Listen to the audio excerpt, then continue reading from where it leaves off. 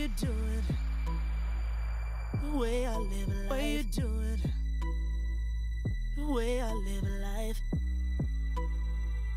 The way I live a life. Way you do it,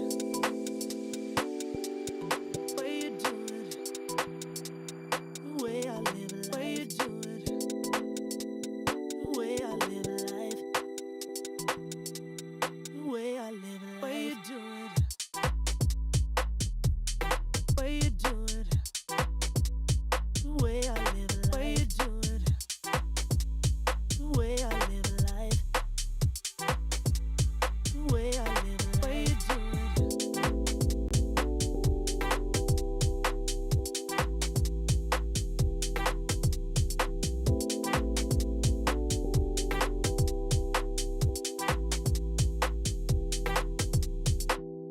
what a shame on me.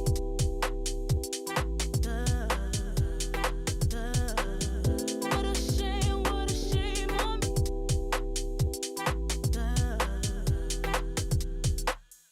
If I heard that you,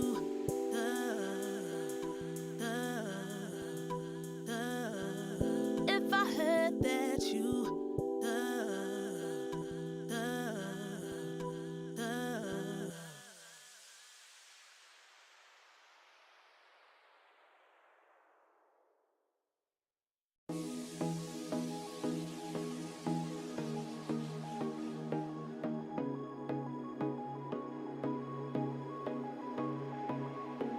Lately I feel I can't find my feet.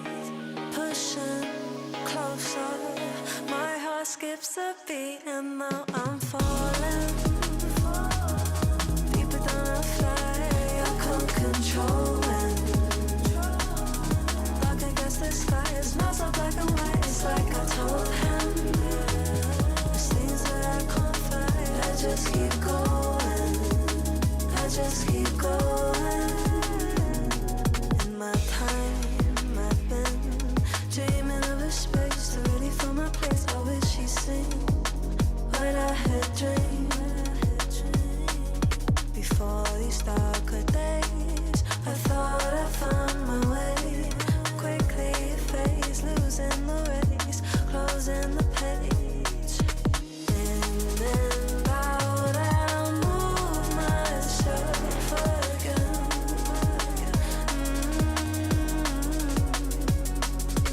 Time moves fast, I feel my heart beating.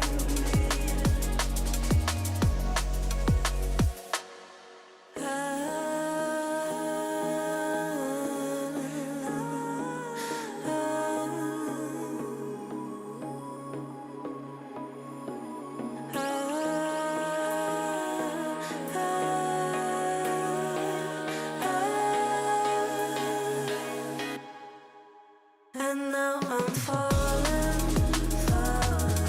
deeper than I fly. I can't control it. Dark against the sky, it's not so black and white. It's like I told him, there's things that I can't fight.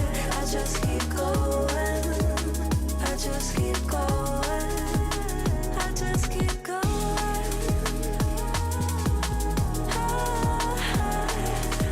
I just keep going. Dark against the sky, there's things that I can't fight. I just keep going, I just keep going.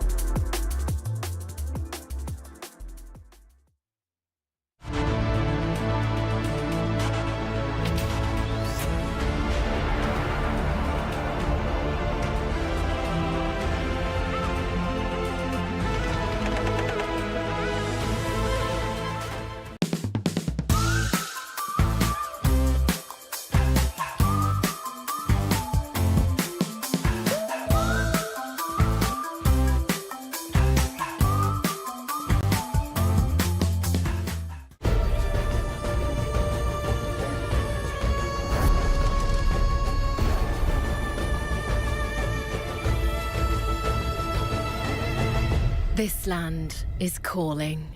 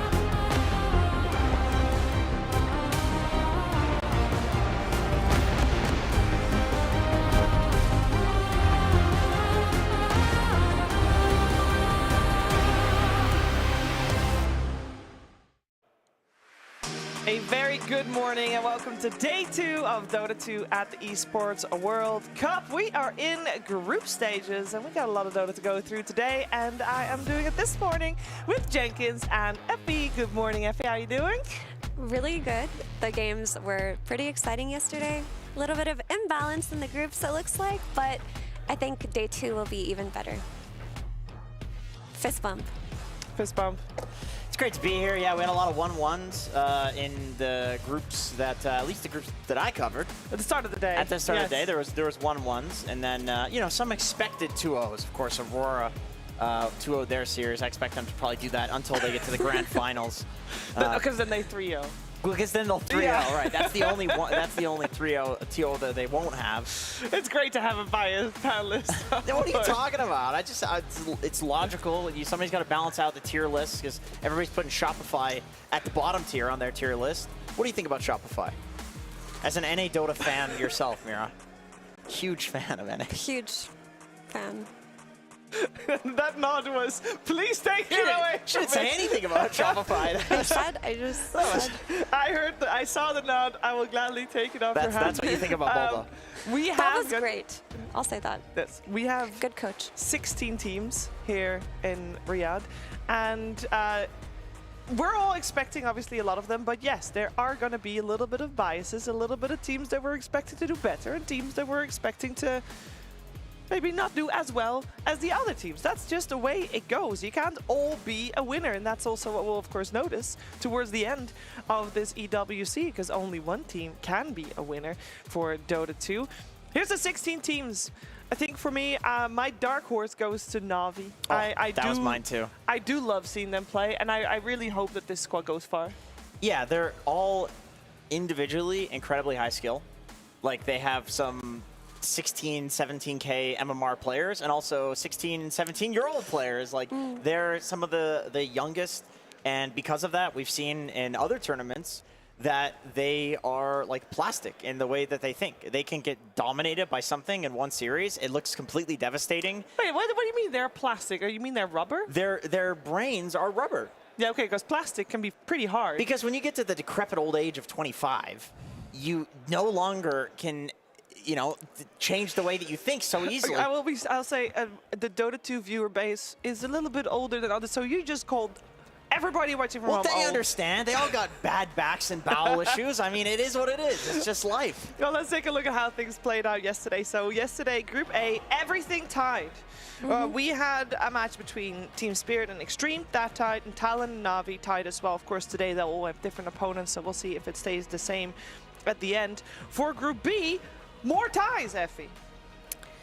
Yeah, I mean, I guess to me that just cemented that Group A and Group B, like at first glance, they seemed like the most difficult groups. Yeah. And yesterday, same thing. But what I do want to say is yesterday, Execration, a team that I didn't rate very highly coming into this tournament, looked a lot stronger than I thought they would. This team really kind of impressed me. And I think that between Execration and Talon, there are 2 dark horse SEA teams this tournament. And it's nice to say. It's like nice to look forward to that. Yeah, I totally agree. I think Talon, in particular, for me, has some of the stars of that region. You know, 23 Savage being back on an SEA team. I don't know what it is. For some reason, like, all of a sudden, he's the GOAT again. And actually, he talked about it in an interview where he said something along the lines of, like, he feels like he can make mistakes here, and it's not really that big of a deal. And he was kind of joking about it in a way where, like, you know, there's truth behind the comedy where he's like, oh, I know my other cores are so good they can carry me. But it seemed to me like he was genuinely just actually comfortable with making mistakes in a game of Dota. And it's like, especially at this level, like Dota is a game of mistakes because you play against good opponents. No matter how good you are in pubs, you can be rank 1. They're going to make you make mistakes. So it's not about your ability to not make them. It's about your ability to recover when they do inevitably happen. Yeah, and recover as a team, not just personally as well. So that seems to be some strength that Execration has that I'm sure is going to take them a decent amount here in this EWC. And we also saw Group C and D, and they're all 2-0s. And to be fair, those were all expected 2-0s. We'll see how they do later on today. Now, they're all playing, of course, for a lot of money on the board, a total of $3 million in our Dota 2 prize pool. And keep in mind, there is also, I believe it's is it a $27 million prize pool for the club championship, which is also something that a lot of the organizations that are playing here for Dota 2 will have their eyes set on. And it's only week 1, so there's nothing really that we can really learn from it yet, but you do need to finish top 8. You do need to finish first as well to be able to be eligible for being high in that ranking. So we'll see which organizations have a good shot at that. So far, I mean, again, we're only we're only day 2, so we really don't know too much just yet. However, by the end of today, we'll know a whole lot more, because then we'll be over the hurdle of the half of the group, Effie. So we should have a lot more cemented by the end of the day. Yeah, we really should. And I just want to comment on this kind of group stage format is often teams will go into the first day a little bit more inclined to make mistakes, because that's just what they're used to in group stages. Yeah. But not in this kind of group stage. You want to bring your A game from that day 1, and that's why we saw so many, not so many, that's why we saw Pure, for example, from BB Team, so upset that they dropped 1 game that they felt they shouldn't have dropped, because it'll be concluded quite soon. It will be, and it is very important to get all those points. First in the group gets to skip a phase, and that's always great. And then if you are second or third, or second in the group, you actually move 1 step ahead in phase 2, and third and fourth. Nobody gets eliminated in the group stage. It's also important to know, but it is getting very difficult. If you're third and fourth in the group, then your road to make it all the way is just so long. Now, there's a lot of matches today, and on Stream A, of course, we have quite a few blockbusters for you, but there is one match in particular that we felt the need to point out. Our SNB match of the day, P-Vision versus Team Liquid. It is... Okay, it was a tough choice. It was either this or Tundra Aurora. All 4 of those teams have 2-0'd their opponents. But I felt like this one, Jenkins, just had that little bit of extra edge. Yeah, I mean, this is a rematch of the most recent, like, semi-major, we'll say that because it was online, tournament, grand finals. Arguably the 2 best teams in the world. I think if you asked, like, every pro player on average, they'd say that P-Vision is the best team in the world. They're the strongest team. But Liquid are the previous TI winners, and they've won the last 2 out of 3 Wallachia as well. You know, they're consistently doing very well in Tier 1 tournaments, and they also always play to the skill of their opponent, which means, yes, they can drop a game to anyone. They'll usually win the series if they're supposed to, but they can also beat anyone on any day. Even if they have a stand-in, they can still make top 8. Which they don't. Don't worry, Insania's back, and they got the full squad. Hey, they still won a tournament with Toby instead of Insania, so. Did they? They did. Insania didn't play the Fisher tournament. Oh yeah, that's true. That's true. I was thinking of the Wallachias. Yeah, which is good for them, because doesn't Liquid have this history of performing exceptionally well at one tournament, and then the next they bomb out of it? But because they weren't their 5-man squad, boom, Shiver. Now it doesn't count. The curse is lifted. The curse might be lifted. We'll see. Then, because today's series is also exceptionally important, because both of these teams have 2-0'd, and for P-Vision and Liquid, winning or getting a 2-0 on this 2-game series later today will, of course, put them in a good spot of skipping phase 2 altogether. We'll find out later. That is the final series of the day. We're going to focus our attention on our first series of the day. Team Spirit and Talon, they are set up right behind us, and those are the 2 teams we'll be focusing our attention on. We saw both of them in action yesterday. They tied because everybody in Group A tied. Let's focus our attention first on Team Spirit. This is, I think, coming in as the favorite of the 2, Jenkins. Yeah, definitely. I mean, anytime you have Team Spirit playing for $1 million or more, they power up. They've also looked incredibly consistent for the whole year. They took a break right at the start of the season, and this was something that it looked like they clearly needed, because they came back and they had some pretty incredible results.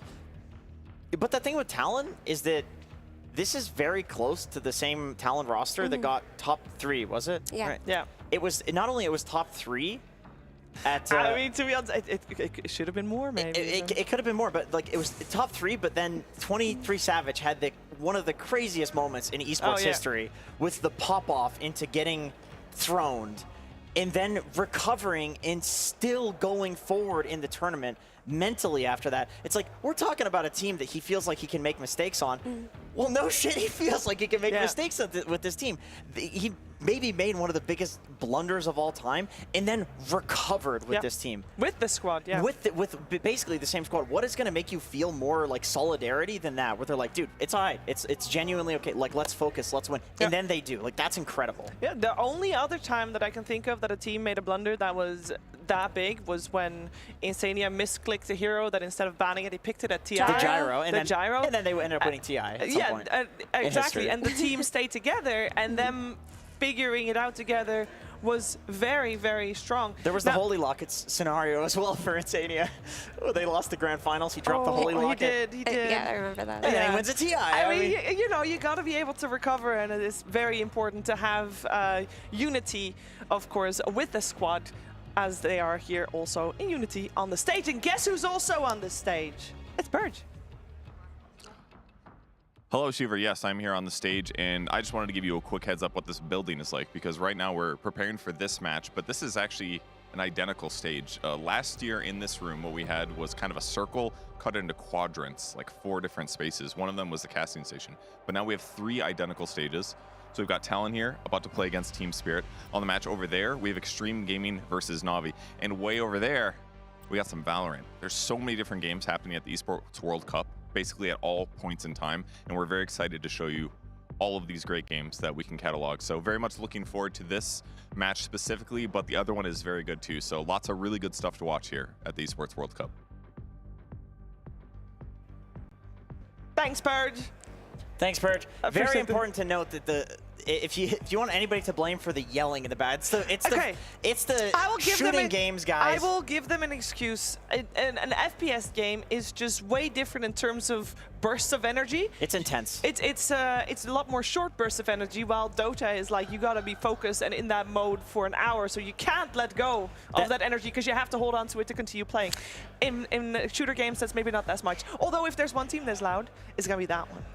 Yeah, I mean, I think it's just the culture that comes with those games too. Like if the Esports World Cup were a high school, okay? Yes. The shooter guys, they're the jocks, sure. right? Yeah. And then the Dota guys, they're the chess club. They're the chess club. Okay, that's why. I'm gonna move my pawn to A5. Look at these beautiful chess players, you know. So we don't hear the screaming and the yelling and the chest bumps. But wait, actually, there's gonna be chess players here. I'll say they're both true. True. I feel like the chess players are the chess players. Well, then we're like the D&D group. That's good. Okay. Yes. Or the band. The music kids are also quite nerdy, no? I'm going to cast a level 5 fireball. You don't have spell slots for that. Who's the cheerleaders? Is that us? The cheerleader clue? So what are we? Cheerleaders, probably some like, is there some anime game here? No, we're the drama kids. We're theater. Are yeah, we not? I'll take that. All the talent are theater? Because we're all weirdos, but then we perform and stuff, no? Is that not the most apt? I'll take that. Yeah. Is that not the most apt comparison? Oh, yeah, or we can be the teachers, because those who cannot do teach. So that's. Okay.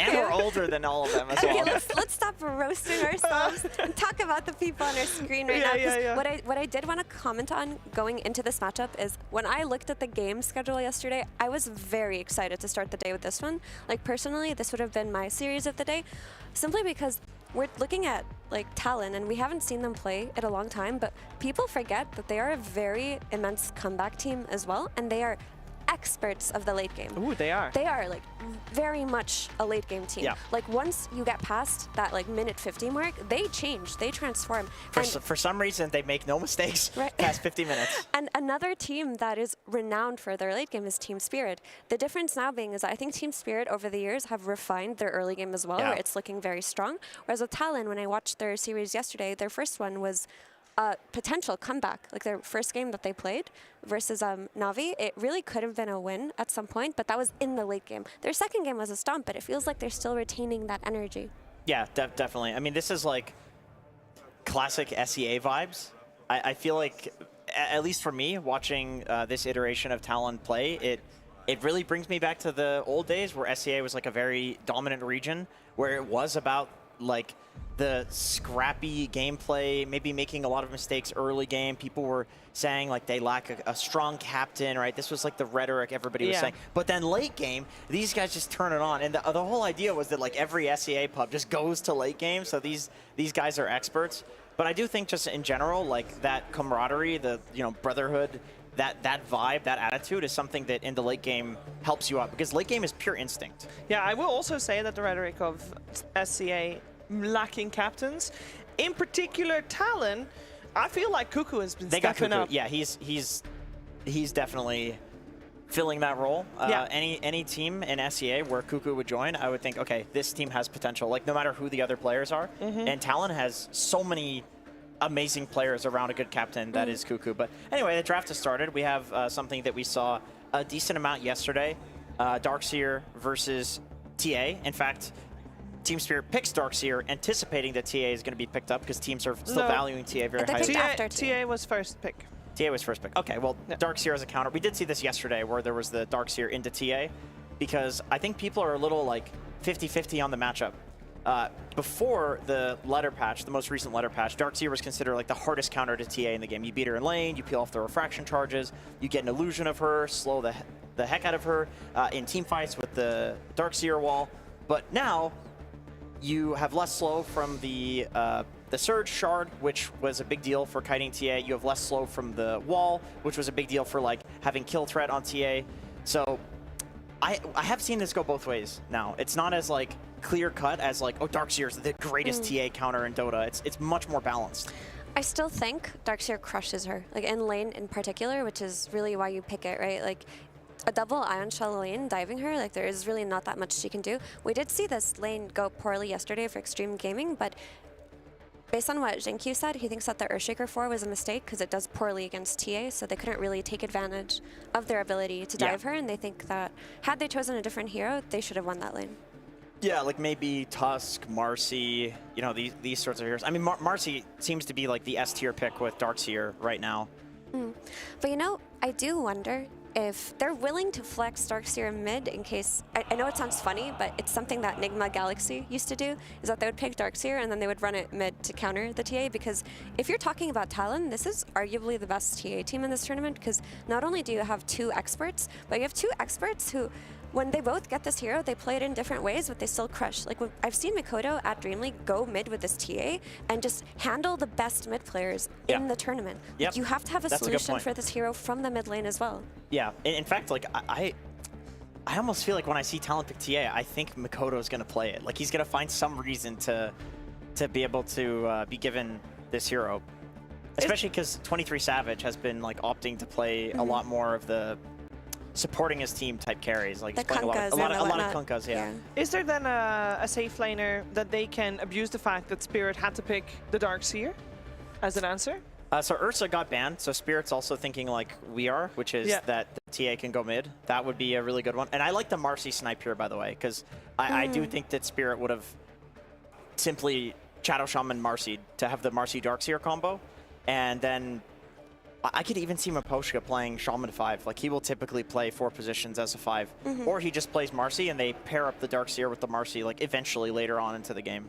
That's such a Miposhka thing, too. Like, being a 4 hero on 5 and somehow having more farm than, like, some of his other core he players. Sometimes just plays a pretend 5, and his team is fine with it. My favorite Miposhka flavor is when Hoodwink used to be a good hero, and he would run at 5 and, like, put the game on his back. Maelstrom. In the late game, that was really fun.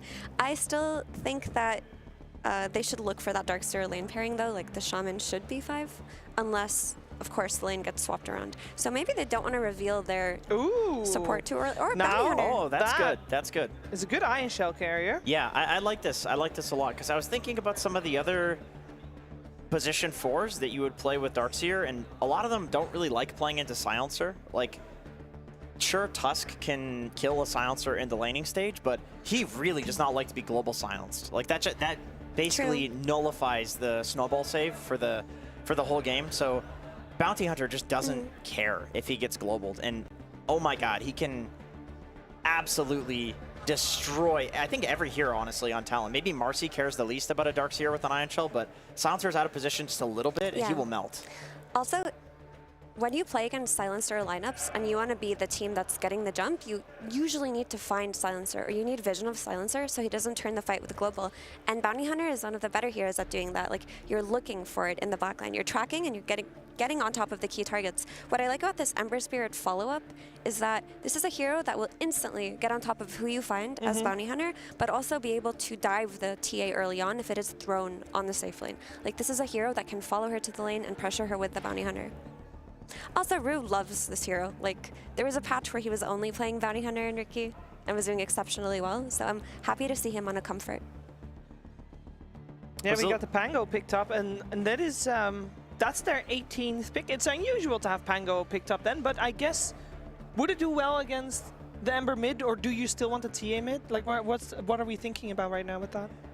I mean, it looks like a good Pango game to me if he wants to go mid. Maybe it's an offline Pango as well. You always have to keep in mind that the flex is there. But what's really nice about Pango here is that, like, the free magic immunity he gets is going to be a really nice way to take fights. If you're fighting versus Wall and you're fighting versus Shaman early on, like, he's not threatened whatsoever by these things. Like, he's going to lead the fight. He's going to be able to get on top of supports like Shadow Shaman, lock them down, make sure they're not shackling anybody. So it looks like a very strong pick. Yeah, I agree. Like, starting the fight with rolling in is definitely the play here. And yeah, WS played this offlane yesterday. I don't know. I'm not entirely sure on the current patch how Ember versus Pango goes, because the Ember builds have been, like, wildly different. Yeah.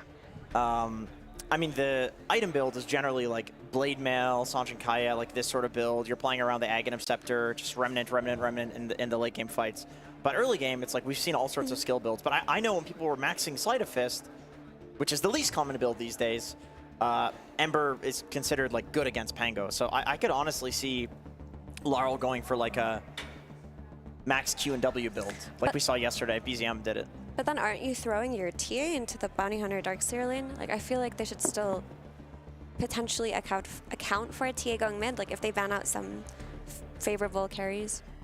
And I'm not sure how that matchup goes either, with Ember being able to go, like, max Flame Guard as well, because I think that's the preferable build, is to max Flame Guard. And I feel like if you're Ember versus TA and you max Flame Guard, you win that lane, or at least you farm. Like, you'll both farm. I think this matchup has been, like, very player dependent over the years, but I would still just give this to TA because of how much Meld messes with Ember Spirit online, especially if it's a TA expert like Mikoto. But you are right, like, max Flame Guard is really good at killing. Yeah, I would. It's just so many things have changed with like Meld does less armor reduction. She has been nerfed, yeah. Ember builds are completely different. It's so hard to say. I would imagine that Laurel would be okay and comfortable dealing with a Templar Assassin in mid. Otherwise, they wouldn't have picked it up when they did.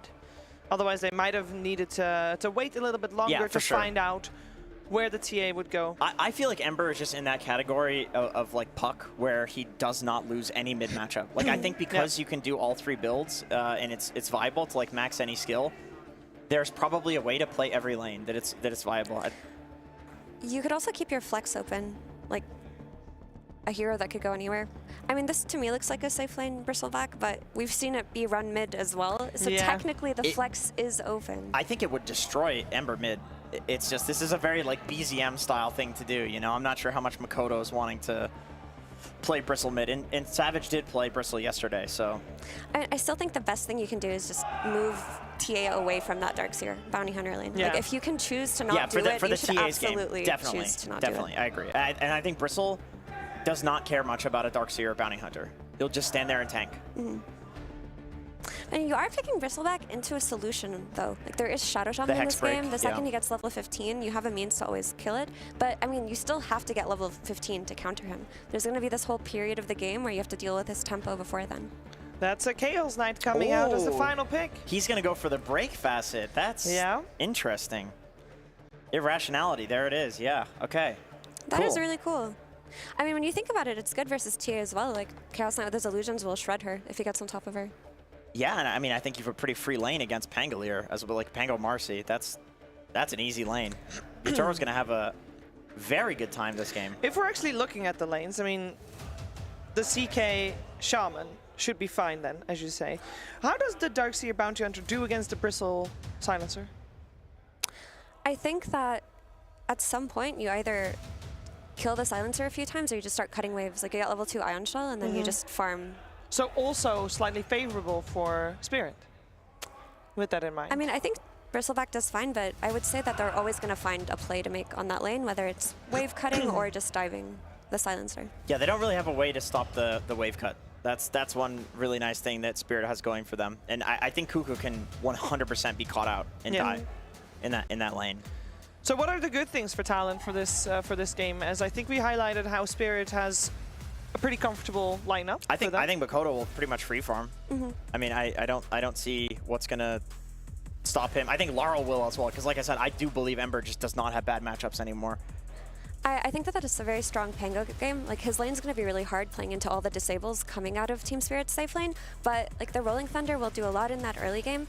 It's a hero that can itemize quite well versus Chaos Knight too. Yeah, that's true. So there's like a lot of plays and counter plays to be made by either side. Honestly, I don't really see weaknesses in both drafts. Yeah, I totally agree. Like if they can get WS out of the laning stage, like, and I also think they can do some wave cutting shenanigans to do that, as people often do with Pango. Like Rolling Thunder is one of the best options against CK. 'Cause let's say like CK has like $1 million net worth, right? He's got all Heart of Trash, Sanjin Yasha, whatever.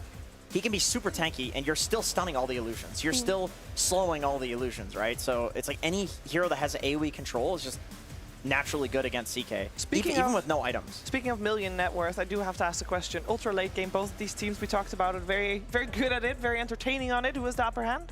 I think Spirit, just because they have Shaman, Hex Breaks versus Bristle, and that's their carry. And I feel like CK versus TA, that should be CK favored if he gets a lot of items. Darkseer late game is that's a pretty good late game hero. Yeah. I mean, you just get enemy carry, illusion, sometimes 2 of them if you have the punch. Okay, well, we're going to find out what's going to happen. Game number 1, Spirit and Talon, Cap and SVG. Talon, they got their first victory against Na'Vi off the back of a 23 Savage Bristleback, and they returned to it in the second series of the Esports World Cup. Avery, seems like the panel is a little bit scared for Talon's fate here in this game 1, and I'm inclined to agree with them. I think this Chaos Knight pick was really nice. Why are they so afraid, man? Nobody has faith in these Southeast Asian teams. I have faith. I think they are Sure you do. a lot better than people are giving them credit for. Okay. Say that. And? And? Yeah, that's kind of Therefore, you are backing them for game 1, right? Yeah. Yeah, of You course. can't just say, oh, yeah, like, oh, the people are underestimating this team, but then also they're going to lose. So you have to be backing them here. You actually think they're going to win. You think they have the better draft? I think they have some nice core matchups, but I also think Spirit have a bit more overall punch with the 5 heroes combining. And I think this Bounty Hunter can pose some big problems. It's a tough hero for Silencer to play against, and this Silencer could become a big liability for Talon, and there's not a lot in the lineup that helps bail him out of that situation, unless this Pango wants to go Auras, which we haven't really seen a lot in terms of recent offlane Pango. I kind of feel like Team Spirit's lineup is just easier to execute here, unless the Makoto TA, which is his signature hero. I mean, this is a deadly player-hero combination. He could go absolutely ham here if he owns mid lane, gets off to a fast start. Could just take the game over. That said, he is up against some tough matchups. That's the issue for me. Like, I think the TA going ham kind of pulls the Talon lineup together, but at the same time, he has to play into Ember, Darkseer, Chaos Knight, potential Bounty Hunter roam. Just not the easiest TA game. So a lot of weight on Makoto's shoulders here to play the lane really well, have some stacks waiting for him, get really fat, and control the team fights. Yeah, that sounds really difficult considering the fact that it isn't part of Talon's setup here. I feel like their side lanes are going to perhaps suffer, though we'll see. Maposhka gets pulled out of position. Nice body blocking. A little bit of extra damage being done there. But I feel like the side lanes are favorable for Team Spirit. It's the TA matchup against the Ember that is where Talon can pull ahead in the laning phase. Am I wrong about that? To me, it's Yoakum. I think I always look to Yoakum. Like, what is he roaming with? What is this 4 position going to do in the laning phase? I think we've seen Marcy dominate some of these laning phases, particularly on some of the Western European 4 players. If he can replicate some of that, he's very comfortable on this hero. He's very comfortable with the 4 melee support in general. He can impact this lane phase. Maybe you get that cheeky kill on the Ember mid with a quick TP into a pick-me-up rebound in, just kill the Ember, snowball this TA. If I am Talon, I want my Marcy going mid at least once or twice here. To me, that is way more important than whatever you're going to do for this Pango, which is probably not much, to be honest, because I don't think you're playing this lane into Shaman Chaos Knight too aggressively anyway. Yeah. And especially if Makoto can get a lead on the mid lane, which he already seems to be doing so, 11-5 compared to 7-2 on Laurel. Maybe this is just going to be a snowball game. Maybe this is one of those TA games where you get ahead in the laning phase, and even though it seems to be a bit of a rough TA game as the game goes on, maybe he just is so far ahead it doesn't matter. The Marcy could help him out with that. Well, we'll see if the rotations do manage to come through. Very quiet early laning phase, though. Spirit maybe not too sad about this. You first phase that Darkseer into the TA. The Darkseer's getting levels and free farming. It usually works out for you. And this is the biggest liability in this game for me, the Cuckoo Silencer. There's just not a lot to stop him feeding to this Bounty Hunter roam. Nice pick me up right on top of the Shadow Shaman. Maposhka is definitely going to die here. And it's just a question of Yutaro whether or not he can get anything done in return. Fighting for the Lotus here, but it's a 2-on-1. Yoken blocks him out, and Yutaro now is at a big disadvantage. It's a 2-on-1, plus they have the extra regen in the Lotus. So Talon taking advantage here. They're off lane, doing pretty well. I thought Chaos Knight Shadow Shaman would be able to battle this lane a bit better, but it seems like I've been proven wrong. Power of the Marcy, I guess. Hero continues to surprise people and prove its worth. I still think this Spirit lane is incredibly strong with the CK. I do think part of it, though, is actually Maposhka went for big ward. Definitely hurts a little. Yeah. It hurts your lane phase. There's a courier death as well. That really stings here as you were looking to, well, skew this lane back into your favor. It's going to come down to what Collapse gets. To be an anchor around this top lane. Not a fun lane for him, and especially he cannot get caught out in these random jungle areas. No. It's just an absolute death sentence. You have to play this lane super defensive, play around your Bristleback on the front line, try and abuse pulls if you can get him. So far, he's just been taken advantage of. And this is giving a lot of early XP to Rue, the one guy in this game you don't want snowballing. No, certainly not. Shackle's only going to heal Maposhka up so much here. He does have stick charges if he can get it off, but is going to be killed in his foul play duration. Man, Talon overperforming in this double melee offlane. They have just straight taken to the Chaos Knight. Absolutely no problem. Won the Lotus trade. Regen still available for WS. He's in a very good spot. And this will alleviate some pressure from Makoto having to have a perfect game here, because this Pango can definitely do some work. I mean, no Rolling Thunder counter in this game. Not a lot to even put damage into him in the middle of the team fight. Yeah. Very good matchup versus the Chaos Knight. Can absolutely control Yutaro, even if he gets really farmed here. This is looking, honestly, pretty decent for Talon. If you didn't have a couple of those bad silencer deaths boosting up the Darkseer's net worth here, Vanguard already done for collapses. Pretty terrifying. This Darkseer's out. The Marcy rotation is coming through, but Rue also rotates to the mid lane. So we're going to have a bit of a standoff here. And I assume they're going to stick around until 6-minute Power Rune spawns, since you know Team Spirit want to get it for their Ember Spirit. Templar Assassin is fine without the Power Rune, really. Almost level 6 as well. Get the traps up, look for that 6-minute rune. You're going to be super confident taking that fight. Kind of a forced trade here. Maybe they get the kill? Yeah, they go for it. They have the dust for the kills. So taking out that bounty hunter kind of ensures, especially with the Ember Spirit, kicked out of lane, not level 6, guaranteeing the Power Rune here for Talon.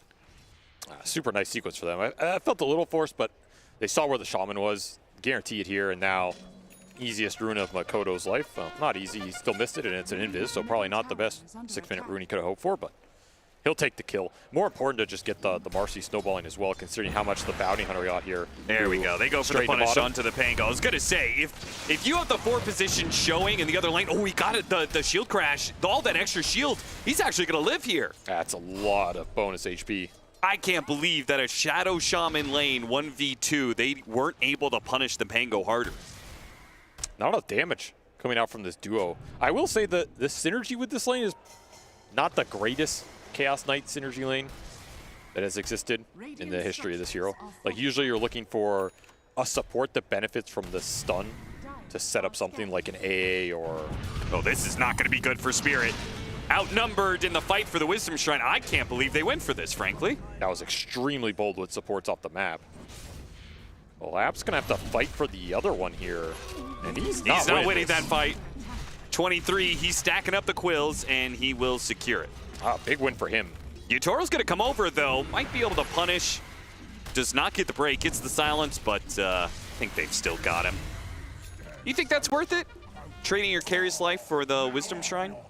Probably not. I think you'd rather have 23 Savage free farming and staying alive.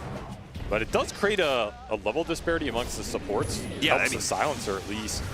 Yokum, he's going to go down. Maposhka, he will also fall. So 1-for-1 trade-off in the mid lane. Laurel continuing to be pressured by Talon non-stop. Makoto even takes the extra space, chipping away at this mid tower. It's almost dead already. It's not a lane Laurel can stand in if you're not going to bring the help. And Talon have done a decent job rotating there first, abusing the fact that Marcy's mobile around the map. Creates a constant threat. Traps are already online. Hard for supports to get in here without Makoto seeing them unless you're going to smoke. You're just not going to do that this early in the game, and he'll get a DD while the fight breaks out bottom. Yutoro trying to juke him out here. He's going to turn back around, go for the kill onto the Marcy. WS does manage to get out the Rolling Thunder and will roll away from Laurel. He will live. But back to the mid lane. The Ember Spirit gone. Maposhka, I don't think... I mean, Collapse is here, I guess. Maybe they can hold this. Ember Spirit's coming back, so they'll be able to hold this mid tower if they can. One, they can go for the deny, which Maposhka does take that. But yeah, you see the level disparity. Level 3 Shadow Shaman. Very rough start for Maposhka overall. I mean, this is usually a guy who has a very stable early game and usually plays to the hero's strengths. If he needs to farm more, he'll do that. If he needs to play the lane more, he'll do that. This time, lane just did not work out. And again, I go back to the CK Shaman synergy. What's wrong with this synergy? It's just, it's not my favorite. You pull the person back, then you shackles that person, then you Chaos Bolt them after the shackle. I'm not saying this lane's weak or bad, it's just Shaman doesn't benefit from the CK stun plus Rift outside of getting the high base damage right clicks in, which can be nice. Okay. But in this case, it's pretty hard to out-trade that Pango, and then you're just clumping for the rebound. I think they still could have played it better, and I think they would agree with that. I mean, well, I guess we'll see what comes from the big ward, because you would have had a better chance at contesting that lane if you went for the other facet. And I feel like most of the time, my decision tree is like, are they going to fight me in lane? Okay, I go for the Hex on hit facet. If they're not going to fight me, then I'll go the Giga Ward. I think in most situations, people rather just have the stronger laning. At this level, at least. Yeah. One thing the ward does give you, though, is early Roshan. We'll see if Team Spirit ever take advantage of that. Cuckoo. On the run here. He is level 6, and Makoto's sitting on the high ground with an amp damage. Still not popping that global. They're just going to know that Maposhka is going to be left for dead. The Ember Spirit does not stick around. Well, Laurel says, see you later. Best of luck. Not a fight I'm going to take. This TA is definitely out of control. Like, you dodge this Darkseer lane. Spirit did not get the early shutdown on this hero they were looking for, and now Makoto's just off to the races. He's going to be massive this game. And this is the linchpin of the lineup. Like, you can play around this hero always, no matter what your lineup looks like. And it is a hero that can just drag everybody else to the finish line. And especially since the Pango. Ooh, maybe I spoke too soon. Was going to say the Pango's having a good game. Oh, Global Silence. It's going to let him get off the Rolling Thunder and get out of here. Again, WS is going to escape death. He's going to try and help Maposhka. Rolling on him, half HP on Yutoro, but Makoto, he kind of braved this a little bit too much. He was having such a great game, and all for naught now. That's a tough lane to fight into. Spirit are going to bring reinforcements. Maybe they get a turnaround here. Spirit, are you overextending? Doesn't go for the pick-me-up, just lands on it too. Puts himself on the front lines. Unfortunately, the disables are a problem for Talon. Jokum just not able to do what he wants to with that ultimate. And WS, he will live, but it's a lot of gold, a lot of experience, and also track gold on top of that for Team Spirit. That was a massive swing. Talon were looking really pretty on this laning phase, and it's all been thrown away. I don't really understand why they felt to force the issue so hard there, especially Makoto was having a free game. You didn't really have a good vision advantage or rune advantage going into that fight. Just kind of a weird rotation to try and bail out a skirmish that maybe never should have happened. Your lineup is a little slower in this early game. Like, you do not want to give Spirit easy combinations with their heroes around towers, because there could be a TP in with a shell on the back of it. You don't know where this bounty hunter is to start off some of those fights. They can have an information advantage. They can have an initiation advantage. Now they have an aura advantage with early Crimson on this Darkseer. This is where this early game becomes pretty terrifying. You're going to fight into a very farm Darkseer in a carry in the CK that can join anything in this early game. Bounty's going to scout out all the plays. And these types of kills are... Through there on the other side, 23 Savage is not getting any TP help, so he's just dead. Track all gold. 5 heroes from Team Spirit brought to one lane, and it's worth it because they kill the enemy carry, and all 5 of them get track gold. Holy Locket Ember? Really? What does this do? What? I don't know. My gut read of it, like, we're seeing more of this item because the way the heal amp works now is better for certain heroes who have other sources of heal, but this hero has none. He has his bottle. I'm not counting that out. This seems really weird to me. You get 9 attributes, but the build-up's kind of slow. It's expensive. It doesn't help you fight that much. I mean, this tells me that this item must be overpowered. If you're building that on a hero that has almost 0 synergy with it, then it must be too good of an item. This is as little synergy as it gets, right? Yeah. It doesn't help you farm. I don't know. This is bizarre. I would like someone to ask him about it, because I do not see the idea at all. Particularly this game. Like, why do you need extra heal this game?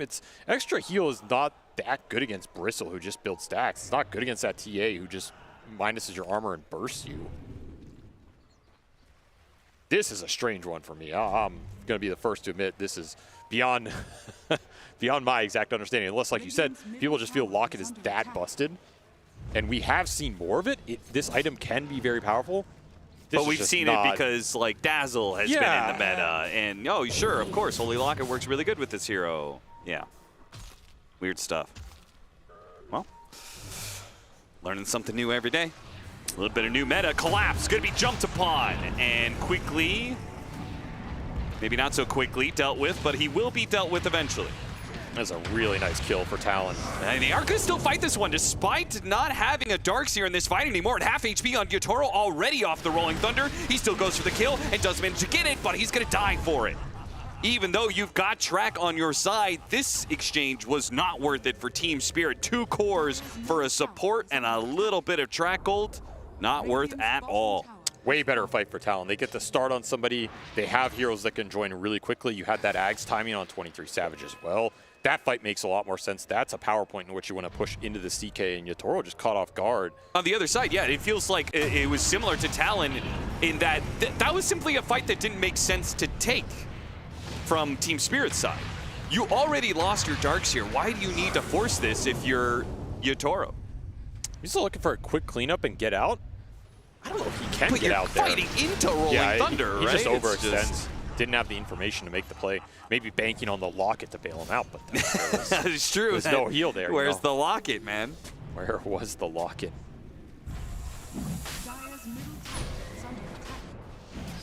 Well, they'll use the Giga Ward to Roche. This is absolutely what you can do with this. You can do it a lot earlier than this, but they'll take it at the 15-minute mark. However, they do get scanned out.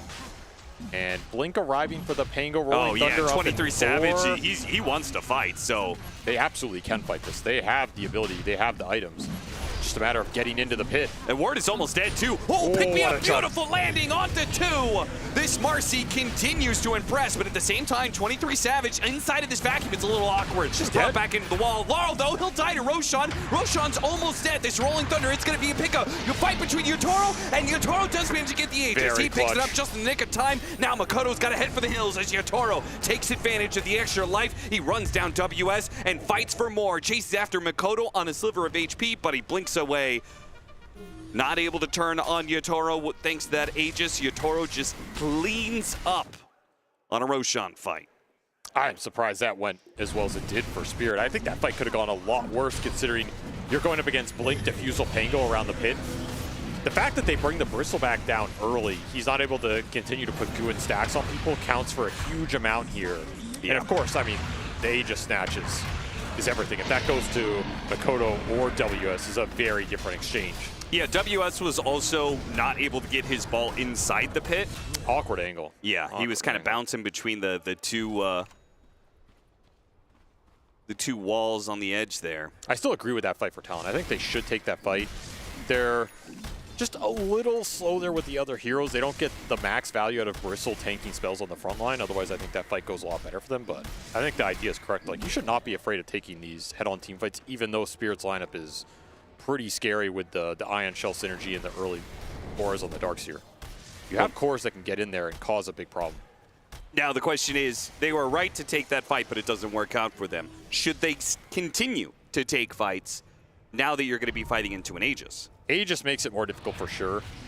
You definitely want to hit some sort of item timing that gives you the confidence to go in there. You need another item on the Bristleback for sure. You need another item on Makoto, probably this Desolator coming out. You need that bonus damage. You just need to take fights on your timings and areas where you have vision, where you can get a good Rolling Thunder. Rolling Thunder is the key in this game if you're Talon. Yeah, it's what stops the strength of the Chaos Knight in the fight and allows Makoto to flourish. Trying to pick off the Pango here solo. Yeah, this is not going to do it. Maposhka is not going to be able to do it by himself, especially with 23 Savage joining. An ambitious attempt from Team Spirit's captain, but a little bit. Space created. You get the power rune for Laurel. Bush continues mid, taking advantage of this Aegis on the CK. They know Talon likely want to dodge him right now. Gotta start thinking about that 20-minute Tormentor as well. Something that Talon can easily take if Spirit are not prepared to extract that shard first.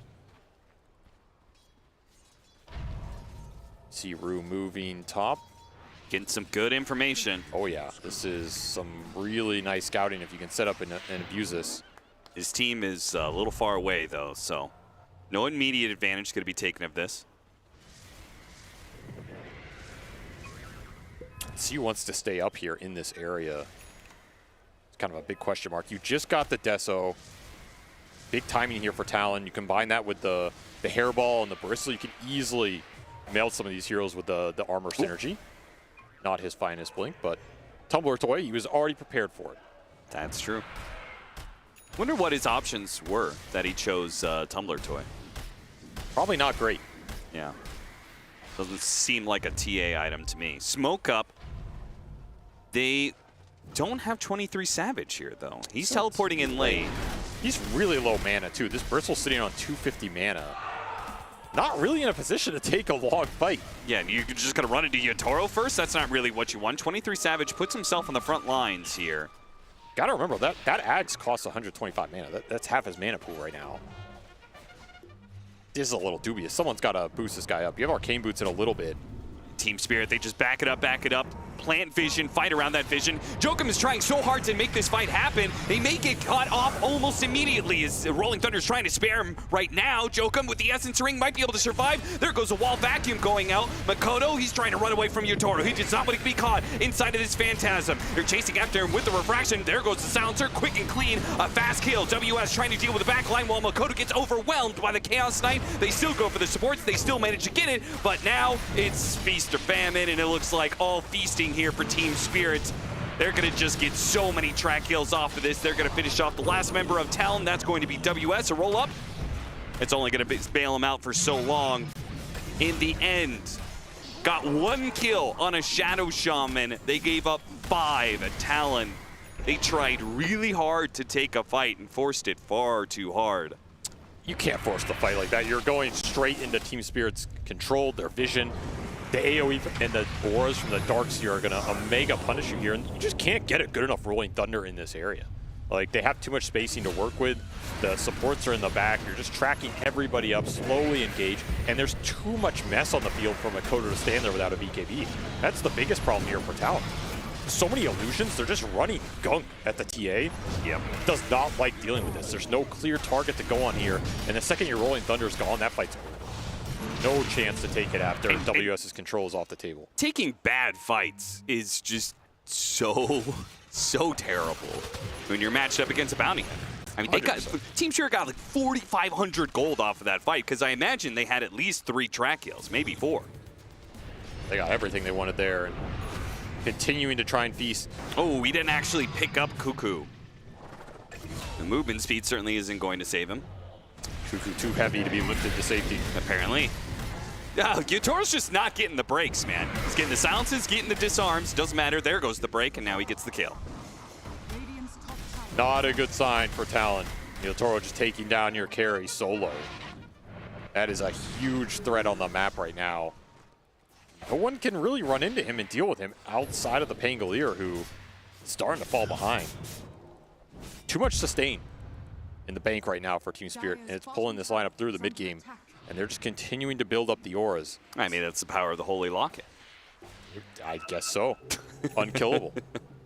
What do you do against Holy Locket, Blade Mail, Poor Man Shield, tough Marl out here? Man, it's too tanky.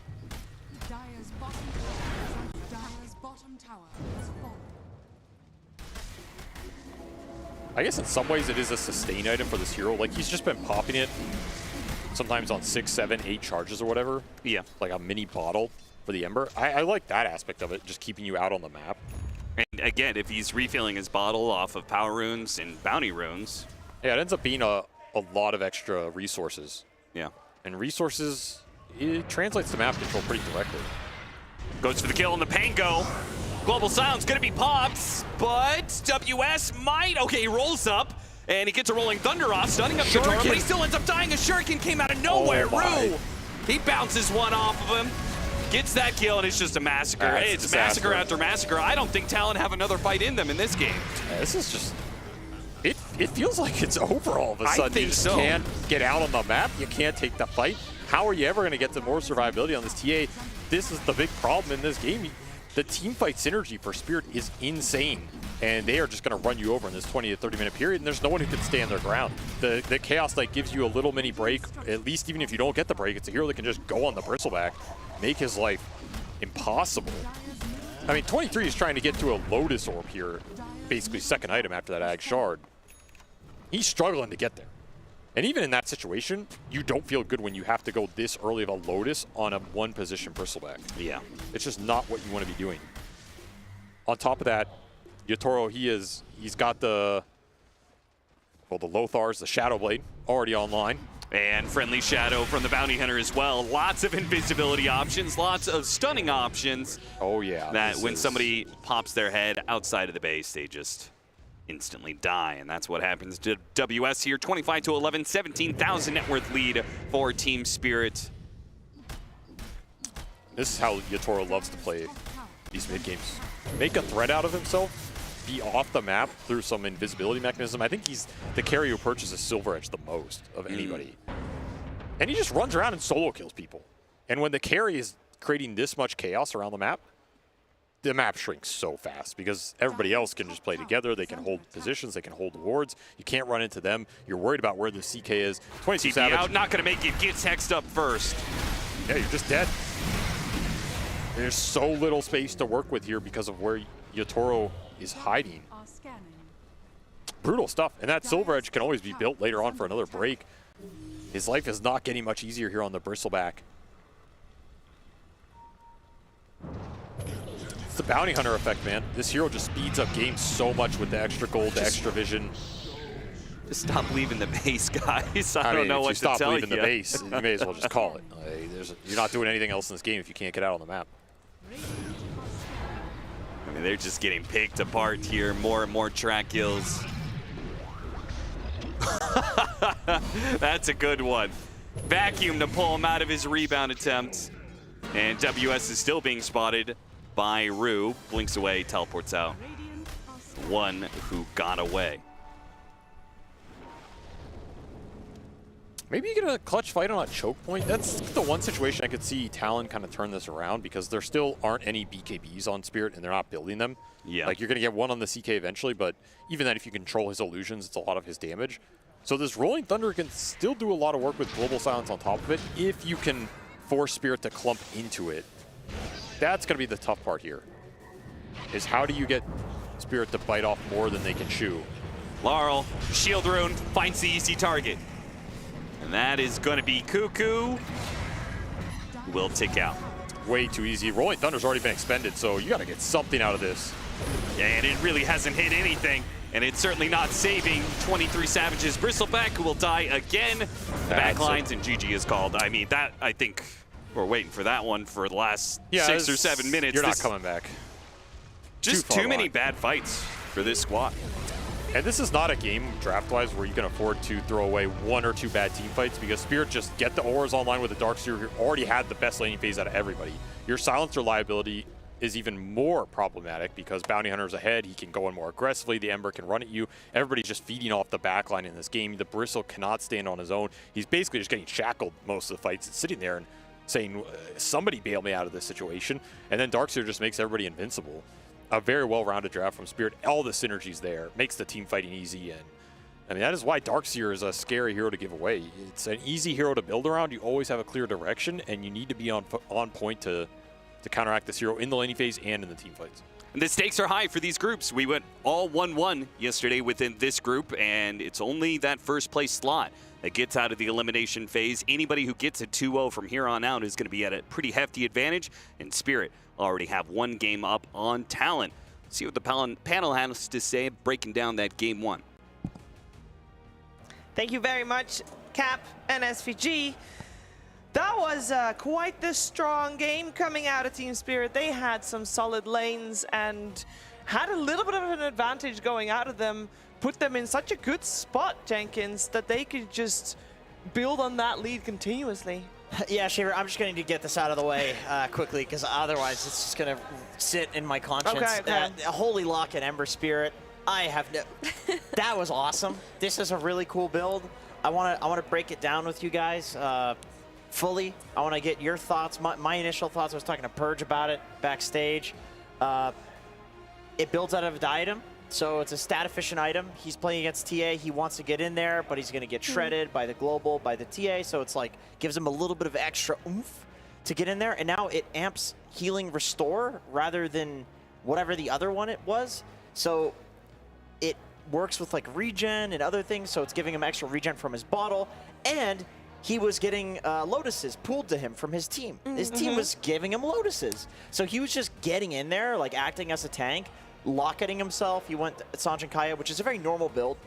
It's just that the Holy Locket into Blade Mail into Sanjin Kaya is really interesting. I imagine if we talked to Laurel, he'd probably say, Blade Mail Rush feels a little weird. It feels like you need a little bit more net worth before you go for the Blade Mail, like something to make you tanky. This might be the item. Like, I'm super interested. What do you guys think about the Holy Locket? What was your breakdown of this? I mean, I thought it looked really cool, but I also thought that, like, in general, the 5-man of Spirit was so hard to play against. And you have this Ember who can kind of sustain himself now, but he's, like, backed by this Darkseer with all of these auras, and, like, their ability to just overwhelm Talon if they position themselves correctly on the map was really hard for Talon to play around. It was very difficult for Talon to play around. They put out good effort to try. For me, I think the fact that we did have that Ember that was sustainable, basically by himself. You know, he obviously had the Lotuses and the Locket and the Blade Mill then as well. It kind of alleviated Collapse a little bit, because I always think of Darkseer, you never want Darkseer to be the first one in. You want Darkseer to be the one that when everybody's fighting, is like, oh, that's a good wall vacuum, let me go in now. So he wants to be the second one in, or third one in even. And Laurel going for that build basically allowed them to have a different initiating, and that allowed them to get those fights. That makes sense. That makes sense. And against TA, you want to get an illusion of her, but she needs to reveal herself first before you can do that. He was quite tanky though on Collapse. Like I love the first item Crimson Guard that made it so that all the TAs minus armor, the Pangos minus armor. Like Crimson Guard is very effective against that because it's before reductions. So that was a very good pickup. I know it's typical in Darkseer, but I agree with what Avery was saying. Is like there hits a certain point in this game where it kind of feels like Darkseer makes heroes unkillable. You need some sort of dispel mechanic against the Crimson, against the Surge, Ion Shell, that sort of thing. Like it's very difficult to counter on this patch. It is, and we did see that at some point Talon, they felt like they needed to fight, and the first big one I felt like, well, there were little skirmishes before that, but first big one was definitely, of course, when Roshan is on the line. And Jenkins, that's something you want to take a look at again. Yeah, if we could go ahead and roll the clip, clip number 1 computer, roll clip.png. This clip is from the Roche fight, which the game was actually going very well for Talon up until this point. They felt like they could maybe contest this Roche. They've got good minus armor. They jump in with the Marcy, but we can see the Pavis plus Crimson Guard combo, like how effective this is at dealing with all of the damage. All 3 cores on Talon are minus armor based. They're physical damage cores, so this basically gave them immunity. Yutoro goes in, he clutches Prime Yutoro, snatches the Aegis, technically, and for me this was like the beginning of the end, because Avery talked about it, there's the bounty hunter factor, so all of these kills are like worth 150% as much, and then also you have the snowball effect of a bunch of heroes that can run around and get kills. They have CK with the break against Bristle, CK illusions against TA. Hex breaks against Bristle. The Hex break, right. They give the Shaman a few extra levels, and all of a sudden he's got the break as well. So they just had a very good snowball lineup, and it all kind of started from this Roshan. I also think in that highlight we watched, they made a really fatal flaw, which I was surprised happened. But when they got the rebound in on Team Spirit, they broke Shaman's shackles, but they also hit the Darkseer. And the key target there is the Darkseer, but they instead killed the Shaman. Like when they rebounded in, they focused on Shadow Shaman. He had already dropped the Serpent Ward in the pit, and he had already used shackles. What they really needed to do was kill Darkseer, because what happened afterwards? He lived, he pressed his auras, he pressed Vac Wall, and they couldn't take the fight anymore. Yeah, exactly. Like imagine had they had different target priority there. And then from that fight, you basically have this snowball effect from Team Spirit, where this is, you know, a couple of minutes after the Roshan, but they're still using the Aegis, and you can see the effect of CK versus TA. She can't do anything against the illusions. Nice armor target from Yutoro. Not even necessary to keep the Aegis, because it's like, it's about the despawn, and they're just kiting and waiting for their breaks to come online, or their potential breaks, I guess if you're talking about the CK, to kill 23 Savage last. They ignored him. WS as well. Like, we talked about him rolling into the fights and being super effective in the team fights, and he was. But they kind of just killed everyone else, waited until Rolling Thunder was over. WS was like, well, what am I supposed to do now? And 2v5, then he finally goes down. Yeah, I think that at some point after this fight, a minute 20, 21 something, or 22, Spirit has a 7k gold lead, which is obviously great. I look away for a second. There's one more fight. After the fight, 14k. Yeah, it was like, it's done. You lose 5 heroes to Bounty Hunter, and it's just over. It's over. Like, it's probably the best snowball hero in Dota. The trade-off is that his team fighting, his farming, it's not very good. You can kind of beat him by 5-manning, but this is very much so made up for by the fact that he has a Darkseer. Like, name a better 5-man hero than Darkseer. He's got auras, he's got team fight, so excellent drafting from Spirit. Yeah, we're going to find out if Talon can make a punch back against Spirit in game number 2.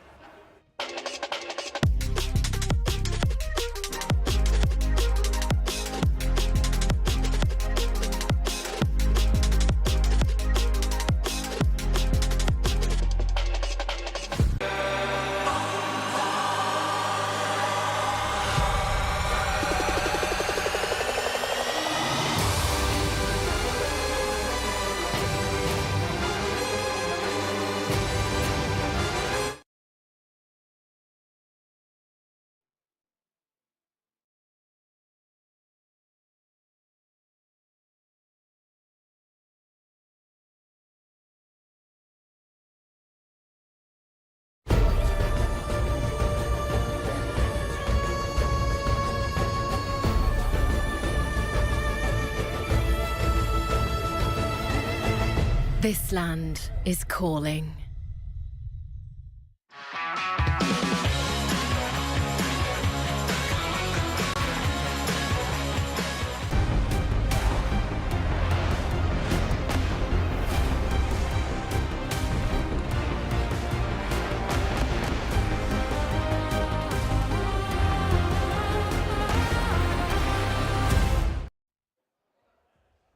Welcome back. We are preparing for our second game here for Group A. Team Spirit taking on Talon.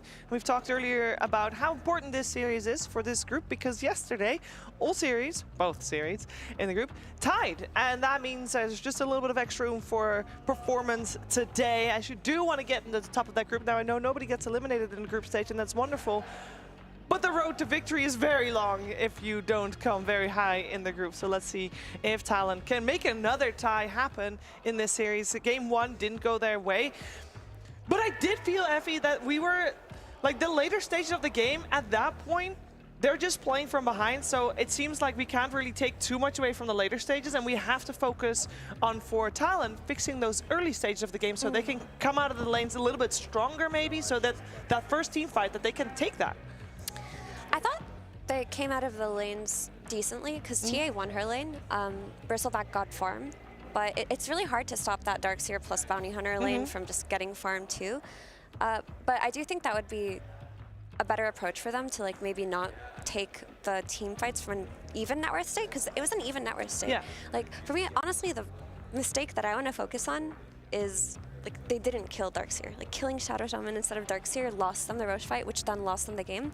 But do you want to be in a position where if you lose one fight, you have no counterplay? Yeah. After that stage, probably not. No, probably not. I mean, Bounty Hunter's a factor there, where you have the the snowball effect, and that's one of the most annoying things about Shadow Shaman as a hero. I will say is that you, in part, like want to focus him because, okay, yes, he has the big Serpent Ward. And yes, once he presses it, you kind of can leave him alone. But also, if he gets multiple rounds of like Hex and Shackles off, that feels pretty bad because those are low cooldown, really good disables. Like we saw 23 Savage getting constantly kited by Shadow Shaman. So it's like you feel like you want to focus him because he's squishy support, and then he just turns into a chicken and runs away. And then you've wasted so much time going for him. Like in my opinion, this is why the hero is so strong, is because you want to focus him, but you also don't want to focus him. And I feel like Shadow Shaman is one of those, he's obviously rated very well, but every single time we're talking about these OP picks, they all get banned, and then it's just Shaman first picked, you know? It's like, it's the one hero that's really overpowered that's getting through. And I'm not saying ban it, but there's some solution that must exist for Shaman if you're letting it through. Maybe this time around, Talon will be able to get their hands on it themselves, right? And this time, this first game we had, they had overall first pick. They went for the TA first. Is that something that we want to see them do again? Because I don't know how much of this game we can actually put on the TA at all. Yeah, I still think that they're happy to get TA. They're a very good TA team. I don't think the issue was Shaman, like they didn't have to kill him there. Their issue was Darkseer. So maybe if you want to play TA, you have to either first phase ban Darkseer, or you need to have some kind of solution for Darkseer. The cool thing was Team Sierra did end up banning Doom, and Doom is like the solution for Darkseer. You Doom him in team fights. Enemies don't really have a means to fight without his vac wall. Yeah. Like anything to kill that Darkseer would have given them a clearer way to take fights. Or something like Oracle, where the Darkseer doesn't have to be killed because he doesn't matter, you know? Like Oracle can purge the Crimson Guard, which every Darkseer is going, and every Darkseer is going to go against TA because it's so good against minus armor. You're purging the Surge, you're winning the lane as well. Like maybe Oracle TA is a little bit weird, but I'm throwing out suggestions here, you know? It's like it's something teams have tried. Like Liquid would probably have done it because they have Insania. He's a huge Oracle player. Yeah. Oh, also, I just want to give a quick shout out to the Yatoro carry Chaos Knight. Like, we haven't really seen carry CK yet, but it looked awesome. Like, they had so much means of. So they had this Bounty Hunter tracking and giving vision in the back, and then they had Ember who could close the distance from a map away. They had Chaos Knight who could pull people in, lock them down. There were so many means for them to capitalize on that track vision, and CK as a solution for the need of break is interesting. Yesterday we saw Visage with the Conda as a solution to heroes that you need to break. Today we see Chaos Knight with the Facet, so maybe there's more potential for carry CK in this tournament. I totally agree. I was thinking about a very similar thing with the Conda purchase yesterday, in that I think that by the end of this tournament, most passive-based heroes are going to be considered bad, and I think it's because there are a lot of good sources of break in the game. Conda is now like a spellcaster break, and 33 said it, that like he thinks it's an underrated item and people need to figure out when it's viable. I think Silver Edge is a perfectly good item. We've seen tons of people go for Silver Edge. Satanic had it on Doom yesterday and he had like 21 kills, something like that. And then we see this. BB team theorized this ages ago with CK, right? Pure talked about it in interviews. If there's something breakable on the enemy team, you can just throw in a CK and break it. And I think this is often how like overpowered concepts in Dota are overpowered. You know, like Bristle is a really OP hero because there aren't enough sources of break in the game. But I think when people start figuring out these sources of break, genuinely like passive-based heroes are going to start to feel unpickable because every team is going to have one answer, right? Maybe for one team it's CK, maybe for another team it's Conda on Visage, maybe it's Conda on another hero, maybe it's some Silver Edge hero, or maybe it's Doom, you know? But I feel like when you start listing off these really good options and all of a sudden I have 10 of them, things are going to slowly become unpicked because they're going to be the answers will be shown. Yeah, I also think it's like two-pronged in the sense that a lot of the heroes that you needed to break last patch are countered also. Not countered, but like it really helps to buy Spirit Vessel against them, and that's a very strong item in this patch, right? Like you think about heroes like DK and Timbersaw that need to be broken, like they also suffer versus an item that's cheap that most supports are looking to buy anyway. So I do think the reign of terror of these types of heroes has finally come to an end in this patch. There's also one thing that I noticed in this upcoming game is that Team Spirit had priority and they went for Radiant. And generally when a team has priority, normally they have a pick order preference. Yeah. And even if they do pick sides, it's not always Radiant. And I would say maybe more people even pick Dire. Why would a team prioritize Radiant over anything else at this point? What are the upsides of getting that Radiant? I think on Radiant, I mean, I can tell you some advantages. I don't know if it's exactly what makes up for like the win rate differential. Sure. For some teams, it's legitimately they just see the win rate is higher, or they look at their win rate and they just feel better on Radiant. But for me, a big part is you can Quelling Blade a tree in the hard camp when you're Radiant safe lane, and you can Quelling Blade a tree when you're Radiant off lane in the easy camp for better sentry coverage, where there's like a hole where they have to actually like go around to kill your sentry. And I think in terms of like the support 1v1, that makes laning a lot easier on Radiant. There used to be the argument that creep dragging on Radiant, where you go behind the tower and then drag the creeps behind your tier 2 was easier. Because you had more distance between the tier 1 and the tier 2. But that got fixed, I believe. That No, changed. you could they still do that every game. Yeah, it's like if you're a Pango team, for example, which Talon is, then you want to do this because Pango's a bad offlaner. You don't win lanes, so you do the lane cutting shenanigans, and that is still true. You can do it on Dire a little easier now, but there's weird trees that they added where some of your creeps will run into the tower. So like there are these small advantages to Radiant that I think certain players with certain playstyles think are overpowered. Like if you have one of these like sentry support nerds, they'll be like, oh, Radiant's so good. Like you have these like sentries you can put in these weird spots. Or if you have these like creep dragging offlaners like WS, then you will. Are these? Did you say Talon chose Radiant? No, Spirit chose Radiant. Oh, Spirit chose Radiant. Okay, I thought Talon chose Radiant. First, Spirit chose Radiant, and then Talon chose first pick. For Spirit, I would guess they're more likely to have the nerdy like sentry support players. Yes. I don't think Collapse really cares that much. No, I think it's just but Poshka's like, guys, let's go Radiant. Doesn't so for me it's like, doesn't Tormentor spawn Dire side because it's 20 minutes now? Yes, it does. So before they fixed Tormentor to spawning at minute 20, when it spawned at minute 15, it would spawn Radiant side. Yes. So you had to change the way that you played Radiant. You had to always defend your safe lane. Yep. You had to play around that area. And now that it's back to Dire for Radiant, that's a very comfortable gameplay because like before all of this, Radiant naturally plays Dire side at that state of the game. Because you take the tier 1. Yeah. That's where you ward. That's the jungle that you take. Those are the objectives. Like you look to play around early on, and a lot of big team fights happen in that area. Like particularly if you're the aggressive team and you're Radiant side, and then after that you can just walk into the Dire Tormentor and take it. I think it could also simply be that because when Tormentor was spawning Radiant side, it really changed Dota and it changed the way that people played the game. It did. There were a lot of like ancient farming, like carry Kunkas and Magnuses, like heroes that could legit just sit in the safe lane for 15 minutes and be strong at 15 minutes. But now, yeah, like you said, especially with the outpost being removed from the where the Tormentor spawned, it's like the closest tower in a normal game of Dota to where the Tormentor spawns will be the tier 2. The Dire or the Radiant. Radiant tier 1, Dire tier 2, because normally the tower is dead, no? Actually, I think I would prefer to be Dire in that case. Why? Because your tower is probably dead. Because Dire's naturally going to be playing on Radiant. Yeah, on the bot side. On the bot side. I'm getting the map flipped up. Yes, I'm you the are. map flipped up. It's all I'm so good. confused. You would prefer to be Radiant. You would prefer to be Yes, Radiant because it's that's on what I Dire. mean. Yeah, Yes. it's on Dire. Yeah, Yes. yeah. But it was on Radiant. Yeah, All yeah. right. Maybe that is why Spirit chose Radiant. Maybe we can ask them about it at some point. But first, we're going to focus ourselves on the draft for this game. Number 2, we got Talon first picking the Lina. The Templar Assassin was removed from the pool this time around, so Spirit did respect that in the end. They go for the Magnus as their opening. I respect this from both teams. Like, Talon is just like, yeah, we're really good at Lina. Like, we have Makoto Lina. He'll 1v5 carry the game. And then Spirit says, well, okay, we have the best Magnus player in the world, so we're going to reposition your Lina. Like, the thing that Lina hates the most to play against is any hero that can just take her out of position, because she just stands there and does infinite damage. You literally do not need to pick another damage dealer if you pick Lina. But she really struggles against any sort of repositioning. So Mag is like the pick against it. Yeah. So, like, basically what happened is that Talon have first pick, they wanted to run back the Templar Assassin if it was given to them. They first banned the Darkseer. They're like, we don't want that smoke. Yeah. And then Spirit are like, okay, if our Darkseer's gone, wait, what do we have versus TA? Never mind. Like, let's take her out.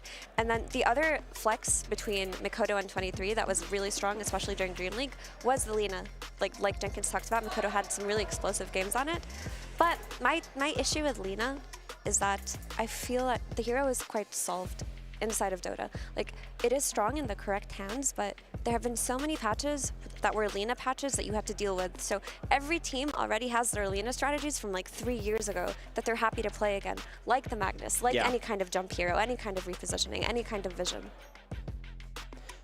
Yeah, I totally agree. And I think one of the more annoying mid laners at running around and like finding you in the jungle as you're trying to farm is Monkey King. In my opinion, like a big reason why teams can pick Monkey early despite not knowing what he's up against is that, like, I can't name a hero in Dota that has more matchups that they just don't want to be sitting in lane versus a Monkey. And I think what people have gotten really good at over the years, especially Team Spirit, you actually mentioned this in the pregame, Mira, that Team Spirit's really good at playing the early game now, and they've improved that a lot over the years.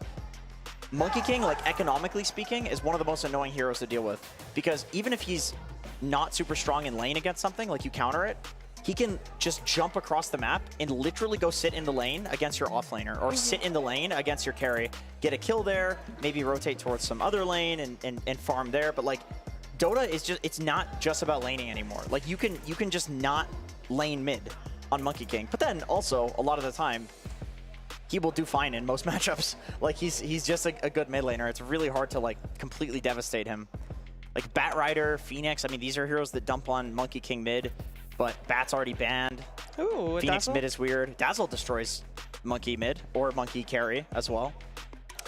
I like Dazzle as a attention soaking type of hero too, because like if you're playing against Lina, typically that's the hero you look to initiate on, or like skewer back, or use the vision to kill. When there's like a Dazzle in the game, you can't really hyperfixate on any other hero. You have to always go on Dazzle, or the Grave will turn the fight. Yeah. So this gives Lina a lot more play, outside of the save, of course. Like, she could get graved and all of that, but just in terms of how they're going to take the fights, Lina has a lot of pressure off of her now. I completely agree with that. And I'm trying to think, like, with that in mind, do you then prefer it to be a Dazzle support? Because then you have a frontliner to like also run in and set up for Lina, and then there's like less value on the Dazzle, but you still have to go on him? Or do you prefer him to be a core so that you're more pressured to jump Dazzle instead of the Lina? I think you're just waiting to see what Spirit are picking, because the cool thing is, like, this Tusk, if you want to run this Dazzle offlane, he's got a great partner. If you want to run the Lina safe lane, she's got a great partner. Yeah, like, Tusk 5 is also really good with Lina. Yeah. So they're just going to wait and see. Tusk rotating to Lina mid, it's good as well. Tusk rotating to a Dazzle mid is really good. Like, you can get kills. Yeah, very solid drafting from Talon right now. I do think the one thing that they lack is like a hero to just go in and make space, you know? Some like Centaur or Undying that just tanks and maybe dies, but it's okay because you set up for your team to have some vision, you know? Yeah, I mean, luckily for them, WS, that's what he loves to play, right? Yeah, I actually really love Centaur here. Yeah. What could Spirit be thinking about right now? Because they have got to pick something basically blind. They go for the profit in the end. So I think for Spirit, they're in a comfortable position. Like, we did talk about the strengths of Talon's draft, but I think picking this Dark Willow gives them a lot of means to like get on top of these enemy heroes as well. Outside of Bramble Maze denying the ground for heroes like Tusk that need to snowball, she can get on top of Dazzle. Like, that Blink Dagger Dark Willow is so much damage, especially with the level 10 and the level 15 talents on Dark Willow. She can even, like, if she gets on top of Lina, do enough damage to kill her in time. So they have kill threat, they have team fight, they have repositioning. All they needed was a strong laner, and that's what they go for in Furion. They do. Does Yatoro play Nature Prophet often? Or are we just thinking as a 5? This could be a 5, but this could also be something they flex to safe lane. He has done it. He has done it. I feel like with the current iteration of Spirit, they prefer it on support. Yeah. Yeah, and I also think when you have overall last pick and Yatoro's your carry, you have such a wide pool of heroes to choose from. Yeah. Like, the sky's the limit. This is like, you always go back to TI-10 vibes when you see Team Spirit with last pick. It's like, you always think that it's going to be Yatoro. Although I will say, Monkey King is a pretty good matchup in lane against Dawnbreaker. It's you know, he's fairly happy to play that, but I also think the idea of picking Monkey King as a safe lane and like, oh yeah, we're going to destroy your offlaner, it just never happens. Like, the offlaner always just does fine. You can just drag the creeps. Like, yeah, you're going to get every range creep denied. You don't really care that much. Dawn can press W on the range creep. You can drag waves. It's really not that bad. So I really feel like it will be Yatoro last pick. I think it's as simple as if they see Lina mid, they're going to throw the Monkey King there because he does well against her because he can just mischief dodge her Dragon Slave damage and then hunt her later on. And then if they see the carry Lina, they might be willing to play Monkey King offlane and pick something else for Laurel. That's the beauty of second pick if you have a wide hero pool. Like, you can take a lot of approaches. But I do like the Dawn pick. We didn't talk about it very much. This Dawn pick kind of solves if it is a Nature's Prophet carry because she gets on top of him on lane very well, kills him quite easily, and she also responds to his global presence. If you're TPing to a lane, she follows with her ulti, and she's also really excellent counter initiation versus RP, especially with the Ags build that is so popular. 100%, yeah. That's what I was thinking. Is it feels pretty bad to be mag against Dawn, and I also think, I know pros have not been doing this. This is the build in pubs, but just Blade Mail, Dawnbreaker, and getting in there, you function as a frontliner for Lina. So I could see WS going for that build rather than like the Ace, you know, Vlad's build. I mean, if you have Vlad's, you can probably get in there too. It just depends on how the game is going for you. I think you have to pick, you have to buy Blade Mail versus Dark Willow. If you're a Blade Mail hero, that stops a lot of her early game damage because she can't really bedlam you. Yeah, sure, definitely. I mean, I think in general, like, you want to play the most frontlining build with Lina anyway. So especially, like you said, if you're playing into Dark Willow too, like it really feels like that's going to be the build. All right, they removed the Lifestealer from the pool. One more ban before Talon picks. By the way, yesterday we said when you play a Dawnbreaker, the thing you want to play against it is something that can really benefit from the fact that there is an extra person and you know exactly where it's going to be in terms of team fight. And surely Magnus then also, in return, does also counter Dawnbreaker, as in it works both ways. Yeah, that's true. Like, Dawn jumps in, you got 2-3 heroes grouped up, big RP skewer. It can work both ways. But then if you're Spirit, you need a hero that's like running in and making some space, which is particularly why Talon bans Sven and Lifestealer. Like, these are good heroes for just running in. Who's going where? Is Lina now the mid? Ursa is banned. Yes, Lina mid. My question for you guys is, what's the likelihood Yatoro calls for a PL? Because these, you know, EU carries are waiting for their PL last That is actually true. And it looks pretty good in this game. maybe they don't believe in the hero the same way that BB team does. Oh, Winter Wyvern! Why? Why is a Winter Wyvern on my screen? So it's a carry natures? Wyvern mid? It could be. Wyvern mid and then Monkey King safe lane. It is a Monkey King mid. Okay. Yatoro Nature's Prophet. And it will be a Miposhka Winter All Wyvern. right, let's think about this one for a second. I mean, you have the... Cheever, you mentioned RP as like some sort of counter initiation to Dawnbreaker, like multiple heroes grouping up because of Dawn.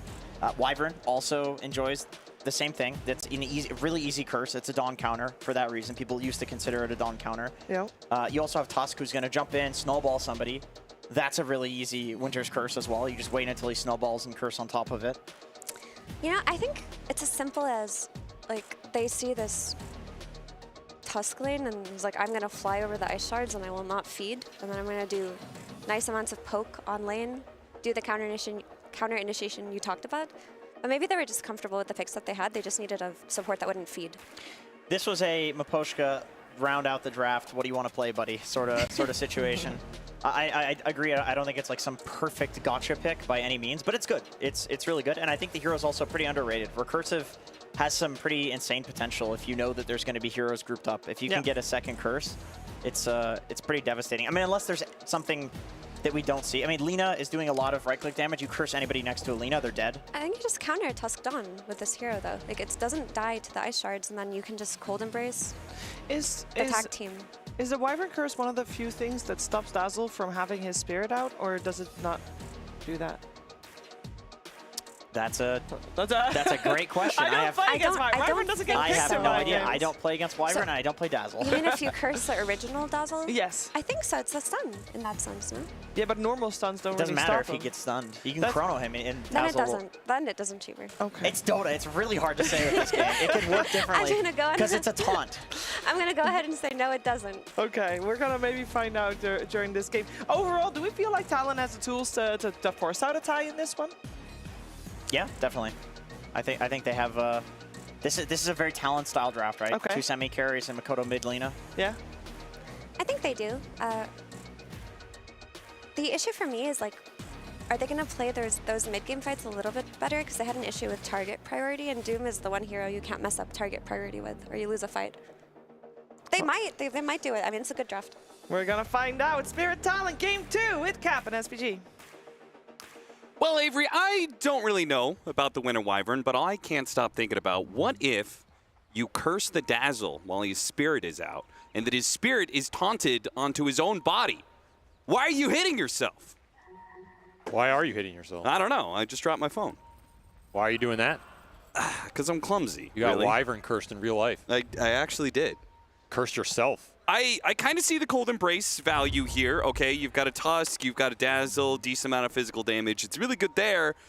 But then you're also kind of sitting duck for Alina, so it doesn't feel like Cold Embrace is like a save in team fights. Maybe it's a save for the lane, but I don't feel like it's going to be a save all the time.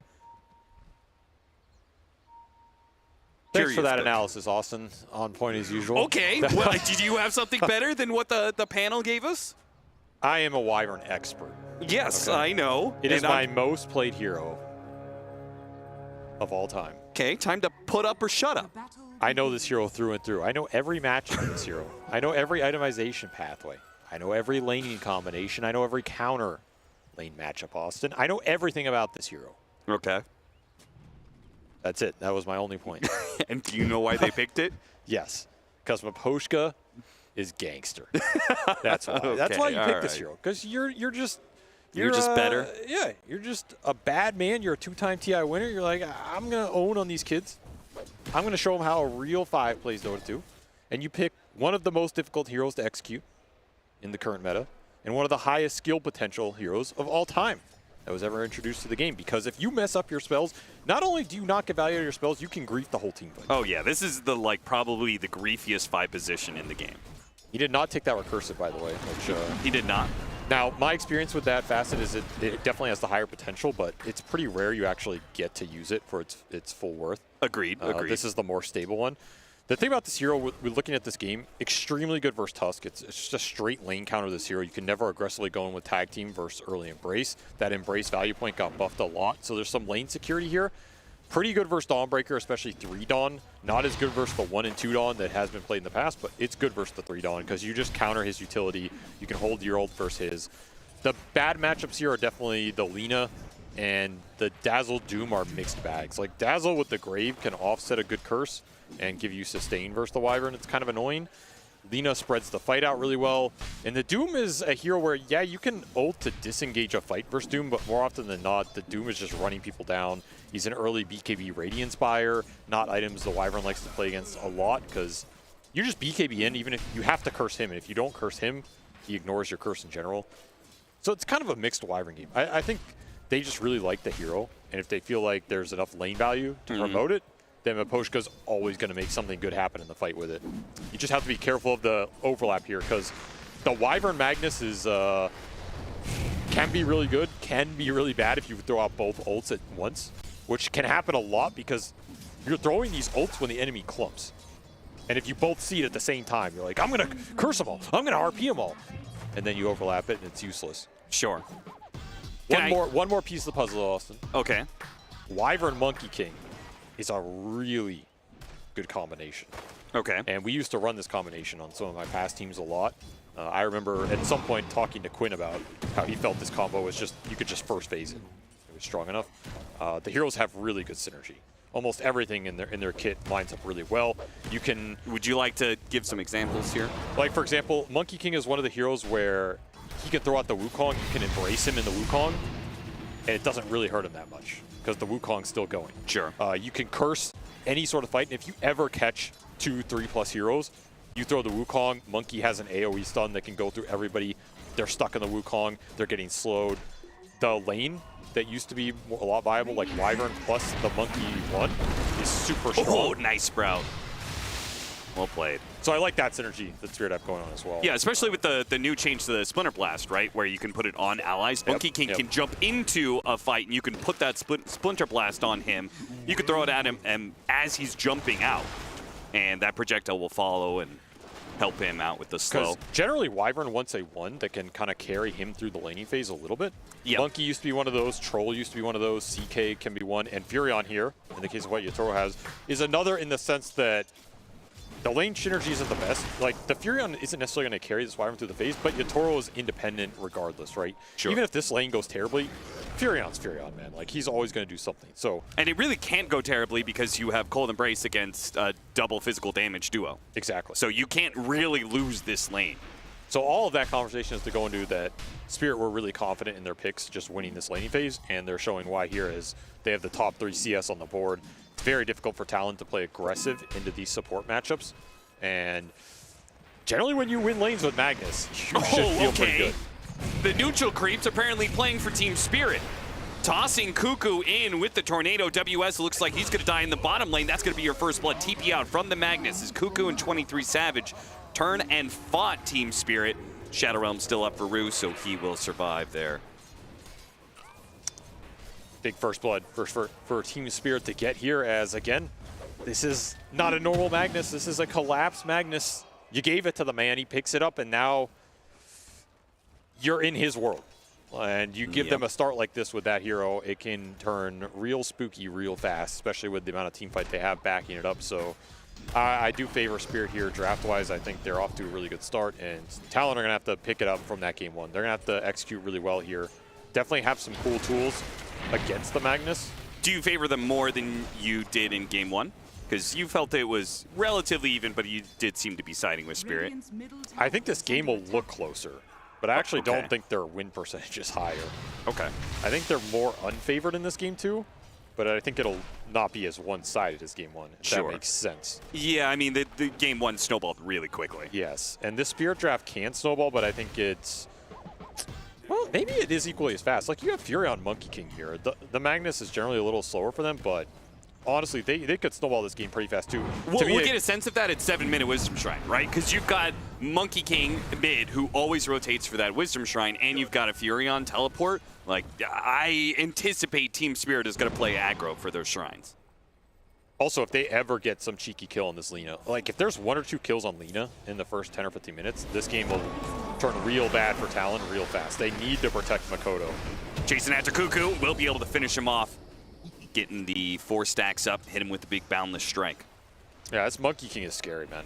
It's a hard hero for Talon to skirmish early when you have the Furion support threat backing him up. That's the problem. Like, normally you'd say, okay, we can just go in with Lina, we can fight this guy, but you're always worried about Yatoro TPing on top of you, and then you just get boundless struck into potential Wrath of Nature down the road here, extra hits coming through. That's what makes this Monkey King so scary around the map right now.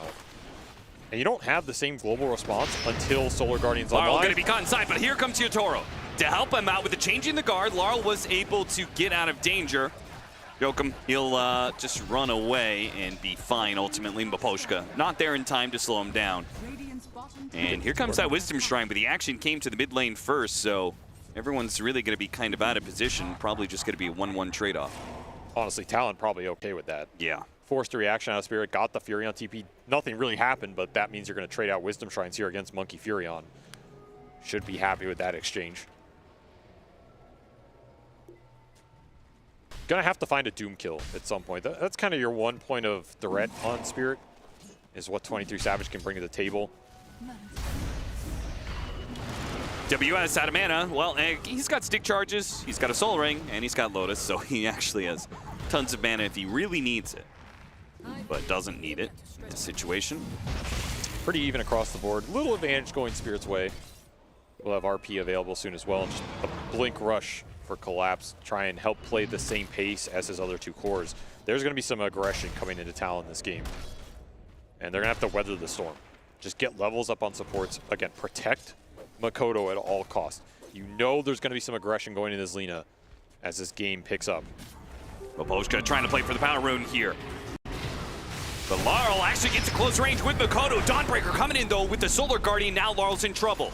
Bailed down for a second by the Cold Embrace. Still going for the kill, but the Jingu, it's healing him up, and Laurel might just be okay. WS is going to be gifted the Shallow Grave. Cuckoo trying to keep him alive. Still chasing after Laurel, who's got the poison on him. He'll take out eventually, but it's a deny. Rue managed to get it, and now Talon, the one upside of this was they were supposed to be able to kill, or at least get the kill for the Monkey King, get that gold, and instead they lose 4 and a deny on the Monkey King.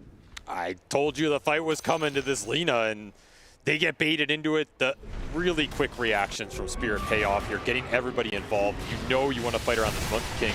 And there's that early embrace causing Talon problems. This Monkey King goes down way faster if they can just all in him, but instead you're stuck waiting for the spell to expire, and everybody else is just clobbering on you the whole time. Funny thing here is Laurel still had 12 wand charges, so I don't know if he really might have lived. Yeah, I don't know if he really wanted to be denied there, but of course getting denied is completely fine. Sure. It doesn't change anything for him. He's just going to come back, and 4 for 1, 4 for 0 technically. Huge win for Spirit in this mid lane, exactly what they want, and you look at this Furion's network now. He is just completely out of control. Yeah. And the Monkey King's going to be leading the charge when it comes to the tempo of the game. Put 2 supports behind him. They invade triangle. They don't find any heroes, but they'll find a stack to take. It's just so scary to skirmish in this Monkey because, especially once these ults are up on the supports, you can get cursed or you can get terrorized into the control. Laurel has a lot of protection behind him. Caught Rue inside of the shards here. Laurel thinking about dropping the Wukong's command, does drop it to try and help out Rue. Cold Embrace goes out once again. Physical damage from Talon being prevented means they can't get the kill, at least not away. Curse is going to be used, gets a grab onto the Dazzle. The Dazzle's damage is going to be enough. They hit the Terrorize, only onto the Dawnbreaker. Full commitment to get the kill. Lots of heroes being thrown out here from Team Spirit, but they do get the kill in the end. And maybe a little bit more. Collapse not shy about dropping the ultimate here. RP on a Cuckoo secures the second one. So, Team Spirit, they threw around a lot of spells. Just full aggression from Team Spirit.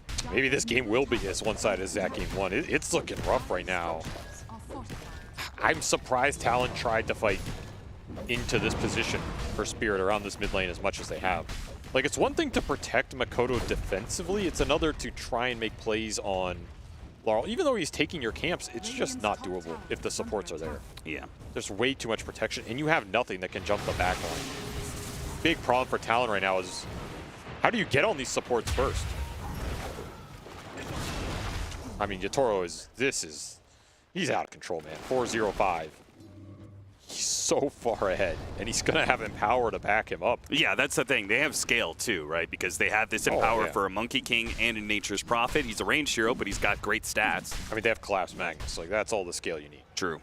If I'm in a game with Collapse Magnus, I think I can win it at any point. I'm not even looking at the heroes.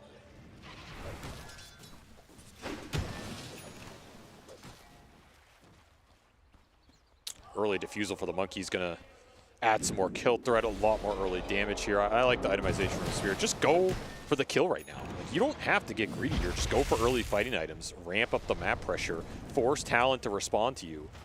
If they are not ready with that response, if they are not pre-set up around these towers, taking good defensive fights, they're going to get crumpled in these early exchanges. So Talon need to be on point. They really need to read where Spirit are going to make the next move and just pre-set up for the Furion coming in, be ready for this Magnus Blink. You can counterplay Spirit's moves here. You have pretty good counterplay with your lineup, but you have to be ready for it. We see them keeping this tower alive mid too. Like, you really love to keep these tier 1s up as long as possible if you're Talon. You're gonna have to commit some more cores to defend it though. And Laurel, he'll seize on the opportunity here. Lena's just too weak to stand there. And is about to get weaker if he gets ganked. Now the RP, it does not hit the Dazzle, so there is a save available here. Makoto might just be able to live through this one. The Shallow Great, the heals that's gonna come out. Snowball goes out, Terrorize pushes the Lina outside the Wukong's command. Laurel unable to collect on a core kill here yet. Will maybe chase after WS or Cuckoo? Nah, thinks better of it. Right next to the tier 2, not worth it. A play move from Spirit that goes wrong this time as they lose the Magnus, only catching the Tusk. Nice defensive play from Talon. Exactly what you're looking for. Counter initiation with the Solar Guardian. They positioned it well enough to not get Dazzle caught in that RP, and that's huge because then you have that grave save waiting. So the fact that Collapse did not catch both there was instrumental for Talon to turn that play around and at least get something going in this game. I mean, they're not that far behind, but we can definitely feel how little map control they have to work with. And Monkey King is a hero that takes it away from you very quickly if you start to lose those fights worse. So you just got to keep going even in these. Yeah, you get the heroes start getting picked off, the towers are going to fall, and the map just gets real shrunk after that. Threatening the Doom, gets it onto the Monkey King. 23 Savage, not long for this world, is picked up by a Snowball. Maybe they can at least get the kill. There's that Winner's Curse. The Tusk doesn't do much damage, but that it's enough in the end with the Splinter Blast. Nice Cold Embrace, that's gonna bail him out from the Dawn. Not doing enough damage, nor is the Laguna Blade. That's not enough either. Oh my God. One little shining moment there for Talon. The Toro might tick out. He tries to get him with the blood grenade. He's dead. He's denied by Collapse. Once again, Talon will not get much out of the fight. Denies are brutal. You want to get at least something out of these fights. And now you missed that big Furion kill. He had the streak. He's such a large bounty in this game. A 1 for 5, essentially, thanks to the deny. And these fights were really seeing the synergy of the supports behind this monkey. Like, but you can't get on the back line, but Poshka's just waiting here the whole time. It's so much stall action for Talon trying to all in this Monkey King between the Curse, the Embrace. You got to bring Makoto. He gets wanded up. You got to commit another Laguna on him. You're just dying to kill Laurel every time. There's just no way to win the long fight. Beautiful support play from Spirit in this game too. Yeah, and that's really not going to change ever, right? Like, no, the best you could say is the Tusk can get a Blink Dagger and try and offensively blink on the supports, and then the Dawnbreaker Solar Guardians in if they ever are the ones to start a fight. But right now, Team Spirit, they're just smothering Talon with their presence nonstop on the dire side of the map. Taking advantage of the extra map mobility of their cores. 23 Savage going to get forced off with the an amp Wolf damage. He almost can kill 23 Savage solo.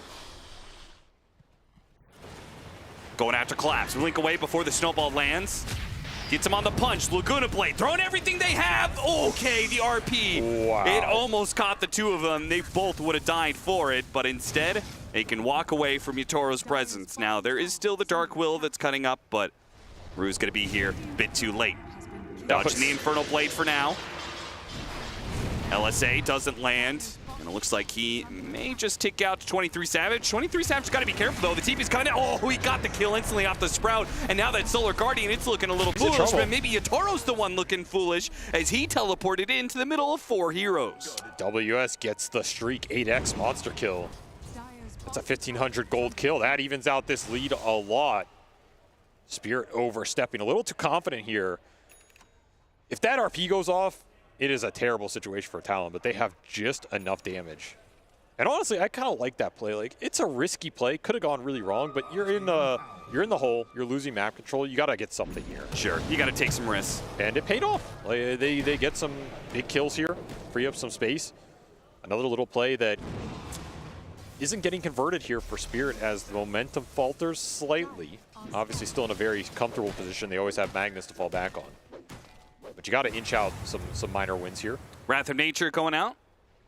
See if there's any kills available around the map. 3-man smoke from Team Spirit.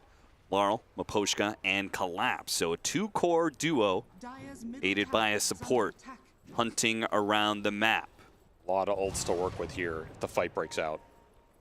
And of course, no, oh, there is Doom available. It is pretty much a guaranteed kill unless Cuckoo can come up clutch. And RP Wukong's command on this Doom could secure it. Shockwave skewer him back in.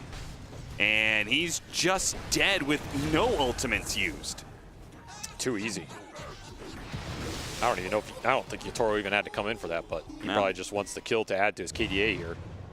9-2 and 9. That's what he's currently sitting at. And he continues for some combative pickups. Actually buys himself the shard pretty early on. Yeah, interesting. Not an item we see this early on a lot of the one positions, but can definitely do some extra damage in these early fights. Snowball is only going to put Yokum in a worse and worse spot here. Trying to run up river, will not be able to outrun the Monkey King. Another kill to the one position of Spirit. Adds to the notches on his belt. Gotta be a stand somewhere here for Talon eventually. Like, you can bend in this game, but you can't break. You can only bend so much before that happens. TP Makoto up top. Not a lot of space to farm up here, so it signals you want to fight. Run to the rear. Oh, no! Okay. Blinks away as Laguna Blade now. The boundless strike. Wukong's command hits on it too. Cuckoo gets the Shell Grave off, but the Lena's stuck in hell. Completely done. I mean, the second these big ults go out and you catch 2+ heroes, it feels like the fight's over. There's no way you can turn that. Maybe later on you have BKBs on a couple core heroes. You can run out of some of these spells. Even then, there could be a curse that comes through. The RP is going to pierce that as well. Not a lot of easy ways to scale into the massive team fight here outside of just overwhelming net worth. So you have to dodge these fights. You have to get more farm. Abuse the fact you have a Doom.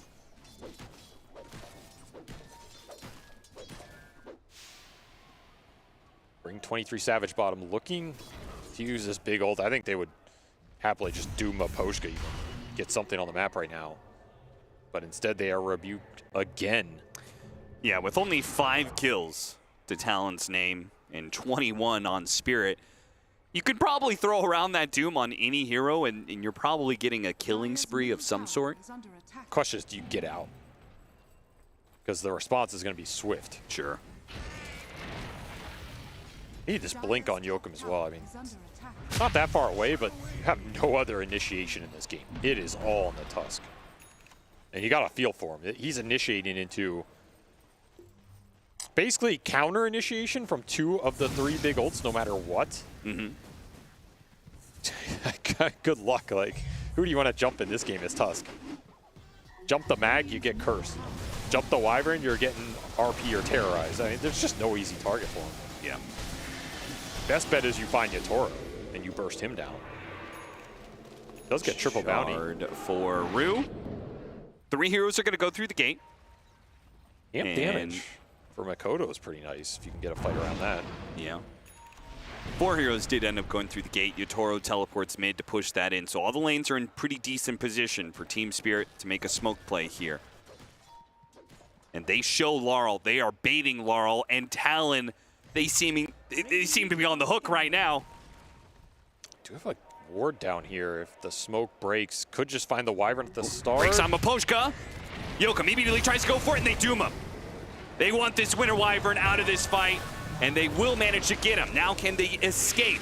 Certainly not all of them. Terrorize being threatened, managed to get the side, but oh, it's a 3-man skewer. RP locked down. The Solar Guardian is going to help him out, but there's the Terrorize to follow it up. All the AoE in the world from Spirit. They do manage to get the Monkey King at least, and they're fighting back pretty decently. Yokum, they almost got the kill into Rue. Not too bad for Talon. Sure, they got wiped, but hell, a 4 for 5 is way better than the 1 for 5 they did last time around. Mean, that looked over. Let's be honest. I think Spirit thought that team fight was over.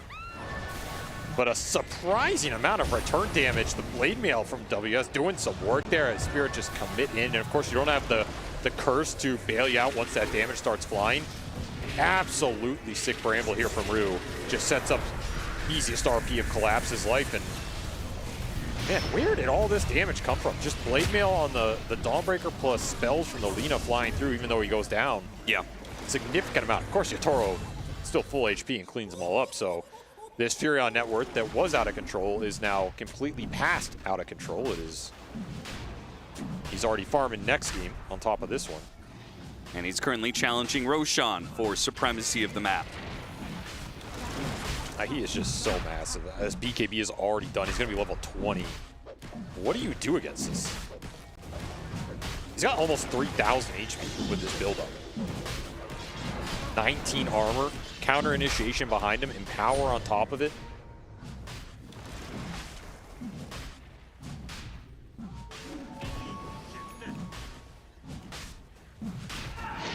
I like how they also had 2 heroes with that broken cosmetic between the Mag and the Furion. That's... Oh, yeah. It's really flexing your TI winnings here. Yeah, a bit. Come on, you know, chill.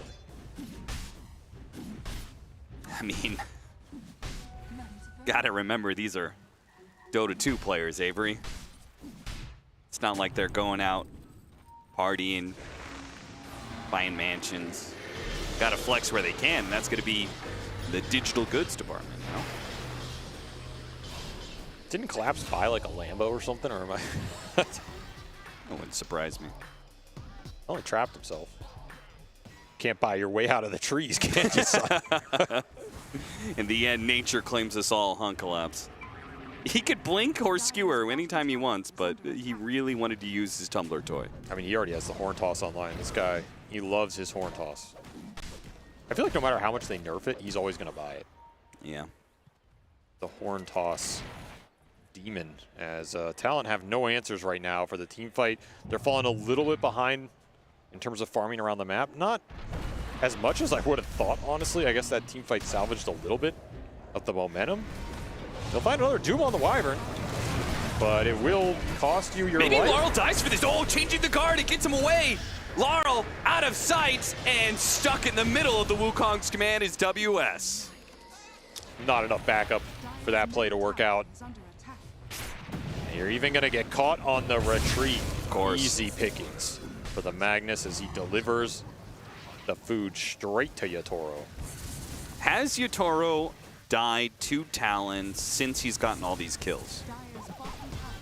Can't remember, because one of his deaths was a deny in the middle of that one fight.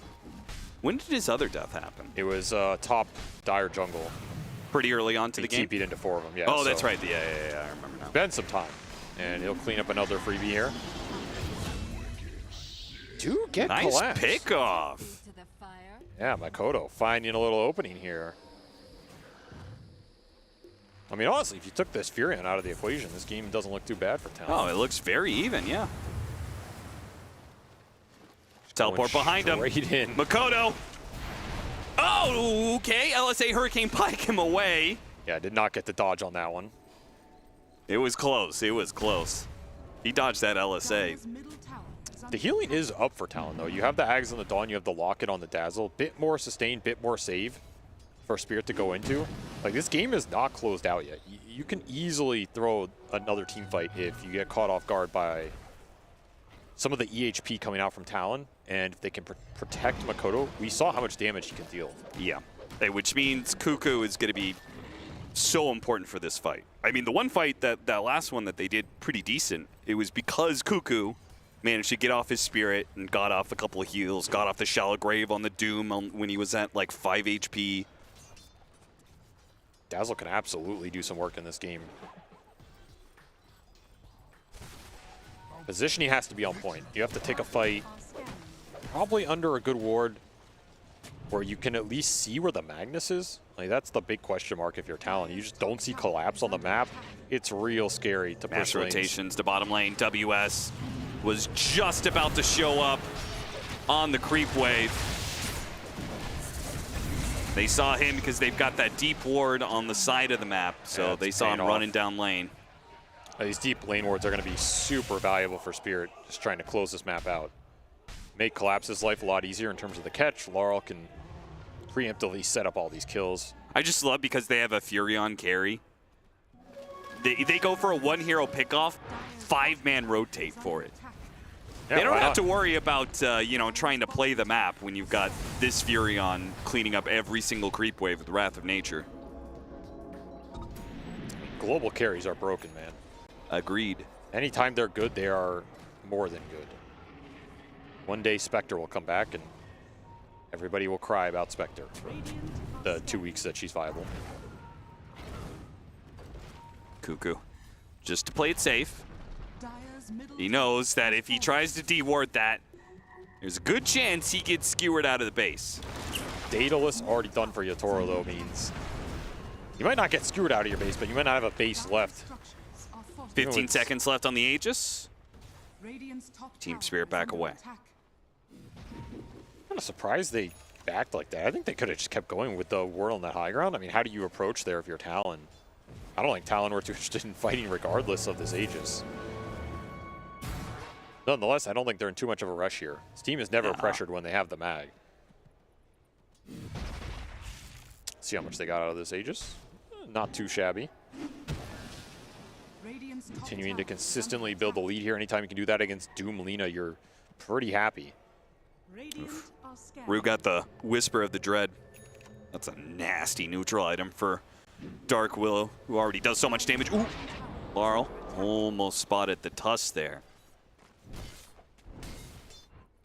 Trying to get BKB on the Doom.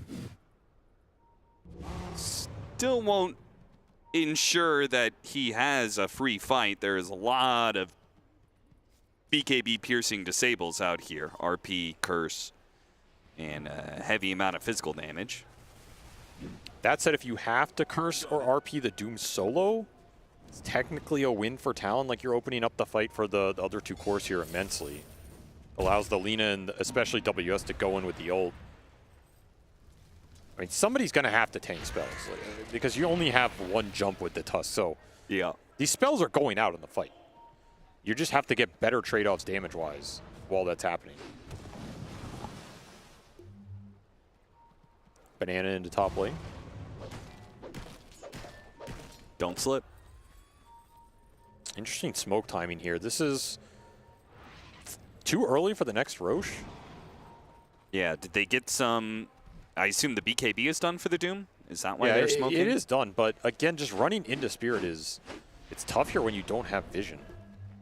Yeah, I mean, Doom, 23 Savage went for the Watcher and the Ward that they have in this top lane. But sadly for them, Team Spirit have also smoked and are sweeping down. Though spotting the Lina is an excellent pickup. Almost managed to get the 100-0 real quick. Shalgrave does go off. Makoto does what damage he can. Gets Yatoro to about half. And he gets doomed. Call the Brace does go out, though. And now the Solar Guardian are all in on this Nature's Prophet. And by God, they've got him. It'll cost them 2 cores, but that is 2,000 gold netted for that kill. Honestly, it might be worth it in the end in terms of the entire trade. Yeah.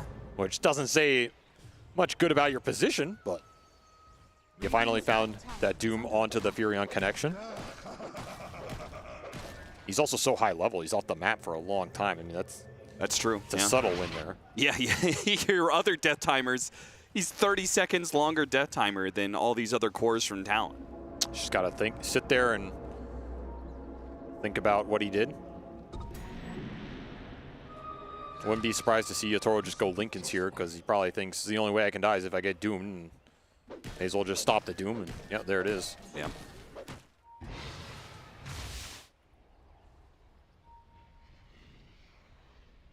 You're going to catch the Monkey King here. Ooh.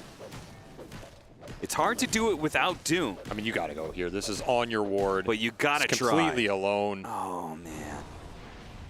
Again, you have to take some risks in this game. This is one of them I think you have to take. Oh, I mean, they Oh, come on. That is... The Lina was on his way, too. Instead, it's the Dazzle to be picked off.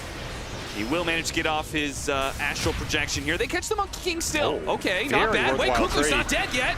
They curse him up. It's not the greatest one, though. No, especially with the Brambles holding WS back. He doesn't even touch Cuckoo. What a pick from Talon.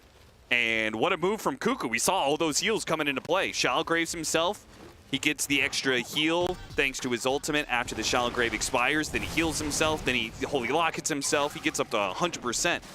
You really have to respect what this hero can do healing-wise.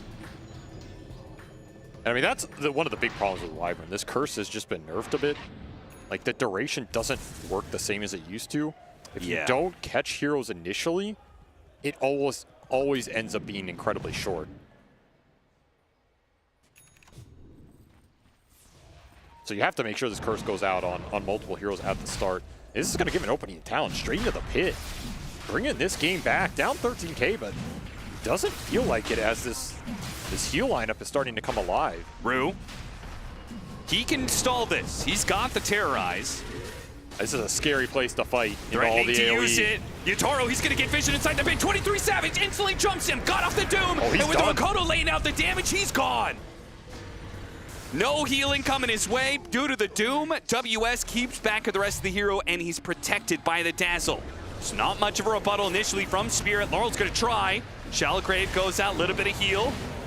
Can he hammer himself out of all these brambles in the Wukong's command? He's stuck. Any more heals? Another nullifier could be used. Meanwhile, LSA from the pit. Snowball goes up. Cold Embrace to be able to help out the Magnus. Collapse at half HP. Gets hit by the Infernal Blade. Bound the strike over the top. Finished off the Tusk. And they got the curse out. There's the Grave. There's the Shallow Grave, though. Bailing him out, perhaps. Another nullifier put to Still use. alive. But it looks like RP puts him down. Now it's going to be Collapse's turn, though, as he jumps in for the Doom and he dies for it. LSA turned back around. Laurel's in trouble. He's got another Cold Embrace. Maposhka keeps on trying to save these bashed by heroes. He Roche. gets bashed up by Roshan, bound the strike onto Lena, but now another Shallow Grave. He gets healed up. He's trying to put the damage on Laurel, finish him up before the Shallow Grave. It's not good enough. He can't do the damage. Laurel is too strong for now. Another Cold Embrace laid into play as the Tuscan WS holding on nice to him, blink. but they only have physical damage. He blinks away after the Cold Embrace. Now the Dazzle with another projection. Can he save himself? He can. He dies. Laurel still fighting it out, has the Jingu stacks to teleport away, but denied by the Yules.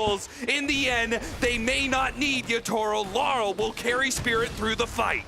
Dude, how do Spirit come out on top of this? They lose their carry right off the bat. This Dazzle got off at least 30 Shadow Waves over the course of this exchange. Brutal amount of healing for Spirit to fight through. They end up being able to prevail. That Roche is still up, by the way, and Yatoro's going to spawn. He's straight into the pit. He's like, good job, team. I carried that fight, but I'll give credit to you. Is he going to do something desperate here? He's spotted by the Wrath of Nature. He knows he's spotted. And there's no way to steal this, so another freebie into Yatoro's bank. I'm going to waste some time at least, but yeah, man, what a crazy team fight. That did not feel good for Spirit. I mean, they pull out the win there, but that was not clean, and they really felt the power of this Dazzle doing so much work in that fight. Multiple Graves, so many heals. Yatoro, you ready to teleport in? He is on the other side of the Doom. Doom, 23 Savage is stuck. He just does what damage he can to the Monkey King. Doesn't look like it's going to be enough, though. Rough game for 23. He has to be the front line. He has to find big Doom connections. At the same time, this game was hard from pretty much minute 10. And he's got two other cores who are trying to take a lot of farm off the map as well. Talon continue to fight. Still down a lot of gold. Their base is being sieged. This is now Aegis plus that Lincoln's on Yatoro. He's a much harder target to all in. Yeah, and with the Doom dead, Neba, when he comes back, Doom wouldn't be up yet. Yatoro knows it's a free lane of barracks, if not more. Time to do some damage. Only real way for Talon to fight back here is you get a really good flank with some heroes, find the back line, get a numbers advantage. You see Makoto behind the play, but I don't think he can do much on his own here. And we just saw Butterfly arrive as well, so you're gonna have to deal with some evasion. You just don't have the gold to do right now. A lot of extra damage on the field. All these stat items boosted up by the Empower. I mean, this is a lot of damage to deal with in the fight. More and more Lincolns. 23 Savage's game becomes harder and harder. You have double Lincolns plus Lotus on that Wyvern. Not easy to go in anymore. No. Yatoro teleports straight in. Putting Talon under the gun. Gotta wait for Doom to come back up. And ideally, you start the fight on the back line if you can wrap. I think taking this straight up is... The Monkey King, he's way sneaking too up the hard. side here. Got to be careful that one. He's going to throw out the Wukong Sman from the side, catching the Tusk. There goes your Initiator, though the Shalgrave might be able to bail him out for now. It's WS who's going to die from the Skewer instead. Oh, beautiful concept there. Just start on 2 heroes. Gugu can only grave 1. Almost a distraction technique going on this Tusk. They get the way bigger prize with the Horn Toss Skewer. And there's really nothing to interrupt Collapse anymore. I mean, he's got Lincolns to defend against 23 anything. Savage, he saw that coming. But teleport on the other side, Yotaro said, remember me, 23 Savage. Look at the damage he's racking up. The Shalgrave goes out, 23 Savage. He's making a run for it. He turns around and throws out the Doom. He knows he's dead. He does what he can, but it's simply not enough. Another Doom that will be wasted. No kill to be claimed here, and GG is called. Spirit will get their first 2-0 of the Esports World Cup. Very convincing series for them overall. I mean, they controlled both games pretty much throughout. They had massive gold leads. Yotaro showing us why he's still perhaps the best carry in the world, as outside of that one Roche fight where his team had to carry him, he was doing some work these games, especially with that the Chaos Knight in the game 1 looked really good. Here he's on a more meta carry, making it shine. And this is a lineup that just doesn't have a lot of weaknesses. You have massive team fight between the 2 supports, the Magnus and the Wukong. You have really good pace between the Furion and Monkey King, who can play fast, win lanes, take towers. You have Magnus to give you the scale backup. I honestly think Talon played pretty well, to be honest. I just think that once you hit that 15-minute mark and you're behind like that, it just becomes so hard to get out on the map, so hard to find plays. I think they fought valiantly. If they win that Roche fight that was very close, they might turn that game with like an Aegis on the Lina and be able to frontline a lot more. There's just too much pressure on the Tusk as your sole initiator and too much pressure on this Doom to be the front line, a counter hero to the Furion, somehow find farm on the map with 2 other greedy cores. Like, I got a feel for 23 Savage this game. His job was very difficult. We saw in the C qualifier, Talon, it seems like one of their weaknesses is momentum, and losing that momentum, losing too much ground when the enemy team gets a little bit. And as a result, Team Spirit will get their 2-0, putting them top of the group, and it might come down between them and Na'Vi. That could be the case indeed, as so far, I mean, the game's still going on between Na'Vi and Extreme, but they did take game 1 for Na'Vi, so who knows what's going to happen there. That, of course, is a match that should be taking place tomorrow. Team Spirit taking this one 2-0, though. I will say this Winter Wyvern. Obviously, Nature's Prophet did great, but I will focus on the reason why the Nature's Prophet did great. This Winter Wyvern, Effie, did great. It was such a good pick. I mean, we were like theory crafting so many reasons, but for me, like the standout reason, and we'll see highlights of it later, was just a lot of Talon's early game impact was going to come out of physical damage, and Miposhka just negated that. It was such a perfect pick. Hats off to them. Both of their drafts today were creative. I loved the CK in game 1. I loved the Darkseer response to the TA, and this time around, like bringing out overall last pick Winter Wyvern, just awesome. Yeah, I agree. I think a lot of these really good teams, when it comes to drafting, is that like they can pick these niche, underpicked heroes, not in situations where it's like you're countering Meepo with Winter Wyvern, you know? It's this like big, obvious thing. It's just, it's this like subtle detail that's really, really important, right? It's like Dawn Tusk in lane. The reason you pick this is to dumpster the lane. Like, you're sacrificing, you don't have a ranged support with the melee offlaner because you have kill threat, and completely negating the kill threat while also just getting like a decent hero. It's not like Wyvern's completely terrible by any means. I think that's the little bit of spice that you need to be a good team. You know, they didn't ruin the draft to get a good hero. They picked something that was already good and has this little niche. Yeah, that helps, of course, that the Nature's Prophet was a flex pick, so they could put that in the hands of Yotaro. Because I will say, I will give credit where credit's due as well. Yes, Miposhka played phenomenally, and we did have him having a fantastic lane, and therefore Nature's Prophet having a fantastic lane. And that kind of set Yotaro up to be this absolute beast that he turned out to be. Yeah, that's 2 games in a row. He had some like insane stats. 49k hero damage both games. He had the most hero damage in the game. I would take a wild guess and say that if we look at all the stats after the few group stage days, Yotaro will be like top 3 for a lot of them. Probably GPM, XPM, like kills, because like this looks like Prime Yotaro. That's what this looks like. I will actually tell you what looks like Prime Yotaro. That looks like Prime Yotaro, isn't that right, Purge? Thank you, Shiva. Yes, I'm standing right next to Prime Yatoro here. You had 2 amazing games. You played CK Game 1, Nature's Prophet Game 2. Were you expecting the games to be so decisive? No, actually no. It's just first game I was last picked, and I picked CK in free game, and game was free. Like, I don't know, they have no cores, no subs against CK, no damage. They have only physical, and we just took good fight around Roshan. A bit 50-50 fight, but we won it, and then super free game because enemies has no magic damage at all, only silencer, and Collapse has Crimson, and they never can kill us, and we're just trying to map and farm KDA. What do you like with that CK talent? Because you're hoping for the break, obviously, against the Bristleback. Do you get excited when you hit the right one? Because when I play, I'm like, oh, I silenced him. I always say it because it's too fun. Yeah, it was like super imba talent actually, because you have level 20 super imba facet. Because you have talent 20 level, it's about through BKB, and you can silence or disarm or break through BKB, and there is nothing you can do at some range core like TA. If you disarmed in BKB, you just want to delete Dota. Yeah.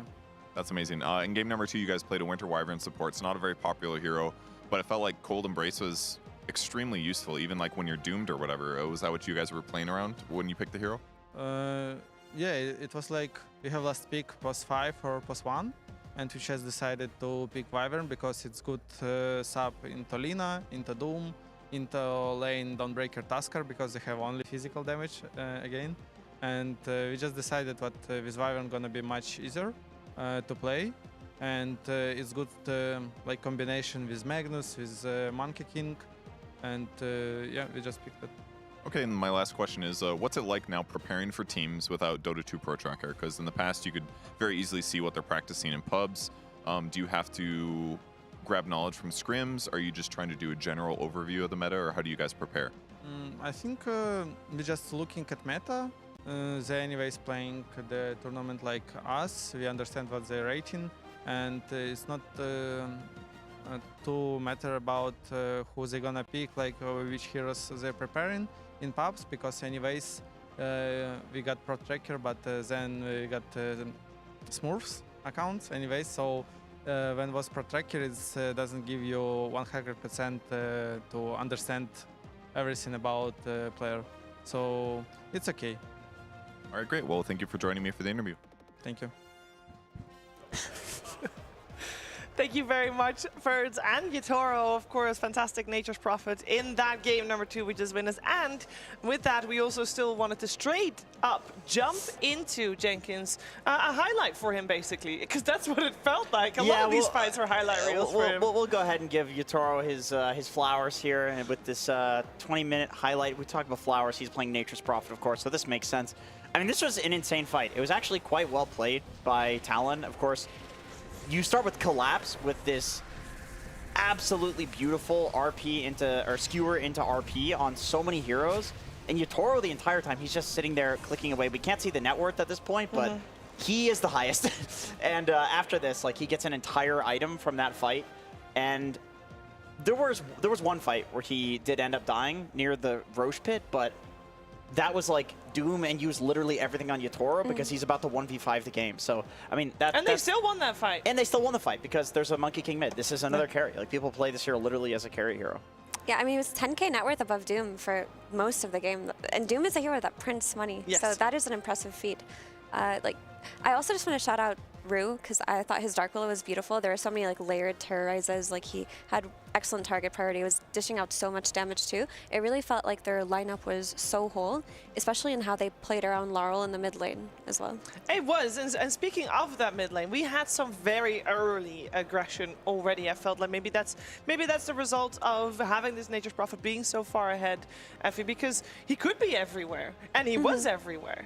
Yeah, I mean, if you're playing aggressively and your carry is a Nature's Prophet, you know that your carry will be able to join you while also keeping up pace for himself. And that's why this hero has been strong for so long now in terms of a flex pick. Like, as a support, the Sprout does so much heal in lane. His global presence allows him to deny runes, ward in cool areas, gank lanes early on. When he's a carry, he just keeps up a net worth, can build any item that he wants to. He's the most flexible carry in terms of itemization. Whatever you need for the game, you can do with him. Yep. It's just overall such a good pick, and I'm surprised it's still this strong.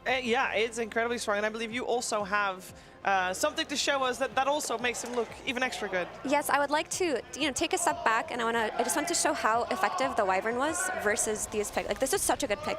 As you can see here, this is the kill combo of Tusk plus Dawn. You press tag team into Starbreaker, and most 5 heroes do not survive that burst. But Miposhka on that Wyvern was able to position himself so aggressively. And again, here, we see Wyvern going for the Rune Secure. They're tag teaming. Laurel is going very deep. Usually this Dawn follow-up would destroy a play like this, but you see the Cold Embrace on Laurel buys him so much time to be alive. Yatoro with the Nature's Prophet joins.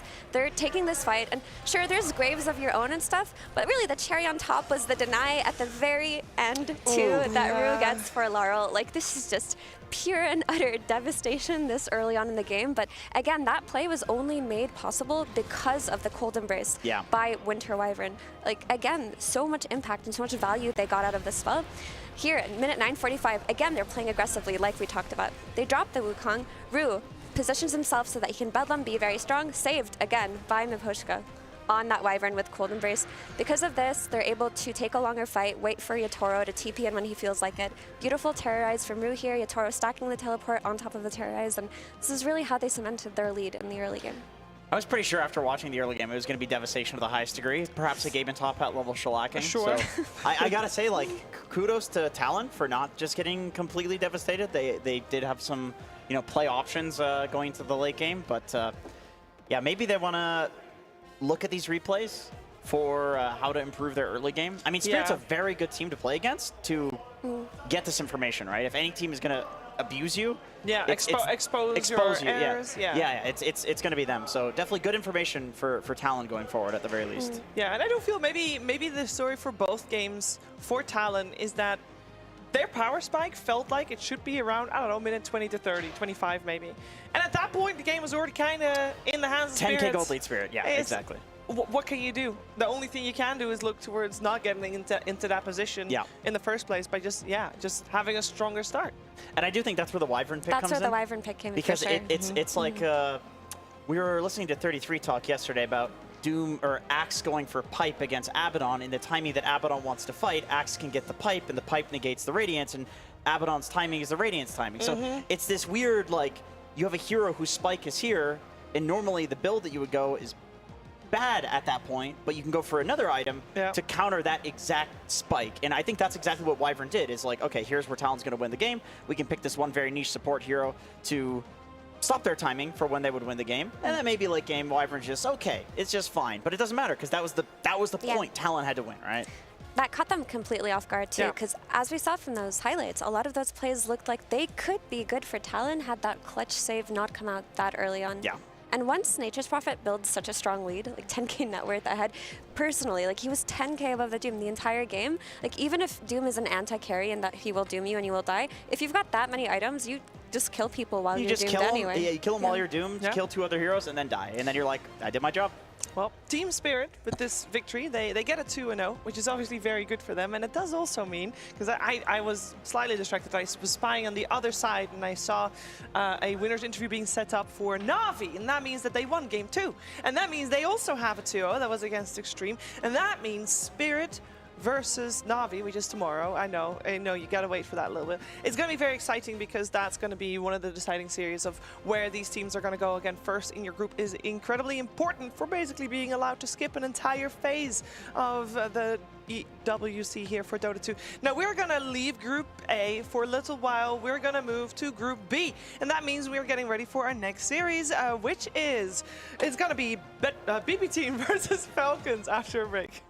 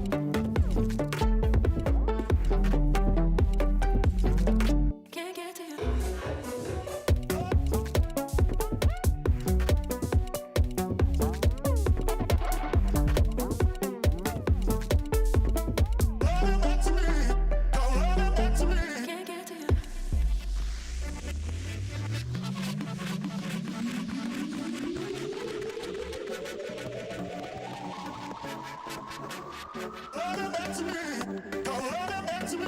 Can't get to you.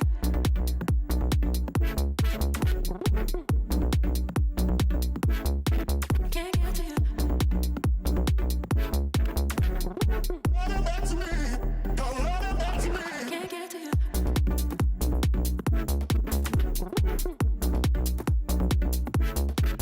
you. Can't get to you. Can't get to you. Can't get to you.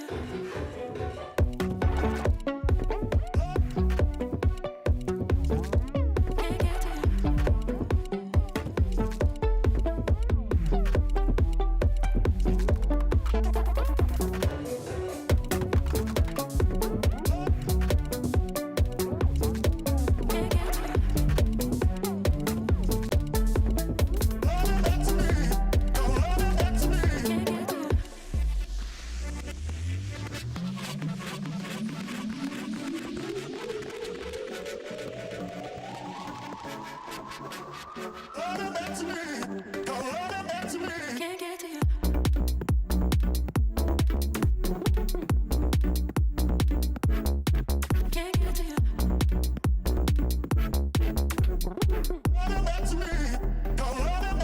Can't get to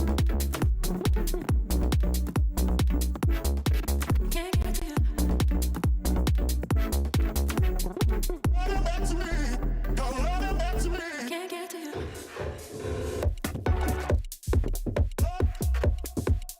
to you. Can't get to you.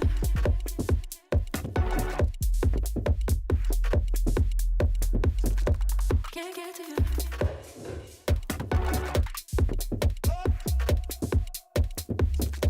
Can't get to you.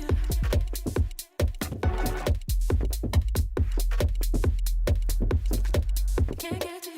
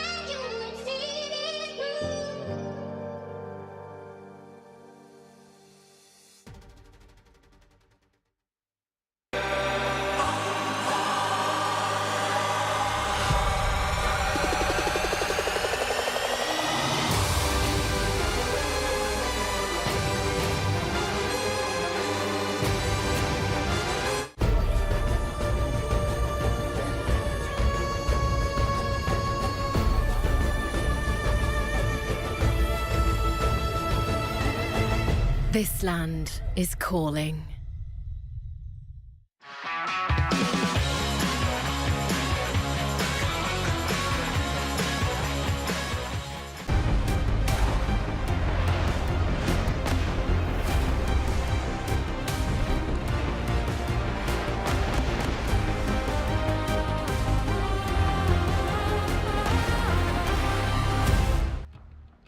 Welcome back. You are watching Dota 2 at the Esports World Cup, and we are getting ready for our second series of the day. And that means we're jumping groups. We're here for Group B now, and we are going to watch Falcons taking on BB Team. And we have changed up the panel a little bit in the meantime. Still with Effie, but good morning, Lacoste. How are you doing? Good morning. Doing good, as always. You know, watching a lot of Dota. Yes. Yeah, unable to play Dota, so that's a bit of a downside. But yeah, at least we get to enjoy some top-tier Dota. Yeah, so that's the Dota fix we need right now, definitely. And for our upcoming series, I might say we're in for a treat as well, right?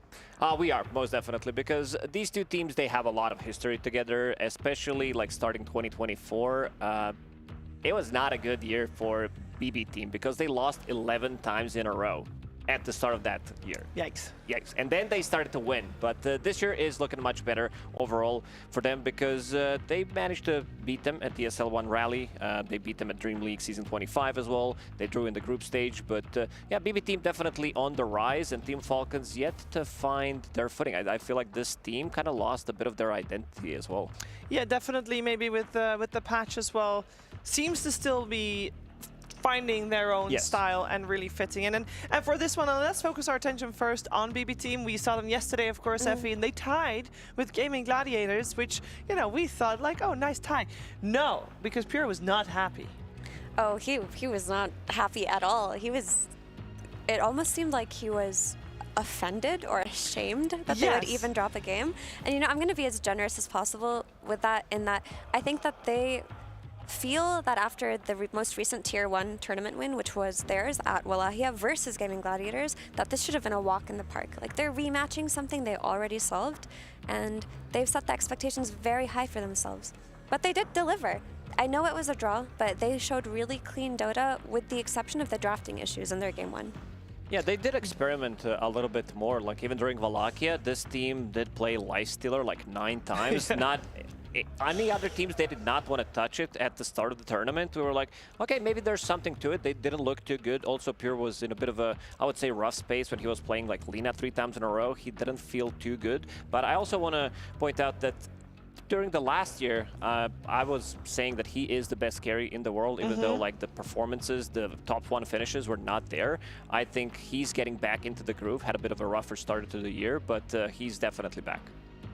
Yeah, it's interesting always how BB Team can change their roster here and there, but they will keep that same identity. And I feel like we've been here before where they've had a decent year. They've come pretty decent rankings all throughout. Top 6, majority of them. Obviously, a couple first places, really good. But I feel like when we come to a big tournament, EWC, first big one of the season, we never know. Because we have been here before where Riyadh Masters at the Esports World Cup last year, the year before that, or TI, same story, where we thought this year BB Team is going to do it. And then they struggle, and then they don't make it even top 6, and they might bum out at 8. So really curious to see if they can deliver this time around. This is the same question I pose with opponents for them today as we are looking at Team Falcons. Effie, they have had a rough year, especially if you compare it to last year. Oh, for sure. Team Falcons is a team that everybody expects after last year's performance to potentially win it all. It's just what happened this year. So last year, I think it's not an exaggeration to say they were the most dominant team of the year. Yes. Sure, they didn't win TI. Sure, they didn't win EWC. They did place high enough, but every other tournament was just such a clean and dominant victory by them. And honestly, a lot of the hero nerfs and responses were according to Falcons heroes as well. Ever since they've been that dominant, though, it feels like people started to copy their strats, figure them out, their flex heroes got nerfed, and they haven't been able to channel that same like ultra dominant energy from last year yet. I do believe in them, though. Yeah, this is the team that, I mean, it's just the way Dota works. Like, all of your heroes that you are playing are gonna get nerfed because you are winning, and suddenly it feels like these heroes are OP, so eventually you're gonna get nerfed. But they're also playing all these heroes that have been nerfed for a really long time. They're still playing their Pangos, they're still playing their Bristlebacks, their Beastmasters and such. So I want to see something new. I'm seeing some of the newer ideas as well with the Pugna that they did play yesterday, but I also want to see something maybe a bit different, you know, especially coming out from ATF, because this guy has been like, especially in the previous year, the best offlaner in the world, maybe even a year before that. But I want to see some extra spice coming out from him. I want to see some new heroes as well, because when he first started, when he first joined the scene, he pretty much had a hero puddle with like 4 heroes basically. He did expand that greatly, but I also want to see some of the new stuff that can come out from him. Yeah, I think it is very fair to say that especially last year, the 2 main players that we were talking about almost every single time, and especially when they had their victory, it was Malrine and Amar and ATF. So the mid laner and the off laner for the team, and it's something to be said about their hero pools together, because they had do they still have a similar hero pool? Because that was a story last year, of course, where they could pick flex and you didn't know it was going where. I mean, they still share a lot of common heroes, and that flex will always exist. For example, you know Pango will be played either mid or offlane. You know the potential of DK could come out where it's either Skeeter, for example, and Malrine. But the tri-core era, where all the tri-cores were flexes on all 3 lanes, that's not going to exist anymore. They do need to adapt. I like what Lacoste said about ATF still playing similar heroes to the last patch in Beastmaster and Bristleback.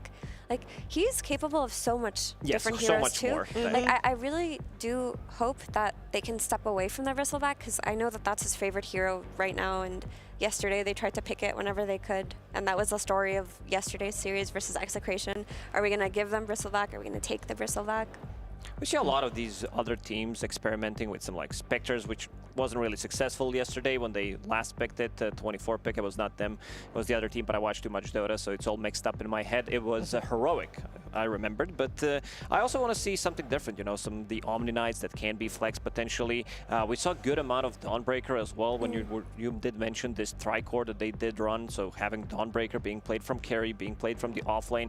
These are the type of flexes that I want to see from Falcons, and maybe add some extra spice to it, like this Phantom Lancer, Skeeter. I think there's a good chance as well that Faceless Void might become slightly more popular in this tournament.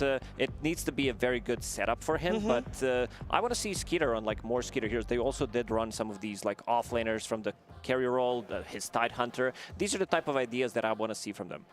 Well, yesterday we did have Falcons, as said, against Execration. They also tied. So both of these teams, BB Team and Falcons, they got 1 point on the board. And I will reiterate how much more important that makes this particular series, because first in your group allows you to skip a phase. And that's just luxury. Yeah, I mean, it's a longer tournament. A day off or a few days off goes a really long way when you're playing back-to-back Dota, especially if you're coming from different time zones as well. So obviously these teams want to top their group. They don't want to just cruise by that. These aren't the kind of competitors that they are. Something that I wanted to bring up also is that yesterday Falcons did try the Naga flex to safe lane. It didn't work, but I think that's something that we will potentially see them dabble in again. Yeah, I think this hero is in a pretty good spot. Like seeing that Phantom Lancer is back, I think we might be seeing Naga, Saren as well being back the carrier role, because you could still, like, it's a very, very annoying hero to play against, because you're going to be providing vision for the team, your lanes are always going to be pushed out, and you also have one of the best ways to reset the fight, and you're also one of the fastest farmers in the game when we're talking about Naga position 1. Okay, we're in the draft. We got ourselves BB Team on the Dire side. And first pick went the way of Falcons on Radiant with the Nature's Prophet. A couple of heroes you guys already mentioned are out of the pool.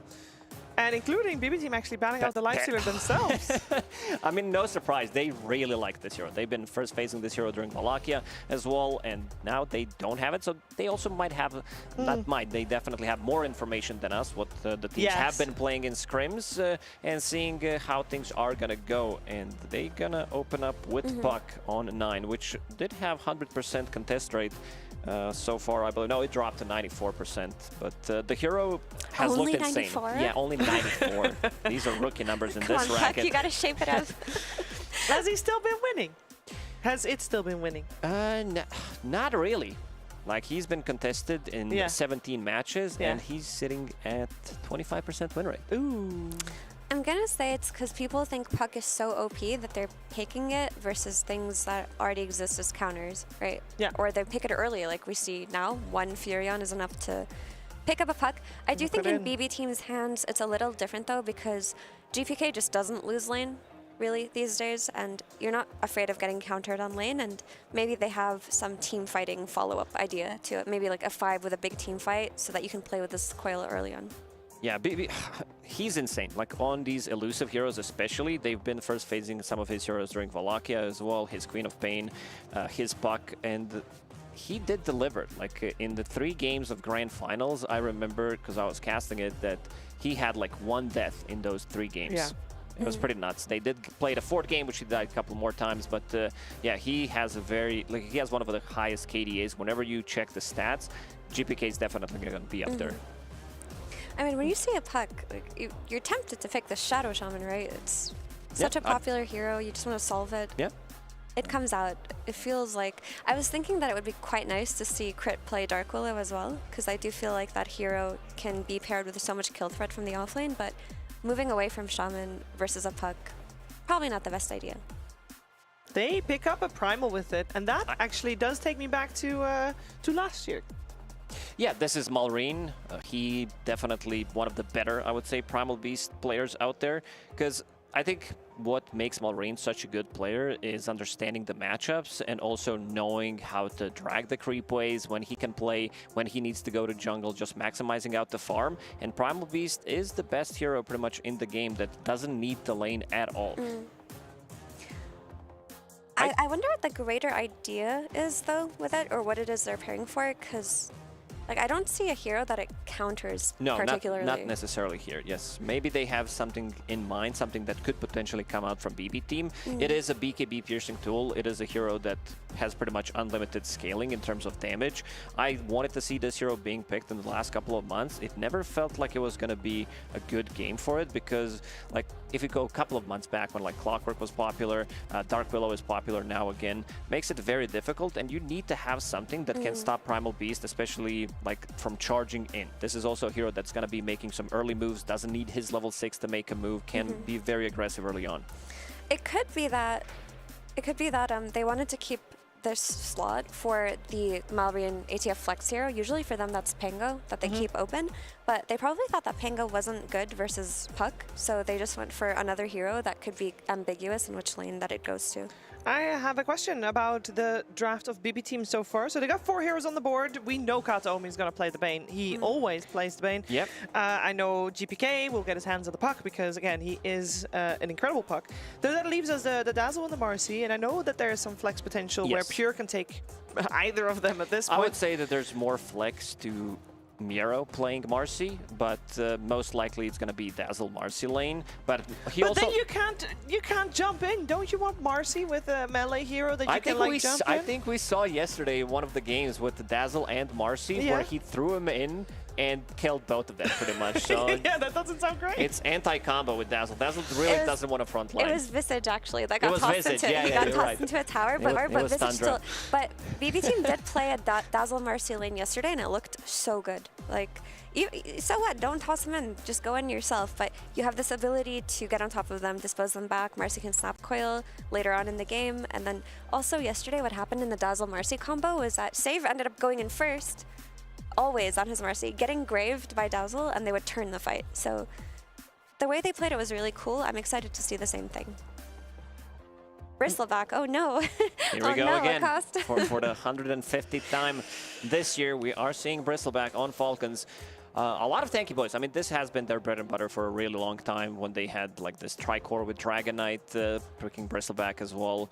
Pretty much everybody being 2,000-3,000 HP 15 minutes into the game. But yeah, I'm just looking where the damage is on BB team. Bane has some, Dazzle has some. Marcy's damage is, if this is going to be position for Marcy, you're really not dealing that much early on. Puck, he can definitely deal damage, but I also want to see a hero that can actually punish some of these tanky cores.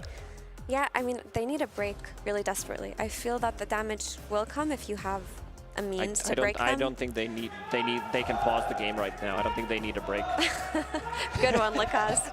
No, but I mean, like, they either need to look at a hero that can buy us early Silver Edge, or they could go way back to a few months ago to the last patch. Like, they would often pick things like Phantom Assassin when you need to break. But the thing is, she got nerfed, right? It became an Axe Scepter instead of a Shard.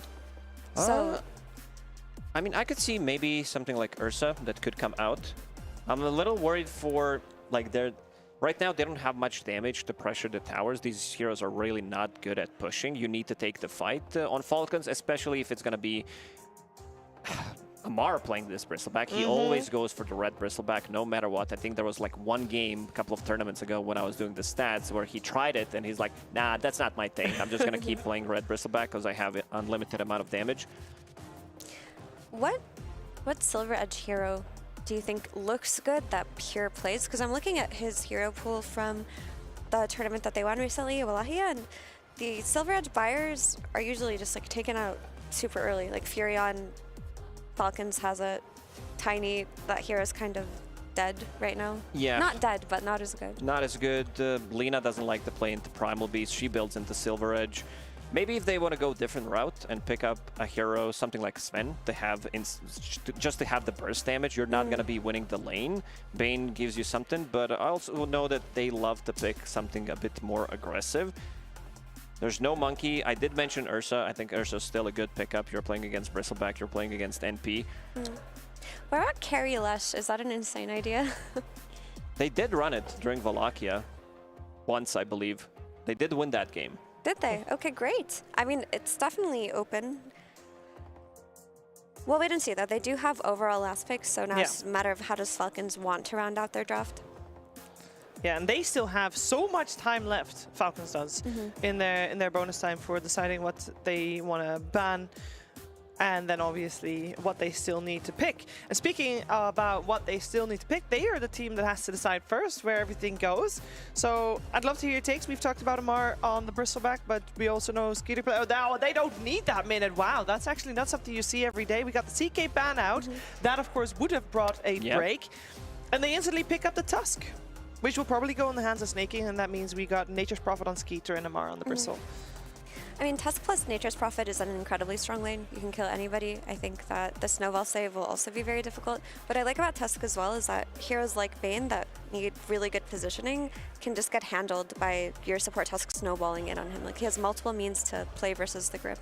Yeah, this lineup just screams damage and tankiness. You also have relatively short cooldown on Snowball, great against Bane. You can buy a little bit more time. And let's see what BB team is going to pick up. That's the break. Dude. I mean, it brings a break. Okay, I'm going to go ahead and say... It's pure hoodwink. Pure hoodwink, okay. Okay. Yeah, analyze this, please, people. Okay, listen, I think you don't take the sharpshooter facet, that's the bait. You take the go nuts one anyway, because it gives you a lot of... He's got go nuts right now. Because it's like attack range, and you can build on attack range items. You have sharpshooter that's a low enough cooldown to kill these targets. But this hero, like, she really dies super quickly. Like, if Tusk gets on top of her or sets up, or Shaman gets on top of her and sets up, like, there's so much ways to get on top of her with TP or like an instant connection and follow-up. She's very much an unknown hero. I think with the removal of Gleipnir and the way that it functioned, she lost like a core part of her kit that allowed her to play as a core. I can't really theory craft what items you go. Maybe something like Hurricane Pike and Desolator, and that's what you play on. But I'm not the biggest believer. Hopefully I think everybody in their pubs experience, there's always some hoodwink spammer that loves to play like carry from time to time. Not in my pubs, I'll tell you very honest, Lacoste. And you know what happens to them, Lacoste? They lose. They get reported 5 times. They 9 times. Nobody likes to play with or against this hero. Okay, so let's focus on the first things first. Hoodwink is going to lane together with a Bane, and they're going to go up against a Bristle Shaman. How are they doing there? I mean, I think you're okay, honestly. Like, you have means to secure range creep. You're not gonna range creep. You're not gonna die. Like, if you get TP'd on, you have Scurry, so you just get through the sprout anyway. And maybe that's something they were thinking about. But like, do they kill them? I don't think so. I really don't see them killing them. You can't pull the lane against Bane. If he gets Nightmare level 1, it stops the position 4 from going in and pulling, unless Shadow Shaman maybe gets a boots of speed, just because this matchup is not going to be easy for them to play. Just straight up 2v2. Trading against Hoodwink and Bane might be a bit too difficult. And I know Avery's a huge Hoodwink fan. He's got a Hoodwink wallpaper, so I'm really excited to hear him talk about his Hoodwink wallpaper. Oh, we don't have to wait too long to hear him talk about that one. I'll be very honest that did anybody have Hoodwink carry on their bingo card? Because I certainly did not. I I didn't, but like I said, they really need a break. If they don't have a break, none of these cores are dying on Falcons, and all the good Silver Edge heroes were not available. Well, I saw Avery raise his hand when I asked who had Hoodwink on their bingo card for carry. As Melreen already said, I'm gonna give this one to Cap and SPG. BB team have gone nuts. They're insane. Loopy, out of their mind. Avery, Hoodwink carry? Really? Really? Yes. Perhaps the second most important tournament of the year, and you go Hoodwink carry? Yes. What is this? Because he is a Giga Chad, and he knows what the real meta is. I don't know what it is, but he knows apparently. What's the chat we got going on here? What have they said to each other so far? 30 seconds. Let me scroll back for you. Bunch of tips coming out of DC. Maureen said, Papa coming. Papa coming. Papa's coming. They said, good luck. Mercy Pure. All right. Well, I mean, we praised BB Team. We said what we love about Pure is the fact that he's got a different kind of hero pool. Trying to pull him out. Snaking, now body blocking him a little bit, but it doesn't matter. It's going to be first blood, and it's going to be first blood to the carry Hoodwink. Oh, yeah. I mean, I am genuinely excited to see what Pure can do with this. I do think the panel was underrating it a little bit. Now, I'm not going to try and oversell you on this carry Hoodwink because it's a gamble. Don't even try and sell me on it. It's a gamble. Period. This hero used to be extremely viable as a carry. Some of the things got nerfed, though. You have to take this facet to get the extra range on the Acorn. Some of the talents are also a little worse for it. You still get the double Acorn shot at 25, and you still get armor corruption at 20. You get another. Okay, I mean, if Acorn you're telling me bounce about at 15. 25 talents to justify your pick, no. No, and I will also say no. this. The one thing this hero has going for it is you get triple Scurry charge if you want to take that at 10. All right, and it's pretty insane. Like what you can do in fights with the triple Scurry that also buffs it up with the Go Nuts, right? Because Scurry's getting that bonus, you get that. Can you explain the Go Nuts facet to us all? You just get extra attack and cast range. Okay. Based on the level of Scurry. Cool. But since you have triple charge with the level 10 talent, you're always in the trees. You have a crap ton of cast range, crap ton of attack range, and then you're getting that redirect chance onto the trees, effective miss chance. Hero is really annoying to kill. He operates from super far away, and I think that's kind of the goal here with this pick. Is it's like a pseudo sniper. I'm going to be so far back in the fight, you're never going to see me. I'm just going to be throwing these low cooldown Acorns out. If you can get to Daedalus, if you can get to Deso, if you can get to Mjolnir, those are your big damage options with this hero. You can scale considerably, and your late game talents, I know you're saying, oh, who's going to get to level 25? But we actually do see a lot more high-level carries nowadays consistently than we used to. I don't think considering level 20 and 25 talents for the one position is that unreasonable in most games. I would say 25 is unreasonable. If you're banking on that for some reason, if you're talking about Nature's Prophet, sure, that guy just gets boatloads of experience because it's all over the map. The Nature's Prophet can't do anything to Pure this game. How do you sprout this guy? Oh, right, because he's going to be playing in trees the entire time. That sounds really enticing. It would be real shame if Falcons had ways to, I don't know, break down trees, get vision on heroes inside of trees, to do extra damage on heroes inside of trees, to, say, directly target the hero and roll after them in a snowball-like fashion. They don't have any of that, fortunately. They have none of that. There's no way to break through trees, trample over them. I don't know. I mean, you kind of got me interested on the 3 stacks of the Scurry. That actually sounds pretty interesting. It's pretty good. I do feel like Falcons have an answer to that, sadly. I mean, honestly, Austin, who cares?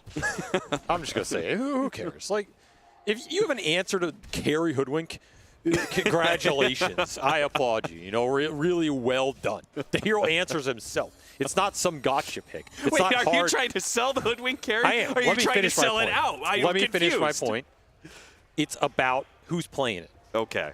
That's what makes it work. You know, some heroes are not about matchups or draft. They're about raw skill and belief, faith that you can make the pick work. That's what I like about it. I expect a Falcon Blade into probably Treads, Maelstrom, maybe a fast Deso. You're going to get Dragonlance on this hero for sure at some point, which you can then get Hurricane Pike later. Quite a good Hurricane Pike game. Okay. Could see Silver Edge as well, though. That's a little less tempting now with the build-up. And Scotty is underrated on this hero. Okay. You get Scotty Daedalus going through these fights with some armor corruption. No joke. No joke, my friend. So look out. Papa's coming. Again, I would just believe in it more if they were more like right-clicking heroes on Falcons. You know, where you've got the whole his innate, right? Hoodwink has that innate where you've got evasion next to trees. I agree. That part of it is not working out too well. It's like who's actually hitting you? It's the a Furion. direct, well, it's a direct counter to the Furion. They got that at least. Yeah. We'll see. The one thing they better do is win their lane. They better win their lane. Sprout on to save with the snowball on after, or not him. Went on to the neutrals. I do like that they have this save Marcy again. I want to see. I still want to see more of this hero. I want to see what these top pros can do with it. I think it still has a huge amount of potential. In theory, a nice hero versus the Shaman as well. Crit trying to bring the Shaman back in this game. This hero's been top of the chart for a while now. It's just super hard to kill. Marcy just jumps on you, can displace you, can insta-burst you down. It feels like the matchup's pretty decent, honestly. Okay. I kind of like that. And, of course, biggest factor in this game is I do think Puck is the end-all, be-all in this game. Like, Falcons will always scale their tricore, but Puck in this late game is a monster. And that is a concern for Falcons. You do not want this game going ultra late, I think. You don't feel like they have enough control over the Puck? They've got Shadow Shaman and I think Primal Beast. You get a Blink Dagger, get the grab. Not with, in theory, triple save behind him. Okay. You have Sleep Save, you have Pick Me Up, you have Dazzle with the Grave. Like, that's a lot of bailout. And when you give Puck bailout, the hero becomes a menace. They're going to rotate save top, try and get this Marcy going. They're getting a lot of quills on them, but maybe they can overwhelm Amar quick enough. Amar might be able to get the Bane kill. Oh, a little bit of heal. Amar's actually turning the quills back around on them. Okay, Blood Grenade. Can they finish him off? Blood Grenade on the save. It's a double. Skeeter, he teleports in to help finish off Pure, so they get a 2-for-1. And Kataomi incredibly low as well. If you don't have Furion coming in there, that's a better trade for BB team. But unfortunately, you do have to deal with that hero in the early game. At least Pure got the kill first, so you get the extra experience on this Hoodwink. And Amar, not too happy about that situation overall for him.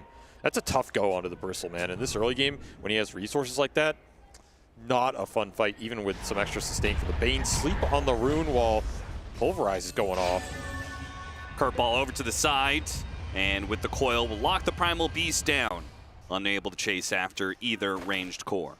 Gotta watch out for this Drinking Buddies bonus damage on the Primal. It's a nasty combo.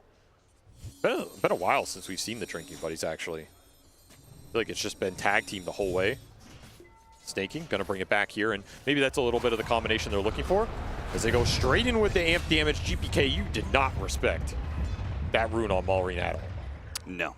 And with Crit coming in through the side. Speaking of Crit, if BB team wins this, do you think Falcons add Hoodwink back into the support pool? Because you've got maybe the #1 Hoodwink player in the game on the enemy side. I think if Falcons win this, they're going to use it as even more fuel. Why they should never pick it for Crit again. No, I was saying if BB team win. No. If anything, then they'll just steal it from Crit and have Skeeter play. There's no way Skeeter's playing that. That's just not his style. Pure, I can accept that. That's what people said about his Naga. 1T, 1TI on that hero. Yeah, silenced you real quick there. No, you Skeeter really hater. didn't. Skeeter haters abound. There's a massive sea of difference there between Naga, Siren, and Hoodwink. I'll sort this out. Guess I'll silence you real quick, huh? No, I was just admiring Pure. He knows what he's doing. He's got the right itemization going. You skip the boots straight into that javelin. Put this acorn to work. Kind of reminds me of the with the troll build versus Timbersaw, where you rush Maelstrom. Miracle Troll. The javelin. Never forget. Yeah. Very even early game across the board. I feel like this always happens with Falcons because can't really beat them in the lane phase, but I feel like if they don't have the cheese picks for like the last pick Huskar or the Viper Razors, they're not going to beat you that hard either. Snowball chasing after him and bowling through. In fact, Miro, who tried to help out save, is now going to be victim of Malrine as well. Didn't even pop that shield rune. No, not needed. He's off to a very good start on this Primal after that double kill. I mean, he is top of the chart. He's getting the power runes. Still has his tower full HP here. This is a dream start for the Primal Beast here that can just drive the pace super well. You get a fast blink. You could set everything up around the map. I do think BB Team's lineup is fine with dealing with it. Like, you have Coil, you have a Bushwhack, you have Sleep Grip. You have enough interrupts for him. And I think particularly when you play against the Primal Beast, having something with a BKB piercing stun is just super valuable because of how BKB dependent that hero is. So the fact you have the Bane sitting in the back this game, it's got to feel good. Like, this is a pretty good Bane game in theory against Falcon's cores. It's pretty good against the Bristle, pretty good against the Primal, do fine against the Furion. Like, yeah, Furion pushes the map in and everything, but, you know, you're always going to have something like that against Bane. I think this is a pretty good Bane game. Hopefully Katayomi can find some levels and put the grip to use. And is he going to be able to put the grip to use, though? I feel like... The Tusk is a big worry, but outside of that, I think even if you get it for 3 seconds, it's good. It's going to be good enough in these fights. I'm looking for Skeeter, trying to get that Maelstrom of his own done. He'll dodge that gank.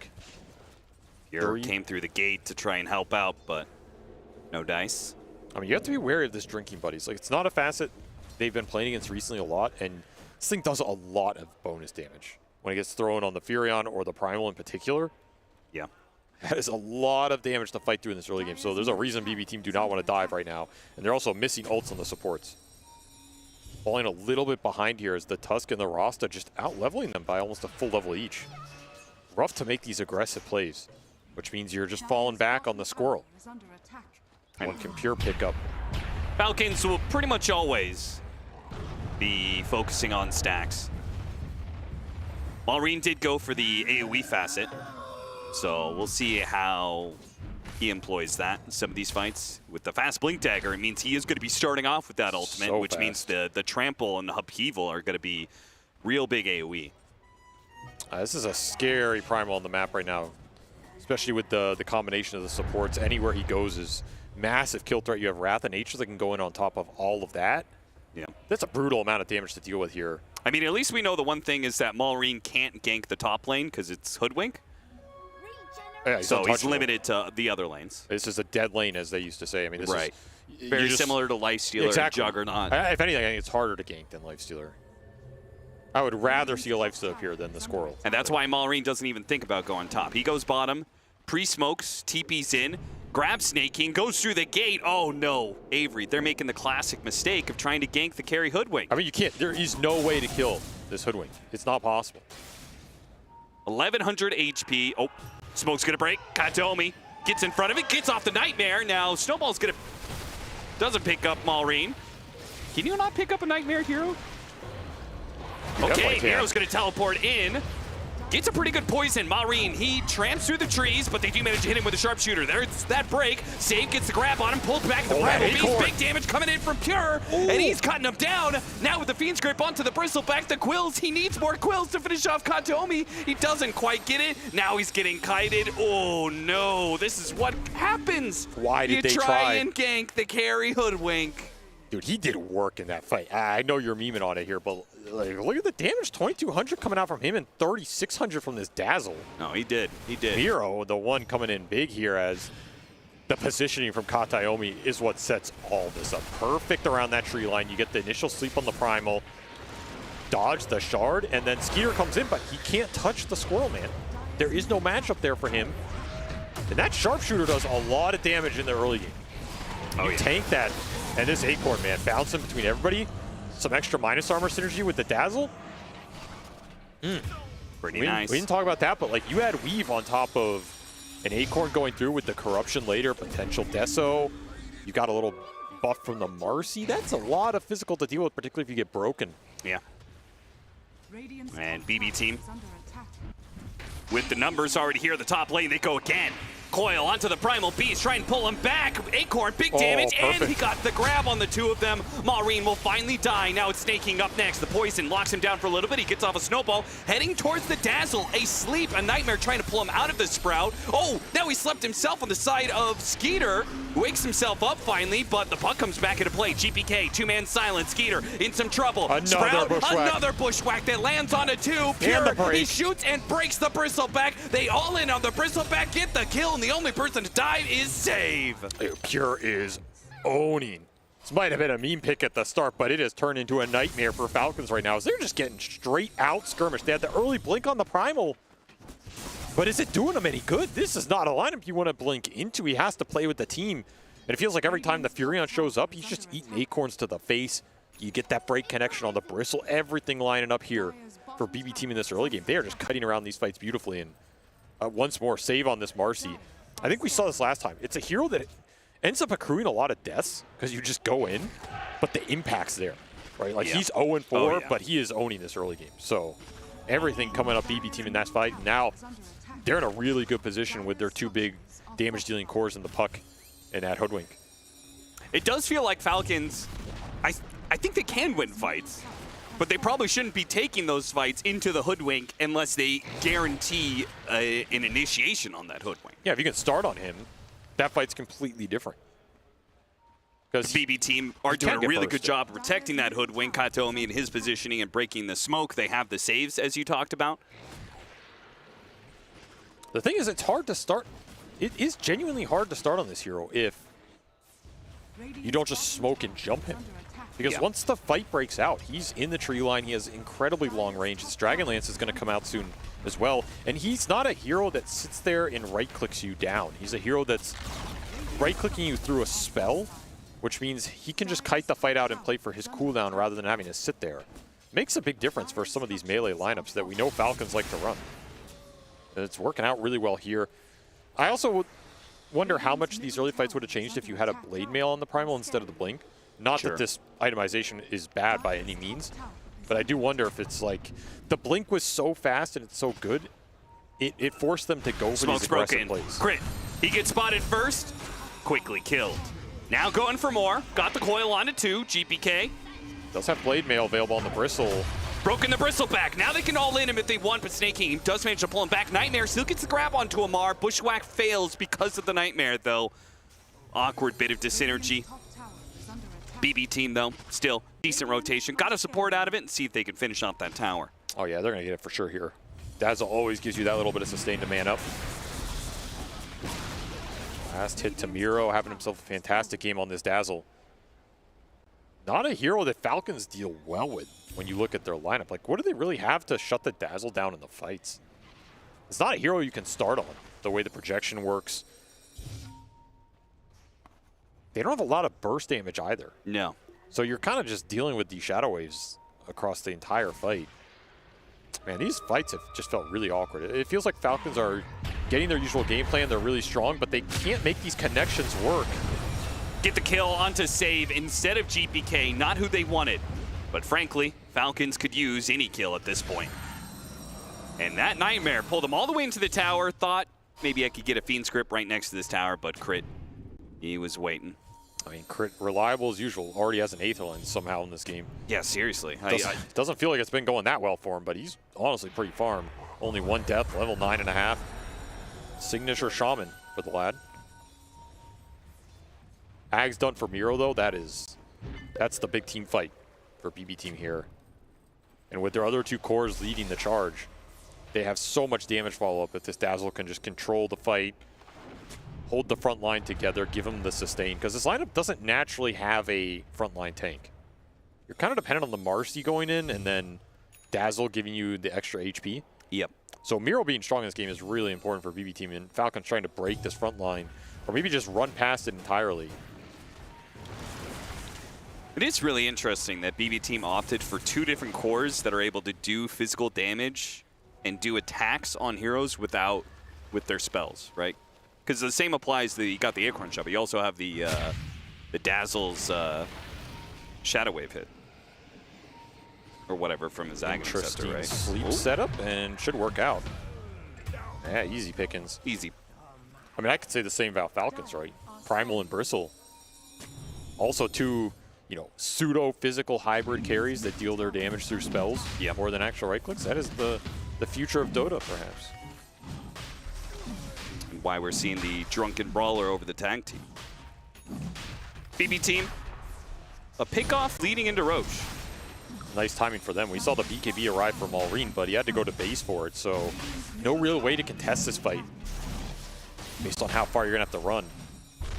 This is just a nice pickup for BB Team. Probably not a Roche they were expecting to get this free. One they'll happily take. Put that Aegis on Pure. He's even more invincible. Oh, he got the Brigand's Blade too. Oh, with that the is attack, nice. With the attack range unleashed. Yeah. That's super nice for him. Radiant are scanning. Did you know this was called Dark Mercy? Dire's Oh, yeah, bottom the tower is under passive. What kind of name is that, dude? Passive Dark Mercy on it. Like, what? What does that even mean? What? So that's when you know Valve ran out of actual names. Man, Katomi's been quick with these nightmares. Running into heroes. Instant nightmare. Another pick. They're just dismantling Falcons on the approach time and time again. Somehow Snake King gets some luck there. The big pine cones will take the last hit. I don't think it's changed much on the map right now, but no. A little victory at least. I mean, this is the nighttime vision for the Bane that Kataomi's abusing. There's no counterplay on the side of Falcons. He's just outranging them, finding these open initiations. The fact he's already level 10 means you have that Nightmare fully online, and there's the Mjolnir for the Hoodwink. You know, the other aspect of this hero is he is kind of a ghost pusher. Yeah. Like, you just throw this Acorn out on the wave, it kills it completely once you have this Mjolnir up. Lotus Orb. Pick up from the Bristleback might just save Amar here. Deals with the poison nicely. The extra armor, it's certainly not going to hurt. So Falcons, despite it feels like they're under a lot of pressure, they are still keeping the net worth to their favor, which, I mean, that's just such a Falcons MO, yeah, right? that's Falcons Dota. I mean, they're just an incredibly efficient team. Never really going to out-farm them around the map. You just have to get the catches when they matter and make sure you're scaling fine. And here, Falcons, BKB, we saw done on Mallory. He'll pick up an amp damage rune. He wants to fight. This is prime fighting territory for the Primal Beast. You aren't going to find anything. And of course, you are still going into that Aegis. So even if you find Pure, that's not a guaranteed fight that's going your way. If anything, I'd rather find the supports at this point. Like, I'd rather find Marcy Bane and take them out of the equation. The Dazzle, of course, if you get him. But in theory, you should not be finding Miro first. Like, if you find him first, that's a misposition on his part. They're baiting the Bristle out top. Here's got other things in mind, though. Got a Hex on a Pure, but he's got the Aegis, so this is going to be another situation where Falcons just give up a support, play somewhere else on the map. They are still building their net worth lead. Katomi, sneaky move, smokes straight to the Wisdom Shrine, takes it away. But Skeeter did grab the enemy Wisdom Shrine, so still a split in that regard. The Tormentor will not be split. It'll be given to BB team and to the Marcy specifically. That's a really nice shard. This one feels super good on the support Marcy. What is that shard? Lets you jump off enemies. Oh, I think is the biggest thing. Also, the damage is not insignificant. But just being able to run into someone off a smoke and jump off them or jump off an enemy creep or something is super quality of life. Pretty good vision out on the map for Falcons, but they haven't really been able to use it. BB teams have been playing on the upper half of the map. Most of it's on the southern half. Be surprised if they didn't try and smoke back to their wards at some point here. They feel like they have a good enough item timing. You ran that amp damage rune out on the Primal. The Furion's not going to lead these smokes because, I mean, he's just AFK farming the map. He'll join. Kind of comes down to Snake King to make that call. And he's the weakest hero in this game. Sometimes that has an impact. Like, guy who's making this smoke call is your Brown Boots Tusk with no blink. Don't always have the strongest read of where to go and who to jump. Yeah. When your game has been this slow and this clunky. Aegis is going to expire soon, but it's going to be replaced by a full-out Hurricane Pike by Pure, which is going to be a great addition to his inventory. Is he going the Pike? He's saving... I think he bought... Oh, he did have it queued up, and I thought he was going to buy it. I was thinking BKB could go either here. He's having a good enough game. The Pike is totally fine. Yeah, it's sick against Tusk Shards and Sprout, and then if you use it offensively, when the Primal Beast charges in, force movement stops that charge. Assuming he doesn't BKB, yeah. True. You catch him. It's going to be good whenever he gets in this game. He will eventually get it because Dragonlance is just a requirement on this hero. But he's already level 15, which, you know, I don't think this hero's ever going to lead the experience department because he just doesn't clear Ancients and he doesn't... Sometimes you miss some of the XP off of waves or whatever, but he already has the talents up. Like, this hero's so much about getting through your talent tree. This is honestly a pretty good position. What is that new talent? Sharpshooter provides vision while charging. Do you get like a little cone of vision? And it gives true sight. Weird. You get like the line of where it's going to shoot. That's interesting.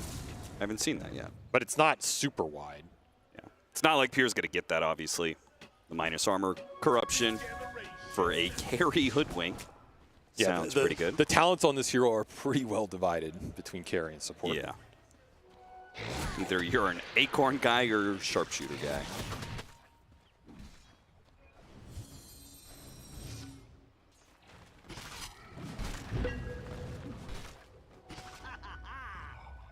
Well, I guess my next question is, it's all fine, well, good. BB team win early fights and such, but what happens if Falcons don't run into you like they were doing before? Now they're playing this dodge game. They're playing this farm around the map game. Are you okay with that if you're BB team? Are you okay with a longer game? I think they're okay. You go back to the puck scale here, and the fact you have so many saves in your lineup that this puck can reliably be a primary damage dealer in that late game because you're not too worried about him getting jumped and bursted when you have Graves, Sleep, Pick Me Up. Or especially Lincoln's to stop the initiation in the first place. Absolutely. Maybe the one concern is just you are playing against Falcons. Like, this is one of their strengths as a team, no matter what the draft is. They're just scary in the late game. Like, they know how to scale everybody up. They play the fights really well. They're a great spellcasting team. And, you know, that's Amar. That's his real threat as a player, in my opinion, from that offlane. He's going to get more farm than the average offlaner, and he's probably going to use it better in the later portions of the game than most offlaners in terms of just carrying the game. Yeah. Maybe he's not going to be the best playmaker, you know, finding jumps or whatever, but when he's on these hybrid scaling heroes, he's a beast. Whoops. Accidentally popped the smoke instead of the glimmer cape, so not only is he going to die, that's rough. But he lost a smoke Falcons could have used. Definitely knows about that ward on the high ground, though. Also, we'll reveal the Lincolns on GPK, not insignificant here, going into the next fight. Sure. Of course, Roche can be up at 30. You really want to be getting these lanes. And I will once again point to the vision Falcons have on the map. You look at the two ops, they're super deep on the map. I don't think these have really done much for them because they haven't been able to make smoke moves to them. And BB team haven't been farming, like they don't have a clear Ancient clear. So warding the Ancients hasn't given you much information here either because they're just playing the side lanes. Counterpoint, have you watched Skeeter's movements? Has Skeeter been using those wards? He has been using the top one, yes. So that is an option. He could be using the wards to aggressively farm if he doesn't see anybody there. He'll go to this top one here, for example. So you're right, there is some decent benefit there. I'm not saying they're useless. I just think Falcons haven't gotten the normal map control they would have wanted out of these when you have a Furion. Like, you can smoke to that deep ward. Furion's farming your side of the map. He can instantly connect, even if that smoke doesn't land. You don't lose much. It's very efficient. Instead, you're kind of having to rat out the sides of the map. And that's why we're not seeing this lead grow. And when you're not growing the lead with Furion, it feels a little bad, man. Refresher done for Maureen. Very aggressive choice. He's going to get the catch. The rest of his team try and follow it. Or it looks like he got caught, rather. But I thought that was going to be a sandwich play for BB team. Not at all, apparently. It was just Katomi dying and BB team backing out. Yeah, they're just farming the map. Like, they're not in a rush here. Everybody's getting big items. I have to disagree with that. My gut just seems wrong that you've got to carry Hoodwink and that you aren't trying to take over the game. You just have no faith. I don't. I will admit that I have no faith. You can always go Divine Rapier on this hero. that didn't sell me on it, but that's fair. Look at the angle Falcons Smoke's going to break on the side here, and they counter smoke. Oh, that smoke is immediately broken, and all of a sudden they spot a Shadow Shaman. Shadow Shaman, despite the attempt by Snaking to pull him out of danger. Yeah, you got broke. What was Falcons looking for there that they didn't pull the trigger on that fight? They just ran it at an awkward angle, couldn't get the vision, and like, his GPK sitting there. Can't really lead on him. Just awkward. Is it Miro or bust? Like, they just want to find the dazzle. If they don't find the dazzle, they don't think they could take the fight? Buyback from Snaking. They just feel disjointed right now. Yeah. They don't have a clear way to start the fight other than Maureen pulling the trigger. And if he doesn't like what he sees, you're not doing anything. Just that acorn shot bouncing back. I mean, also, refresher. Well, I was going to point out with this refresher is, like, how good is this when it's this early? Because you have no mana pool. This refresher's half your mana pool. Like, I refuse to believe you go in a fight, you use your entire kit, you refresh, that you can use your entire kit again. So you're saying you don't have faith in the No, refresher? no, I Primal don't. Beast. I think this should be. We just got a couple of doubters on the microphone. I mean, I think it should be a Kai item or a Shiva's or the Yags or something like this, right? Like, this is just too early for the refresher. I mean, he wants to have double BKB for the fight, but trying to bait out Amar. GPK, I think, was well aware of it. He blinks forward to break some of the smoke, get some vision of what's going on here. I genuinely think Falcons are just confused at how to start the fights when there's so many saves in this BB team lineup. They don't feel confident starting on anybody because, okay, if you go on the puck, well, we're not going on the Dazzle. If we go on the Dazzle, there's a sleep save, there's a grip, there's a Marcy pick-me-up. Puck's going to have a free fight. If we don't, if we're doing any of those, we're not finding the hoodwink. Skeeter's got to be careful. He teleports to the other side of the pit. That was right under a ward. He does not get caught, but it was close. It was a close call. He cannot go down. There's a world where you play off the Furion buyback for this Roche fight. He is 500 short. Okay. But, I mean, that's, 30 seconds for the Furion. I mean, Roshan goes to the other side. Falcons have more control of this side of the map right now. I think this is the play for Falcons. You get the buyback here on the Furion. You got it with that Wrath of Nature. You hold this, you take a 6-on-5. Downside of this Roche going to this side is BB team could do the same on their outpost. Sitting on the high ground, shield rune for Amar. He pushes forward, trying to force some action here. Look at the flank, though. Puck on the backside. They caught the Tusk. They did, and they are taking out the Tusk almost right away. Meanwhile, they're going for the Dazzle, trying to take him out, but he jumped into a Fiend's Grip. The teleport in from Skeeter is really awkward. He gets off the BKB. He's trying to hold Pure back. Pure walks through that Sprout and finishes off the Furion easily. The Dazzle doesn't die with the Nightmare on the Bristleback, and all is going wrong. Now they commit back in for Miro. He's got another Shallow Grave.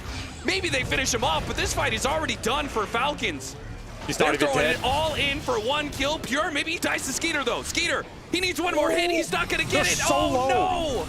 All these low health heroes. Save's going to jump on a Skeeter. It's going to look like a dieback here as he gets tossed back into the puck who finishes him off. Amar chased after these heroes. He finally did manage to finish off Miro. Maybe he can get saved. Oh, nice blocking from GPK and pick me up to take him away. Amar desperately trying to get at least one more kill out of this. The hairball doesn't connect. Save is home free. Beautiful kiting of this Bristleback. They just controlled him with the utility from the Bane. The sleep's been really annoying for ATF in these fights. And he's not the biggest damage dealer with this build. It's more of a utility bristle between the hairball plus the Crimson. So if they just sleep him and deal with the damage dealers, that fight's easy. Beautiful grip onto that Furion as well. That decides that fight by a large margin. And the fact that both Miro and Pure lived on less than 50 HP, you're really playing the margins there and playing them well. Now you're level 20 on the Hoodwink. You got your Corruption talent. Parasma's done on the puck. The damage is starting to pick up here. That was your big Furion buyback fight. Yeah. And you didn't win it. You lost the Furion twice. He's still dead for 50 here. Such a long death timer because he's so high level. And Falcons, it's going to be up to Amar to try and stall this out. A bash on a Pure created a small opportunity. They go for the Nightmare Sharpshooter shot. And look at that Bristleback get melted. He gets off the Lotus on himself with a Glimmer Cape on him, trying to deke away, but save. He'll close the distance. And two more hits. Pure, he'll get him. It got him in the end. He still had an Acorn shot to use too. GPK, he jumped on Crit meanwhile. Goes for the other support in Snaking. Spots him. And think he's dead. You can't frontline like that. Not when GPK has such a good angle on your supports. You can't bail him out with a snowball save because, well, you're getting coil silenced by the puck on the backside of that fight. And of course, you can't frontline on your own because of the break. And finally, BB team feels like they've been winning this game for 20 minutes straight, but now it feels like they finally kind of crack things open. They'll get a large net worth lead. They've got another Aegis to work with. Daedalus soon to be done for Pure. He's got that 20 talent. Oh, he's hitting his stride. Like, he is getting to the talents. He's getting to the big items. He got Shiv as well, so he got Brigand's Blade into Shiv, just kind of the Hoodwink dream right here. And another catch up top will result Fiend's grip. in an easy pickoff here. Chaining the stunts nicely, so no opportunity for a BKB. This Bane's been a problem this game. Yeah. It's a really big problem for their lineup. They don't have easy ways to stop the grip because the supports are getting controlled by the puck.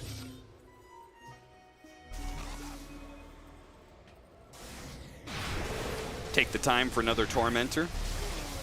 See who gets this one. It's Miro. Very nice. So now your options of killing Miro at the start of the fight, they were pretty grim to begin with, and now they're non-existent. Yeah, no chance. You just have to fight through it, and that is not fun. Particularly when you look at the armor on the side of Falcons right now. You have the Lotus. I mean, Amar has some bonus armor, but this Primal is... He's fish food, man. He's got no armor at all. Downside of going for this refresher before the Shivas. Yeah. He's going to get melted. That's... Sounds like itemization really coming into question here, right? Should he have gone the Blink Dagger first? He had such a fast Blink Dagger. It was pretty enticing, but Blade Mail is usually the typical build-up for this hero. It's just one of those games where you watch it and, you know, we can sit here and watch it and go, I could have seen how Blade Mail into, like, Shiva's BKB build-up would have been better this game. But I absolutely can see where if that first Blink move works, you catch the Hoodwink, we could be looking at an entirely different game. Oh, yeah. Skeeter. He's almost level 25, but he is going to be dead for a while here. Caught on the Wisdom Shrine. You can't keep stealing that forever. You'll get punished eventually, and BB Team full commitment to do so here. 90 seconds. No enemy carry and an Aegis. BB Team. Is this going to be the window to take a little gander at high ground? Still have 2.5 minutes on this Aegis. Pure looking for a Satanic. That'll be his next item. That is going to be a beastly item to get here. And I mean, GPK Shield Rune, he's going to play super aggressive right now, looking for 25 of his own as he's matching the Furion's levels. Falcon's in big trouble right now. Have to find a way to weather the storm and get to the later scale on the Primal and the Bristle in particular. And again, the Furion, he's so high level every time you die. Feels like an eternity before he's back on the field. Yeah. No buyback available. Still has that cooldown from the earlier fight. 2 minutes for Pure to do whatever he wants right now. Wonder if Falcons are even going to fight this. Probably not. I don't think so. I think they're just conceding whatever he can get before the Furion's back up. And hoping that's only one lane. Could be two. And save. He's going to call that. Pops his ultimate to help take down the towers a little bit quickly, and they're going to go for 2. Wanting to end the game here and now. Trying to force Falcons into some sort of fight without their Furion. The Furion's back up now, though. Putting Pure on the front line is giving Falcons an opening onto that big damage dealer. Hexed up. No sharpshooter, though. Pure aimed for the supports. Malrain, his initiation completely whipped there. Gets the grab on Miro, trying to blow him up. He gets off the Shellgrave in time. Now they go back in, refresh. Another grab. This one's going to be on Pure. Pure's getting a little bit low, but he still has that extra life. You have to remember, Sharpshooter goes out, doesn't hit Snaking. Instead, it's on Skeeter. Got the dazzle. When he comes back in on this second life, can Pure get away? Trying to pick me up, gets him out. Coil onto 2. Meanwhile, Malrain chasing after him. Skeeter, he forced that sword to finish off Pure, and he does manage to get him. GPK, a lot of low heroes, will not jump to his orb. He's going to call it quits on this fight. Cut their losses. Falcons. Valiant defense. For the first time, they managed to kill the Hoodwink. Downside of putting Pure on that front line to hit the building when everybody's up, it's just so easy to jump him, see other heroes, and finally they get a connection on who they want in this game with just the Miro Dazzle. Yeah. That's the big upside of Malrain going in here is he canceled the grip with his own charge, or maybe Pick Me Up I think it out. Pick Me Up stopped it, yeah. And then you're just able to lay in all this damage on that Dazzle. No punishment. Yeah, he survives here off the grave, but you know you're going to be able to run him down here.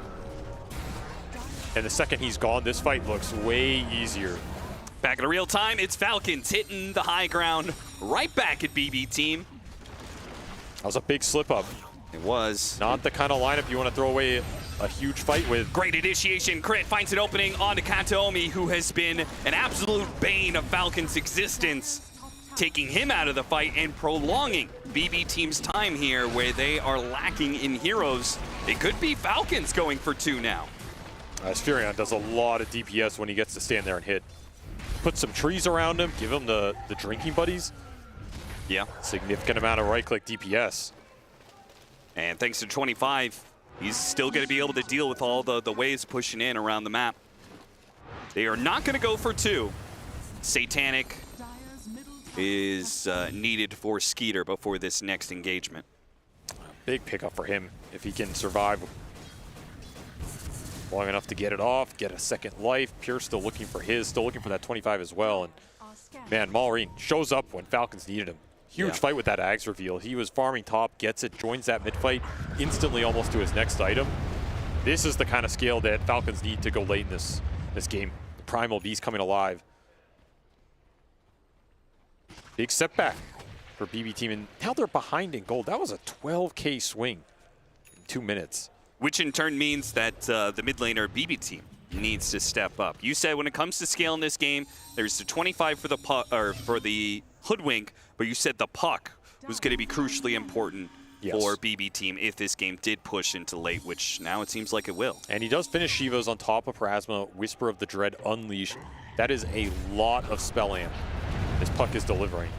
Something to watch out for here, as he also has 25 Dream Coil piercing that debuff immunity. Another big talent in this game when you're dealing with double BKB cores that need to get a lot of damage out during the BKB durations. GPK can definitely cause Falcons problems. BKB is up next for him. BKB purchased by Save. Feels like a lot of this game is what Maureen gets done. Like, does this Primal get in there and get to use both his BKBs, both his pulverizes, disrupt everybody, take the Dazzle down? Or does he get caught by a coil, a grip, something that interrupts him and ruins that team fight? If we can get to Ags on Kataomi, it feels like the grip is assured, right? No matter what happens with like the pick-me-up, you know, canceling your grip, like that's not going to happen if you got the extra illusions to hold the grip, and he almost has it. So, I mean, I'm surprised he's not just selling this wand to buy it out here for this smoke. Like, yeah, you're smoking without this Bane Ags, and he's got a Windlace in his backpack he could sell too. Yeah, this feels a little awkward, but nonetheless, it's not as important to have it for this smoke play if you're looking for the pickoff as it is for the next big team fight. And of course, 25 on that Hoodwink. I mean, gotta prioritize it. It's a massive talent for this hero. Yeah. Like it makes this hero in the late game. Did get Monocle as well. Dude, his neutral item roll has been insane. What's the enchantment he's got? Titanic, so. Okay, extra base attack, yeah. Yeah, status resistance, probably not too useful. No, but, probably not. A little extra damage goes a decent way. Particularly since the biggest disable he has to worry about is a Primal Beast, which status resistance doesn't do anything for. He's getting Shivas next. I will say Monocle against Furion is a little worse because of the Wrath of Nature bouncing through. Yeah, combined with the Primal Beast, like Shivas. Yeah. The chances are you're going to disable that. I feel like players actually don't really think about the fact that this item can get disabled a lot of times. Sure. You just think, oh, attack and cast range, I'm going to take it. But it's like in a game like this, how often are you going to be in the fight where it's not disabled? Now, maybe smoke time. That first hit is all that matters here. And of course, he had an amp damage on Pure. They really want to take advantage of it. This is a huge move for BB Team with this rune. See if Falcons just try and dodge it out. Butterfly delivered for the Furion. No buyback available for Skeeter. He buys out. Oh. That is massive. He cannot go down early in the fight. Could just be the game on this smoke move. They find the right heroes. Smoke is going to break on crit. Shivas goes out, spots crit. Quick kill there. Now they see Maureen. Hurricane Pike trying to push Matt. BKB is going to be activated. He goes for Pure, gets the grab onto Save instead. Refreshes. Now chases after Pure. Got the grab on him. The Hoodwink. It's being smashed. The snowball put onto him. He's not dead yet. The Satanic goes off the anchor shot. He heals up almost to fall, and a sharpshooter from across the screen takes down Maureen. Save in the right place at the right time. Bailing the carry out gives him the time he needs. Buybacks on supports from both sides. Very even fight in the end. Yeah. But it looked way better for Falcons than it did for BB Team there. The positioning was so awkward going up that hill, having your smoke broken with a bristle behind the trees and the fight gets separated. The Hoodwink getting Way grabbed. too chaotic. I thought a Fury on teleport was going to come in and the Hoodwink was just going to die, but he manages to live through the disables. Satanic Acorn Shot is one hell of a way to get back to full HP. And he's got 2 of them now, 25 online. Yeah. You thought we were never going to get there. We did indeed. I mean, my argument would be you probably should end the game before you get to that point if you're doing carry Hoodwink. But I guess we'll put it to the test here. It's a bold Roche attempt when you don't have the Fury on Bushwhack, by. it lands on a Skeeter. Skeeter already at half HP. He's trying to finish up this Roche, trying to get the Aegis, gets the grab before GPK can. Satanic trying to heal him up a little bit. They're going to get the kill on this save. Now a shot goes out. Crit in some trouble. GPK there on the other side. Skeeter will die inside the pit, and a lot of Falcons heroes are low. Can they help out Skeeter inside the pit? No I don't think so. chance. Fiend's Grip, they leave him behind. He will have Snake King buyback. kind of stuck around. He's going to die as well. You got just enough for buyback on the Furion, though, out of that fight. That might count for everything here. Falcons are going to have to defend their base. Cheese on to save. You got the banner and the cheese out of that pit. Level 25 for the Bristleback is next. Which Talon is that they took? Warpath Warpath stack, damage. so his right-click damage Yeah, is he's really trying amped up. he's trying to scale up, and we do see the Shiva's done for Maureen. Big damage boost for him. Extra mana capacity for this Refresher Ags. Got to be careful with this jump forward. Malrine, he gets grab onto, and here comes the buyback. Furion, he's going to try and go after this one with a teleport in. Pure, they spotted him, Coil get the snap. vision on, going after him. The coil snap on Malrine. Malrine's dead. Pure's keeping his health alive with the Satanic. Skater, he's got no more health now. He just turns on a save. Shallow Grave goes out. Save's going to be okay for now. Amar chasing around. He's trying to help out Skeeter where he can, but Save, he's only just now died. Skeeter still has 4 more heroes to get through. No chance. BB team will take them all out. It's just Amar left. Amar versus the world. BB team. They've got this well in hand. Nothing stopping them from claiming game 1 victory. Too much sustain for Skeeter to deal with. He got a full fight there. It just doesn't matter. Too many targets to bring down. The Maureen Primal Beast got interrupted going in there and didn't have Refresher for that fight. That's the big difference maker. He can't get a second round of everything off. No second BKB as that cooldown was still ticking from the Roche fight. BB team looking at a game 1 victory Boy. here. Crit buys a boot to travel, teleports up to top. He's going to bring some heroes back. Bristleback, can he hold this against less than 4? Yeah, Snakes are doing some work here. Yeah. BB team got to hurry up. I mean, They really do. This is slow and clunky. Okay, Fiend's Grip all in on the Bristleback. Take him out of the equation. He's gone, no buyback. Now it's just the Shadow Shaman. Yeah, now the GG is called. All right, all right. Man, Crit. what a nice game, though. Like, really cool game from BB team. This draft it's a glass cannon-oriented draft. There's a lot that can go wrong for it, but when it works, it looks really beautiful. And taking advantage of the fact Falcons are going to pick some of these heavy melee core lineups that can get kited around, that are dependent on the BKB, and you had answers to it. You had the longer range cores, you had the mobility core in the puck, you have the BKB Pierce in the grip, in the debuff piercing Dream Coil that we got to the later talents, and those 2 talents were huge for BB team. The extra Acorn, the debuff piercing Coil. Maureen just has too much to go through here, and he's the only hero that can really create chaos in the fight and open it up for the other cores.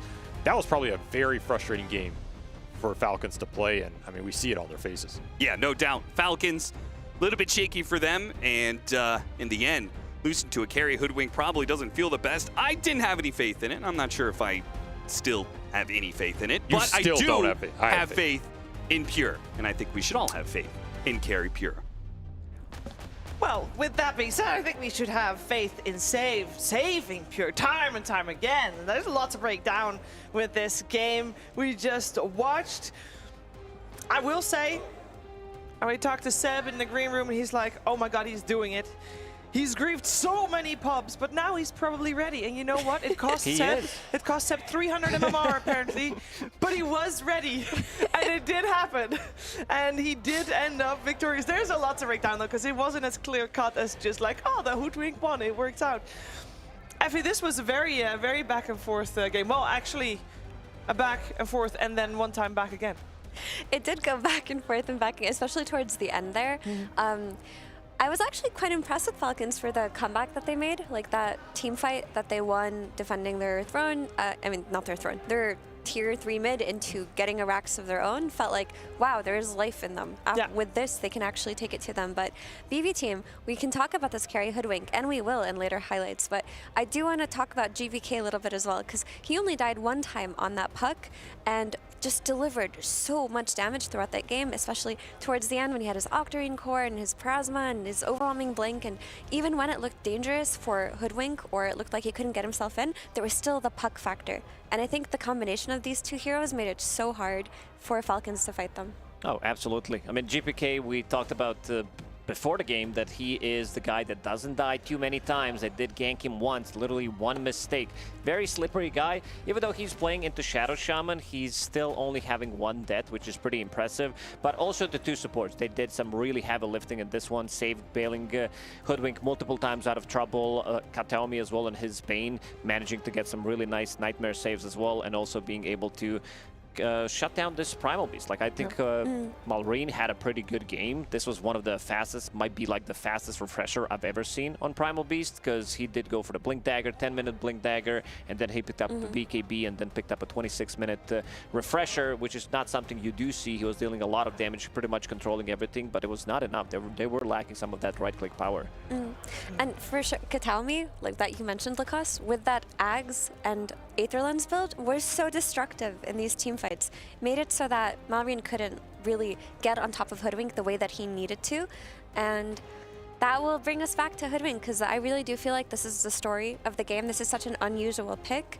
It brought up so many questions, but it looked so good in certain moments. Actually, when you think about this hero, it's a bit like a Furion in that it'll build Maelstrom early and it can keep its range from far away, but also when it gets to level 15 and gets another Acorn Shot bounce, it can keep up in net worth too. Because at some point in this game, it slowed down and both teams were just farming, but Hoodwink was keeping up with Furion really early on, which few carries can do in this patch. Yeah, I think overall it's a very good carry-to-carry matchup as well, because you are playing, like your innate ability basically gives you 35% evasion. It redirects the damage. You're always going to, and you can get out of Sprout easily. You get that one extra Scary Charge on level 10. Her talents are actually really good. You did mention that one Acorn Shot on 15. That was +2 a long time ago when she was played as a position 4. Level 20 as well, you get the extra Corruption, but the level 25 is the big one, where you get those 2 charges on the bounce and the damage becomes insane. And he also realized that he needs to be able to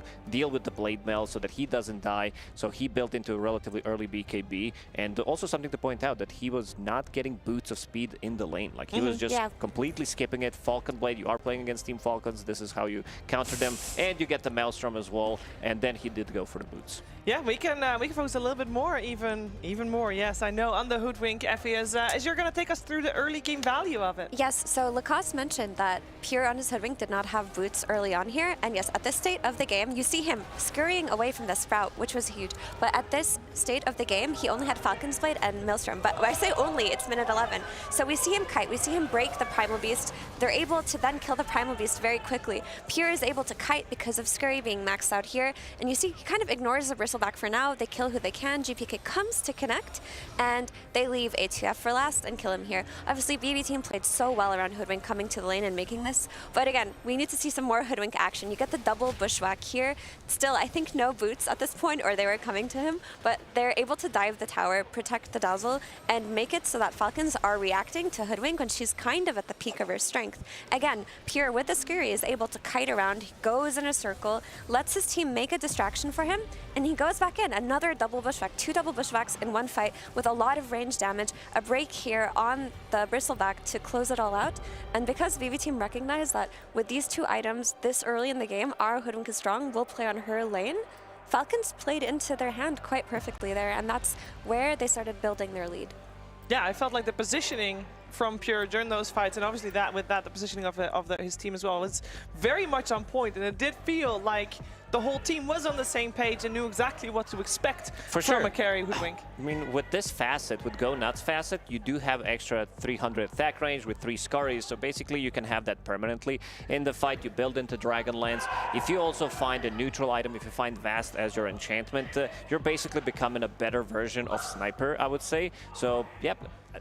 I don't think we're going to be seeing like other teams maybe experimenting as much. I think this is more of a pure related type of a thing where he's ready to experiment with pretty much anything. We saw like other teams as well. We saw Yatoro playing CK. I think we're going to be seeing type of these carries maybe fitting in slightly more in the meta because teams are willing to experiment. Yeah, and you know, we can highlight Hoodwink more, but we also want to highlight the other players a little bit. And Lacoste, you specifically wanted to talk about Kataomi's Bane. Yeah, this is his probably, I would say, best hero, because he has, you know, maybe if we go back, we can talk about him being the Winter Wyvern player, but overall, he is very, very good at setting things up on the map. Like, this doesn't feel like it's much. You are killing enemy position 5, but what they're going to be able to get out of it, and with this Sleepwalker facet on Bane, it will allow you to pull him back to the low ground, and this is going to be Rosh. Just removing one piece of the puzzle, and also being everybody else is around Roshan, does allow them to kill this Roshan 18 minutes into the game. Pure is going to be the one picking up the Aegis, so it kind of sets the tempo for the game, because Hoodwink is playing in a lot of these counters. He's playing into Primal Beast, he's playing into Tusk as well, and there's going to be another pick-off here, because Kataomi, you did mention the build that he did go for with the Ether Lens. It does allow him to set things up from a distance, but this time around, because what Shaman wants to do here is he wants to relieve some of the pressure, drop down the wards, and be sure that you kill a tower, collect some of the information. Kataomi is going to be able to find him. They're going to be able to grab the kill as well, and immediately, as soon as he gets slept, they are going to be dying. And on the other side of the map, again, Kataomi, Nightmare, into the Fiend's Grip, and the rest of the team, they are ready to back him up immediately, which is going to be resulting in another big kill for them. Yeah, it was a strong game for BB team. Also, I mean, maybe we are not going to be seeing that much Hoodwink carry, but I do think we have got... oh, this is actually the big comeback fight, Effie.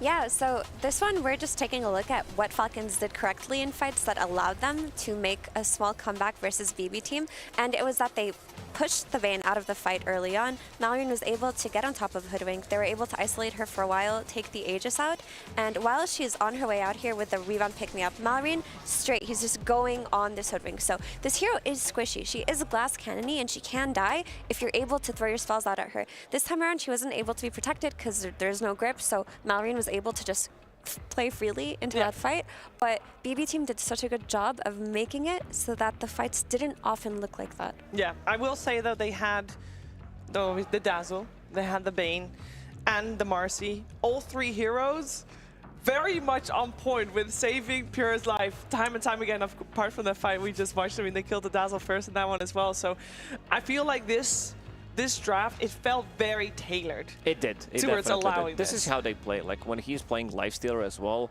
they are going to be using multiple things on him. There was one game during Wallachia when he was building into Octarine core as well with Aghanim Scepter, and he's really pushing the limits. Like, you're not going to see other carriers being as aggressive as he is, because he knows that the team is going to be backing up. If he's in, nobody's going to say, oh, no, don't go. And they're definitely following him in his adventures every single time. No, they will, and they did. And that's why they are one game up in this 2-game series. And we saw the looks on Falcons' faces. They will try to come back with something stronger in game number 2, which will happen after a break.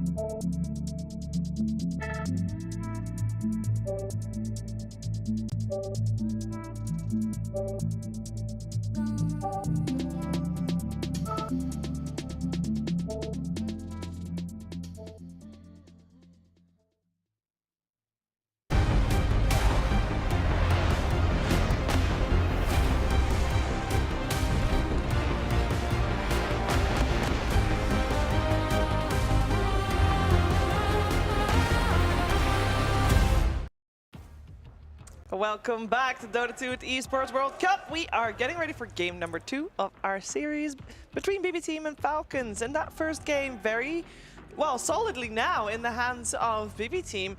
And I will say this was a draft coming out from Falcons. And I want to talk about it a little bit more because we focused a lot on what BB Team did right and how cool they played. And it was very fun to watch.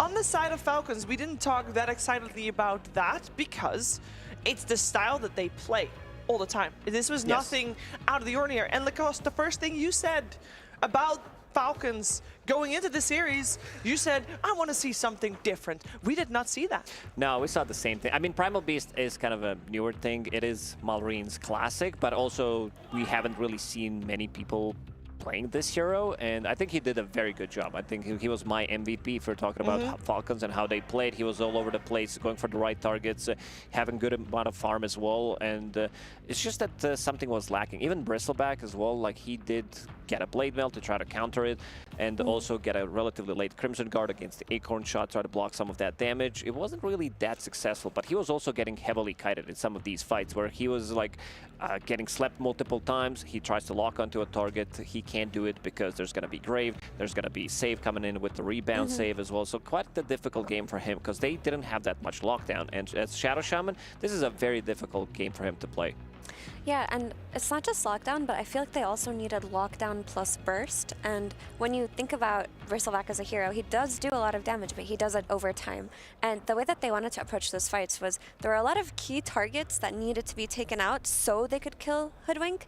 So there's Dazzle with the Grave. You need something that can get on top of Dazzle, stun him, and kill him in the duration of that stun. But then also, you have to deal with the Bane, who's going to grip your Primal Beast somehow. And then after you deal with these two things, then you can get on top of Hoodwink. So it was just like way too many holes that you need to plug in that sinking ship. Sometimes if you are losing with or if you're like 5 to 10k gold down against a draft like this that does have multiple saves and you don't have that much burst damage, the fights are going to be quite difficult because Dazzle with his abilities, he can get multiple Graves, multiple heals in a longer fight. Then you also have save, then you have Bane resetting, BKB piercing tool. It gets quite difficult if you can't really lock onto a target, instantly kill it and go for something else.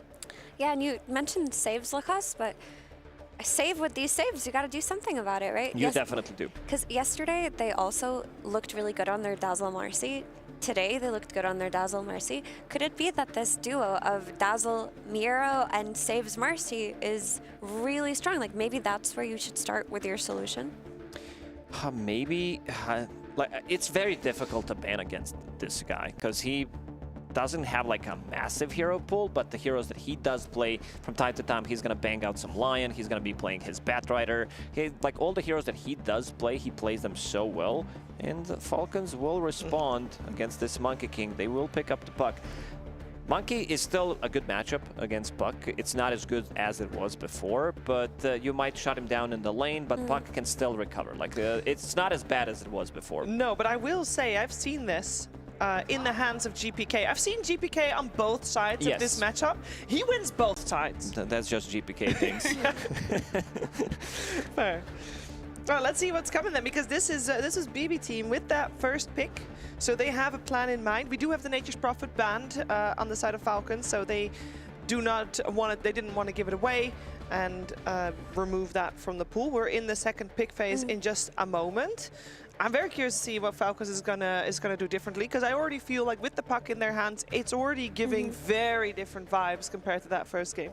It is, because you pick this puck, you know it's Malreen's hero, and you know they're gonna shy away from their, okay, we need to pick a flex between ATF and Malreen and keep it open for as long as possible formula. I think this will be very valuable to them, because now instead of trying to do a gotcha on 18th pick or on last pick, they can just focus on breaking BB's lanes themselves, right? Something that I really like that Falcons used to do was collapse around the mid lane with heroes like Enchantress really well. If you have a first pick mid laner, just pick supports that can roam to your puck and crush the game. Like, I want to see them do it again. Yeah, we'll definitely love to see something like that, because Puck is, I would say, a relatively easy hero to execute in terms of how you want to approach the fight. You see a guy, you use coil, you get, you know, any kind of a follow-up from your supports, maybe something from the off lane. Makes your team fight a lot easier, makes your pick-off game a lot easier, something that they kind of struggled in the previous one. It needed to be Primal Beast with the Blink Dagger. I think he recognized that he needs to be the initiator because you have Bristleback. He's a very, very greedy, especially when Amar plays it. He does get a lot of farm, but we also did see Primal Beast getting some farm priority in the triangle when he was getting the stacks going. That's why he had such a good timing on the Blink Dagger. And BB team will respond with Bane one more time, and they will pick up Muerta. And there it is, Effie. They did it. I'm so happy to see them do this because, like, I don't want them to lose confidence in things just because they're not meta. We saw Execration play Enchantress yesterday, and they looked really strong on it. This is the best Enchantress player in the world in snaking, and it just makes so much sense. You first pick your mid laner, pick supports that go mid, that play around it, that will kill the tower early, that will gank the Monkey King. Enchant removes his Jingu mastery stacks. It will make Puck's life a lot easier when they're trying to dive him. It's classic Falcons. What was his streak? It was like 26, 27 games or something? Something stupid like that. It was pretty ridiculous when they were owning during 2024. It's a very bad matchup for Monkey King overall because you said removing Jingu, you also can't kill her. Right now, they don't have that many heroes that can actually kill Enchantress and Muerta. This is also possibility that they're going to run it as a core, as a position 1. This is something that Pure still does love to play. Yeah, they could also just stick to their save Muerta because they're playing against Puck with the calling and a +1 stun hero. You have enough lockdown to take out Puck. You have such a good setup for it. Just Monkey Boundless, Bane with the sleep, Deadshot into the silence. Like you could also Deadshot into the silence or just initiate with the silence into Deadshot and then pull him in with the sleep again. And Falcons will pick up Dawnbreaker. We wanted to see that hero maybe the first game when we were talking about on the panel, something that they could potentially flex as well. They've been using that for, I think, like 6 months ago or something as a carry as well, which I think it's still viable, but most of the players do want to get it from the off lane because of this new Aghanim Scepter upgrade, which does allow you to join the fight almost immediately. It's a good way to stop Bane from getting the grip off. I think that's the key thing, is that they have a means to counterplay Katayomi's Bane because it was so impactful in that game 1. This hero will give you a way to cancel it instantly and save, and early game with the coil you have a really nice follow-up. To me right now when I look at Falcon's draft, I see a lot of tower diving potential. Like you're going to have Enchantresses like creep tanking the tower, running into people. You're going to have the Dawn backup on whichever lane Ench decides to play on. And Shadow Shaman, while all this is happening, he'll drop his wards, he'll take down your towers. Lots of pressure here. Do BB team have enough to deal with this pressure? Because right now their heroes don't seem very good at reacting to early game aggression. No, it is also a bit limited on the damage. Bane, Muerta, until they get level 6, they don't really have that much. Bane is okay. I'm just worried if this monkey gets shut down, if Falcons do the classic Falcons thing where they start running at the enemy mid laner 5-6 minutes into the game and get the ball rolling, that this could be pretty good because you have Dawnbreaker with the extra bit of a global presence, so that's going to also mitigate some of the damage that BB team does have problems with right now. Keep in mind that it is Pure that has played Muerta in the carry role, so they probably want to keep that flex open. They're not last pick, overall last pick in this game. No, so this is Miero's hero. Yes, most likely Miero's hero coming out. They could also Kunkka or something like a Centaur. I would be fine with Kunkka because it also deals with Dawnbreaker, what they want to do when you go in, you use the boat. I think teams got much better overall at realizing how to counter Dawnbreaker. Monkey King is also a relatively good counter. You see her using ulti, you drop down Wukong's command, means that they're not going to be taking the fight inside of the Wukongs. I think Warlock's also a pretty good answer to it. Yeah, I mean, in the past they would always pair the Centaur with the Muerta. That's one of their favorite lanes. But I think with Axe being so popular of a hero, even though maybe it's not the best Axe game in the sense that you're not going to kill Enchantress and Dawn. Okay, never mind. It's a CK. Entirely different direction. This could be Pure's hero. This could be, but it could also be Save's hero. Yes, and it could also be Miero's hero. It could be, yes. That's the one that I don't want to see. Okay. I think too crazy? Not too crazy, but it just doesn't do enough of what an offlaner needs to do in this patch. It doesn't build auras the way that you need, and it doesn't initiate as cleanly as other offlaners do. Fair enough. Let's see, we got the Tidehunter being banned out. They are respecting the flex as well. Yeah, I think this also implies that they probably want to run CK as a core. Even though he does have break mechanic, it's not reliable, but you can also build into Silver Edge. We saw Yatro earlier today that did go for the same thing. I wouldn't mind seeing it. If it's carry CK, there's not that much to deal with it. Like, I don't think that Enchantress, like, maybe you enchant one illusion, or can you still enchant his illusions? Yes, because his illusions are not strong illusions anymore, right? Because that was the one that he still has that fast. Let me just double check that real quick, because CK was not popular. I think they did remove the strong illusion facet, but if she can take away one, sure, but you're still dealing with 3 others. She should die quite quickly to that. Dawnbreaker can build anti-AoE, but she doesn't want to. She wants to play on Ags this game, so it makes sense. Shadow Shaman as well, like maybe you hex one illusion and enchant another, but not the clearest way of dealing with him. Not the clearest way indeed.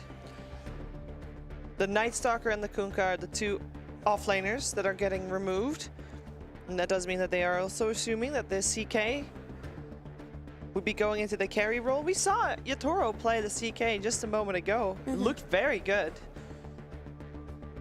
Yeah. So Falcons need to pick a carry hero. I mean, there's still the possibility of the Dawn Flex, but I don't like that now that the CK is out. They need a carry hero that can potentially play into CK, but also not get too countered by the Fiend's Grip. I mean, Sven to me makes the most sense. It is the most Skeeter-esque hero. Timbersaw is the one that comes out last for them. That should be Timber Formiero and the Muerta 4 and CK 1. I mean, that's a lot of damage that they needed. Like, early on, there's not that much for Nature's Attendants, but with Timbersaw, you fix that issue.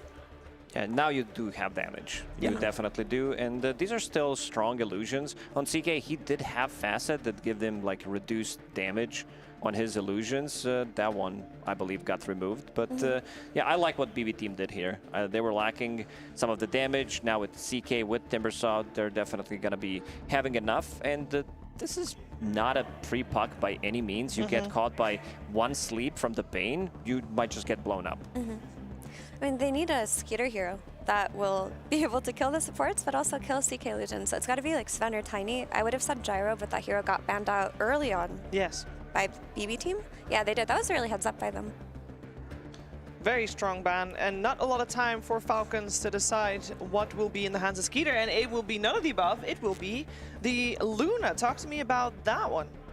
Oh, we saw good amount of Luna during Dream League Season 26, I believe. V-Tune. V-Tune played it like 4 times, other teams played it 3 times. The hero was 0 and 7 in that tournament, so not really great, but I think this hero has a place in meta, especially with Aghanim Scepter, your level 15 talent, which gives you 40-second cooldown reduction on your ulti, so you can basically fight every 70 seconds. And if you get the ball rolling with this type of a lineup, you can actually deal with it. And he did go for the Moon Shield facet. At least that's what's chosen for now. Might still swap it, but that's the one that gives you reduction, because you're playing against all of these heroes that want to get on top of you, against Monkey King, against CK as well. I mean, it's AoE damage. They needed some kind of like cleave-esque hero. She has that with Moonglaves. I think it plays very early into Enchantress lineups too, which is important. She's going to buff her team. But if you need to, you can also buy Silver Edge on Luna. She's one of the better Silver Edge buyers, especially for her 3rd or 4th item. So this does round out the draft very nicely. And you know what? I believe in it. Because sure, it looked bad at Dream League, but I think in a lot of the games at Dream League, she looked like she could win. And there was like one or two. Yeah, she was definitely really close. So it's not like a dumpster tier hero in any capacity. No, and it's also one of the better heroes, like, throughout Dota history to deal with the Timbersaw in the lane, because you have a bit of a mixed damage. You have pure damage coming up from snaking as well. So it could be pretty good for them. And I think they fixed some of the issues that they did have in game number 1. And if they're off to a good start with the lanes, I could see Falcons kind of taking over this game. What's kind of their peak timing? Because I do feel like as we mentioned, there's a lot of pressure coming out from Falcons. And in the previous game, BB Team was the one that made most of the early game moves. This time around, I feel like it should be Falcons. For sure, because they have the Enchantress lineup. They have the coil into the Dawn ult. They have Ench, who's going to be taking every tier 1 tower as early as possible. That is the way they're going to play. I think that mid lane for BB Team is very hard to defend. If you have Shaman and Enchantress going mid, you just have to give up that tower early, which is going to open up access to the triangle. Like, BB Team have to play defensive and just try to hold out. BB Team and playing defensive, that's going to be quite the task for them in this game number 2. We're going to see how it plays out for them together with Cap and SPG. That's right, because BB team have largely gotten their successes off of aggression, right, Avery? Wait, is that true? Yeah, I guess that's true. Yeah, that is actually true. We specifically had a conversation about it yesterday. We continued that conversation last game. And now I'm continuing into this game. We're trying to build a story here, Avery, and you're forgetting some of the key points. No, that's true. I said that. I agree with myself. Good job. Thank you. They gave away the puck, though. They gave away the puck, but they have a lot of answers to the puck. They've got Boundless Strike from the trees. They've got, did Pure take the facet that maybe silences? No, he didn't. He took the upgraded neutral item. Ooh, pretty spicy, actually. Okay, that's interesting. See what So he does with that. no potential silence out of the Reality Rift, but the better answers here, the single target of Nightmare and Fiend Script, very good from the Bane, and Huerta, the calling is a very good answer to any of these mobile heroes. Really tough support duo to play puck into, that's for sure. You're not really going to get much better than this. Yeah. So they have that going for them, but the downside of that is the support duo is pretty susceptible to this Enchantress. And, I mean, it's not any normal Enchantress. This is a king of the Enchantresses. The king himself. The best Enchantress in the world. He had that monster, like, 27 win streak on it. I mean, yep. This guy's Enchantress is really good for a couple of reasons. One, it fits well with Falcons because it's a ranged backline damage dealing support to go with all their tanky frontliners. Two, it's a really strong laner. Falcons like to win lanes. They like to snowball off the lanes. This is not only a hero that wins lane generally, but it can use that lane win and translate it into winning other lanes on top of it. So if you win that safe lane, you dominate, you roam mid, suddenly you're winning 2 out of 3, maybe even 3 with a gate rotation, something like that. And the third thing is, I think Snake King is really good at manipulating waves, really good at farming waves around the map and getting away with greedy farm, knowing his limits on heroes. And Enchantress excels at that, and it translates that farm that you're taking away from opponents or taking those extra waves, and it translates it straight into scaling damage. And that's pretty scary here for this BB team lineup because I can easily see this Enchantress be quite annoying for the Monkey King, quite annoying for the Timbersaw. The CK at least has a pretty good matchup there, but that's what I'm looking at for Falcons to get them the Game 2 victory and even out the series. Look towards that Enchantress, look towards the puck. At the same time, I think this Luna, I'm not super sold on it. I think this hero has really tough matchup into the Chaos Knight. Like, you can deal some damage into the illusions, but I think at some point this hero just overwhelms you. It used to be a pretty strong counter pick into that Luna, and it's a nice CK game outside of maybe the Dawnbreaker for a little bit, but I think even then you overpower that hero at some point, and I think this Chaos Knight is going to be a big problem in the late game if it gets there. Like, the supports don't answer him at all. The puck can do a little bit, the Dawn can do a little bit, but you just picture these late game fights where CK goes in with an ult and risks one of these cores and starts beating them. What happens in those 2 seconds? Not enough to clear him out. I will say a couple things, though. I think that the Moonshield facet has been underrated, and I think it's stronger than people give credit for. We've seen a little bit more of the Moonshield being taken by these Lunas, and that is a tool that Luna has in this matchup against Chaos Knight that she did not previously have. You add on that damage reduction to the Solar Guardian with the Aghanim Scepter, maybe that prevents you from being bursted. That allows the heal to be kicking in. I will agree with you, though, the Dawnbreaker, I mean, part of the problem is the Dawnbreaker was just much better with her old Aghanim Scepter against Chaos Knight, right? The miss chance against Chaos Knight is amazing. The heal, irrelevant. It can be good, but more than likely, Chaos Knight is just going to burst down that target before the heal actually becomes a factor. Chaos Knight does not care about AoE heal. He might care about single target save. That's why things like the Dazzle or the Wyvern can be annoying for him because you're going in trying to burst a single target, it gets turned around against you. Yeah. AoE heal, whatever, man. He's not going to care. So I think Pure is set up pretty well here. I think the supports are set up well against the puck. This is why, again, I pointed towards the Enchantress to kind of skew some of these towards Falcons. I think they can have a really strong early game. Luna can sometimes give you that. How'd that happen? But you just got run down. Yeah, we just jumped to Skeeter, and he was way out of position. I can only assume that he pushed a little far forward to hit Miro, and a dead shot forced him deeper than he wanted to be. Very well played, I guess, by Save. Not a kill that should have happened. There's no way you should give up first blood with the Luna in this lane. Big misstep. I mean, that Luna was picked up specifically to beat the Timbersaw in lane, right? 100%. This is a favorable lane match. It's one of the better carries. It's also one of the carries that after you win the lane, you carry that advantage into the mid game, providing the overwhelming magic damage. So if the Timber gets out ahead, he negates some of that because he can get faster defensive items online. And you also want to win this lane because you want to free up the Enchantress to roam. If the Luna is in a worse position, if she's behind on levels, you can't leave her alone. That hinders Snaking's game on top of it. Then you can't get this mid roam going into the Monkey with the Dispel for the Jingu. Can't get this gate rotation going into the Bane CK lane that can't really deal with early creeps overrunning them. These are the pressure points for Falcons. You really got to hit them here. Do you think it's fair to say that Falcons have either continued or stayed stagnant in their play so far? This has been a rough year for them. And I feel like, you know, I was hoping at, you know, end of the year, EWC, TI, they would show up and be the best form of themselves. But I haven't seen that at all so far in this tournament. Has not been super impressive, but of course, they have a lot of time to warm up here. You know, if they get stuff going, there's still a lot of games to play. Okay. Also, I mean, a rough year for them. That's like, oh, they only averaged 4th place instead of 2nd, you know?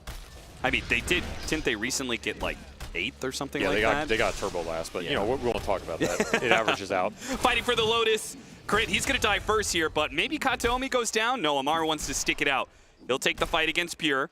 And if he wins this fight, the winner of this fight will get a Lotus. I don't think you're winning that, son. And Pure is the winner of the fight. He's not going to take the Lotus. He wants the kill first onto Amar. Amar also has this creep wave that's pushing into his tower. Now he's low and may not be able to get much of the CS. It feels really bad for him. At least Crit can bring Salve directly in him, but low mana doesn't have the full combo. That's what happens with this hero if you lose that Lotus trade. That's a really important Lotus to get for the side lane Dawnbreaker. Yeah. Big win for BB team here. Equalizing this lane, striking back in terms of that regen battle. The Monkey King is winning mid, and we saw that kill top, so all the lanes, little things going BB team's way. Showing up again. This is a scary team to play against right now. We saw them fresh off a land victory there, and they're finding some form, they're finding some confidence. I expect this team to go far. Yeah, I think the confidence is the biggest thing. I don't think BB team really lacks in confidence ever, but it is showing in their drafts, right? The versatility of Pure's picks. You know, we had that window of time where they had benched Pure or whatever and had the stand-in. They were playing without him.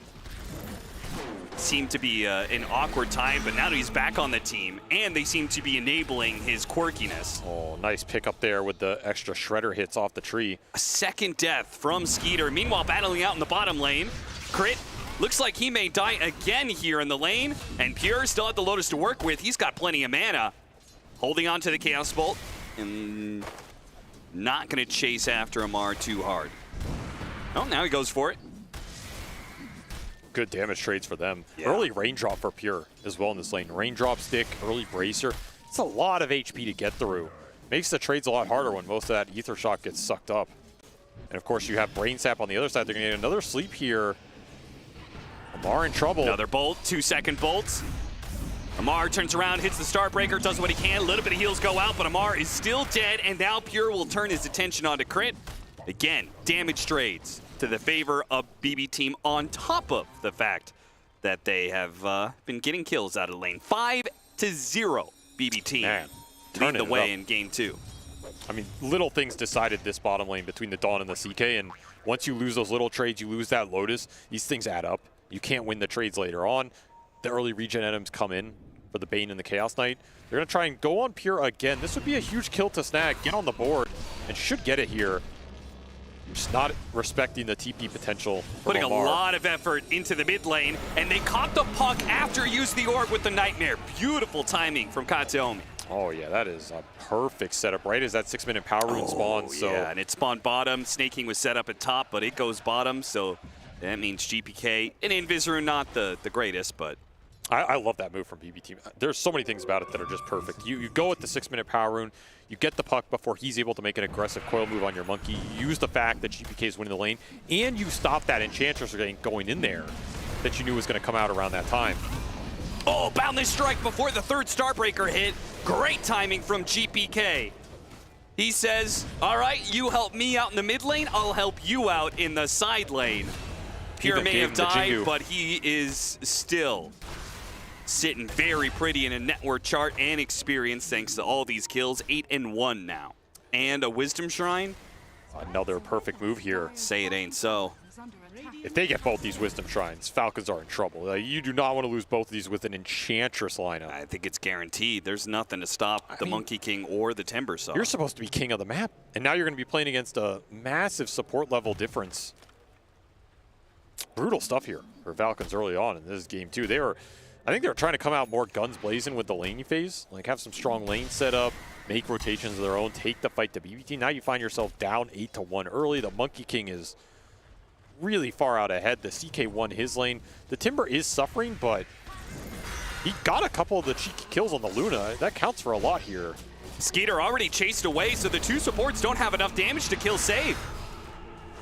And again, deja vu. A bit of action happens. Crit's the one to die for it.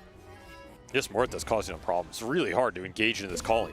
Tough spell for the Shaman to go into. It's going to be tough for the Puck in the fights. Even the Luna, the way the Luna tries to outrange you in the fight with beams, she has to basically go into the calling sometimes, depending on where the fight's happening. Yeah.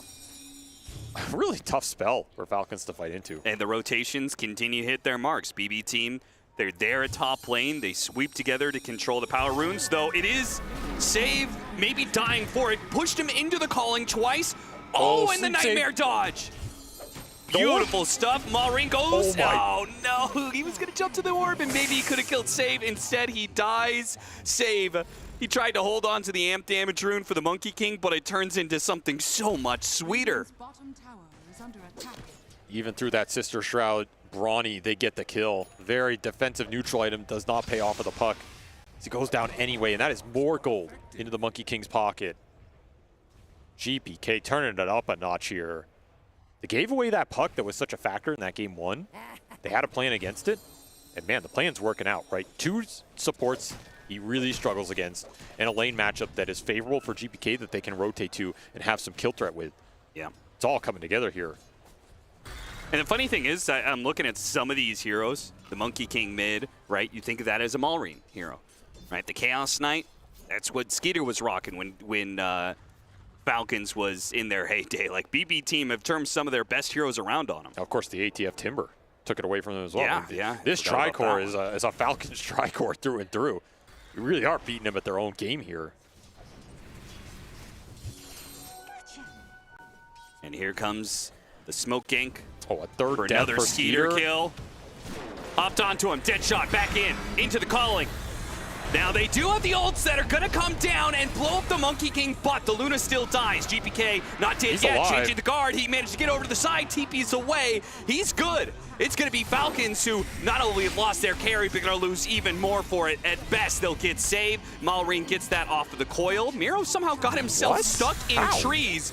That doesn't happen for a Timbersaw usually. What? How do you get stuck in trees on Timber? Yeah, that's a good question. Miro will be caught by Malrine as a result of that. So a little bit of luck going Falcons' ways, but it's still a pretty good fight for BBT. I don't even think Arteezy could do that if he tried. that was incredibly unfortunate. Nonetheless, it's still an... Honestly, I think that outcome is okay for BB team considering how bad it looked right there. Yes. Like, you didn't all in this Luna. He gets the ult off. Solar Guardian did some work. The Monkey is just far enough ahead. You're able to tank it, and change of the guard gets him out of there. That's a big win. You do not want to lose the Monkey while you're trying to snowball this game. And now we got our level 6s on the BB team support. So Fiend's Grip, first one put to use. Gets a kill on a core. It's the Dawnbreaker that dies. Save gets his level 6 now, so... Man, Kataomi's doing work on this Bane. And a lot of this is coming down to that Wisdom Shrine. Like, you're missing level 6s on these two supports for Falcons. You already have it online for the BB team supports, as you said. That level differential is putting work out on the map right now. You just play so aggressive. Like, this is a Bane running into an Enchantress. Should pay the price here. Yeah. Doubt Pure is going to put too much effort into trying to bail out Kataomi here. I hit him with the Hadouken. I mean, that's some XP that these supports desperately need, and need to find some more impact from snaking here. Get some tier 1 towers down, get some early fighting going, start farming some more waves up. See Armlet flying over for Pure. Very tanky hero to try and deal with in this early game.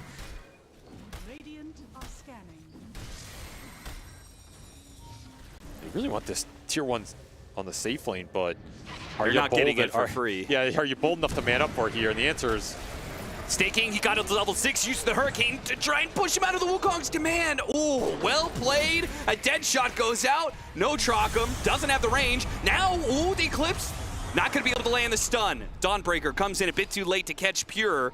BB team, they do not overstep. Not quite. They know really GPK's on the strays, though. They cut him down with the hammer. Down to half. Shackled up and gone. Now the coil onto the Timbersaw, looking for more. Falcons strike back.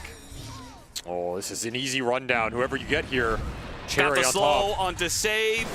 He will die as well. What a find. Nicely ATF. played. Super good hammer. That was a ward deep in the lane for BB team. That's why GPK is lingering around there. He says, guys, they used big spells. They used ults. We have the vision advantage. This should be a good fight. And he is correct.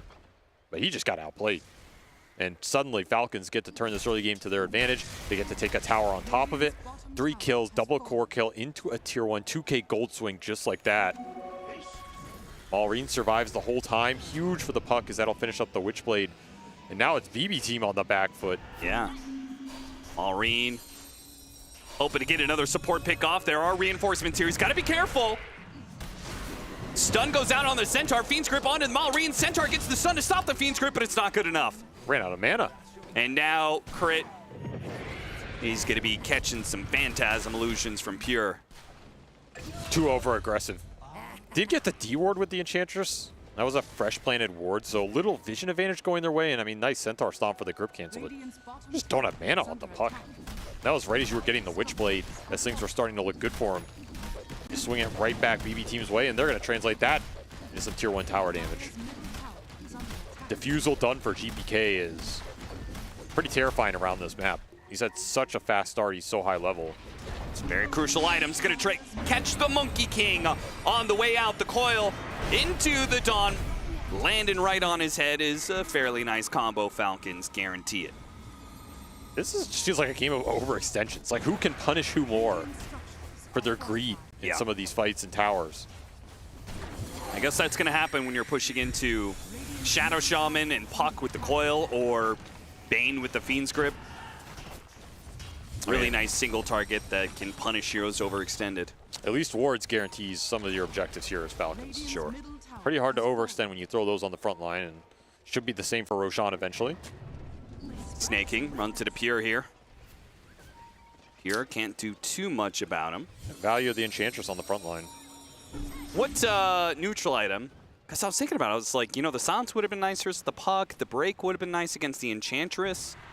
Is he getting much value out of his facet? So he got an early Poor Man Shield for his first one. We'll see what he gets on the next round. I would not underrate this facet, honestly. People tend to underrate these facets that just provide kind of a passive bonus. Because, you know, you don't see the direct impact a lot of time, but you get all these things ahead of time. Maybe it means you survive in a fight. Maybe it means you get that extra kill because you have slightly more damage. That adds up. No, I agree. You know, I'm just saying there's a clear benefit to the other facet, so I want to weigh that against what this facet's doing for him. Maybe Pure just thinks he's unlucky, right? If you're unlucky, then the other facet's not that good. That's true. That's true.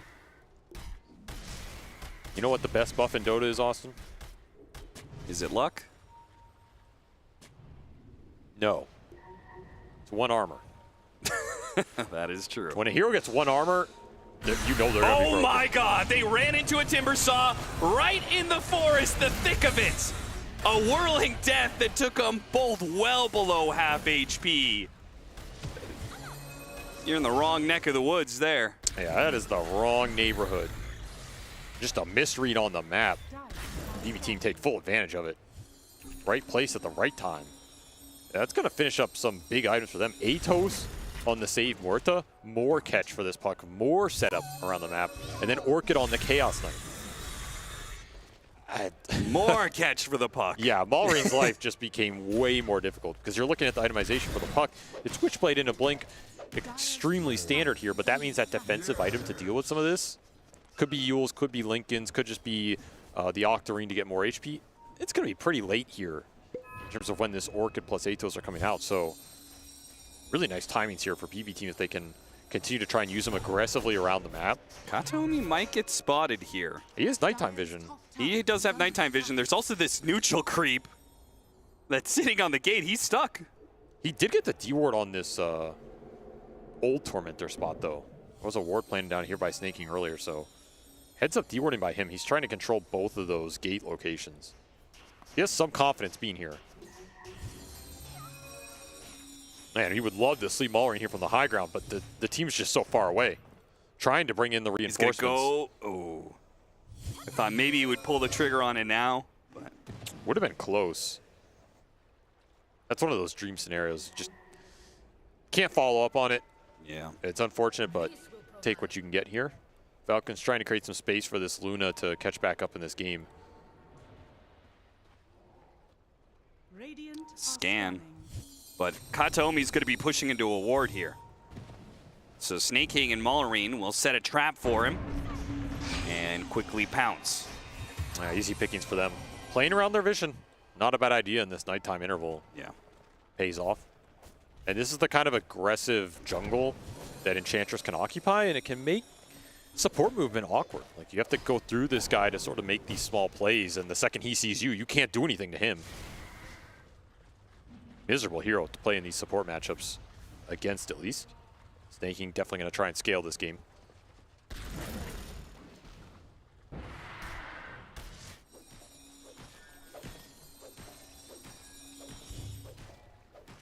And Save has really been sitting bottom for a long time. Yeah, he has. Both sides seemingly kind of content just to farm for their next round. Feels good for Skeeter, though. Yeah, I agree. He had a rough early game, 0-3, and he's just getting so much free time to catch back up in this game. Manta's already done that. Mask of Madness went to work. He's going to be able to start to clean up a couple extra creeps off some of these waves. If he can get to BKB Butterfly, that's where you can kind of turn the fight around on the Chaos Knight, right? I think you need BKB because I think the Chaos Knight's going to go Bloodthorn. You almost always need BKB on this hero. It's just a question of how early do you buy it to run the timer down. Yeah. Is a hero that can go Refresher later to make up for it.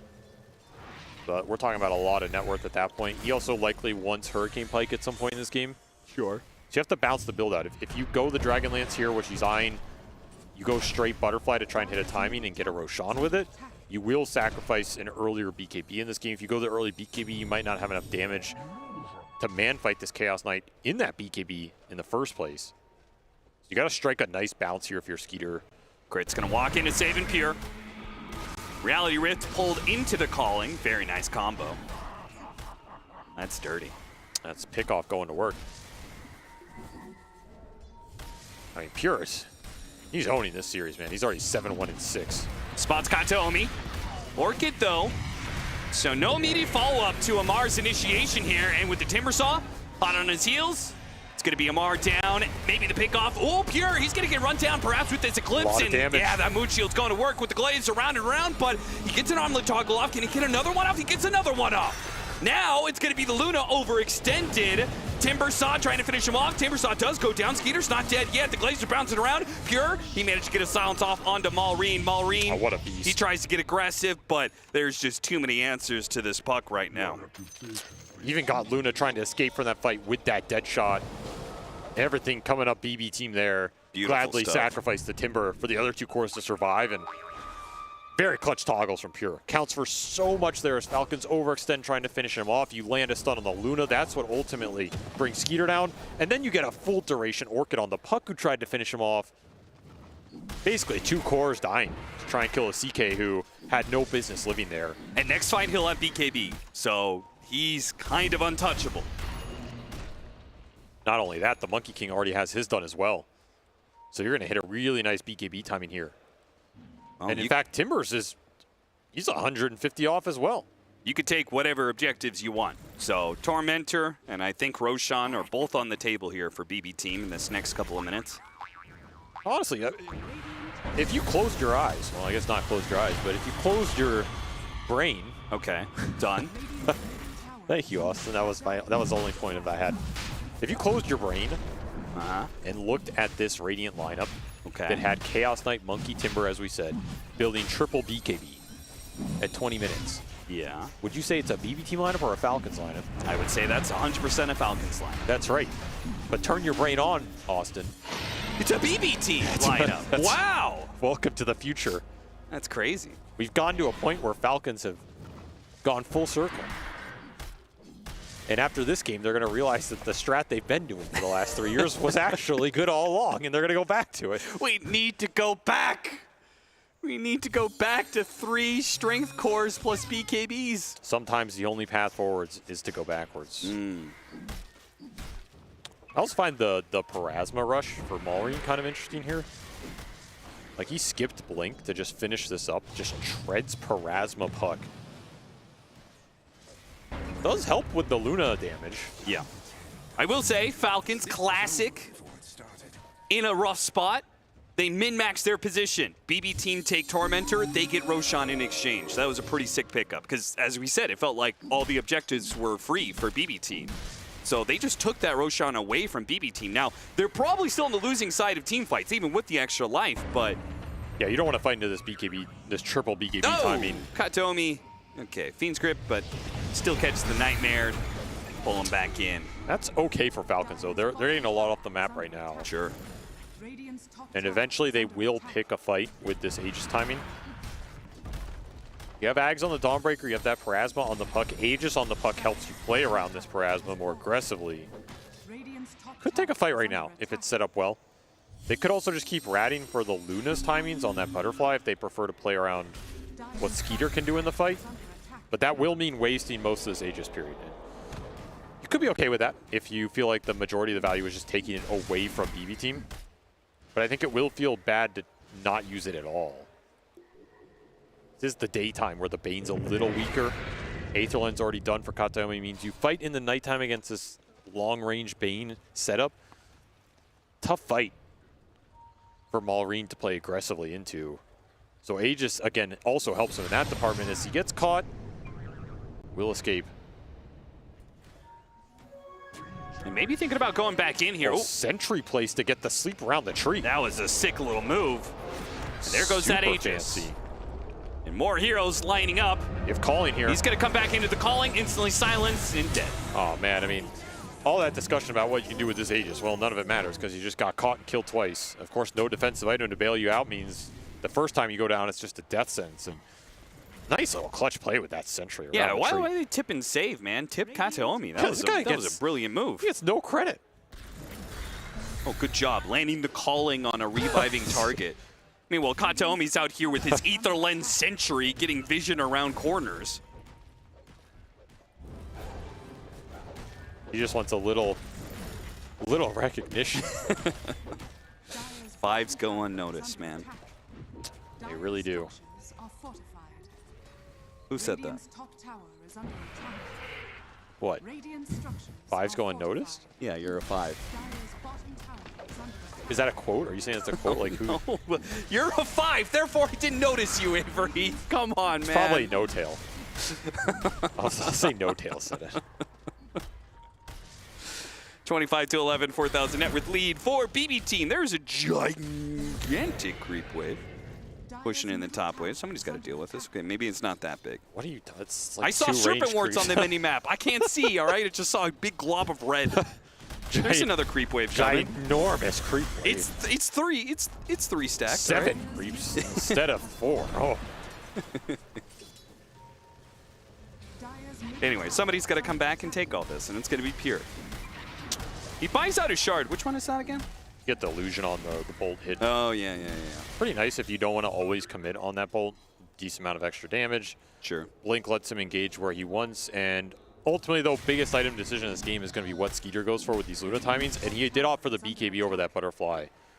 He was debating both. I could see it going either way, but his game was maybe just not clean enough to go super fast Butterfly here and survive just off the Dawnbreaker heal.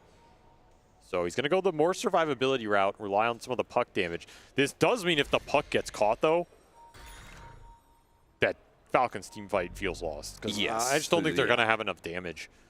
So positioning from Maureen means everything. But that also means Skeeter can play more on the front line. to try and protect the puck a little bit.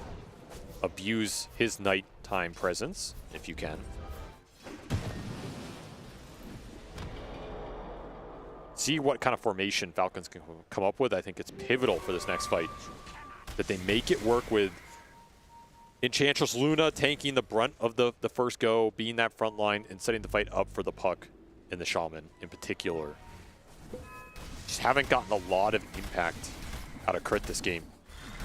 0-8 on the Shaman. It's been a rough one. Did get his Tumbler toy. That's pretty nice. But not a game where you've really been able to use the Tumbler toy. And let's see if he can get out of this one. Oh, yeah. You don't want to unpause that one. Of course it was Amar. Of course it was. His pub instincts. He's saw so honed. He saw Mallory DC. He's spamming that button. I'm not waiting for you, brother. Unpauses instantly on his own team. Wait, that was BB team who did that last time, right? Yeah, GPK unpaused on his own team? Yeah, his player was DC'd. He said, we're ready. Go. Ready, go.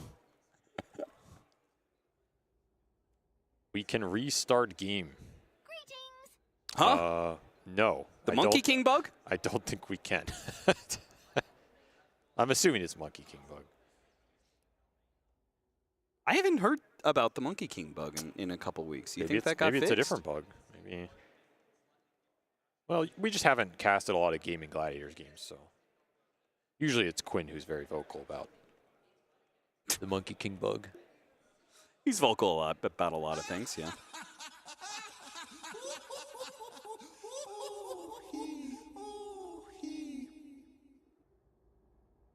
BB team from here, yes. Yeah, I was just going to say, it's the biggest advantage of picking Monkey King is you don't have to play against the Monkey King.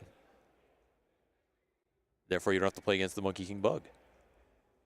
That's one way to look at it, yeah. Where does BB team go from here? Because it feels like they are undefeatable in team fights. How do you use that strength to kick Falcons out of the game? Next Roshan is what you want to use him for here. Yeah, but you're okay playing the map and finding pickoffs like this. You don't need the big team fight. You have a lot of scale to keep picking up here. Just work towards that next Roche. Get an Aegis, and then you can start to look towards, more objectives, taking some of Falcon's base. Why didn't Skeeter tip save on Shadow Shaman dying? He's like, good catch, bro. This is why I advocate for more all chat, because I just want clarity in the BM. What do you mean? It's like you caught Crit. That's not many people can do that. I tip my hat. I think Crit's been caught a couple times this game. Yeah, he's 0-9 now. I think he's died in literally every engagement in this game. Well, maybe there was a BM tip. He is over a third of their kills. Like, nice, you killed the Shaman again. I'm free farming, lol. Maybe he is. Not free farming enough, though. Still 2,000 behind the Chaos Knight. Either way, I don't think Crit appreciates it. He's not having fun this time around, man. Rough game for him. So that's how the Shaman goes, Well, it's like I always say, if you don't have double-digit deaths on this hero, you're not playing the Shadow Shaman right. But Avery, he got the Tumblr's toy. You said that is the item that unlocks the Shadow Shaman. So he's doing great. Doesn't matter how many times we die. It's you and me, buddy. We just keep tumbling in. Just tumble that corpse into the fight.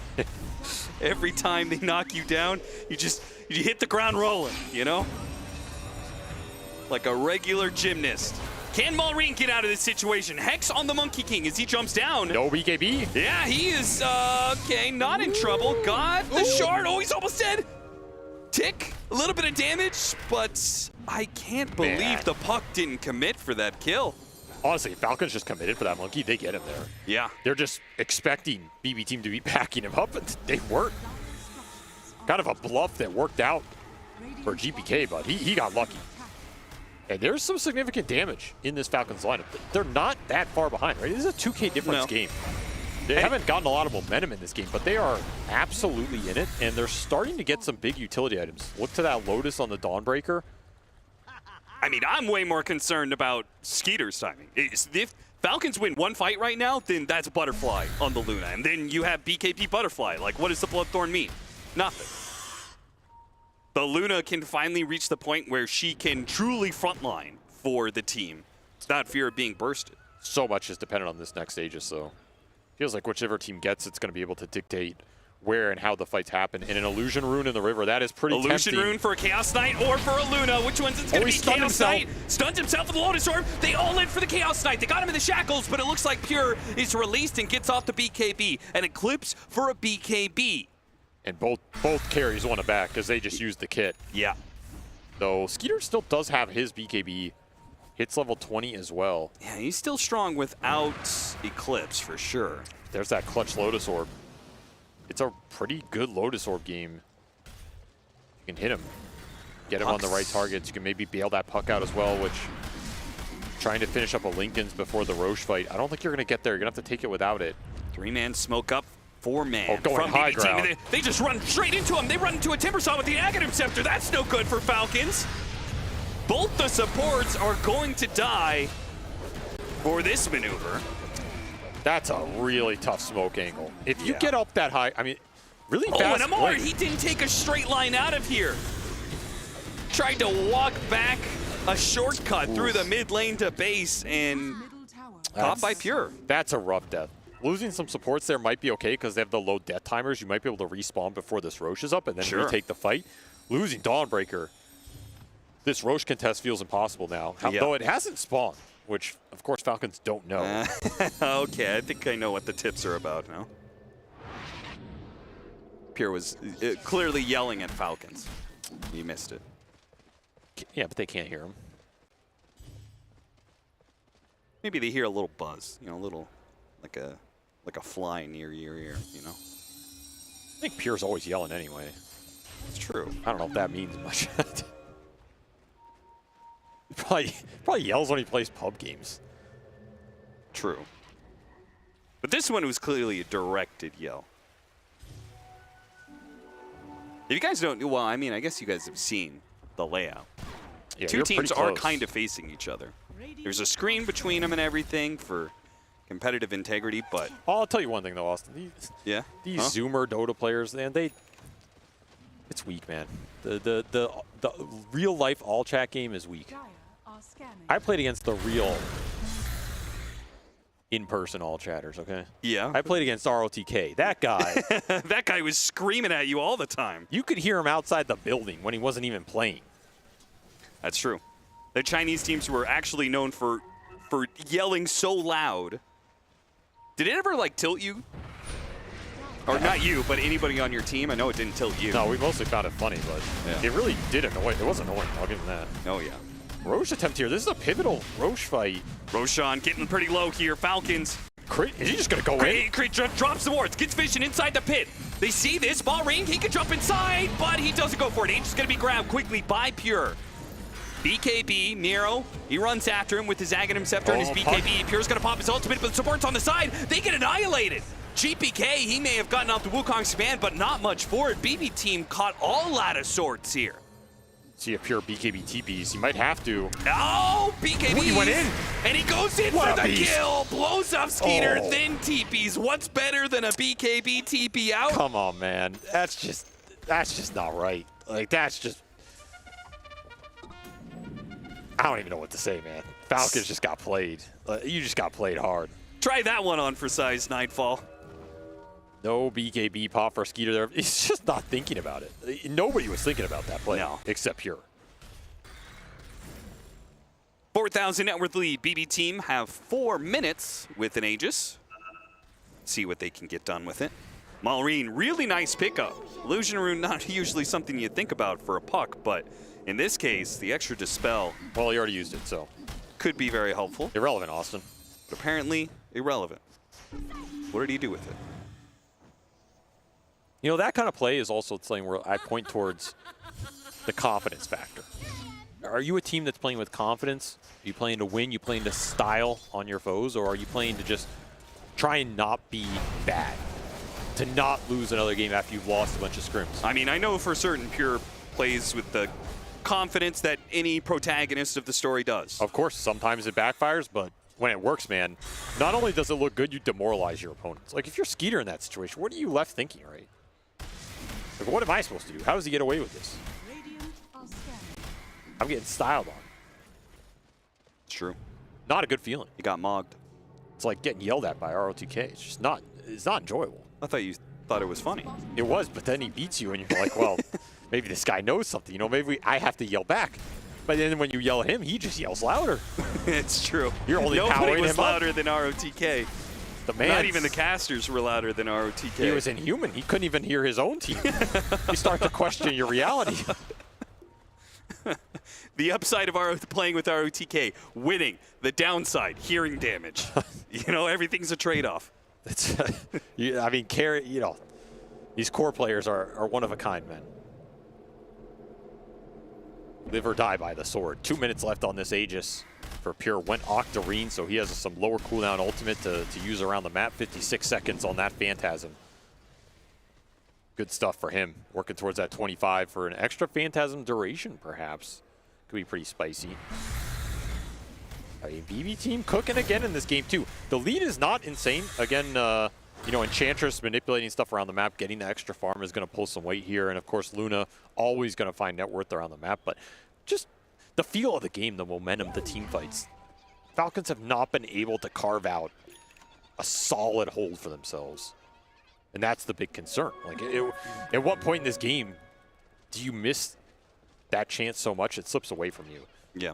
And now we see a Hex on Miro. That's going to shut down the Puck's mobility in the fight even more. You have a decent amount of spells to throw into this Lincoln Sphere between the Hex, the Bane spells, and of course Calling just doesn't care about it.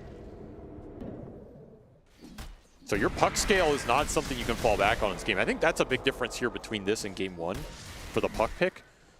BB team did a decent enough job addressing the Puck that even if this game goes ultra late, Malrine can't just 1v5.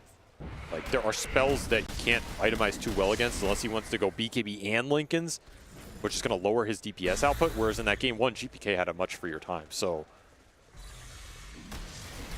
look at solid here for BB team, and Tier 5 neutral item at 37 minutes, Austin. Oh, yeah. Fallen Sky.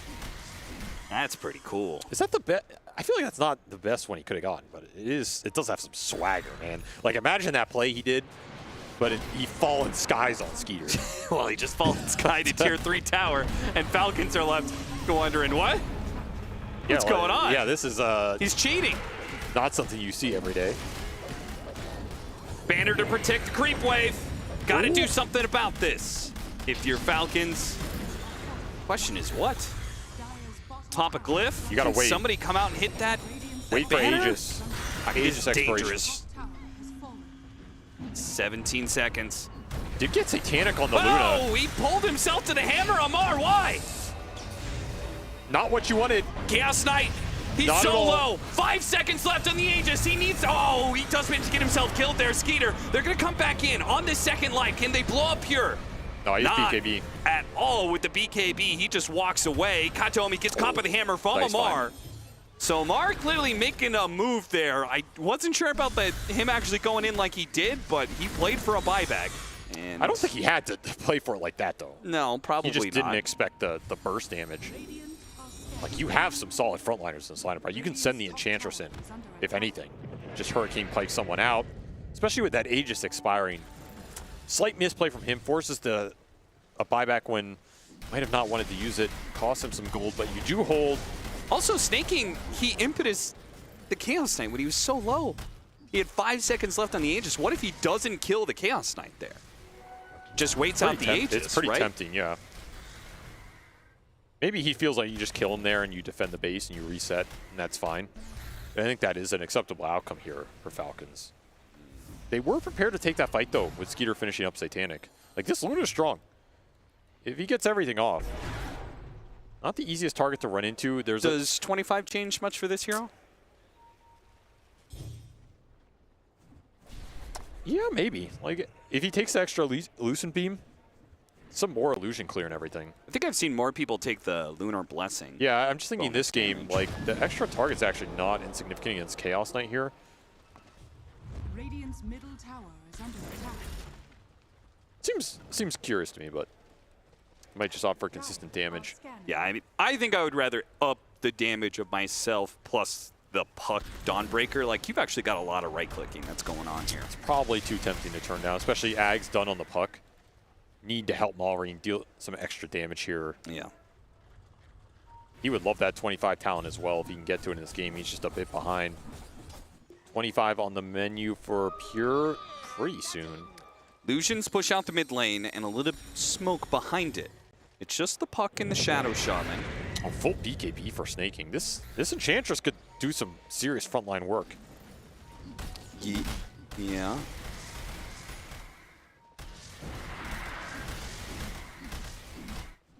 Roche up in 40. You're just looking for the fight here, your Falcons. They're going to go up that same hill.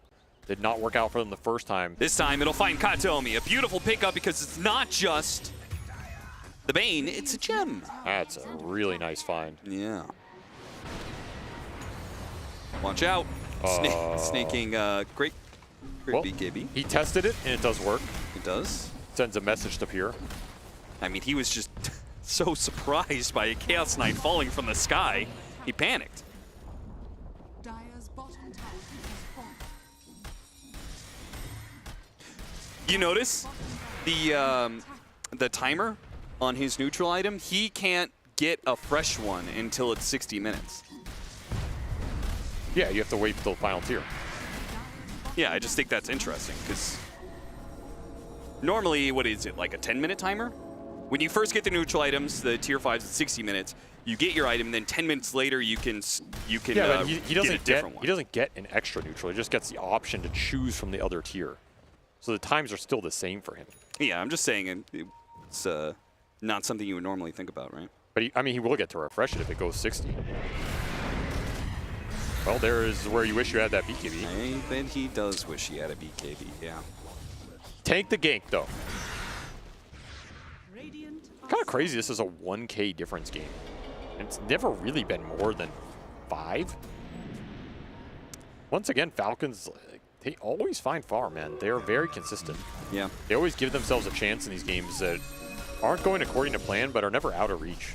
It's why when they were in their best form, they felt like they were nigh unbeatable because it's like you would be winning a game and they would still be keeping the net worth even. This iteration of Falcons means that every game maybe feels like Falcons can come back. But do they? But more and more often it seems like they fail to be able to do so. I mean, honestly, the biggest factor for me might, well, there's Fallen Sky, but... attempted. Got him inside the Serpent Wards, crit. He may die for it. Solar Guardian goes out. Lands into the Timbersaw. Got the coil onto the Chaos Knight as well with the Eclipse and a Nightmare. He tries to save him, but ultimately not even the Phantasm could bail him out of all this AoE damage. Another Solar Guardian out from Amar. Lots of AoE to help out, but still, the Puck being gone is a lot of their damage gone, and Amar, he will join them in death. So a dieback for Amar, gone for 2 minutes. And he used that refresher anyway. Got the buyback out of Pure. I mean, that is worth something here of your Falcons, but you didn't win the fight into the Roche, so this buyback is going to get replaced with an Aegis. Yeah, may never see Pure die again. And we're just seeing how, I mean, these fights are decided by how difficult it is for Maureen. He just can't go in and deal consistent damage because there's so many interactions BB team have for him.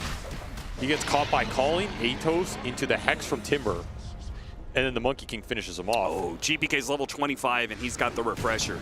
Yeah, he's huge. He had an Abyssal for a while now, so you can just double Abyssal the Puck if you ever find him. Double Wukong, pretty dang good.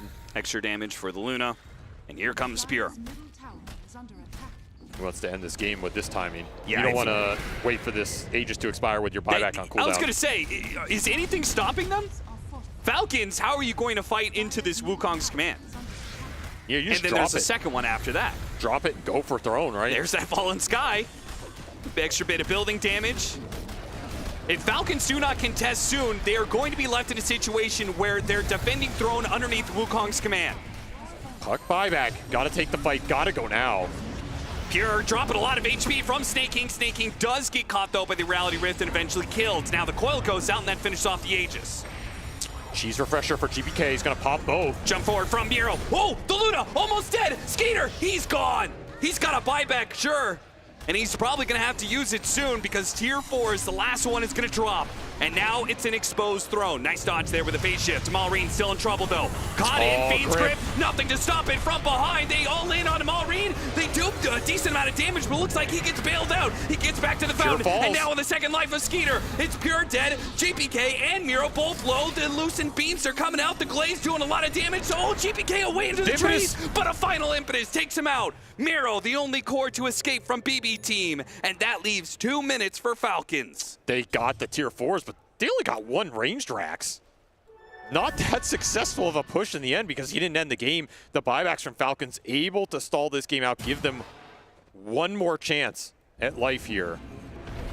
But you cannot afford to lose anybody else. You have no more buybacks available. Game's on a knife's edge. And yeah, that amp damage was sitting in the river the whole time. I mean, you'd had vision on it. Could have changed a decent amount. You have to remember, Pure, no buyback here for 5 minutes. Falcons know this. They have a chance Falcons to going here. to all in for the throne, just like BB team did. I think you do. I think you go for it here. You have They bait Dawnbreaker. out an illusion. Deadshot goes out. Muert's on the front lines, but with the ultimate popped, not really an easy target to go for. You have to be decisive here. You cannot hesitate. It's either an all-in drone push or you're playing for a complete reset. I would vote all-in drone push, but of course I'm not in this game. It's Falcons. They're not really ones known for that sort of thing. A Hex out. Followed by a Shackles. Katomi can Nightmare if it needed, and he does. One lane of barracks. 30 seconds left for the Chaos Knight. Falcons can probably go for a second. They have double Solar Guardian here. An Aeontis for the puck will certainly help him. Malreen's game has been so bad for these team fights. But maybe an Aeontis give him a bit more grace. 2 lanes for that base defense is well worth it if you can get out here. If they can get out, if they can get the lane. May not be able to. 5 seconds left, it's time to leave. So only 1 lane of barracks. Miro jumping out after them. With Pure and GPK in hot pursuit. Bound the Shrine goes out on his snaking. Wukong's command not going to be used immediately. The reset coming out from Falcons. Nice little Manta to try and dodge some of this. Pure, his Chaos Bolt does not find its mark. Skater just to make sure. The Manta and even the BKB. That way Falcons can get out clean. Nobody dies. Troll Summoner top, Skelly boys.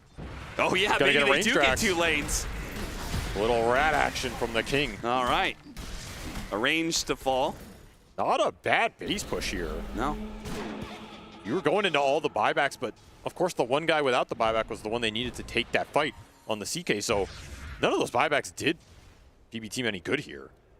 And now you get to reset a little bit. 4.5 minutes on the clock for the buybacks to come back up for Falcons. That is a long time to wait, particularly because Roche could spawn before you get to wait those out. But you got the Daedalus on the Luna here. Game is not over yet. Is there any dispel for this Aeon on the puck? There's not. No. Big no factor nullifier too. on the Chaos Knight. Another amp damage in the river. Pure hammers his way to it. A refresher on the Shadow Shaman could make things really interesting. I mean, that last game, we saw Crit go for Throne. Didn't have nearly enough. They're still getting ratted, by the way. But There's another Troll Summoner in the base. Yeah. This is the snaking wave pressure. Yeah, backdoor protection is up, so the building's not going to take any damage. But the creep wave's coming in soon. Might need a Boots of Travel here or something. Yeah, Miro's going to come deal with the annoyance that is snaking. Run for the hills.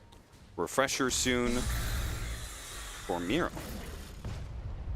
Double BKB, double Scythe. Refreshers all around. 3,000 net worth lead for BB team. What felt like victory was surely in their hands. Thank you, Miro, for knocking down that tree. Now things have gotten a little weird. Falcons have made this an even game. This is an awkward time to smoke. Like, the Roche is not up for 2 minutes. You have a lot of gold in the bank. Yeah, but you don't care about Roshan. You get the right team fight here, the game's over. I mean, I'm just looking at the gold. They have like 20,000 team gold unspent. It's a for those ridiculous buybacks, amount. maybe they just overwhelmed with just bodies. Nice force staff. Does that save Snake King? No jumps from BB team inside of the base. Snake King will survive.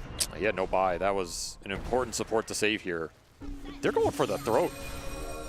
It's a bold play. Too bold. You talk about style difference. BB team's definitely one of those teams who'll just all in. Oh yeah, they Pure don't makes care. those kind of calls. I still rather just spend the gold though. You have 6K on the Timber. You had a full Ags coming out for the Bane. You have 5K on the Chaos Knight. Another 5,500 on the Monkey King.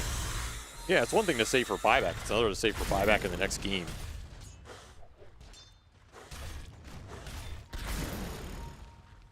What's a 25 on Timber?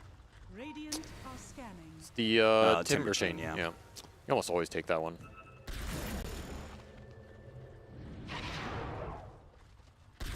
Looking for any sort of pick around the map. You know you have this 2-minute cooldown on the buybacks here. You'd love to find somebody, get a 5-on-4. You could easily go for the win. Little courier snipe. You know someone's out here. Yeah, Catch the rat. He's on the run. BKB TP out. Yeah, Abyssal Monkey not there. Roche spawned 30 seconds potential though. That's a concern for Falcons. This is going to be that brief window where Roche can be up. You don't have buybacks. Ran into Pure. Pure runs into them. Gets the Shadow Shaman, not quite. Is he going to chase after him? 3 seconds till the blink? No. Get out again. Surviving. Falcons, that's their MO. Continuing to survive. Rat claw their way through this game too. Not dead yet, but certainly not in control of the game either. Such a strong outpost for BB team though. Defend this Roche, you have all your buybacks available. You can just take a 10-on-5 on this outpost if you have to. And no rat action going on right now. There's an Alpha Wolf top, but not the scariest. Pretty much comes down to one team fight. What is Falcons looking for in this next team fight, and what is BB team? If you're Falcons, you need to protect your damage dealers, which at this point, the Puck is doing a little bit, but he's likely going to get Aeon popped fairly early in this fight. I'm looking at the Luna, and I'm looking at the Enchantress with the Moon Shard here. Okay, how do you protect them? You don't have save spells exactly. Go in with the Puck, create some chaos, and then use your double Solar Guardian to protect Skeeter. Okay. And let him just man fight under the Solar Guardians, plus, you know, some Satanic hits. Hopefully you get some big crits.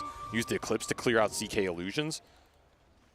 If you're a BB team, just land your disables on this Puck when he goes in. Pop the Aeon early. And make sure your supports stay alive. You have an Ags Fiend Grip you can throw into somebody. Radiant are scanning. Successful scan read. Falcons have Falcons out here on the map. They have better position right now because they can leave Amar back in the base. Yeah, they're going to force BB team back. Unless BB team are able to just all-in Roshan right now, which will cost them some buildings. It's going to cost them a lot. Shaman Ward's on bottom. Yeah, so Shaman Wards and the push coming in the top lane, you're looking at almost Megas. Yeah, Skeeter, he has the read. He's hitting right now. If only Falcons could have committed heavier, they might have been able to get Megas out of this. But as it is, it's Roshan going down. And 1 or 2 buildings. Oh, they got the Timber Saw in the mid lane. Big pickup, Falcons. Dismantling BB team a little bit with their placements on the map. They got 1 building bottom, 1 building top. There's 1 building remaining for Megas. But now BB team have the huge advantage of Aegis, Cheese, Banner. And Refresher Shard for who? I gave it to Pure right now, but he's also building one. He could buy it out soon. I was about to say, I feel like we had like 5 different Refresher orbs being built in this game. I'm tempted to give it to Kataomi here. That's not a bad shout considering his Ags. He'll feed it over to the Monkey King for now, who is also considering building one and will probably want to build one at some point, but if he just plays off the Shard, he can build a more aggressive item. MKB definitely helps him fight the Luna. Okay. Makes some decent sense here. What's that trade-off worth, though? Because can you push the map out to take a fight with this Aegis? I mean, now I feel like the win condition goes back to the Shadow Shaman. Yeah, the rat action is really annoying in this game. And you're pretty scared to show on waves when the Solar Guardian can come in on top of any sort of stun and just chain you up. Falcons currently have this high ground ward that they're kind of playing around. Though I'm very certain that BB team know about it. Did not considering feel where the Timber Saw died. Like a favorable trade for BB team. You get Aegis, you get all these spoils, and then you're afraid to leave the base. Not a great situation to be in. Everybody has buyback in this game. Monkey King's a little short, but he'll get it off a fight. And the gold swinging back towards Falcons as they have drawn this game out. not been pretty. They're making it work. 5 more minutes until the 60-minute items come in. And at that point, you have completely negated the Chaos Knight facet. Thankfully, foul play will keep Crit alive. Everybody's got their shard. Aghanim Scepter next for Skeeter. There's some serious scale coming in for Falcons right now. This game does not look nearly as easy as it did 10 minutes ago. Yeah. Refresher done for the puck. That Ags for the Luna. I mean, this is some serious damage upgrade. Lot of spells to play around for Falcons right now. You get that Aghanim Scepter on the Luna, the puck, if he hits that back line and it's followed up with an Eclipse, that's a very different initiation. Because I felt like before when the puck was hitting the back line, he wasn't strong enough to kill the supports real quickly.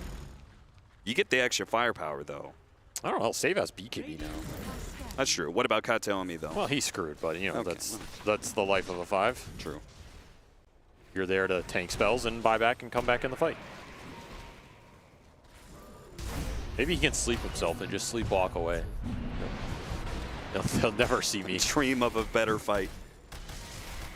It's the Homer meme where he backs into the bushes. Just backs away. Maybe the play is just put save into this game as a 4th core at this point. Just they're giving a lot of waves to him. He is slowly scaling up on this Muerta. Nope, plan is to push. Force the issue, says Pure. Coil out on Pure. Nothing for it. So an early ultimate used by Falcons.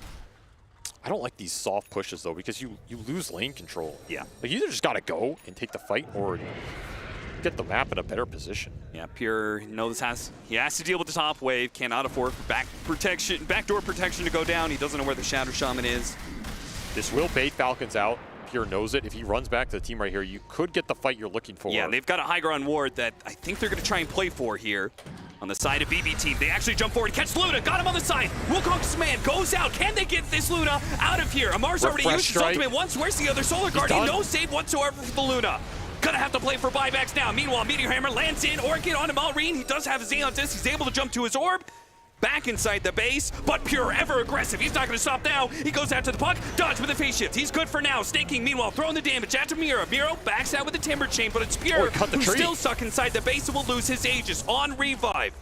Is he going to die here? Miro, he jumps forward, trying to draw attention away from Pure. On his second line, BKB goes out and goes after Amar. Here comes Eclipse. Big damage, refresh. He's got into the round, but Phantasm is not going to protect him. Too much Eclipse damage, too many glaives coming out from the Skeeter Luna. These buybacks. Coil onto GPK. GPK in trouble now. He gets a bash onto Malrine. Another Aeon Disc. He's good for now. Shots raining in after him. Trigger, he's trying to dodge some of it. GPK. He's back up to a high ground situation. Pure sitting up there, making sure GPK's good for now. Buybacks used. Crit, Skeeter, Snaking, Pure, Kataomi, and Amar. Technically a win for a BB team here, as they get the 4 buybacks for the 2. But this game is not over yet. You're going to have to reset, rebuild the map, get that top lane out. And you did use that refresher shot on the Monkey King. It was pivotal in that fight to bring the Luna down. You needed double Wukong, double strike there. Yeah. So you have to get a refresher up of his own. I see that right. Yules? The Chaos Knight? Or somebody else? No, he's thinking about Wind Waker. Okay, yeah. He's got Yules. He's going Wind Waker. I was about to say, honestly, somebody else wanted a Wind Waker as well. What this is, you know what this is for? Oh, it's Amar. Yeah. He's been ward trapped every fight, and he can't get out of it. Yeah. That fight, he just sat in the wards and got pelted by Eclipse. And the only way out is Reality Rift. He did summon his way out with the Phantasm, but the damage was kind of already done. These ward traps have been really annoying. So Wind Waker gets you out of that. And Wind Waker Octarine in the late game can be, I mean, maybe it's a little bit better against, say, the puck Coil. Yeah, that as well, for sure. And of course, you can always save somebody else. True. Could be pretty nice to save the Monkey King if GPK gets jumped. We're going to have a million heroes with Wind Wakers if this game keeps going, because Amar's got a Yules, now Crit's got a Yules. These fights are just so chaotic. Being able to reset yourself helps a lot in the mental game. And 60 minutes approaching here. Midas picked up for Skeeter. He instantly wants that neutral item. What's the 25 on Muerta? It is the Gunslinger Gunslinger chance? Yeah, he took that over the dead shot. He's full right-click damage. I guess there's no ags on him, so why take the extra dead shot? But yeah, he's just turning into another carry. If Pure can't get the job done, save Will. It's going to be sad to see this triple Outworld staff go for BB team, though. That's true. They were doing some work against like the impetus shots. And what are the game changers outside of Divine Regalia for the damage dealers? I mean, Stygian is definitely an upgrade for some of these big right clickers. Helm of the Undying is still pretty annoying if you can get one out there. But yeah, I'm looking at Divine Regalia.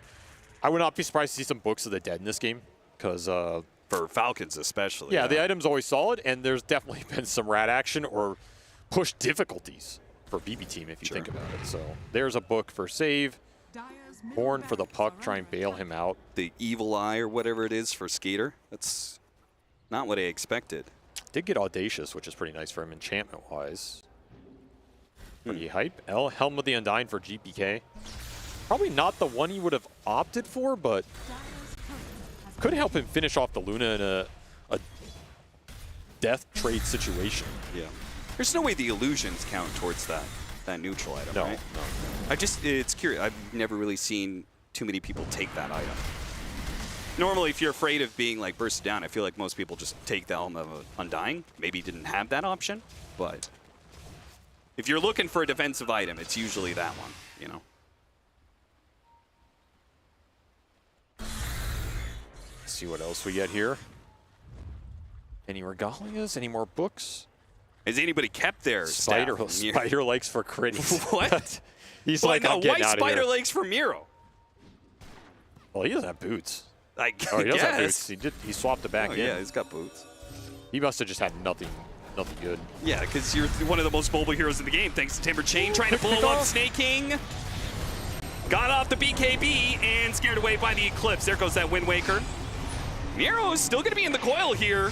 He's going to be double coiled, in fact, and he got multiple heroes. Now with the Solar Guardian dropping in, Amar comes in hot. He's already stunned up a couple of heroes, and Pure, he's in trouble. He pops the Phantasm. With his BKB, they chase back out, but they got out of the Wukong's command. They pull back in Snaking. They do manage to finish up Crit as well. Another Solar Guardian is going to be dropped on the life of Amar, who had that helmet of Undying. But Skeeter, it's all about trying to kill Skeeter. Here, the Balance Strike wasn't good enough, but GPK's damage might just be enough. A bash, and he got him. That's it. BB team will close out the game at 62 minutes. The frontline bait from Miro with the buyback to the outpost. Good enough to get the job done, as Falcons just have to commit so many ults, double coil, double Solar Guardian going in early in that fight. So hard to play the second half of it. And man, what a series from BB team. Like, they absolutely showed multiple points of finesse and control throughout this series in the two games, getting a well-rounded victory against Falcons here and playing against them in multiple styles, playing against them with their own style. With this like triple scaling core with BKB timings. The BKB timing didn't work out, but really nice series, in particular from Katayomi on this Bane, and Pure and GPK, the 1 and 2 position for BB team, putting in some big work in both these games, like helping pick up the slack when it felt like maybe the CK's falling a bit off, the Monkey King picks it up, right? Monkey King goes down in the early game, the CK picks it up. And in that game when I felt like the bounce was there as well, I think this 1-2 duo is quite formidable when they're playing confident, when they've got the ball rolling, and they certainly had it here. Yeah, BB team, they just look in top form coming into this tournament, while Falcons, their struggles continue. Isn't that right, Shiva? Oh, that is absolutely right, Cap. Thanks so much, both Cap and SPG. And I will say thank you to these two teams for giving us a fantastic show. And that was a very fun game to watch. It was very close. There's a lot of things to talk about. And for that, I am aiming towards FE and Lacrosse here, because this was... All right, where to start, Lacrosse? Where do you want to start? Do you want to start with the Chaos Knight and fundamental forging? Yeah, probably. I mean, this is something that he did talk about. I believe it was Dream League season 24 or 25 that he wanted to play this hero. He thought there was something to it, and he said fundamental forging, this is his way to go. And he showed it in this game. Like, I don't think he was lucky enough with the tier 3 and tier 4 neutral items specifically, because he got monocle, because you can get the higher tier item out of it. Tier 5, this is where it kind of the fun starts, because you get it at 35 minutes. He got the Fallen Sky, but he was also a little bit disappointed 60 minutes into the game, seeing that everybody else are getting those items, but you have good 25 minutes pretty much to try to close out the game, and that's the timing that they try to go for. It's just really funny seeing Fallen Sky minute 37 in Dota. Like, he's fallen skying into their tower, and they're like, huh, why is this happening? But no, it was really cool to see Carry CK played not only once, but twice today. I think there's a lot to this hero that maybe people didn't consider before, and it looked really good. I think for Falcons, they needed to play on a much earlier tempo, right? We looked at their lineup, we talked about it. Typically, when you see Enchantress with a Dawnbreaker is going to join you early with a Luna, you expect that team to be setting the pace, taking all the towers, but in the early game, they got outplayed by BB team. They did. There were so many deaths in this bottom lane, and we talked about the lineup from Falcons being able to snowball, but you're playing against one of the strongest early game teams. You are playing against the BB team, which means that most of the time they are going to be winning their lanes, and once they get that ball rolling, it also gets pretty difficult to come back into the game. But I also like this... I talked about it a couple of times already, this Wukong's command as a counter to Dawn ulti, where you just gonna use that ulti and he can't really come into the fight immediately. You are zoning pretty much the whole screen, and this is where Dawn ulti wants to come in and be able to, you know, reset the fight, but you can't do that against Monkey King. No, this is a very, very strong control coming out for BB team the whole game. A majority of that control, of course, came from Kataomi's Bane, and Kataomi is the one right now ready for his winner's interview with Purge. Thank you, Shiva. Yeah, I'm here with Kataomi. How are you feeling after that very tense game? Feel super great because we finally managed to finish this game as 2-0. Yeah, super happy. Were you stressed from the game state? Because you guys were doing pretty well, then you ended up losing that team fight, then the game got a lot more tense. So what were you kind of playing for to close the game out? I mean, winning game is not easy anymore, as it was. I was just trying to play for timings like Roshan and stuff. Basically, for farming, trying to pick off and waiting Roshans. That's it. Okay, great. When I talked to Pure at the end of your guys' last match against Gaming Gladiators, you went 1-1, and he kind of expressed frustration. Like he was like, we should have 2-0'd. Do your expectations, are they in a similar place? Like you guys are here to win the tournament kind of thing, or are you feeling really strong right now? We just won tournament. We feel super strong. I think we understand the meta pretty well, and we have great preparations right now for drafts, and every game is pretty easy if you win the draft. So yeah.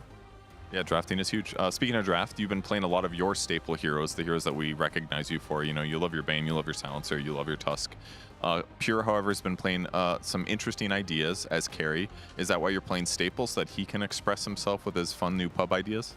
No, I mean, I just rate my heroes, which I can like perform the most, like the annoy enemy team the most, like Bane, and I will keep picking it if enemies give me, because we have so wide hero pools. They have to ban like core heroes, so they don't even touch me, like only in first stage, let's say like Naga for you, and then I just pick another S-tier hero for me.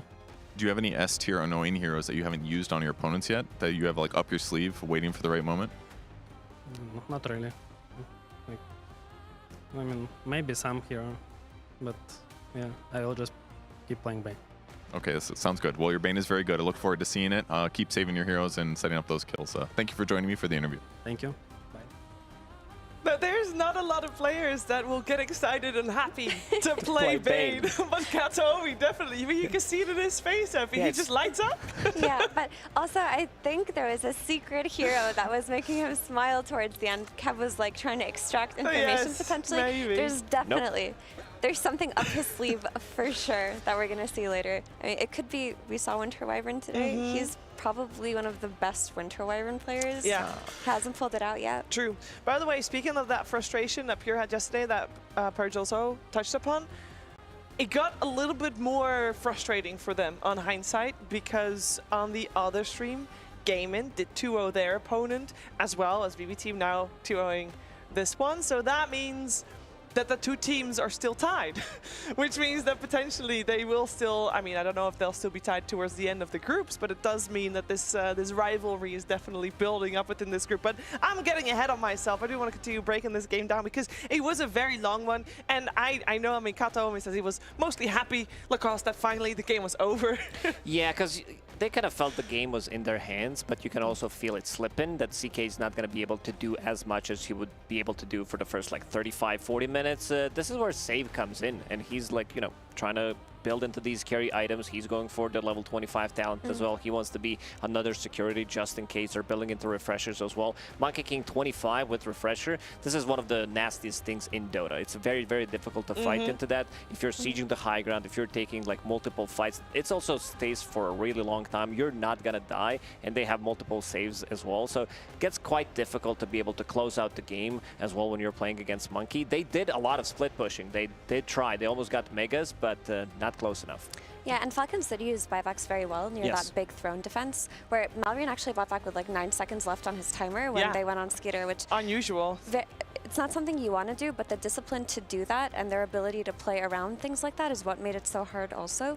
But I have to shout out Miro as well in this game. We've talked about Katayomi, we've talked about Pure, but Miro had an exceptional Timbersaw performance. He actually did the most damage, hero damage, on his team, and it felt like from minute 20 onwards, he was such a nuisance. He was always in their faces. They had no dispel for his Ags. They couldn't really do anything about it. He was just pumping out the damage. Later on, he gets Hex and Refresher. He's able to double Hex people.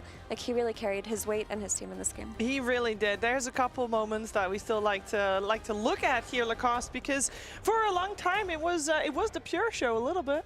Pretty much. He was, you know, having those extra neutral items, extra tier compared to the others, but this is the fight like 20 minutes in where he's going to be going in without Aegis, and he's ready to jump in. Delete one hero immediately with his ulti, and I like what I said about this team is look what Miro is doing. He's seeing that Eclipse is on Pure, that he might die, so he immediately blinks in, uses that Timber Chains, takes some of those beams. I believe he tanked 2 of those beams, which allows Pure to get his toggle with the armlet, and they are going to be able to clean up that fight. So whenever he's in, rest of the team is going to be following him no matter what. He's super aggressive player, and this is why this team is such a scary team to play against, because he will overextend from time to time, and you will not be expecting that. And another one was this 30-minute Roche, where they're starting this Roche, but Falcons are also ramping around, making things a bit more difficult for them, dropping the wards inside of it, but he's still going to be able to pick up that Aegis. But this team is also very good at recognizing what needs to be done to disengage a fight. Sure, you're going to be losing 2 of your supports, but you're also baiting them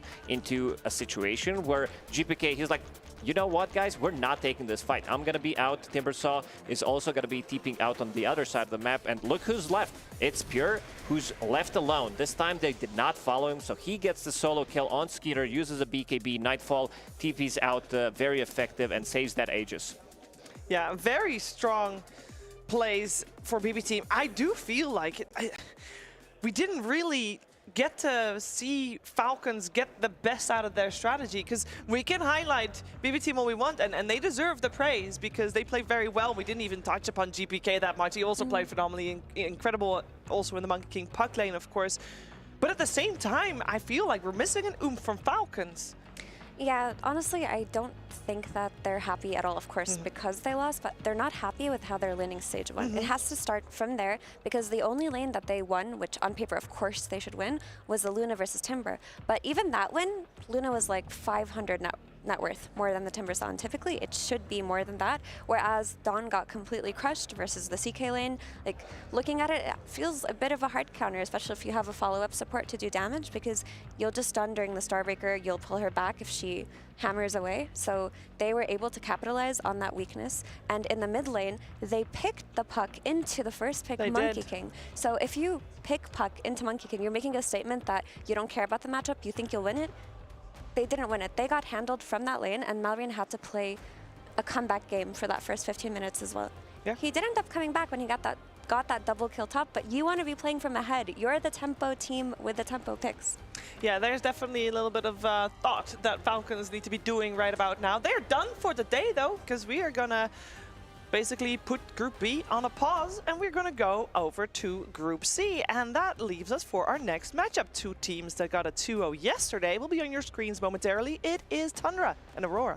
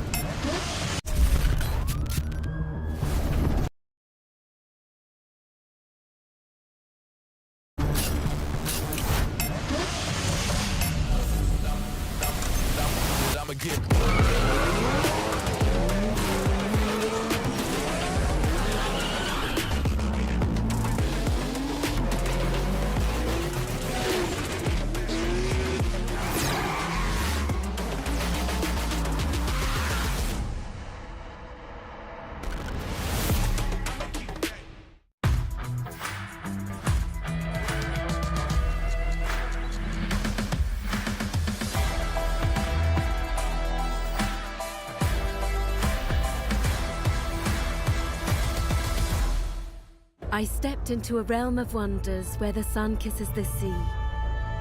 Two worlds inspired by each other. Two worlds making one. This land is calling, Saudi Red Sea.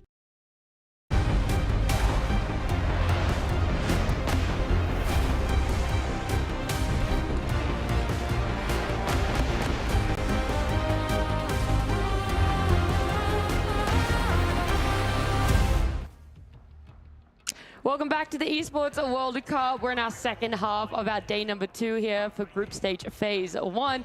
It is our Group C. So we do have Tundra coming up against Aurora here on Stream A. If you want to just jump into action already, you can head on over to Stream B as well. But joining me on the desk, Lacoste and SPG. Have we ever paneled together? No. No, but we did. So what did you do to get punished? I'm not going to talk about it. We don't need to bust that out instantly. It's been a couple of years though. NA VPC. Oh, those were the days. I remember 4 a.m. with this guy laying out the puns as hot as if it was noon afternoon. He doesn't stop. He's a machine. Do you feel like you matched him on the? Oh, no. he got better. Like really? he got better. Last couple of tournaments, yeah, I was listening. This guy's good. Okay. I appreciate it. You're the master. I learned from the best. I stole everything Not I good. know from this 3 guy. out of 5. You're excellent. That's good. That's some high praise. I like it. Hopefully we can hit 3 out of 5 excellence on some of your knowledge with these teams as well. Let's start with Tundra. We've already seen them here on the A stream, and they had a great start for themselves. It was 2-0 for them against VP yesterday, and you casted that game as well, SPG. No, I did not. No, you did not. It was Kevin. Yeah, I'm up to a really Who's the good 3 start. out of 5? Yeah, no. 3 out of 5 is overestimating for me. I'm a 1 out of 5. It's like that Havostri, 4. I'm a 4 in some category. Together we all add up. That's right. We add up to 5 10. together. I'll pretend I casted that Okay, series. yeah. Though. How good was that series? I did watch a decent amount of it, and I don't think Tundra's at their peak yet. What? But they're looking good. They're looking really solid. They have the thing is, the bar is so high for this squad. Like, I expect domination, right? I expect them to come in with 33 cooking. Their drafts are solid. The support duo is supposed to be, at least to me, the best support duo in the world. You didn't feel that in Game 1 yesterday when it was the 2 supports solo taking Roche? I don't think that matchup tested them yet. Okay. That's a bigger thing. Okay. Like, I'm not trying to flame their competition, but I want to see them go against the top dogs. I want to see them in top form, and I want to see them bringing some more creativity, because I think when they are creative and they're willing to bust out those unorthodox picks for the supports, get creative. Like when we saw Whitemon playing the Ringmaster ahead of everybody, right? When we see 33 playing Visage like he is, that's when I think this team, they just shine above everybody else. Yeah, this team is very, very interesting when it comes down to the certain picks that they do have. Like the dynamic of this team is also insane. 33 with Saksa. This has to be, I would say, one of the strongest, if not the strongest, offlane duo we've ever had in Dota. Oh, that's a bold claim when Seb's at this tournament. That's, yeah, he's right there, but he can't hear me. I can see him with the headset. Someone's gonna have to clip it. We're gonna have to show him later. We will discuss that later with in the green room. Exactly. Just yell across the studio. Yeah, Hey, Seb. The synergy with these guys that they do have, it's pretty insane. Even though there was some anti-synergy yesterday when they were playing this Marcy and Visage, when Visage was thrown into the tower into 2 heroes. But yeah, this team is very crisp. We saw them at Wallachia. They still didn't reach that peak, as you said, but this team definitely, like I just think they need a little bit more time, and this is the team that I could definitely see easily getting into top 4. Yeah, it also is a team that they really show up at big tournaments. We could look at the most recent one they played at, but the stakes are very different.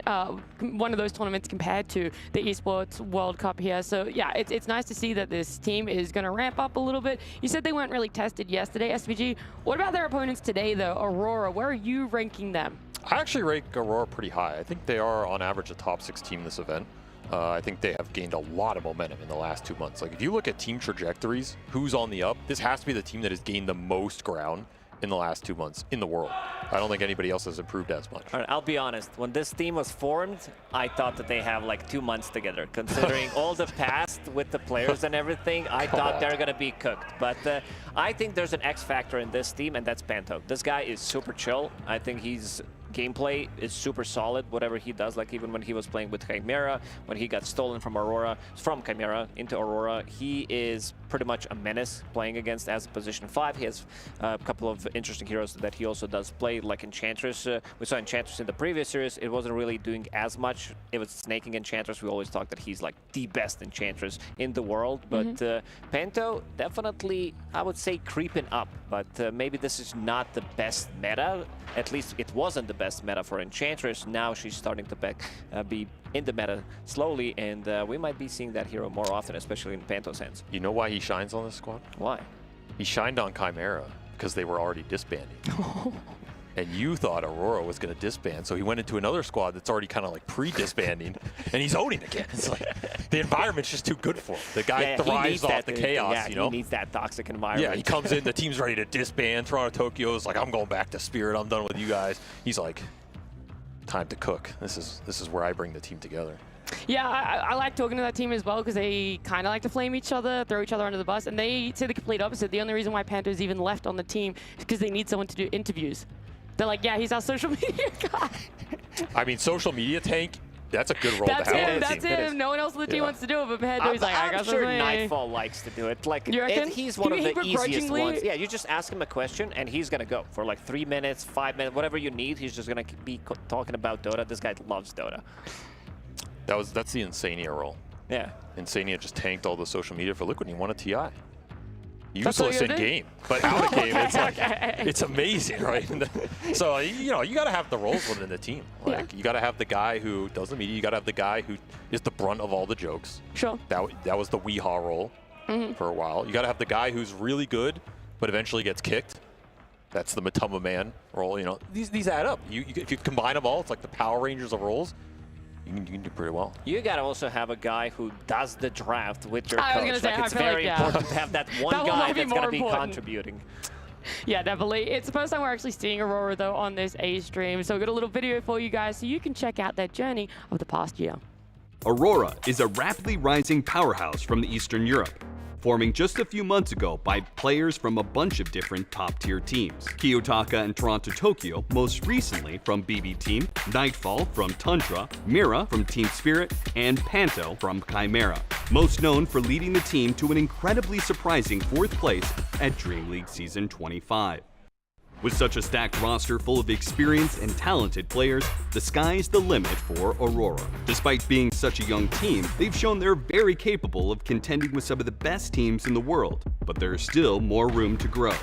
Their road to the Esports World Cup 2025 was short but intense, just barely managing to avoid the brutal qualifiers by achieving a 4th place at the only EPT event the team attended, Dream League Season 26. In the past couple of months, Aurora has gradually transformed from underdogs into genuine contenders. They're heading into the Esports World Cup 2025, determined to showcase their full potential and firmly cement their status among Dota's elite. Yeah, Greatly pointed out there that they did get the direct invite. They were number 8 on the leaderboard, so they got that last slot. Only one EPT tournament, and they really stood up and proved themselves when they needed to. Now we've got a team like Tundra. They're full of players that really show up at big tournaments. Is Aurora also in that conversation then as well, Lacoste? Still yet to see. Like, this team has, I would say, the skill to do it, without a doubt, but they also have this X factor called Kiyotaka on the team. On a good day, this guy is going to own. This guy is one of the most aggressive mid laners. He's going to be overextending maybe even too much for my taste, and I'm a very aggressive player. By aggressive, I mean I'm typing in the old chat, but he's very good. He's very good, but also a lot of the times you will see him be that, like, we'll have that one move that'll be like, man, what the hell is going on? Yeah, like, what's happening? Yeah, you also casted his game where he was Shadowfiend twice yesterday as well, right, Avery? I know you didn't. I know you didn't. But it's good try. I was there in spirit because I love this guy. Yeah. I've been a fan of him for a while. I know everybody hates on him, but I like aggressive players. I'd rather have the guy who throws at least not a TI, because then when you get to TI and you get to EWC, he's better than everybody else because he learned from his mistakes. Yeah, I call him Triple E. Eastern European Envy. Like, this guy is giving me pretty much the same vibes. He's just a flip of a coin, but very entertaining to watch, and this is what I want to see in the scene. He was, you already talked about that X factor for the team yesterday. He really was on that mid SF for himself. They got it twice in a row. It was massive ultimates from him that really turned it around, able to defend their high ground and whatnot. And I mean, Tundra clearly learnt from it because it's in their first phase bans. They don't want Aurora at all to be able to get their hands on the Shadowfiend. They also ban out the Dawn, the Naga, the Doom, whereas on the side of Aurora, it's just the standard TA and Monkey King at the moment. Yeah, the big one. Okay, Batrider just got banned. Aurora will pick up Undying for themselves. This is also a flex pick for them because Toronto Tokyo does play it if it's a good setup. I saw good amounts of Undying plus Marcy combinations in the lane, which does exploit the enemy safe lane. It's pretty similar, I would say, to Axe plus Marcy. Maybe not as strong, but very annoying. I think this Marcy has to go up for people's evaluation, and particularly when you go in that second phase. Like, I'm not going to first pick this hero, but when I get in that second phase, third or fourth, I can combo with something. That hero's a huge threat around the map. And I do like the puck response here. I think this hero is just very stable. And if you can get him against a support duo... very stable? That's right. Yeah. Very stable. With some fairy fires. Yeah, exactly. I need help. I mean, you play puck against a lack of stuns in the support duo, the game's almost always going to be good for it. Of course, they will flex this puck to 4 position. Don't forget about that. Yeah, it is possible. I could also see them not taking I'm a very big fan of Shaman plus Undying, because Undying doesn't... You were going to say it? I thought Tundra were going to take the Shaman in response, because Moon Meander, he's an old school NA guy. He knows about these wards killing the Tombstone. It's an old school counter. You take that support combo away from them. He likes to push. One thing about Moon Meander, he likes to push. Push his ideas on the players or have a pushing lineup? Okay, let Lacoste do the puns. He's the professional. No, it was a genuine question. Whoa, hey, I ain't stepping on anyone's toes here, all right? Stay in your lane, Nat. You're telling the wrong narrative, brother. No, you can continue. Back to you, Nat. No, back to you, please, SVG. Yeah, anyway, what I was saying is I think Moon is constantly trying to push his ideas on the players, and they're constantly rejecting him. Every time I talk to Moon after a LAN, he's like, I told him to ban this hero. I told him to pick this hero. They didn't listen to me. And I'm like, yeah, but your team won like the last 4 LANs, so. We've actually only won 3 out of 9. Which is pretty good. That's a third of the year. I mean, I'll take that any day of the week. My point is, like, how much is Moon actually helping this team? We don't stop and consider it, but if they don't listen to all of his advice and they're dominating, the full potential has not been unlocked. That's the other way of looking at it. What happens when they actually start listening to him? I mean, they're just going to win everything. Like, it's not even close. So there's the Marcy ban. I mean, they don't want to give it to Soxa here, and I respect that. I bet you at some point we will see Soxa go back to some of these other 4 melee roamers. The Tusk, the Tinies. Yeah. Like, they're not super broken, but he's just so good on them. I think they're going to go back to it, particularly if 33 continues to play. If he's going to be playing Visage, if he's going to be playing maybe Dead Prophets off lane, Soxa's definitely going to be playing those position 4s. And I think those are on the table here because you're already up against the Undying. You're not going to want to play these strength melee heroes into the Undying 5 potential. Of course, you have the flex, but you have to think about this as a support. And if that pushes 33 to a ranged offlaner, then those tiny tusks became way more viable in his mind. Because even if you have to play him into the Undying, Sox is good enough to make it work. You'll pull the waves. This is the cheesiest offlane duo Dota's ever seen. Let's be realistic, right? Like, yeah, they know how to adjust pretty much to whatever is thrown at them. In this offlane, they will find a way to play the game. And you can creep skip with Axe, you can jungle, you can stack. Also, he did You think this is core, though? No, not necessarily. It could be Saxa as well playing it. I think this is support Axe. You think I think so? it's support Axe. I think Saxa played a good amount of support Axe in the pubs. So. But I think the 5 Axe is... It's also viable. Yes, it's super viable It's very difficult to trade against this hero. But there was also a very cool idea yesterday when he was playing, it was 33 who played it against Virtus.pro. 4 Ring of Protections as his starting items, 1 shared Tango. So it's almost impossible to trade as a support against this Axe because he's going to be using the Battle Hunger, and with 8 extra armor, that's 8 extra damage per second, which like Battle Hunger lasts for 12 seconds. That's extra 96 damage on the Battle Hunger if you're not killing a creep. And you know he did that math. Yeah, he definitely. But I do want to say, if I did that math, he also did it. Yeah, twice. Not the NA coach. Not the NA coach. Yeah. The rest of his build was also really interesting, and he talked about it, how he didn't go the standard Blink Axe build as well. He did go for like Blade Mail, Soul Ring, Pipe, and then into the... Well, it was Pipe and then Soul Ring, because I don't think he had enough mana to be able to do all of it, so then he had to go back for the Soul Ring after completing the Pipe. Yeah, finding a way. This is why this guy is menace to play against. Good job, Nat. Australian math. I never heard the thing about Australian math. Are you guys good at math or Absolutely not? They don't have math down there. That's right. All our numbers are upside down. Yeah, they have WATH. this panel is never going to happen again. It's banned, yep. It was great working with you guys. Everybody picked on Can I just say, yes, as a side note, pipe on Axe. I was talking about it in the green room. Okay, say it here. 33, man, come on. Like, it's not fun. This is not what you're supposed to do on this hero. Like, I know you build the right items every game, and I respect that, but it's Axe. Like, just build a Blink Dagger, go in, play the hero. You know, he's so disgusting. His itemization is so disgusting. They have Lesh again. If he wants to do the same thing one more time, he can do it. I mean, most of the damage they do have is magical anyway. All right, I got a question for you, Avery. I knew it was coming. I've seen like good amount of like Leshrac, carry, mid lane, and it feels like it's a really good game for Mage Slayer, but nobody's buying that item. Like, what is going on? Like, people are going for Blade Mail instead, especially Ember. Is it really not worth to pick up the Mage Slayer? I mean, why reduce the damage when you can just reflect it? Yeah, that's true. Oh, God, he's so smart. So smart, SPG. What about the rest of the team?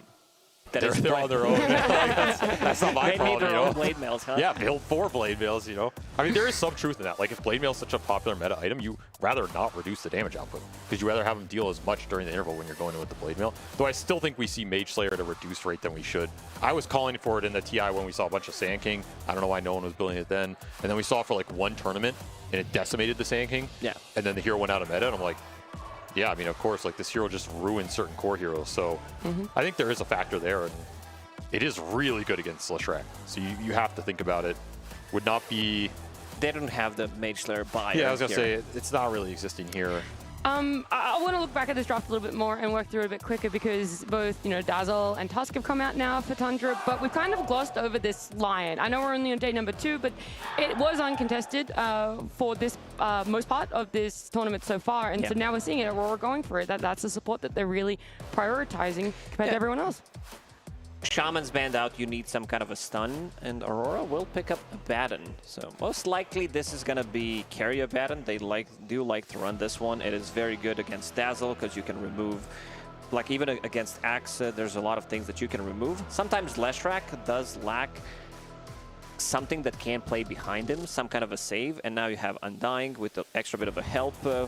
Abba, with once he finishes off his Manta-style Radiance Blink Dagger, he can also follow him into the adventures. Is there a possibility that this Lesh is going to be played as carry? This is something that I've seen once or twice during Wallachia. No shot, I think. I think it's mid or support here, and I think this Abaddon pick is even to deal with the flex potential that it could be 3 Dazzle or the 3 Axe. He's trying to kind of deal with both and present a strong lane, because I do think there's still a decent shot this Axe goes support and they play 3 Dazzle with the 4 Tusk. Yeah.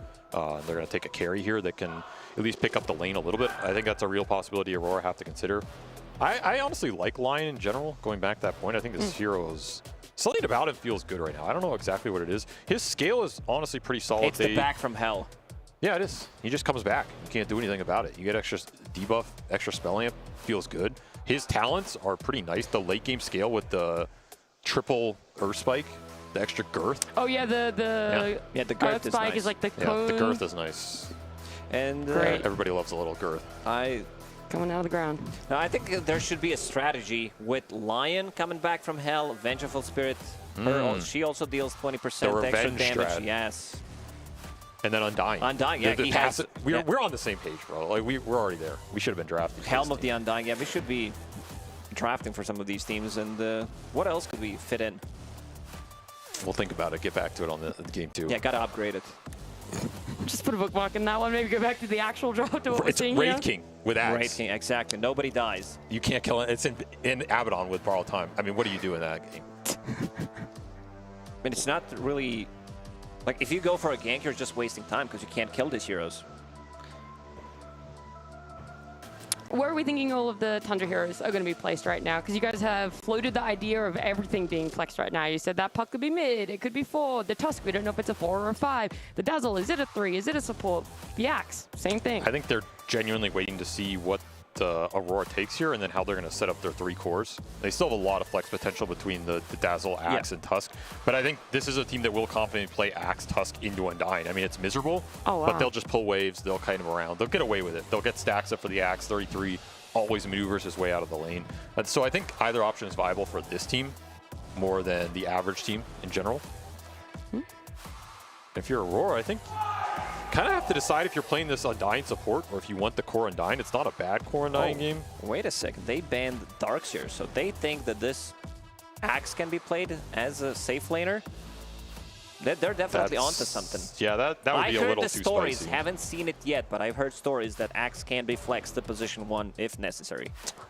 We haven't seen it since the removal of the Shard Manta days. Bane, man, this hero's look pretty good today, I will say. Just casted a series that I actually casted, Nat. And, I like saying that you casted every series. Kataomi, he owned in that series. This hero's look good. You get a little sleep save in this game, can be annoying for the Axe. Extra catch for the puck if you get that 8th lens up. A lot of single target in this Aurora lineup, but Undying can bring it together, especially if he gets forced into that offlane role, which is what looks like to be the case. Could see a carry Undying, but that seems a little out there. Is this the Phantom Lancer game? I mean, outside of Leshrac. It's not a Crystallis hero, though. It's not. What about some Drow Ranger? Is that a hero? Like, they don't have many gap closers. You have... What about his Gyro, though? That also works. I'm just thinking about the heroes that can get on top of, and you just don't have enough. Like, Leshrac might pick up a Blink Dagger. Abaddon, he still needs quite a lot of time. These heroes also, there's a good amount of healing. And if this was Extreme Gaming, I think Ame would be playing Drow Ranger. There you go. That's why they bring me on the panel calls. Yeah, exactly. Last pick prediction god. Still have it. That's a good one. Are you going to be able to predict where everything goes, though? No. Because they already picked, so that's why. You're too slow. They are going to run the double. They are running the double melee, but the thing is they saw the Undying go into the offlane, so now they can freely run the double melee. Because it's not going... They're dodging the Undying with both of those heroes, and they end up with Dazzle Gyro against the Undying. That sounds like a nightmare lane for him. I feel like Aurora got outmaneuvered here in the last few picks, and... No, I think the Nightmare lane is going to be the top lane, the safe lane, or bottom lane for Aurora, because that's where Bane is going. And yeah, it's a lot of survivability in that lane. Brain Sap, you get the Photic Shield. I feel like I've been brain sapped on this panel. Yeah, me too. I'm so... This is the nightmare panel for Nat, I got no for HP sure. back because I didn't steal anything. Okay. There's nothing to sap So, up. yeah. 0 HP brain sap. Ooh, it's brutal out here. Absolutely brutal. Well, look, the last time that we saw 33, we went to interview him as well about this Axe. He very clearly stipulated that the reason why he went for that pipe build that he did was against the ABBA, and it feels like he's just gotten it again. It worked yesterday. Leshrac, you have Abaddon with Radiance, so I assume he's going to be going for the same build. Oh, yeah. This is a great pipe game. They have no physical scaling. It's super dependent on outlasting them. And it feels like a rinse and repeat almost. That's tough. How would we see Aurora, though, be able to get some momentum for themselves? Where does it really have to come from? What lane needs to have some success, and how do they move out of that laning phase to keep it going?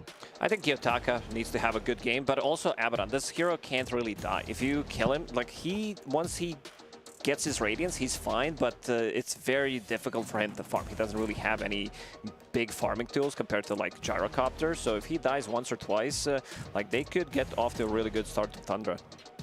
All eyes on Kiyotaka. This is the linchpin of this lineup. You need to play around him, and they need to push. They need to ball up. This is a lineup that can play really well together as 5. You need to exploit that in the mid-game. That 20 to 30-minute period has to go well for Aurora. Let's see if they're going to be able to do it, if they're on the same page, or if we're going to be able to see Tundra get another win for themselves. Either way, a game 1 for our 3rd series here with Sunspan and Kezu. Thank you very much. Aurora versus Tundra. As Natty just said. That's correct. Game 1 of this 2-game series. This feels like it's the series that will decide who is first place in this group. Both of these teams 2-0 right now. There's only going to be another series for them, I believe. Yeah. So this could a lot of marbles in play here. A lot on the line, yeah. You're absolutely I don't know right. how I screwed that one you up. did. But Even I knew exactly where you were going. It's fine. But, in terms of the drafts, I believe, of course, that is why they pay Avery SVG the big bucks. I believe he did a pretty good analysis of what was going on, because I also like what Tundra kind of ended up with when it came to the draft. You know, you get to dodge the Undying lane with your bros. You get like a pretty good Axe, like Axe and Tusk lane in the bottom. You've got Gyro and Dazzle in the top lane. It's a pretty good Gyrocopter game. He can stand his ground. He's very happy. He's got backup. You get the BZ and Puck. But Aurora, they've looked pretty good. Like, I saw them play yesterday. I believe it was versus the Yandex team. And honestly, they look pretty good. They was a little bit shaky in the early game, but a lot of good stuff, especially from Kiyotaka and Toronto Tokyo. So I got my eyes on them to come in big again, because they're going to need it. yeah, I cannot wait to see Toronto Tokyo on this Undying. Position 3 has got to be one of the most entertaining positions. We're going to see a Nightmare onto Chrysalis to start things out. Obviously, Toronto Tokyo wanting to fight here since he is an Undying, but he's actually starting to run away as he's getting focused by both Whitemon and 33. Chrysalis can right-click to his heart's content onto Mira, but Whitemon looks to be the first blood target, and Panto will get it. And now Mira going to get chased down in all likelihood. It's only 33 in the area now. He'll take out a Battle Hunger, and being forced out to the north, he's going to get Nightmare. This is going to waste a lot of time as Chrysalis thinking about coming back in, although 33 looks to be dead to this duo support as Mira will... Oh, he actually evades the last attack from that flat cannon onto the high ground. Very lucky indeed. Yeah, 2-for-0 trade for Aurora. I mean, this is also where, you know, doing your homework comes into play, because yesterday we saw this from Tundra at least once or twice as Panto does suicide to the tier 2, where all these Axes, they love going to the safe lane and trying to get like a little kill with their team with the level 1 Battle Hunger, get yourself some innate stacks, Toronto Tokyo.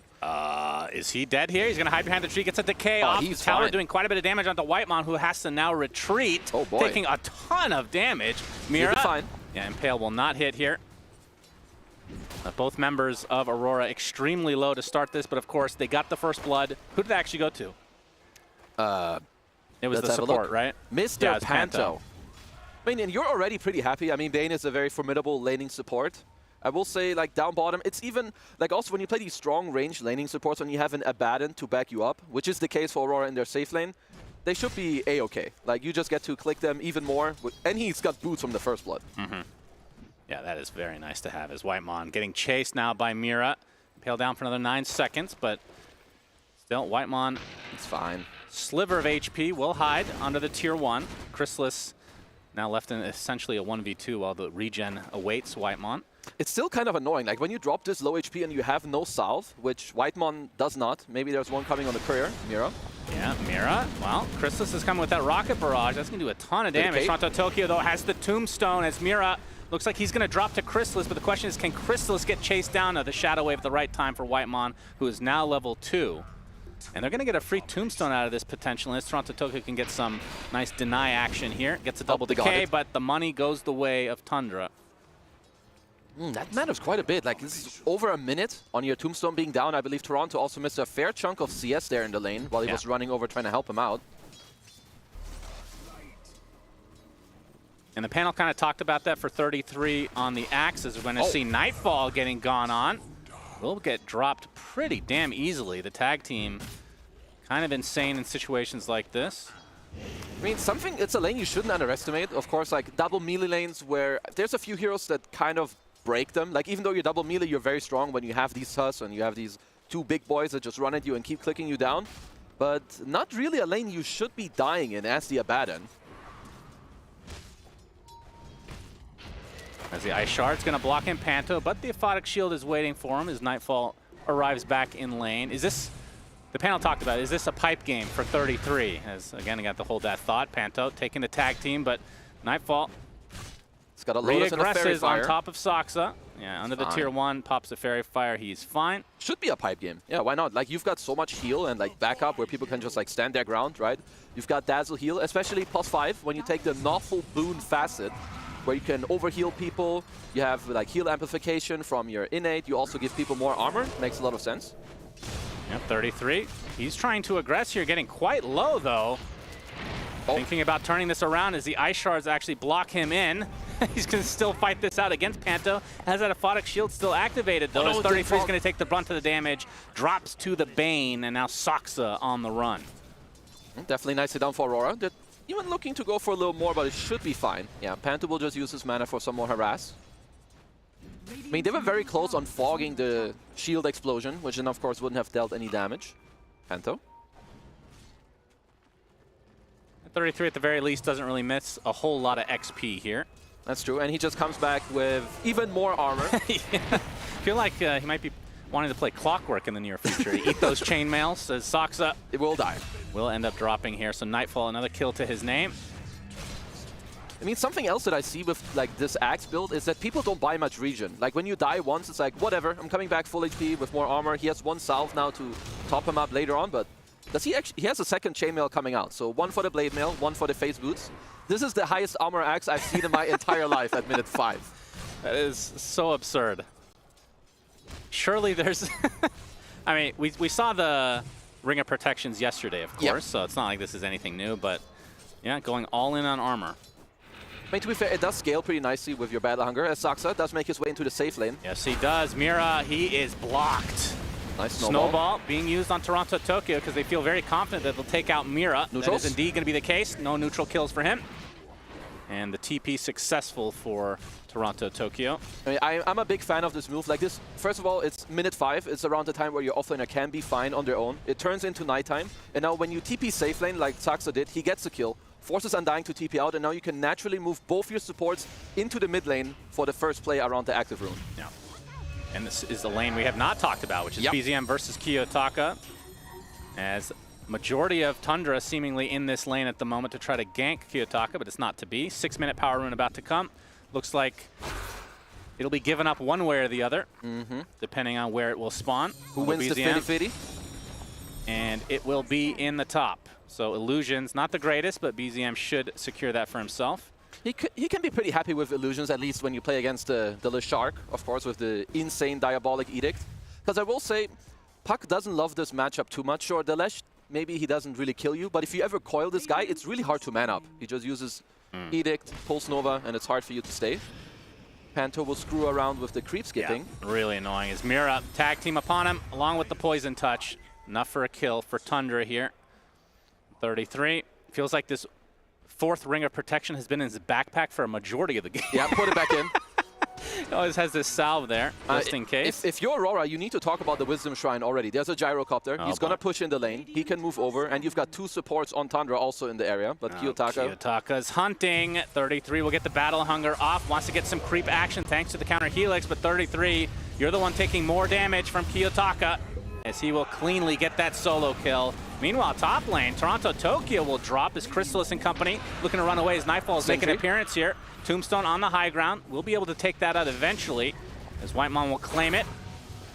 And it looks like Saksa will end up dropping here as the Shrine goes to Mira. So at the very least for Aurora, they do not give that one up. No, that was good counterplay. And right now you see some stuff that maybe looks weird where Toronto Tokyo is mid, but both Kiyotaka and Nightfall did have to TP into the top lane to protect their Wisdom Shrine, which of course is the correct move to go for. And Kiyotaka here. In terms of CS, definitely behind BZM at the moment. As Chrysalis looks to be fine here. They want to lane... Let's see if Aurora keep these lanes, like where you put the Undying into your safe lane and the Abaddon into the off lane. Don't know if I'm the biggest fan, but at least for now, Nightfall is being very aggressive onto Crystallis. He does have borrowed time available if he wants to skill it. Soxa makes an appearance, though. Looks like they might want to try to hunt. He's going to right into Nightfall. Start things out, blocks him in. Looking for the high five is Nightfall. Reinforcements, though, in the form of Crystallis. Looks like the creeps mostly tank up that rocket barrage, as Nightfall will likely have to skill his ult here, you would think. Not Although yet. Mira in the him. area. Crystallis trying to get outside that range of the Impale. A call down used. Really more of a defensive measure. Meanwhile, Coil popped in the mid lane. Kiyotaka surrounded. Edict. 33 is taking so much damage. Grave. The Grave comes out and the dunk. 33. Tower will not kill him. Even a smoke used just in case. So a successful gank from Tundra. As a Nightmare in the top lane. Another TP. In the form of the Dazzle this time. Whitemon with the Shadow Wave. They're coming from behind. Indeed. Nightfall relatively low on HP here. They're bringing in reinforcements as Toronto Tokyo is here. 33 did salve up. Now it's a Lotus. Yeah, he's like playing roaming axe. There's that fourth ring of protection back in the backpack and where it belongs. Snowball save for the time being. Where are they going? To onto the creep wave. Soxa is taking the brunt of this damage. Whitemon with a nice shadow wave, but it's not going to be enough to save his life. So 2 supports dead for Tundra. 33 on the high ground. Wants to put that fourth ring of protection in his inventory soon here. Just got to pop that Lotus first, get the full value. Walk it up, face boots. Oh yeah, he's actually fine. So 33 hasn't been in an actual lane for like 2.5, maybe even 3 to 4 minutes. It's been a while, yeah. If we count his cutting. But he is applying a lot of pressure on the map. Nightfall will make his way back into the bottom lane. I mean, this Blade Mail is going to be very annoying. Again, like when you play into Lesh, it's not just the hero matchups, but items. Items hurt this hero a lot, and Blade Mail is by far the worst one for you to play into for like, what, 15, 20 minutes? Eventually you get a BKB, sure, but until then, you have to be really careful. True. True. True, oh, true, true. There's a pause. You want to talk about the lights? 33. Let's take a look behind us here. I mean, no, he's staring very intently at his monitor, so it doesn't look like the lights are bothering him this time. Crystallis did turn to 33. Yeah. If we want to look into that. Well, I mean, I think it's PTSD at this point where there's a pause. You're like, oh, wait, is 33 okay? Everything seems to be fine. In fact, his face is a lot closer than the other players to the monitor. Who, very, 33s? very Valorant/CS style. I mean, the CS ones, they're like glued. They're like in the monitor. They're like immersed. Yeah. As long as you can lick it, then it's good to go in right. terms of FPS. I mean, it looks like we'll get started here very shortly. But game state, Mr. Kezu, who would you favor at this point of the game? I do have to favor Tundra a little bit. I mean, they're only slightly up in net worth, but I would say Aurora would like to get more things done. Like early on in this game, you've got the Lesh in the mid, and Kiyotaka, he's struggling a little bit. And usually when I see them like have a really good time, it's off the back of Kiyotaka, like making some moves early on. And you've also got the offlane zombie, and I'm not sure if they're able to push forward as of now. They should be looking at their 2 subs to unlock their ults, I think. They need the finger and the grip on Mr. Panto. This Crystallis going to be working on an Aghanim Scepter relatively soon. What kind of build do you want to see out of Toronto Tokyo after this Blade Mail? I absolutely love these core Undying builds. Yeah, I mean, you have different options. You could go for the Blade Mail, and you can go into more right clicks if he wants to help out a little more when it comes to like scaling. You've always got like some Echo into Harpoon. Honestly, he could also look into Auras as Hold that. They're looking to aggress on Nightfall with the shards. Yeah, even BZM making an appearance. Borrow time already activated. They'll be happy with that exchange as there's a TP actually canceled. As Nightfall, 1800 into the eventual Radiance, so still a ways away. But farming quite well. Top net worth on his team, 2nd overall in the game. Kiyotaka shadowed by a couple supports. Tundra, they're just going for some split pressure. And we saw this from them yesterday. They're very, very good at this, like using different types of heroes in multiple areas, because Nightfall, for now, doesn't have to borrow time. But his team is smoking to him, so they are reading this move. See if Tundra will back off in time. They did get a lot of pressure on the tier 1 already. Smoke from Aurora, trying to backstab a bit here. I don't know if they'll make it in time. Soxa might be tanking it. He's standing around for the time being. Looks like they'll dodge it completely. Yeah, no need to tank it if you can just walk it off for free. Yeah, looks like he is going for the pipe, at least for now, on Toronto Tokyo. I don't really mind it. I feel like it's good. You need to like fight back and help your flesh. Oh, Toronto Tokyo, very early flesh golem. He knows that his team is coming. Call down right upon him. He's stuck inside the shards. That is a lot of damage. Upon a shield, not enough. Gets stuck, but a nice snowball. 33 save completely. Dodges the finger as a result. Panto not going to get dunked this time. The Grave comes out a little early. Panto looks like he's going to walk away. 33 ticking away very slowly. Gets shot away at the last moment. Kiyotaka cannot finish the job. Now Aurora trying to reset, maybe trying to completely get the hell out of dodge here. It's Kiyotaka inside the shards. Walrus Punch comes out. Chrysalis extremely low. Will look to reset. The grip does come out. Soxa will get the snowball at the last moment. Going to the north, right into the arms of the Lash. A nice Nightmare save from Panto. Tons of saves from both sides. Really well executed as the illusory orb into the coil, actually canceling the TP, but he still goes through the gate as it looks like the puck wants to pursue. BZM out of mana at this point, so I think the fight ends here. That was a really good fight for both sides. Nightfall luckily does get to walk it off, but yet you see the power of Tundra's supports. Like, you have Chrysalis on a gyro who just keeps pumping out damage, and you had so many heals coming out for Whitemon. Good Grave, incredible snowball as well. Like, he allowed 33 to stay out, dunked the guy out of the game, and then dodged the finger damage completely. That was sick. I mean, they have the snowball save, they have the Grave save, and then the other side you have Nightmare save, Shields. and eventual grab ally, of course, which is extremely important. Oh yeah, very nice. Keep note of here. Yeah, we'll keep track of that for later. Hopefully he'll get that shard for free, because God knows he's not going to be buying it. Yeah. It's unfortunate. We have a Blade Mail completed onto 33, who's having a very, very good game. Like, in the start, you know, of course, they did look to gank him once or twice, and once it succeeded, but yeah, top of the net worth now.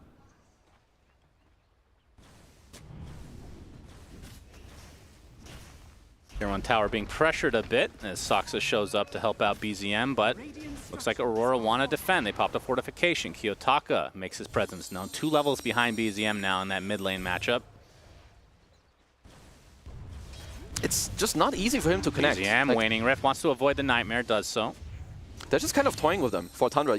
Like, they're only up 2k gold, but I can tell you, if you're playing, like if you're an Aurora player right now, it doesn't feel good to be in this game, because you're not getting like any big catches off as you want. You've lost your safe lane tier 1. Your mid lane tier 1 is like, the next time you leave this lane, it's falling. And the Tundra supports are really hard for you to deal with. Like this Dazzle and Tusk, they're a big problem.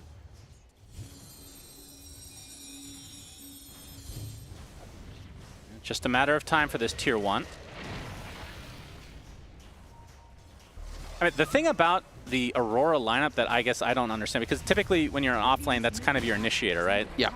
Like with 33, the eventual Blink Dagger will come at some point. Obviously, this pipe will slow it down quite a bit, but what's the timing for an Undying? I mean, this hero, you want to have skirmishes and fights, right? Like, you ideally want to have fights together, so like you need to combine him at least with the Lesh and the supports and kind of look for a play, because you hitting buildings doesn't really go that fast. When it comes to farming creeps, it's also kind of the same.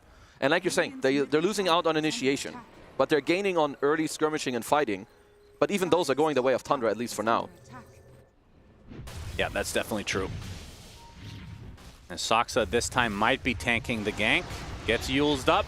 Kiyotaka with a split earth. Impale looks like it missed, actually. It matters not, though, as it's a freebie. Tombstone was placed for that, so... Should be a free tier 1 for Aurora, but in the meantime, you've got Tundra on the map, taking over bottom, taking over mid.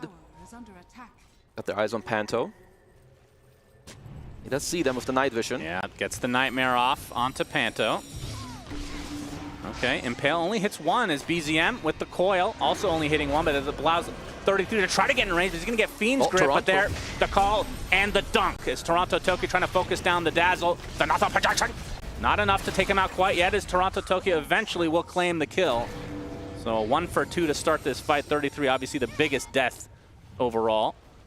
Yeah, and Toronto, he's putting in work. Like in these fights, when he just gets to come in with his Flesh Golem and like whack away at people, especially in the backline onto this Whitemon Dazzle, he's doing a lot. And the pipe is completed. And finally, you should have Kiyotaka like feeling a little better in this game. If you run in, you've got the pipe to back you up, he's got a shield rune, and he now also has a Nightmare save, and you've got the Athletic shield. Like now I can start seeing that lineup like come together a little stronger. And it looks like Kiyotaka here will be running into Whitemon. Another Yules, but Soxa in the area will be snowballing to the high ground, but that sets up the double Impale. And that is a double kill for Kiyotaka. Very nice. That puts him right back in the middle of the pack, kind of, because he was struggling before that. So he's got the Yules. I believe he had the Blink queued up, which is going to be his next item on the Mr. Lesh. So yeah, Aurora definitely striking back in this game right now. Wouldn't be surprised if they later look for like a kind of early Roche for them. Like maybe even within this nighttime. You've got Abaddon passive, you've got Undying, who's an incredible Roche hero, especially as a core. Yeah, but 33 close to that pipe, so that will be a huge power spike for Tundra in the meantime. Yeah, they will be waiting for their own pipe. I think even with the pipe, if it's a straight up fight, sure, Tundra have a lot of heals and like sustain, but their damage isn't that high yet. They might need Chrysalis to like have another 1 or 2 rounds of items, so if these teams clash, I wouldn't be surprised if Aurora either win the fight or if Tundra look to, you know, dodge a little more than looking for the 5-on-5.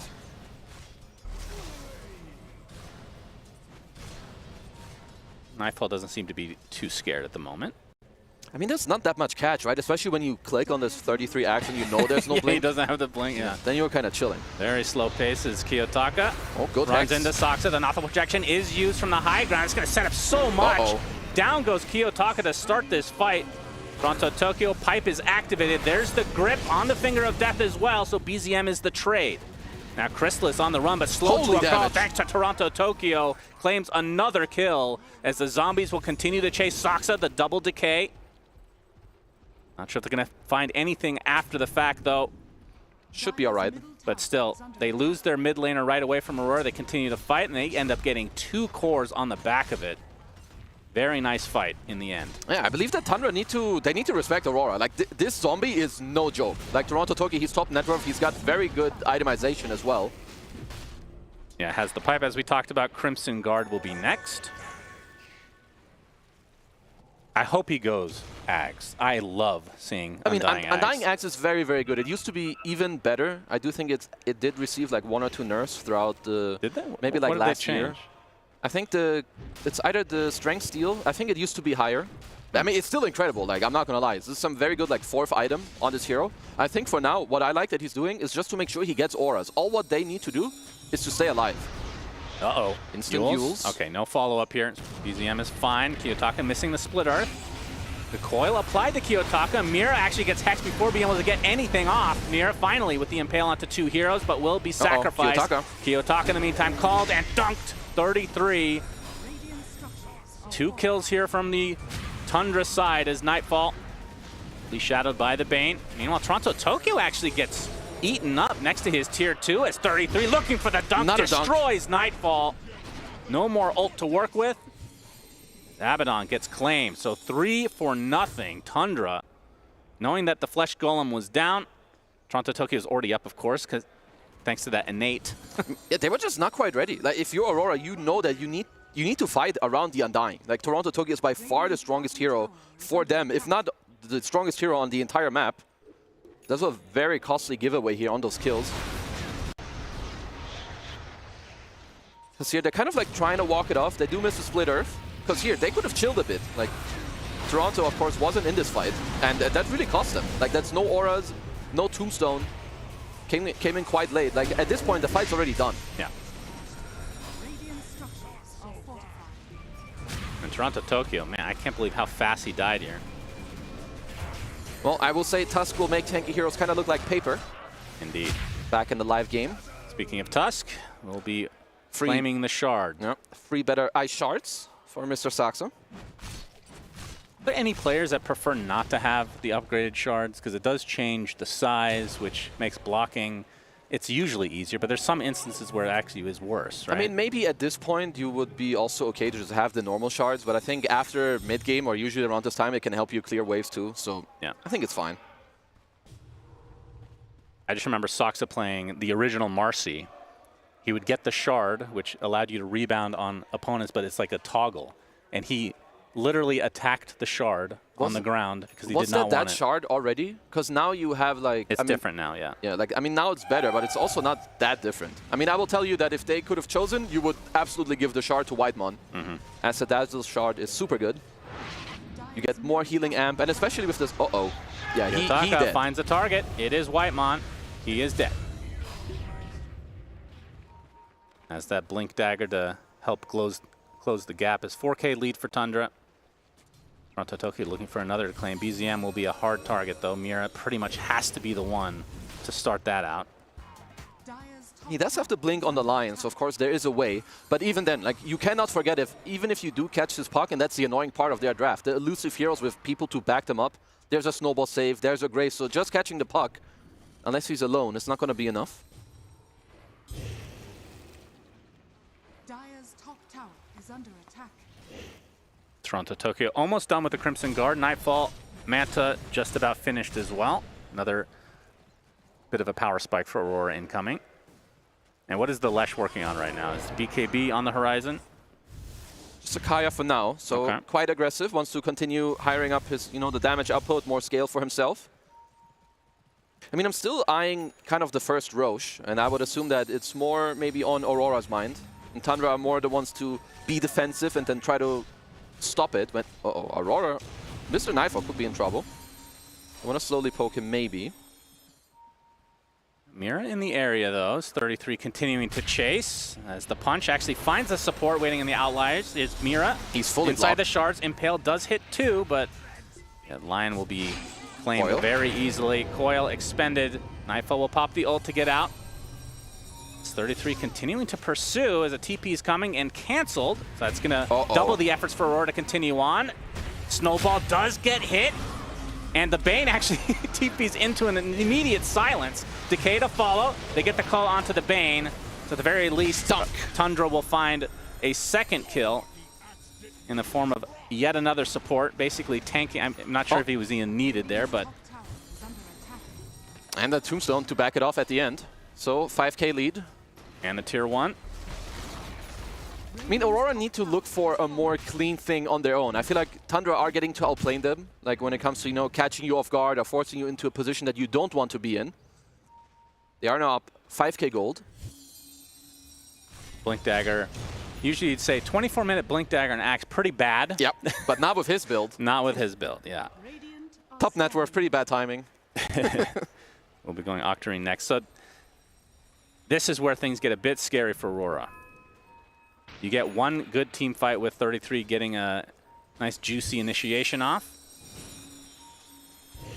Can really snowball this for the Tundra side. But Nightfall and company, they're smoked. Looking for BZM. Mira needs to be the one to start. Nope. BZM. Quick fingers as always as 33 wants to continue the pressure. BZM pops the illusion room. Pipe is already activated for the Tundra side. BZM, he gets gripped now, but there's the snowball save. Tombstone's going to do a lot here. Crimson Guard is popped. Coil onto 2 heroes. As Undying wants to fight his way out of it, but 33 is taking absolutely no damage. The finger onto BZM, but the Grave saves him, gets Force Staff to safety. He's fine. Chrysalis continuing to get CC'd from the high ground as Mira's in such a good spot.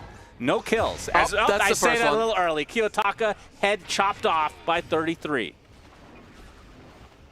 I mean, honestly, kind of looked like it could have been good for either side, but you have so much heals and saves being pumped out from Tundra that it doesn't even matter. Like, even though this Tombstone lived for so long, if Kiyotaka loses HP, he cannot fight. And he is so much of Aurora's damage. They really need him. And this will open up the pit for Tundra. Yeah, that's just an easy Roche for them. Chrysalis with the Crystallis, along with the Ags, and BKB is on the way from the Courier. This Gyro is not easy for them to kill anymore. They've got a, it's 6K lead at this point. He's got the BKB at the ready. They're picking up a gem. He's got the Aegis as well.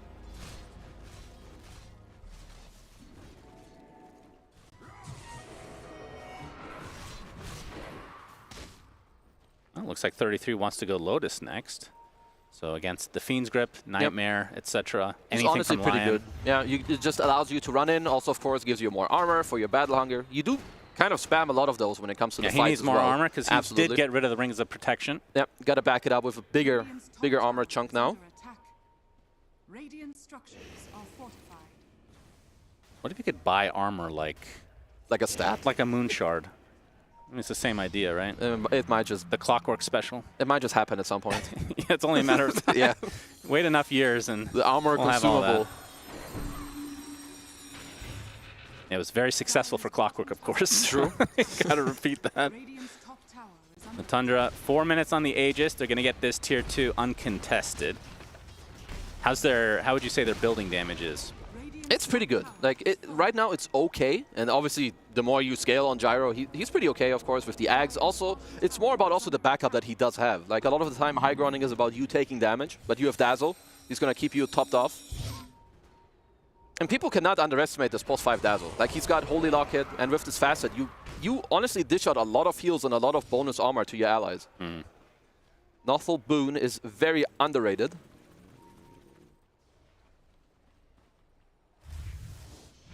Smoke from Tundra. Oh, Kiyotaka would be an amazing kill for them. Chrysalis gets popped here. There's the punch up. Already at half HP. Kiyotaka just melts. My goodness. That was just too easy for Tundra. I mean, and now a tier 2 on top. And they go for more. Might look at the shards onto Nightfall here if people can connect, but he'll blink out. I mean, it is Leshrax's one of his nightmares, literally. It's physical damage. That's why ranged heavy hitters are so good against him. Tusk, fully physical. Now Mira, he does get the Shrine, but it's likely to cost his life. No, he will pay for it. BZM will claim it. 8K lead now for Tundra. You've got a full Linken's on BZM as well. So not only is he harder to catch, but later on, like if you're not the main target, if you have a good timing on the Linken's, you know, you can dodge a Hex, even maybe the Fiend's Grip, you know, you can block some good stuff. So some nice utility with that as well. Radiant's middle tower is under attack. Is that Soxa going for an Ags? Yeah. Oh, yeah. I love the Walrus kick. I mean, it's one of the reasons. That's one way to, when you go high ground, just kick somebody out. That's Make one it way happen. to push. I mean, Tusk overall is just an incredibly strong hero. You can do so much. You can itemize in a lot of ways. You've got a lot of scale as well with the kickback. Didn't get a GPM enchantment, so it is quite a long time away. And you're really on top of the GPM enchantment. Dude, trust me. on some of these supports, they're so OP. Yeah, like I can tell. They are S double plus tier. Panto. Oh, TP ends up going through for the Axe, but BZM will find Bane. Gonna take a bit as Nightfall. Getting harassed by the Nothal projection. Won't do much this time around. BZM D-wards and will be slept. Gonna walk right through the coil. It's gonna be a bit of a long fight. In fact, he just TP's out. He's fine. Just TP. Okay. Well, 1 minute is left on his Aegis. Yeah, they've gotten a couple tier 2s. In fact, yeah, 2 out of the 3. Still 1 remaining in the bot lane. That might be all they can get with the rest of this Aegis if they want to try for it. Doesn't look like they want to, though. As top lane, another initiation. 33 finds Kiyotaka at half health already. Feels like he has been super squished the entire game. BZM finding the support. Mira to the high ground. Force Glimmer. BZM, okay, the Linken's is popped. There's the initiation from 33. Just clips the Lesh again. Super low. There's the Fiend Script to try to save him, but immediately canceled by Soxa. Shard block in the Lash. Another easy kill on Kiyotaka. Panto follows suit. Tundra really rolling away with it now. I mean, Tundra definitely have their number. Well, that was a very deep call into their own base. Call down to follow. Not a successful calling Blade, as Mira will miss, as the triple Battle Hunger will tick him out. And now Chrysalis applying a lot of pressure to this tier 3 top. He didn't even have a ward. Like, Mira gets jumped and immediately like pings out that there's a base ward. There isn't one, brother. Yeah. He was just testing. He was vibe checking. That's what confidence brings you. Absolutely. Especially when that light's not in your eyes and you can see properly. You get powered up. Barracks will fall. Still another 20 seconds for Mira, but Lesh is back in 5. See how disciplined Tundra want to be with this. They One did lane finish successful. an Octarine Core on the Zombie and an Orchid onto Nightfall. I will say it's been a while since Aurora have combined their heroes to make something happen. They're going to try for it now. Nightfall taking the brunt of damage to start things out. Nightmare onto Chrysalis immediately taken off. They're going to be able to kill the Tombstone pretty much right off the bat. It's 33. We'll take a decay to the face. Nightfall's ult finally pops. Whitemon with a Force Staff. They're just kiting him. And Chrysalis looking A-okay at the moment. No Aegis to work with now, though. Toronto Tokyo trying to tank up as much as he can. A big soul rip. Kiyotaka again. It feels like every fight starts with him at half health. That was a good sleep. With the BKB. No, nice instant hex onto 33, trying to finish the job there. Not able to do so. As Toronto Tokyo still in a 1 versus 5, it feels like. Grave upon 33. He's fine. Toronto Tokyo gets Grave, but another Ice Shard blocking him in. BZM Nightmare now back into the fray. Toronto Tokyo's going to be fine. Here's Chrysalis, completely out of mana, force staff to safety. Oh, grip. They get the grip onto BZM. Okay, it's going to be pretty close. Gets off the snowball with the illusory orb to escape. Saksa might be the sacrifice. In fact, they're not even interested in finishing him off. Mirror will do so. As 33, pipe activated. Kiyotaka, a lot of damage can be mitigated now, but 33 does drop. So what a 2 Tundra members down, and some way, somehow, Aurora defend their mid lane. Yeah, you've had a lot of damage just being pumped up both ways. I wish we could see how much damage Toronto Tokyo tanked. He did a lot, like through the Crimson and the pipe, and then he keeps dishing out the decays and soul ripping himself.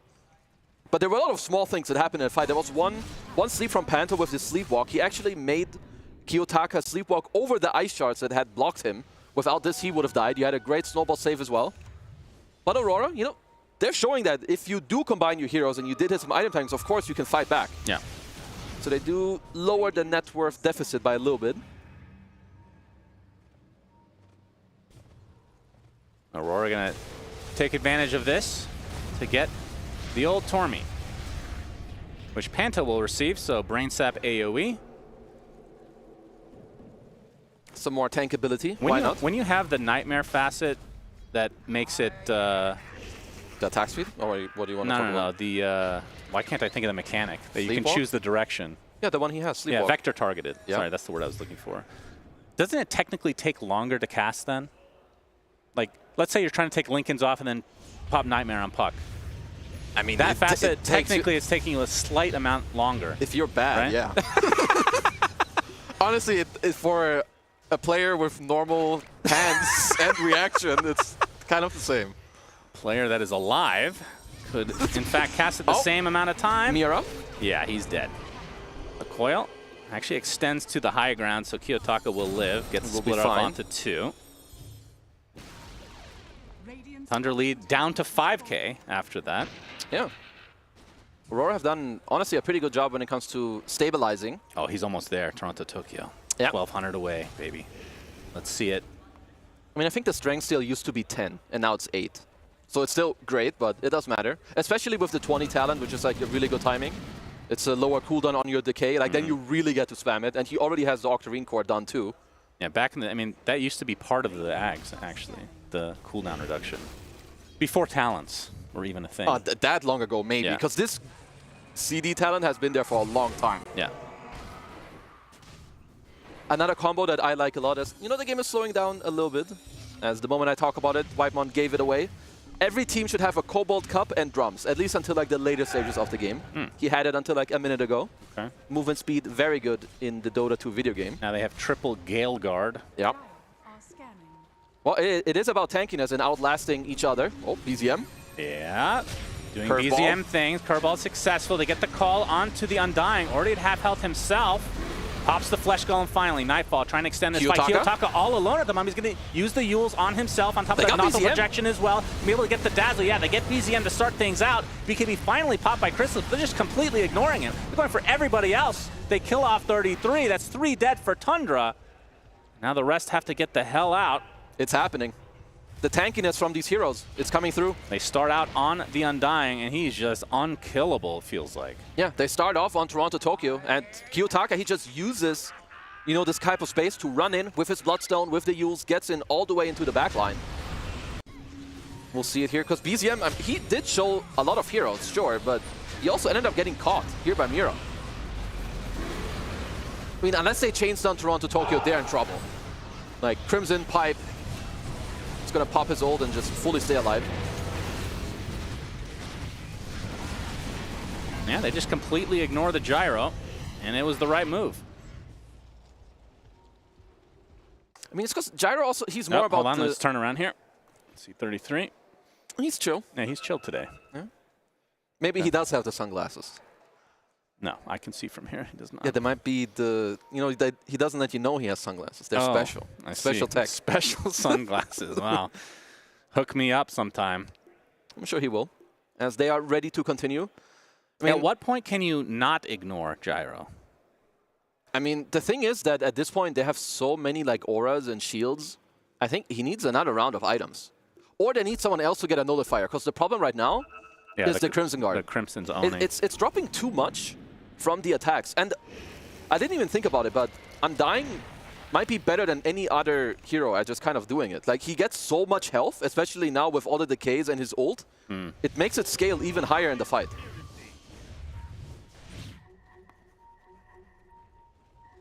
Sox is still working on the Aghanim Scepter, halfway there.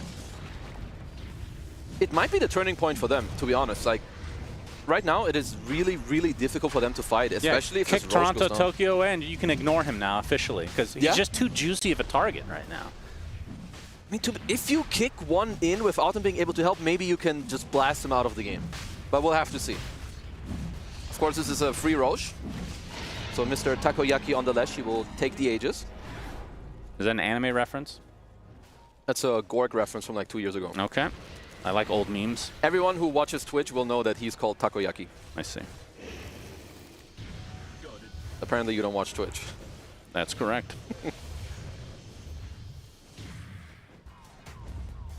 All right, smoke from Aurora. Let's see what they can do with this Aegis. Definitely have turned this game around. Feels like it is in their favor at the moment. Slight momentum, I mean, a huge momentum shift. They're definitely stronger. Like, it's on them. They have a good ward, so they do spot 33 here. Yes, and they get the Yules. He doesn't have BKB. He should go down. This is going to be an easy cleanup. Mira gets the stack on the finger. That's his third of the game. Very nicely done. Toronto, Tokyo with the gem.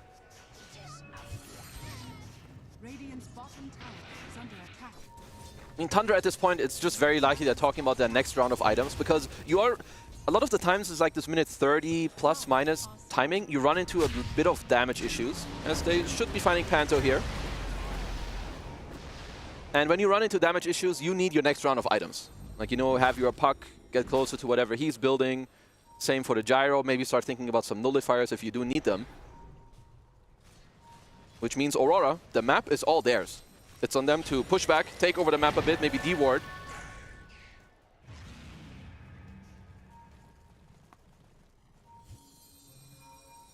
Nightfall's had this Bloodthorn for a little bit, has the Basher now as well. As you can see, the instant bash onto Soxa, who gets silenced after the fact. Literally nothing he can do there. Yep, just a quick and easy kill for him. There it is. It is the nullifier queued up on BZM. Okay. Which means Tundra, they know that, yeah, they need these next items. They need the Walrus Kick, need the nullifier.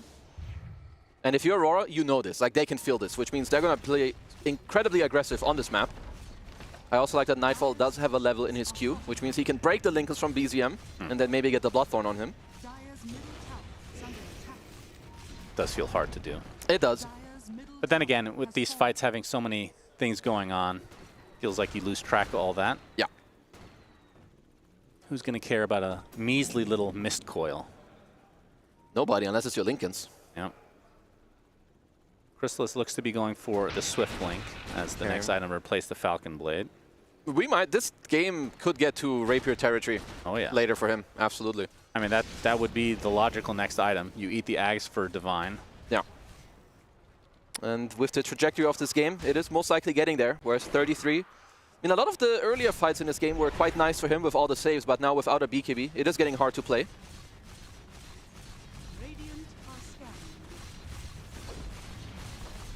Another tier 2 for Aurora. Still 2 minutes on this Aegis. 1 tier 2 remaining for Tundra. I mean, what exactly is the goal for Aurora with this Aegis?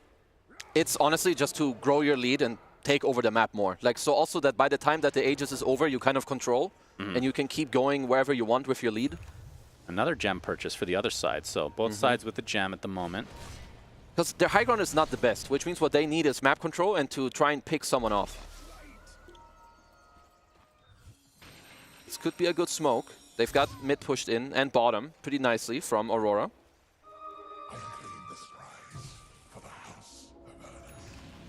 Nightfall with an Arcane Rune. Not too shabby. Chrysalis and company did spot that initially. This smoke will likely not be successful. I say that Mira with a very fast blink into the Hex. Crystallis has to use the BKB in retreat. He's going to get Abyssal here. Will pop his ult to try to get away. He's going to get Grave a little bit early, trying to get saved by Whitemon. He's just continuing to be pursued. Another bash into the finger. He's dead right outside his base as Kiyotaka wants to continue to fight. They don't care. In the base of Tundra. There's a buyback available for the Gyro. They're going to clean up Whitemon easily. No buyback for the support, though. Still 40 seconds on the Aegis. It's a big one. Even if you do buyback on your Gyro, you don't have BKB on Crystallis. Yeah. And Kiyotaka, they're going to put down the Roche banner. This is going to be a lot of damage to these buildings. Yeah, you've got a bad end. These creeps and heroes push really fast. And Toronto Tokyo solo pushing as well. Pathetically. He's gonna drinking get some help water. out of Nightfall. During the That's actually unbelievable. It's like, yeah, I can't be burst anyway. Let me get some hydration in here. Easy peasy. So this is a double Rax. Of course, they can't complete all 3 because there is a tier 2 available in the top lane. Yeah, but it looks to be, at the very least, the melee and the bot. Now they're going to go for both. So it will be a clean 2 sets Mira? of racks, actually. Nightmare onto Mira. BZM has to be careful. That curveball being quite useful this game. But yeah, Aurora does get 2 sets of barracks, and they fully retreat. So the buyback does not come out from Crystallis. Yep. A lot of damage to that tier 4, but certainly worth it for Aurora. Yeah, it doesn't matter too much. Let's see for now, because Tundra's next point of striking back, or the moment both teams are going to be looking at now, is potentially the next Roche. And then also, you know, just kind of looking, how are we looking on 33's BKB? Because he needs it. He did get to complete it, as his team was paying with their lives for that. And yeah, look at Crystallis' inventory. We've got a locked Rapier. It is happening. So it did not go for the Swift Blink, realizing that this is just needed. And they are fully all-inning for this play, and I don't blame them one bit. Saksa changed his mind. There's no time to get an Aghanim Scepter. He's going for the Vlads. He worked on that for so long. He wanted this one, but you know, you got to make decisions. It's not going to be that useful here if you don't have enough money for it. No, so you have to all in your Gyro, and I mean, it's going to be all or nothing. You've got going to show in the mid lane here. You've got the Grave, you've got the Vlads to back him up, lots of heals. And he's got his Satanic of his own, so they are very, very strong.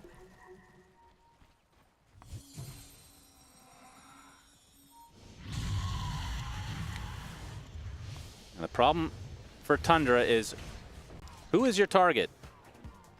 Nightfall is not a good one. Toronto Tokyo, not a good one. Kiyotaka has a shield rune right now, but usually he's been melting.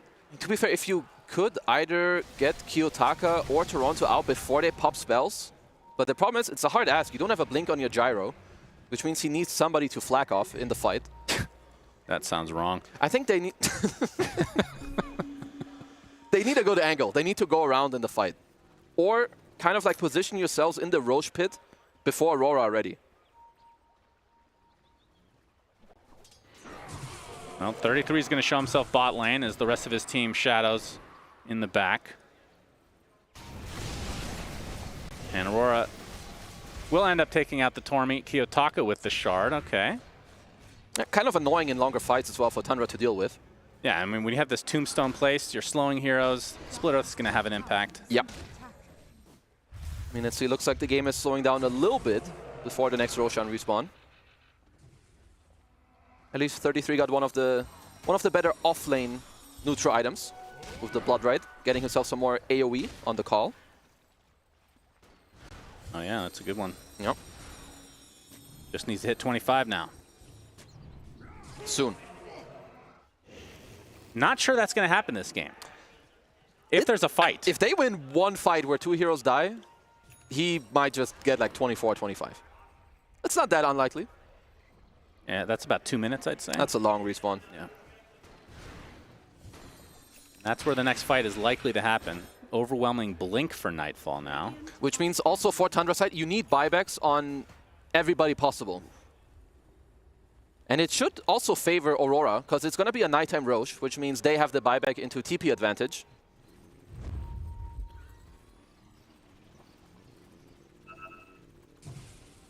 Smoke for Tundra, hunting again.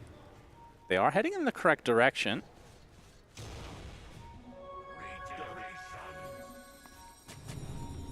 And it feels like Aurora are on the same page as well. So BKB finally online for Kiyotaka. He feels like he's been needing that for a very long time. They're going for a long smoke, but Mira already drew this exact path on the map, so of course they do kind of know what's going on, as they can play the timer. You have 2 sets of racks in the mid and bottom lane. Nobody's showing on either side. And they scan as well. Yeah, they know they're sitting up here.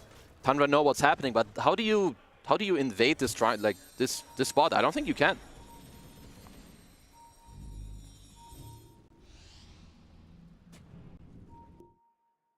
All right, let's take a look at 33. All right, that was Valorant, if you heard that. That was not 33. That was 33, actually. Okay. He's looking really calm today, actually. He's been dunking some noobs. I think he's pretty happy. Yeah. As Toronto took it, wanted the rune. We'll pop the Flesh Golem a little bit early. Let's see if Tundra try to reset, try to wait out this Flesh Golem. That is quite a big deal. If they can continue to That's fight. a lot of battle. My God, he's already at half HP. Super low. He's dead. Might have the nade to be able to get back in the game, but doesn't have his ult anymore. Kiyotaka gets chopped to the ground by 33. This is a disaster for Aurora. 2 cores dead, no buyback. What just happened? Panto, he will be destroyed as well. Another no buyback situation on 3 heroes. They see Roche is not up. He just spawned. This is probably better for them to just push. Just walk down mid. That is unbelievable. How is that possible to have happened after all of that? Okay, I'm going to blame... They're going to blame the pause for sure, that they lost focus, because I don't know what the hell just happened. Well, they get the tower. Now they're just going to go straight for the tier 4s, and this should be game. They're going to play it a little bit safe, not knowing exactly. I guess Toronto Tokyo is pushing out the waves, but there's 2 siege here. I don't think it matters. It matters not. They're going to get the tier 4s. Now the Ancient fully exposed. Fortification coming out, and Mira is going to be accompanied by Toronto Tokyo. Gets the Impale onto 2, but he gets silenced on top of that. Punch into the air. GG's called. That's it. Tundra win game 1. One of the weirdest endings I think I've seen. That's kind of a humongous throw when you look at it also from Aurora. I mean, Tundra doing the right things. Of course, they get the right jump onto Toronto Tokyo. They get him out with the Rapier as well, but Aurora were well aware that that Rapier had been ready for minutes to go. And then you take the fight with no buys. They just walk it down mid. Yeah, Tundra have the lead in the early game, kind of lose it in the mid game, and then they just bring it back later. What? I should be expecting games like this. Aurora, it just feels like they've got their games end in weird ways. Whether they win or lose is irrelevant. I mean, it's always something weird happening. Yeah, they've just got the aura. It's true. Pretty impressive, whichever way you want to look at it. But yeah, Tundra, I mean, I expect this to be a 1-1 regardless. I don't know how you feel, Kazu. This is looking like a 2-0 for me. This is looking like a 2-0. I feel like Aurora power up. They rage at each other, and then they get it all out of their system, and then they bring it to the game too. It this is like not an easy one to power up from. I feel like I've seen so many of these games where they have a devastating loss and they come back as if nothing's happened because they're used to it. Isn't that right, Natty? I don't know if I want to get in on this sort of conversation here, but yeah, look, whether you're a fan of Aurora or Tundra here, you're definitely a fan of this game because there was a lot of back and forth. We thought this was just going to be the same old Tundra we saw yesterday, but it felt like SVG. They were really tested against Aurora, opponents that were able to stall out the game just enough to be able to open up a timing for themselves. I think they should win that game. Yeah. Test is one way to put it. That's a final exam. This is a game that Tundra were not happy with after they won it. A game Aurora are definitely not happy with. And we saw there, like, that game got really spicy. They were super favorable, super bought out. And this pause kind of kills momentum. You go into this random rune and Dying gets caught in the river on triple battle hunger. You cannot reset from there. There's nothing to bail him out position-wise. You just die. I don't know. A very weird end to that game. Yeah, definitely. I thought this game was over. Like, they did manage to pull it back in one big fight, but yep, the way it started, Tundra having like really strong lanes. This Axe with 4 Ring of Protections, we're seeing it again. It gives you extra 96 damage on your Battle Hunger if the Battle Hunger stays for the full duration, full 12 seconds, which is a lot. And then you check his inventory. 5 minutes in, he has another Chainmail as well, which he's going to be turning into Blade Mail, turning into Phase Boots as well. So basically with level 1 Hunger, you are dealing like almost 350 damage, which is pretty insane. I don't think we saw the full potential in this one because he was playing into Abaddon, so some of that is going to get dispelled, but it is very annoying. And also, Axe having very high base HP region allows you to do that because you don't necessarily need as much HP region. And you can see some of the progress as well in terms of itemization because people were getting like a Bracer, Magic Wand on Axe, then we saw quite a lot of Vanguards, and now this seems to be the build on the hero. Yeah, I thought, we saw them run it yesterday on Tundra. I was really expecting this to be a similar case because they had that lane matchup for themselves again. Tundra obviously off to a really good start too, but even though Aurora didn't win it, we do have to, SBG, give them credit where credit is due, that they were able to stall it out. But I want to know what it was that enabled them to get the game to a point where it felt like Tundra had missed their timings. I mean, it's core Undying. Yeah. Like, it's the downside of this Gyro pick. The Gyro is good against the support Undying. He's terrible against offlane Undying. That swap, it ends up hurting Tundra a lot because you just don't have damage in this game once he gets Crimson online. Like, your Gyro's damage goes completely out the window. Pipe Crimson negates all of it. It's all this spread damage. Your single target burst isn't there until ultra late with Puck bringing in super high DPS items. Even then, it's kind of hard to go in on a single target. Like that last fight, they win it because you get a Divine on the Gyro. Then the damage picks up again. You're able to cut through all of it. But that whole window is just terrible to fight into for the Gyrocopter, and it stalled this game out tremendously. I honestly think if Kiyotaka has a better game, if he's top 2 net worth on this Leshrac, while they have that window to just push through and end it, like there's no hope for Tundra to take that team fight because they can't bring this Leshrac down with Pipe, Mega Crimson behind him off the Undying high HP pool. You have Abaddon shields to buff him up. It's too much to get through, and I think that was the time for Aurora to win this game. And unfortunately, they fumbled it at the last minute into the Divine Rapier. I think that Divine Rapier was absolutely the correct pickup and wins them this game. But maybe Tundra sitting there going like, this one kind of got away from us a little bit. Yeah, we saw that a couple of times already at Esports World Cup where the team kind of won the game, but then it flops and then it flip-flops again. I'm not sure why this is happening. Is it the nerves? Is it the stage?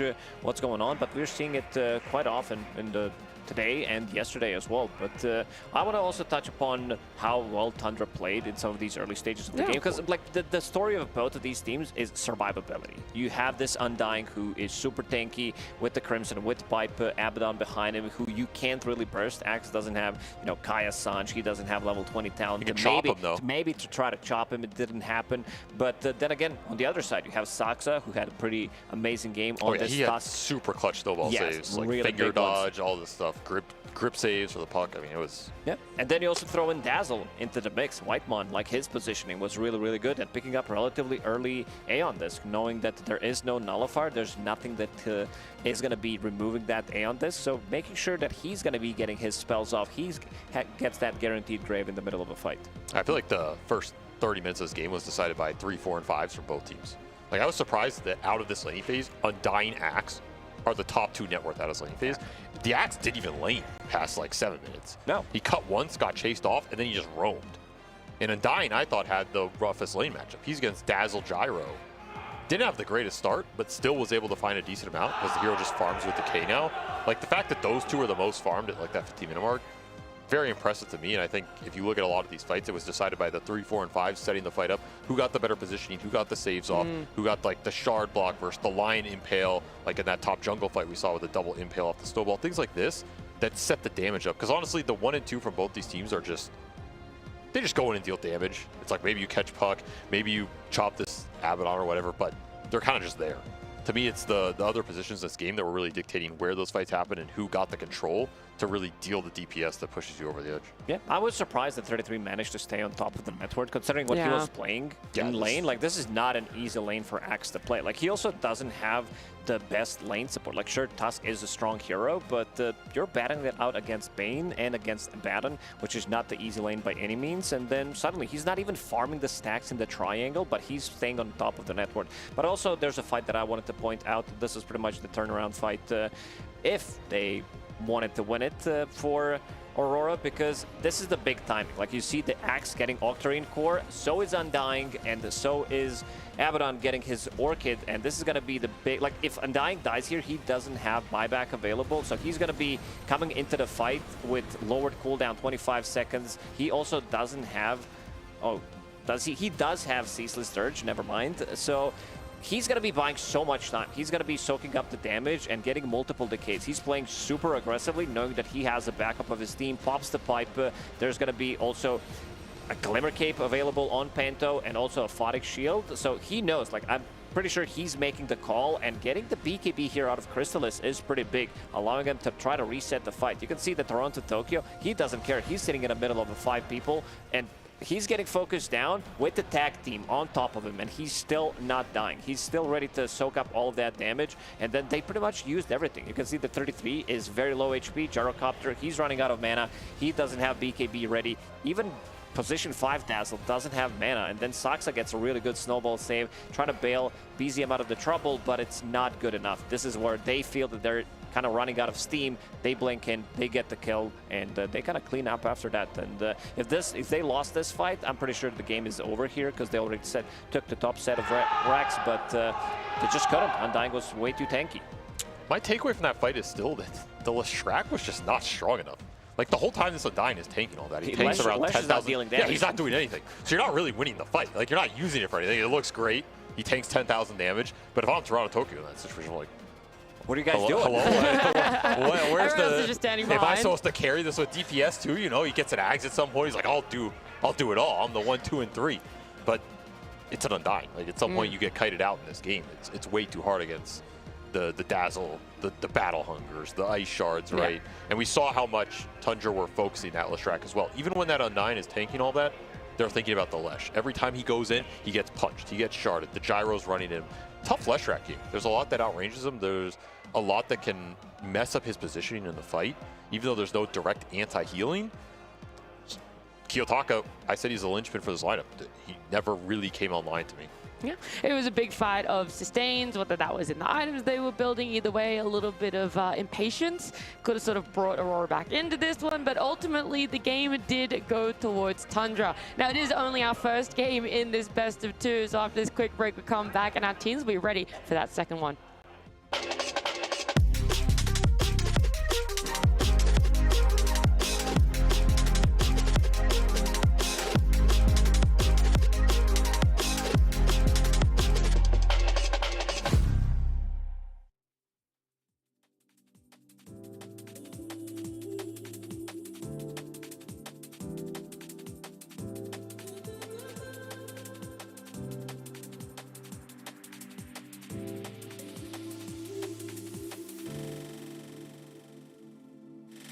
Water, water, running as fast as you can. Slow down, can't keep up. Don't think I have any more left. Out of breath, out of breath. Tired, tired, I can't take the pain no more. Yet you insist on making puddles on the floor. Been here before. Been here before. If time's supposed to heal, why do I feel like I've been here for hours and hours? The pain that's in my throat continues to grow. They say it'll get better. How can they know? If time's supposed to heal, why do I feel like I've been here for hours and hours? The pain that's in my throat continues to grow. They say it'll get better. How can they know?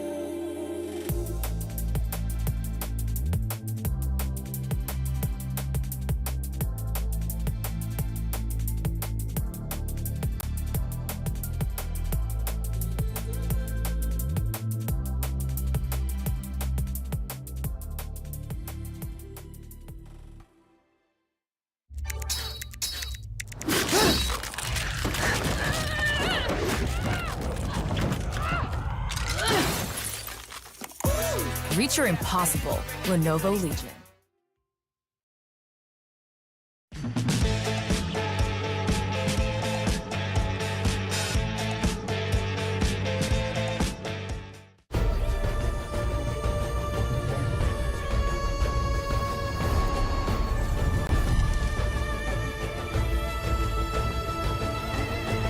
This land is calling.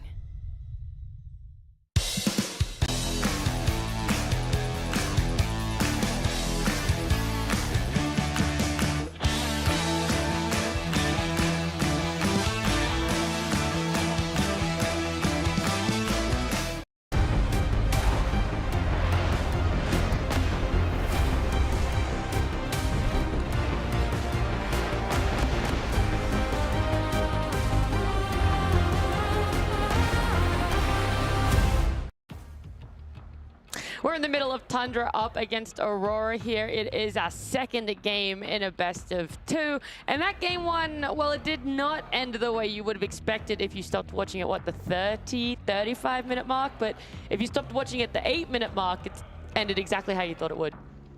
Yeah, that's why you don't stop watching Dota. Avery's face. What did that even mean? Because Tundra were ahead.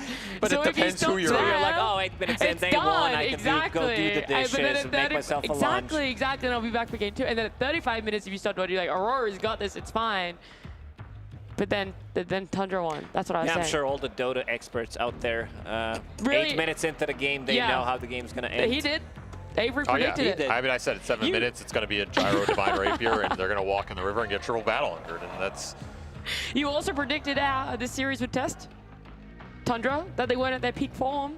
That's and right. you're like, they're going to get tested this still series. don't think they're at their peak form. Like, if you watch this game... I'm not arguing with you, I'm agreeing with you. Yeah.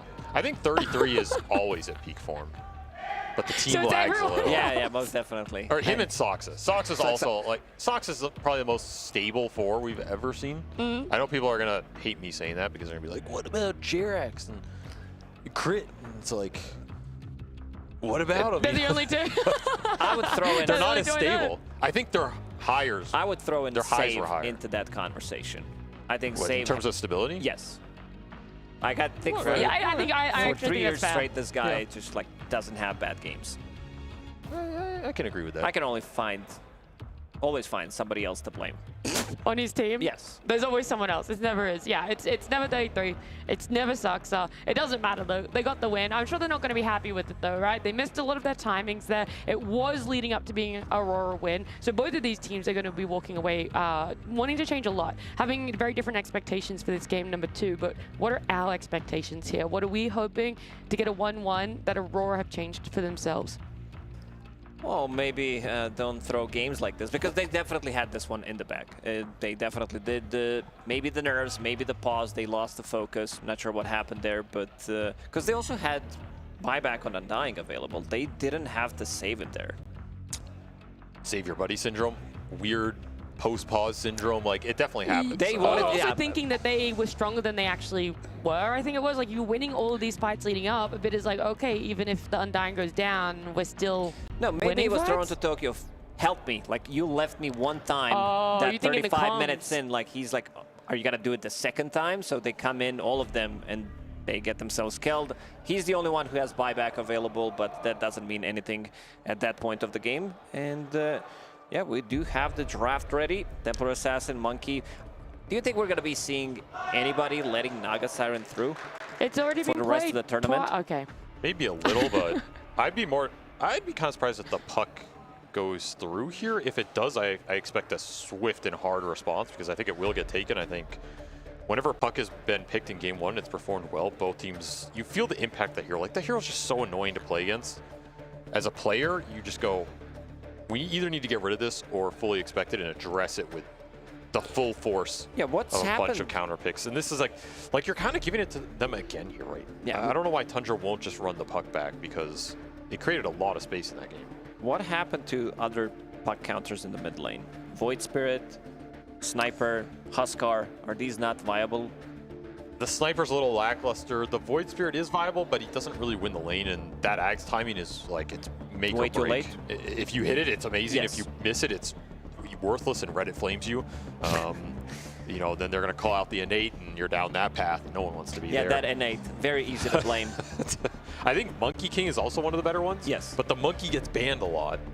And Dragonite is not a hero. Like, his numbers are super low. He got nerfed. He got nerfed way too hard to be viable. The other big mid answer is the TA, who's also banned a lot in the first phase. So like, this puck ends up getting opened up, and there's a reason we see it here. And I'm surprised Aurora gave this trade again, because I think it puts you in a little bit of an awkward position. Their answer to it in the game 1 was to put this Undying in the off lane and get 2 stunning supports, which I did like. Like, they had solid answers to the puck in the end with the stunning backline, but the draft just didn't come together enough. Honestly, the draft might have been fine. The execution just wasn't there to close that game out. That's another way to look at it. So they might still be happy with this trajectory if they go back for those single target stunning supports. But then big question is, what does Nightfall play to balance that out? He went on the Abaddon to pick up some more team fight, some more save, something that those supports were lacking. doesn't necessarily fit his style to a T. I kind of expect him to go back to a more traditional hard carry this game, because I think that's how he thinks as a player. Like, he goes in that game and I'm like, I couldn't 1v5 this game even though I was top net worth. Give me a hero I can do that on. My question is whether they want to take Shadow Shaman for themselves out of the phase, ban something, pick Shaman for themselves.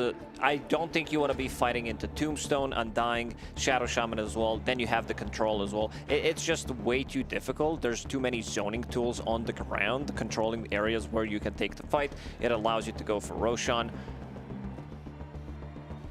I think you have a choice of banning Shaman, but it's kind of the Shaman Bane you're looking at to counter the puck. You don't really want to give those to Aurora here. You have to pick your poison. I could see Disruptor come out for Aurora too. It's kind of like a CIS classic hero, and you can just run at people. Combos well with the Undying because you get consistent low cooldown stun and catch to pull people into the area. Can be good versus the puck in the early game if you can just play a fast tempo lineup. That's another hero that could be on the radar a little bit here. There's also a possibility that you run this Undying as a position 4. We saw Falcons yesterday do it. I believe they lost that game, but looked okay. Like, it didn't look too good that game, but as you said, this is Eastern European Classic that they do love to run. This is also another hero that could look okay against Puck, but I also seen this matchup be very difficult. If you have enough damage to kill him through the coil every single time, it's just way, way too good. Like, I saw Ember Spirits really struggle, especially the more stubborn ones, where they don't want to pick up, like, they want to have their Blade Mill, they want to have their Kaya Sanj, they don't want to be building it to Yule Scepter or BKB or anything like that, just to be able to buy a little bit more time. But sometimes you are forced to go for these type of items, and they will pick that Shadow Shaman, steal it away from Aurora, because it is good against Puck, it is good with Undying as well, so I'm not really surprised. The other support I wouldn't be surprised to see is the Silencer here. That's another support that a lot of these CIS teams really like. It is something that Aurora would happily play because they don't mind getting greedy on their support duo. Something Panto can bring to the table here, and is a nice answer against the Shaman. Gives you a lot of versatility in how you deal with this puck. You don't have to commit as many stuns in your lineup. What about Mira playing some Ricky? I'm down for some Ricky. I think Morta is just the better Ricky. But there's also potentially Kiyotaka Ricky that could come out from the mid lane, so keep it as a flex for now. They're trying to win Lacoste, so let's keep the core Ricky off the table outside. Why do you think the Muerta is a better Ricky? I think it's just easier to land the spells in the fight, and I think the hero's just way stronger. Like, I don't believe in support Ricky. I'm sorry, I'm going to say it. No, that's fine. You also said you didn't believe in the core Ricky. So you just I didn't believe in Ricky. I don't believe in doesn't Ricky. like the Ricky I at have all. not seen Ricky Maru win a LAN in like 9 years of playing this game, so until I'm proven otherwise, I won't believe in the hero. You know, Gabe just doesn't like certain heroes. Can't argue with facts. Yeah, Lich. He had a good time for like 3 months, 4 maybe, and now he's back to the dumpster. We're never going to be seeing Lich again. They need control. I mean, if they want to go back for... Because what Panto plays, these heroes are not... They don't have much control, and I think you need to have control. So not really surprised they did go for Lion one more time, because Panto usually plays these like Enchantresses, Naga Sirens, NP5. He plays Oracle, Chance. Like, they don't provide you with any kind of control, and you can't allow Shadow Shaman to have a free casting in the lane. Like, let's say you're playing against Shaman, he gets a free Shackle in the lane, you have nothing to stop it with. Or if you have one hero who can stop it, then you can always go on him. So it makes it very difficult. Tundra, they need to decide who's going to be playing what. I was going to say, what stops them just from going another pipe builder here? You got the Lesh and the Lion, you're running it back. It's the same thing. It feels like so much of the magical damage that's being built up in this draft so far. I love stubbornness. I love when teams are stubborn, when they want to prove the point. Just run it back, man. If it's broke, repick it. You know? I feel like this is where you stop pivoting. You see the axe, you're pretty confident. Sure, there is still flex, but you're pretty confident where it's going and what sort of build it wants to go for. You just got to pivot if you're Aurora at this point. They do have a different carry option, though. Like, I would be really surprised if they run the back. Yeah. I think it's got to be different. The other hero that comes to mind if they want to play the core Undying is the Shadow Demon, because that hero ruins Axe. It is in Panto's wheelhouse, and you get a really nice save here in this game. Downside is I think that Oracle would have been better to play behind the Leshrac. It's a really nice combination, but Oracle and Axe is a mixed bag. It's kind of awkward to determine when to throw that ult out, and if you throw it too late, there's this chop that comes through like the Fate's Edict isn't doing anything there. There's the Disruptor comes out for Tundra instead, so they're the ones getting more aggressive here. And putting some pressure on the itemization here from Aurora. Leshrac does not want to buy early BKB. You get caught in the Static Storm. It can be a death sentence sometimes. Also, what are you gonna, like, this is anti-carry type of a lineup from Tundra. You're playing into Disruptor, you get Glimpse back, you're playing into Shadow Shaman, the control. If you don't get your BKB off before the fight against Puck, you have Blade Mail, Blink Carrier from Axe. So not an easy pick for Aurora by any means. It's even left for him. Really awkward position for Nightfall. I don't think it's easy to get a lot of value out of this pick. And he might just go back for this Abaddon just to get something that helps the Leshrac so that he play doesn't the game. Die. Yeah. But I don't think it feels good to run that back completely. Okay, Ursa. Not a hero I was thinking of because there's a lot of silence. Yeah, there's a lot of control. Double AoE silence already in this game, plus the Hex with the break that comes in later. It gets a little murky for this hero when you can just get jumped, and it's kind of hard to status resist off some of these spells, and then there's silences to get thrown on top of it. So you need early BKB in this game for sure. Can be really strong here. Is a hero that gives them Aegis, which can go towards the Ursa early or the Leshrac later. And it is a hero that can just jump in, make space, and even if he dies, you might still win the fight off the Leshrac. So I like the synergy here. Like, I think their lineup looks a lot more well-rounded with this Ursa compared to the Abaddon. It's not as all-in as pushing and trying to end the game there. And this hero will scale pretty nicely. It gives them objective taking. Besides the towers, they don't have many things to deal with the towers, but at least you can kill Tormentor, you can kill Roshan. These heroes are very good at taking the fight near the Rosh. You have Undying, you have Leshrac with the Tombstone, with less overwhelming damage, plus Ursa. In theory, it should be easy if you get a pick off. So, but I've also seen Nightfall. I think when he was on Tundra, they were playing against Falcons on BO5. Like, he was godlike.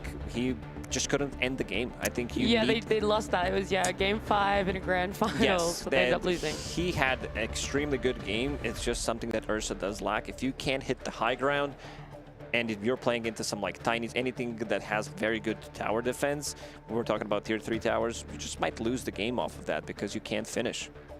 Which is weird because Bears do pretty well in the Tundra.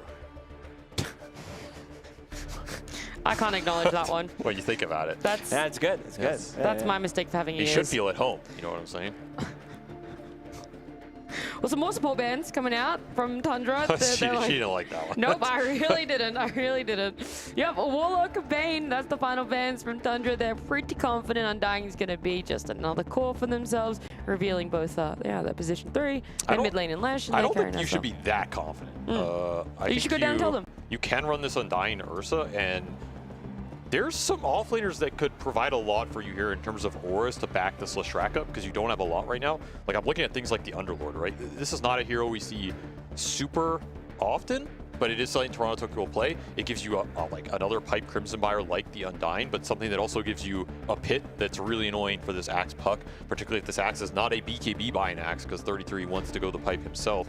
Just present a bulwark that is too tough for Tundra to run into, and this Ursa is going to deal with Crystallis' hero pool. That's the other big thing this hero does. Like, you don't want to pick the Gyro Razor type hero into the Ursa. He's just going to shred him. So what is Crystallis going to end up playing here? Yeah, but what if we just pick something like a Ringmaster or Shadow Demon, the one that you mentioned? The Shadow Demon is still fine for me because now it's also good against the Disruptor as well. So I would not mind a Banish hero here if they really want the Oracle as a response. Pugna's the soft Banish, but this hero is honestly a pretty good save against the Axe because the Decrep just negates the whole call. So it has some more value here. The heal should not be underrated. This is, I think, the middle ground between the Oracle and the Shadow Demon. I still would personally prefer the Shadow Demon, but the Pugna's going to do similar things. Yeah, maybe they wanted to have something that is slightly stronger in the lane, something that doesn't care too much about, because he's the speediest hero in the game. Like, you can easily outrun this Battle Hunger. You don't care too much about it. You're playing against Shadow Shaman in the lane. So wanted to have maybe a little bit more extra lane presence with this Pugna compared to the heroes that we suggested. But now what do you pick for Crystallis going into this Ursa? All the matchups are going to look pretty bad for his hero pool. Maybe you just don't care and you go back for that Gyro / Razor type hero, but I don't know. I don't like this. Like, it feels forced, right? It feels like you're just forcing the hero pool for the guy because he's so good at it, but this Ursa matchup is not good. The Undying Leshrac can kite you out. The Leshrac matchup is good for the Razor, I think, if they end up being mid against each other, but from the carry position, it can be a little more awkward. And Pugna Decrep negates a lot of your physical as well. You have ways of sticking onto the target. I think, like, Razor with Puck, with the coil, Shadow Shaman with the control, you have Axe Disruptor. I think his link, he's definitely going to be getting it. There's a good amount of kiting as well with Pugna, but it's Crystallis Razor. I don't think you should ever underestimate this guy, how he plays with it. And yeah, it's something that they needed as well. I would say something that is anti-Ursa, because Ursa is good against pretty much all of their heroes except for maybe Puck. But yeah, I think Aurora has better draft compared to game one, even though they kind of had that one in the bag. But yeah, I think this game is going to be very interesting.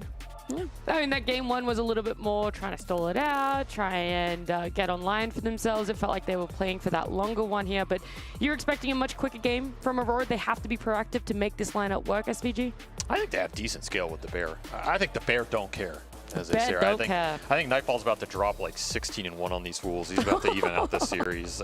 Tundra, they drafted themselves into a corner. They forced a Crystallis pick in the end. It's a matchup I don't believe in. I think this Pugna has some decent value. I actually believe in what Aurora got going on here, even though they ran a decent chunk of that first draft back. I think Nightfall's in a way more comfortable position. Believe in the Fuzzy Wuzzy, and he will deliver.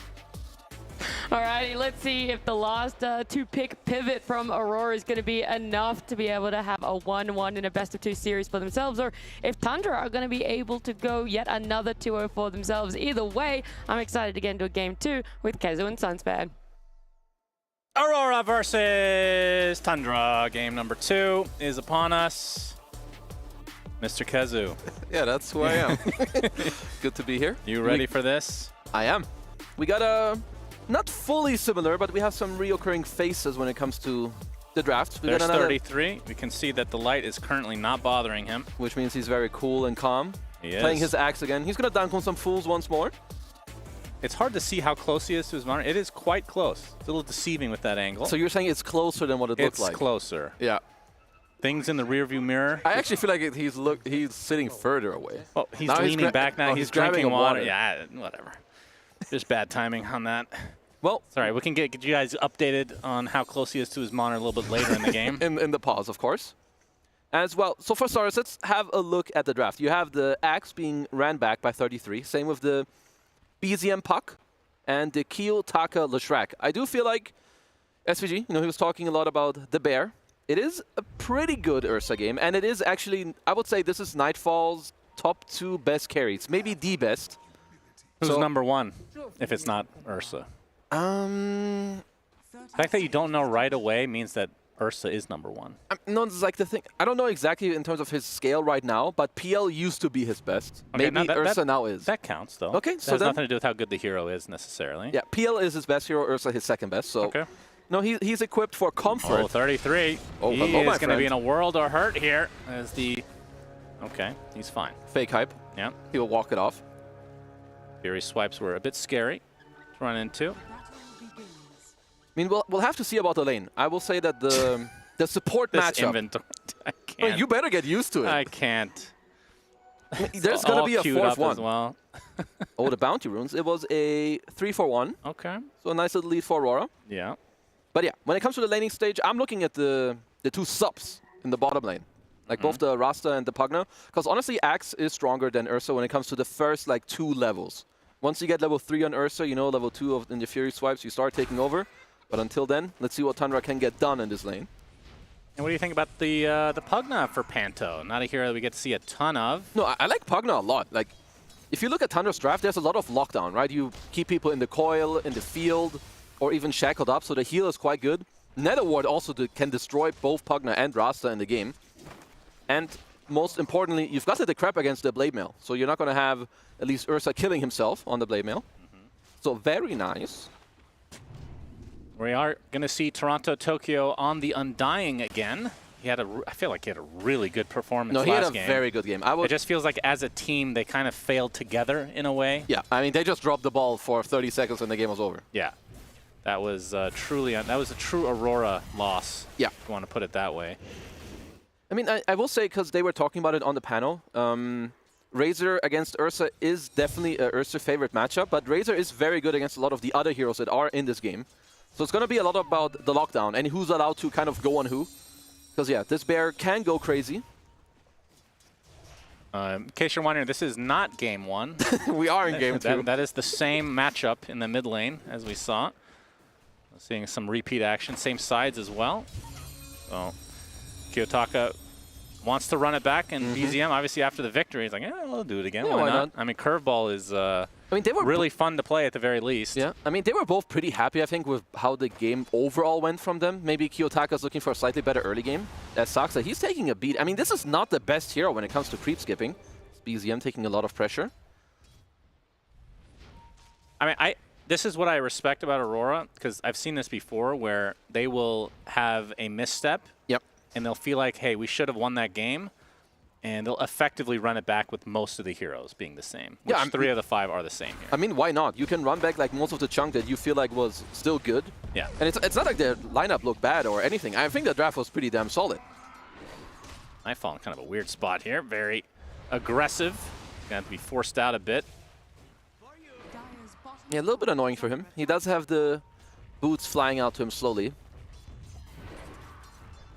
33, about 125 gold away from getting more armor item. That's what it's called. Yeah. And what are your thoughts on the Chrysalis Razor? So the panel not super happy about it. Well, I guess SVG was really projecting with his hatred. First of all, it's his best hero with Monkey King. Yes, it is. So first of all, you've got that going for yourself. And I mean, I touched on it a little bit. They needed another range carry because you don't want to play too many melees when you lane up against the Undying. So all he has to worry about is the Ursa. So if he can play around it, itemize around it, or his teammates can deal with the Ursa, he will have a free game. It's about him and Nightfall. You think they have enough to kill Tombstone? No, their draft is kind of pathetic. It's not a great one, right, for attack speed.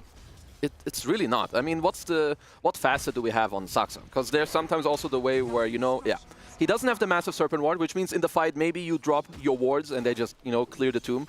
It's not super fast, but it is some help. Wait, that counts as how many hits? I mean, I think all of them together might be like 1 hero hit every time. I mean, it's not incredible, but I'm just saying. Is that actually how it works? That's interesting. No, they count as like summons or whatever. Like, they don't count as heroes. Yeah, but instead of just increasing the damage that... I would think they would code it to make it a single snake that just does a lot of damage, as opposed to actually combining... He doesn't have a single snake.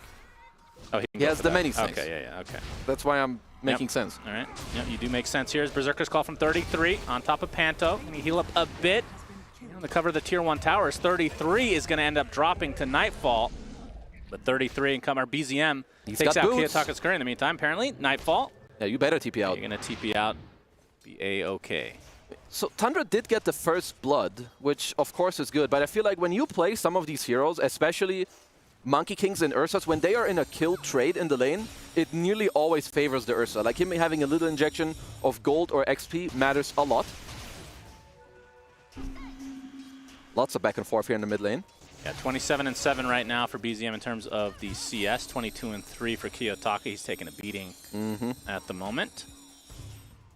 BZM not too far away from that coil. I mean, Puck's in it is just so good. Like, you can keep trading all the time. And even in the lane, you can draw aggro off the range creep, use a little phase shift to, replenish that as well. I mean, let's see. Nightfall is already closing in onto level 5, which is, I mean, quite a big deal for him.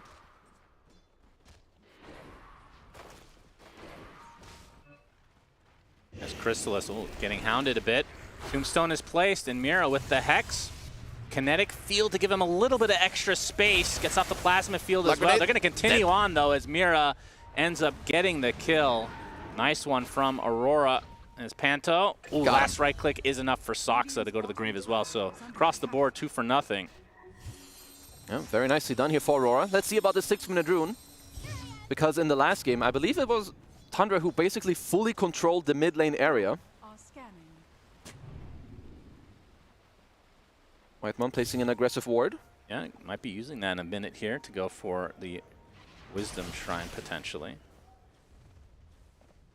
Mira guarding the invis for Kiyotaka, will claim it. Toronto Tokyo Taking a bit of harassment, but Panto here to save the day. Soxa also in this lane right now. Mm-hmm. As Mira will show himself in a precarious spot, though. Gets shackled right off the bat. Toronto Tokyo can't do too much as Mira will end up dropping. Toronto Tokyo not going to pursue much further. Not a ton of mana to work with. Does have 18 charges on the wand, though. I mean, he's very healthy on the Undying, of course. Tombstone is going to be up soon. Looks like Wisdom Shrine should just probably be a 1-for-1 trade if Tundra put one hero into the bottom lane. Radiant are scanning. Radiant are scanning. It will be the Battle Fury for the Ursa as per norm. Yeah. There's no real other build for this hero anyway. And the build-up is very nice for you. I mean, Nightfall, he's fully controlling this bottom lane. He's like level 6 compared to the... Well, 33 will take the Wisdom Shrine, so he'll get a little injection. Needs it badly. He really does. Chrysalis also level 4 as Kiyotaka will run right into him. Nether Blast is there. Good stun. Split Earth hits, and that is a quick kill onto Chrysalis. Nice rotation from Kiyotaka and company. That's a very nice move. Last game around, it was the complete opposite. EZM will start hitting away at the mid tower a little bit. Active Rune 20. Oh, 33 in a bit of trouble. Does have his ult now. Not going to do too much against Nightfall, though. Have to be careful with those Fury swipes stacking up. He's going to get some help now in the form of Mira. Soxa spotted in the meantime, but no more action in this lane as of yet. There's still 3 members, though, for Tundra.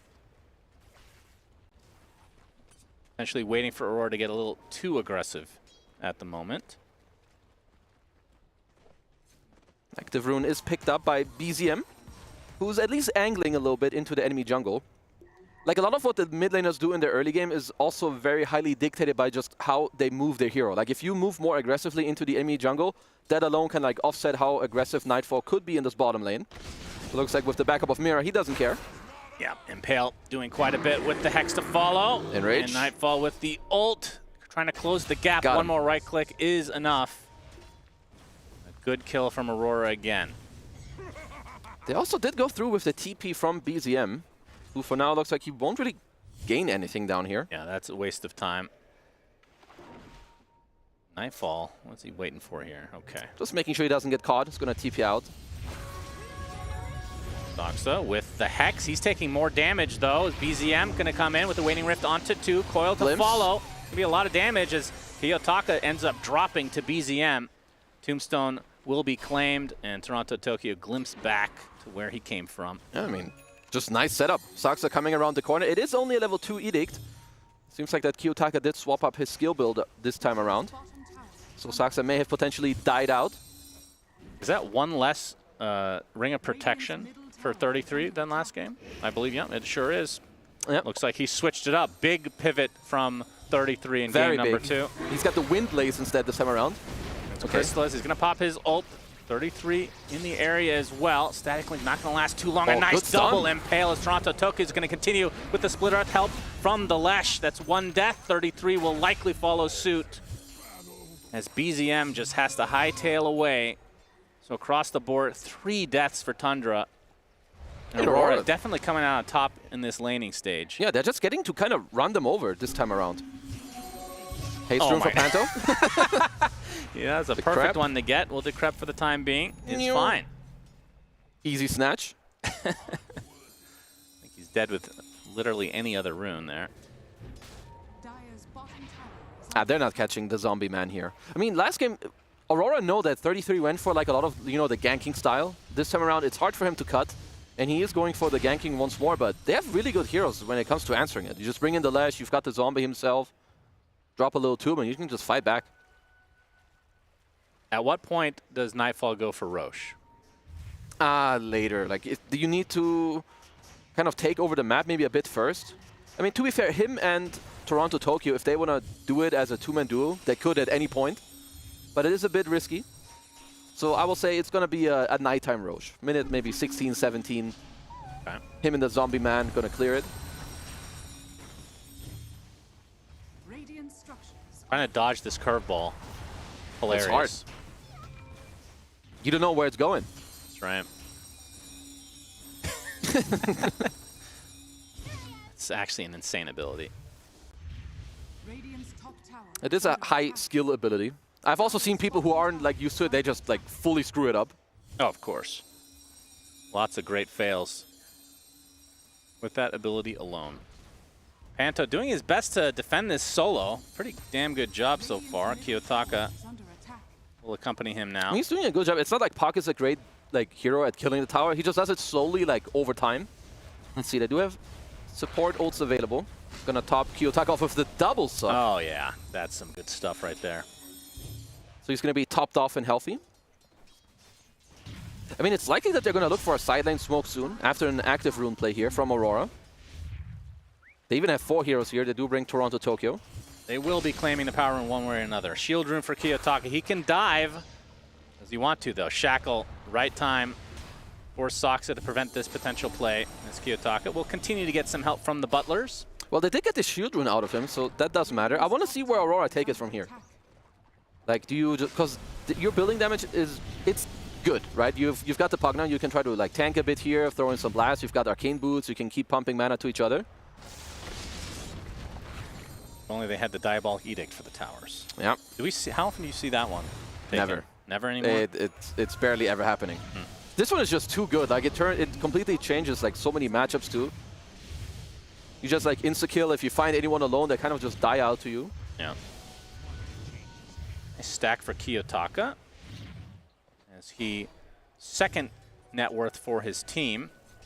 I mean, Aurora. I mean, really, Chrysalis is the one that is bottom net worth for all the cores. Yeah, I mean, this is not like the best farming hero. I mean, usually the hero just has a good lane, and that's why you see him like stay on the top of the net worth. Yeah. And that didn't really happen this time around. He already has 3 deaths to his name. I mean, the biggest winner of this game so far is Nightfall. On the Ursa, absolute free farm, queuing up the Fury. Looks like he wants to go for some little gate action.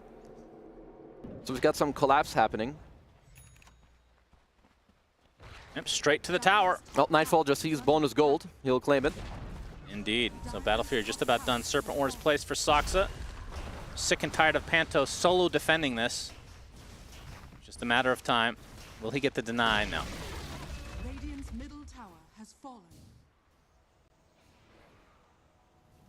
So in terms of pace this time around, at the 13.5-minute mark, are you feeling Aurora at the moment? I'm feeling Aurora for sure. Like they're... What did I tell you at the end of game 1? That they would win game 2. Let's just watch the game. Well, it's yeah, they have plenty There's of time a to screw lot it that up. can happen here. I'm not saying they're going to win necessarily. I'm saying it's You're more feeling so. them. No, it's more so that devastating loss is actually not going to affect them because they've had so many. You get used to it. They're at a used certain to point. other devastation. Yeah, you have many scars. Means you're war hardened. Interesting. Yeah. Well, let's see if they can keep it up. Because for now, they've got some good timings. You've got Blink on Kiyotaka at the ready. You've got the 2 supports that can continuously back him up. So I feel like they're ready to go. But they're kind of a little bit maybe passive and slow around this mid area. Maybe they want to wait for nighttime first to make stuff happen.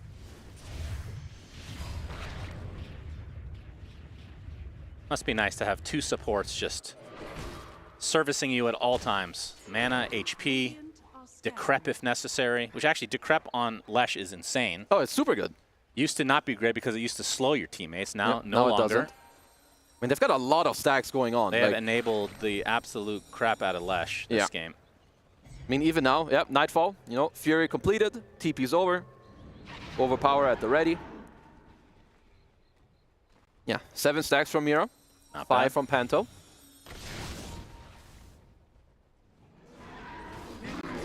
I mean, Tundra are happy to keep the game at a slower pace until 33 gets towards his Link Dagger, because he's got the Blade Mail, he's got the Chipper Vest, which means he does farm very quickly. Not going for the pipe this time, or is he? I'm not sure, to be honest. I don't think so. Doesn't seem like as good. The difference now is that the carry is just raw physical damage, as like opposed to last game. Ursa, he just shreds through a pipe. Like, it's same with like all these Aura items. He doesn't really care about it.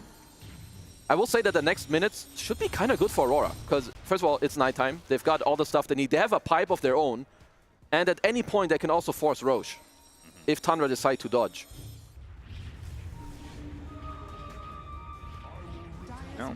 Nightfall will take the Arcane Rune, as a couple members of Aurora smoked up, but the Tier 1 will be theirs. I don't think there's going to be any defense mounted from Tundra at all.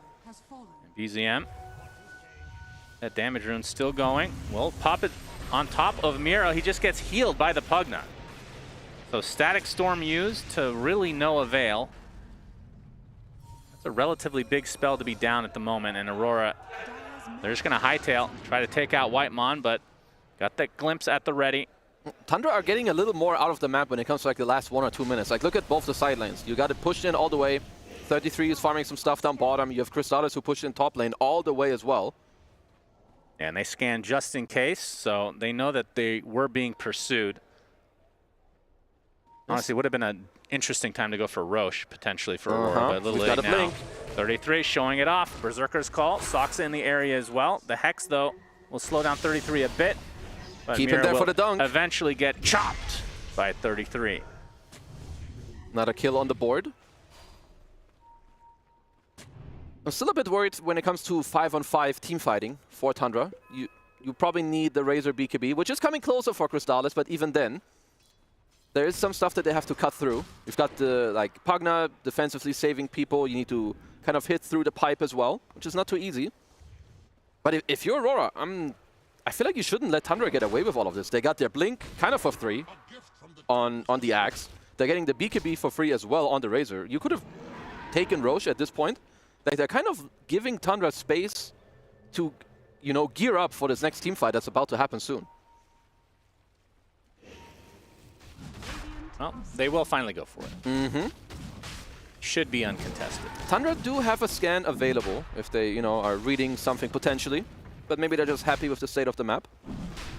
Tombstone will be placed to make this a little bit easier for Nightfall. Yep, there's a scan. Roche really attracted to the bear, apparently. Mm-hmm. Finally, de-aggroes. The double top. All right, so Aegis for Nightfall has the blink, so won't be scared of getting down and dirty. Whitemon will use the horsey to get some distance. BZM still a pretty difficult kill until that blink dagger comes online from Mira. He's not too far off. I wouldn't even mind if they give some space to Mira to help him get this blink dagger, because at this stage of the game, what Tundra's going to do is try to split you. So the one thing you have to try and put a stop to it, like what will change the state of the game for you if you're Aurora, is Mira getting a blink on the Lion.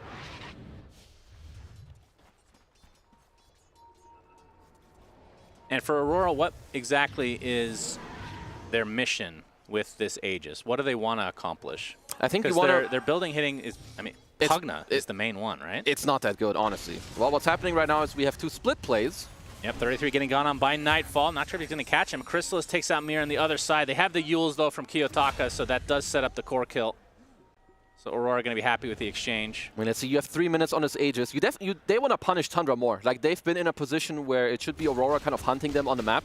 Mira has Blink now. Yeah, that's big. And they're definitely going to be able to flash farm Nightfall towards his BKB as well. I think if you're Aurora, you want to take over the map, take the Torm, and at least take the last tier 1 and maybe threaten a tier 2 by the end of it. Bottom tower is under attack. Radiant's top tower is under attack. Radiant's top tower is falling. How much do you care about the BKB while you still have Aegis? Is the question. Like about your own BKB? Yeah. Like, are you actually gonna farm that while you still have Aegis? No.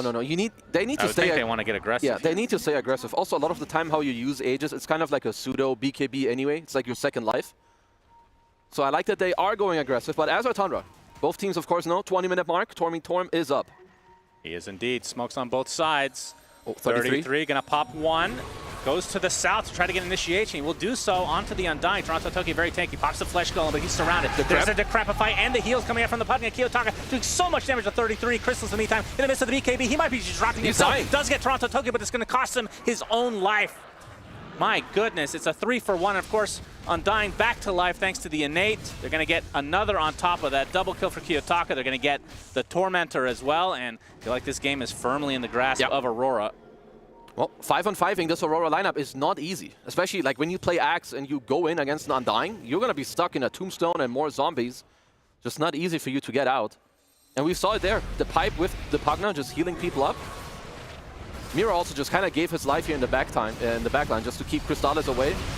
It's just too hard. Yeah, the fact that it took them this long to kill Toronto Toki, he does eventually die, but just way too much. They had to commit absolutely everything, and the fresh BKB from Cristada, so that is not a great sign. Yeah. And that's another reason why like the Lash is so strong. It's just pure full damage. He doesn't care about BKB either, or at least not that much. Like that Edict, it just goes straight through. So Mira gets the shard from the Tormentor. Very nice. 7k lead. I mean, if that's all that you... Like, if ultimately this is all they get out of the Aegis, they'd be pretty happy. But now they've got the BKB too, so they can look for even more. Actually, so another reason why I think Nightfall is that Ursa is one of his best heroes, if not the best, is I think it makes him... This is the most aggressive he will ever be as a carry player. And he really knows his ins and outs on Ursa a lot. And I think sometimes that's what you could kind of fault him for on other carries, where he holds back a bit more. Because you can tell, he's everywhere on this bear. Yeah, we haven't seen the Nightfall this entire series, actually. That's true. I mean, Abaddon, another one of those heroes that maybe you're not as aggressive as an Ursa, but you're not running away, it feels like a lot of the time. Yeah. You feel relatively safe. Yeah, that's interesting to think about, to try to enable Nightfall by having less Nightfalls in a game. True. I mean, I will say this is how... Oh, they have found the Hex. BZM. Do they have the control fully with the finger? Absolutely. Panto gets credit for that one, but that is a huge kill for Aurora. Still 40 seconds on this Aegis. Nightfall just waiting for somebody to show. Yeah. And 33 does. Gonna take the brunt of the action. He's going to get a lot of TP supports, though. He has As Aegis and Chrysalis is BKB. here. Static Link. They're going to get life number 1. Gets chopped to the ground. Will revive next to the tier 2. And Toronto Tokyo now just daring them to initiate.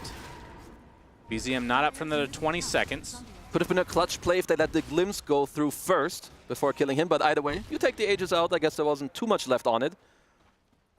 I believe Tundra might have similar communication as they did in Game 1, where now you're down in gold. You see this Pipe and Crimson. Careful there, 33. Oh boy, he's just dead. Oh, that was crazy. Yeah, that's a very easy kill for Nightfall. Does use the first BKB charge, but well worth it. Yeah, they gained a lot in this Aegis. Even if it's just one building, who cares? Like, 8k net worth and a lot of map control. They immediately TP up top. Yeah, Nightfall almost done with a Basher, just a few hundred gold away. Add insult to injury. Feels like Tundra just haven't really been able to find any kind of footing in this game. I feel like we haven't seen a fight even executed for them. I mean, I guess they tried earlier right around this top lane, but I don't think they can. They cannot match in a 5-on-5. They need like more skirmishy fights, like a 2v2, or maybe you find someone with Axe on a side lane. Because at this point, you have to dodge. You need more items. You're down 10k gold as Crystalis. Bye-bye. Crystalis dead again. These are just too easy for Aurora. Just find one Hex, and you just have more than enough damage with basically any of the cores at the ready. Basher officially on online for Nightfall. And this is literally a dream. Like when you play Ursa, you're up in gold. Like his natural itemization is just about finding you on the map and getting you killed. You're down 12k gold, you need your BKBs, you need next items, and now he's got a Basher. Interesting, he's going Lincolns. What do you think of that? For the Static Link? Feel like Static Link is not that really hard of a counter for the hero. I believe that he will not go through with this. I don't like it. Okay. I don't like it. It's a bit weird. I mean, maybe it's to make sure he doesn't get like hexed in like a weird way, and then like, you know, he gets bursted from the hex into the next stun, but... But when you're up this much, it feels like that's not really reality. Yeah, I kind of agree. I would like to believe that that will be changed later on. Let's see, what are the rest going for? Because Tundra, yeah, said it before, I'll say it again, they need time. Need at least a BKB on Axe. Try to split up the map a bit more. Well, you've got Whitemon, who is thinking big because he's got the Greedy Enchantment, as he should, on the Disruptor. Oh yeah, there we go. Greedy. Queuing up an Aghanim Scepter. Greedy update from Kezu. You should sponsor these games with your beautiful knowledge of the greedy items. Yeah. GPM enchantments are very good. Especially on heroes who have very game-changing items, such as Disruptor. You're going to need to work on your salesmanship for that, I think. Just a bit. I'm not trying. Don't hire me either. I don't want to work for your game. Though we don't have any money anyway, so that's good. okay. Mira with the Aether Lens. Giving some mana back to Panto. And it feels like 33 and Tundra in general just finding farm on the outskirts of the map, usually not a great sign. No, they have to slow down. Whereas if you're Aurora now, you need to close down the map, which they are doing with Pugna. But I would like them to, the next 2 steps is like you buy a gem, and you need to place your own wards on the sides of the map. Because when you're up this far, Tundra cannot play in the center of the map. They need to be on the most outskirty sides ever. And even though you're taking this tier 2, I think you could have other heroes already hunting. Razor's farming top, you've got, what, Puck and BZM farming enemy ancients, and 33 is still here. Yeah. I want to see what Aurora do here. Like, either dare them to come back to base or really go more aggressive when it comes to hunting. Yep, I think Aurora pretty happy to continue the current pace. Feels like they have control of most of the map. They just wait for this next Roche to spawn, which is now. Well, Nightfall should know that there's a high ground ward because he got Battle Hungered here. Take over the Watcher Mirror on the outskirts. They get the Hex and the Finger. Nightfall just needs a little bit extra. Will pop the BKB to ensure the kill. 33, another death to his name. Now Nightfall and company can likely just go straight into the pit if they choose to do so. Yeah, he's going for the Ags. I like that a lot more. Yeah, that's a good item. Unless he's getting like staticked under himself or silenced, he's always going to be fine. I mean, even then, you already have like the Pugna to save you as well, but it's okay. I think it's a bit more of a fail-safe, allows you to play more aggressively yourself.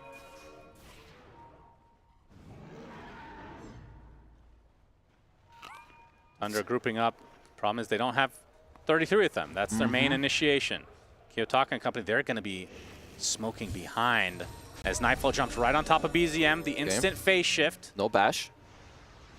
They found someone in the back. They sure did. Whitemon can use the static storm, but Lesh is going to be A-okay, I do believe, as the reinforcements have arrived. Crimson Guard is going to make him invulnerable to Chrysalis. He gets 2-shot, it feels like.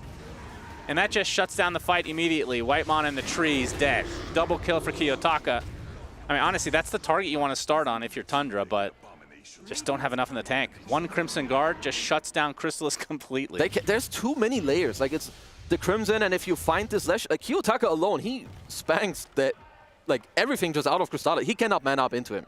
Then you've also got the Crab, you've got the Life Drain, and if the Bear shows up, he also kills you.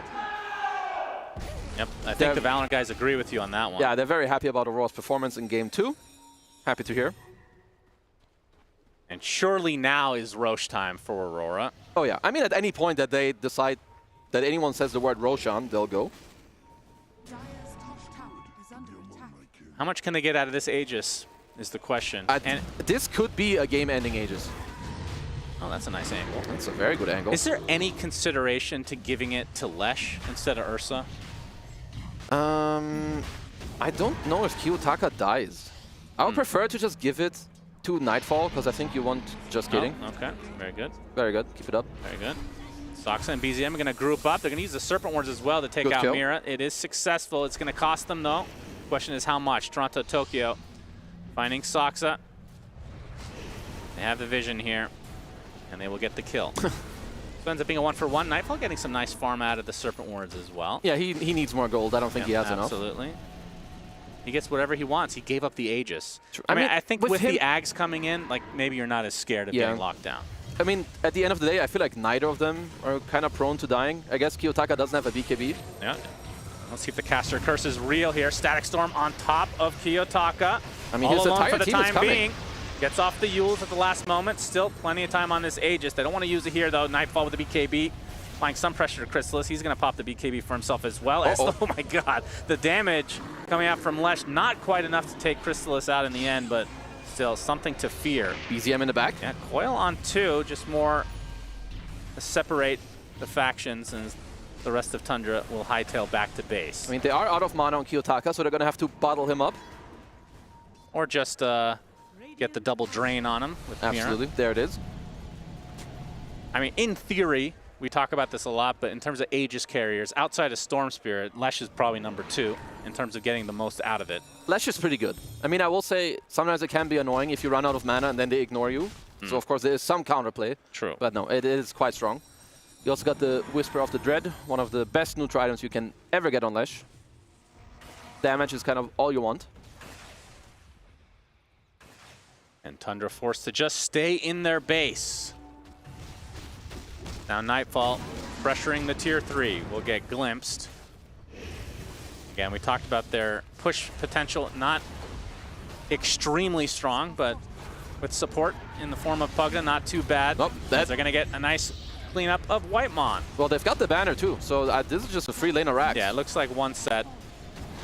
They cannot go for the top racks regardless. They should go knocking on the bottom racks and just be like, what are you going to do? Yeah, like, they have the option. Yeah, you vibe check your opponents and see what's up. As Tundra did not get to kill the whole wave. Yeah, so backdoor protection won't be kicking in. Fortification does pop, though. Let's see, are they really giving both? Well, if they're giving both, then they have a clear plan of something they're waiting for. Looks like they will be looking for a fight. Oh, yeah, they see the TP, though. I do believe they see it. The Chrysalis is going to show up eventually. Soxa with the Hex on top of the Ursa. Remember, he doesn't have the Aegis here. Does have the Aghanim Scepter. Crimson Guard is going to keep him safe. Chrysalis taking tons of damage. Actually, they blow up BZM. Buys back instantly. Static Storm placed more defensively, though. Chrysalis back to base he goes, just barely enough HP to survive. And they get the Hex as Nightfall. Looking for 33 on the other side. Gets the bash, gets the kill. 70 seconds of no 33. This might be the beginning of the end for Tundra. It might be a split series as Toronto Tokyo now going to focus down the barracks with the rest of his team. At the very least will be 2 lanes. We talked about no mega creep potential at the moment. They're just making it look... Tundra just don't have the damage. They don't have the deeps to cut through any of these heroes. And even if you do somehow catch them, you've got the Ags on the Ursa. Also the Nether Ward like nearly solo killed Soxa in the last fight as well. Too many problems for them to deal with. There are the 2 lanes. They can't really threaten Ancient with their push just not being crazy, but they do have a crazy lead in 27K. No, you just need to be disciplined. You go top. You threaten the 3rd lane of racks. And kind of all you need to do now is not get caught off guard by Tundra. Like before you're 5, you know that they kind of catch you out on the map. Maybe the saving grace for Tundra can still be this Disruptor Ags, but he's still 900 gold away from it. He upgraded his Greedy enchantment. Shannon? Oh, that's great to hear. Give me some more updates about Greed. I'll keep you there. Don't worry about it. Disruptor Ag's almost online. That could be a game changer. Are you literally repeating what I said on purpose? What a game changer that is. Can you give me an update on the Greedy neutrals? Yeah, it's coming soon. This will be his last one. You can only get it in Tier 2, Tier 3, and also the game might just end soon. So could very well be the case.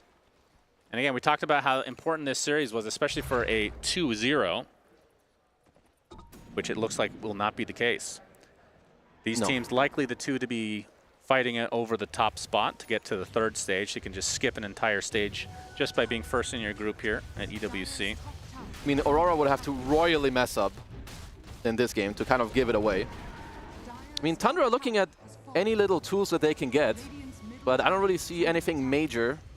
Crystallis wants a Nullifier. He did pick up the Relic.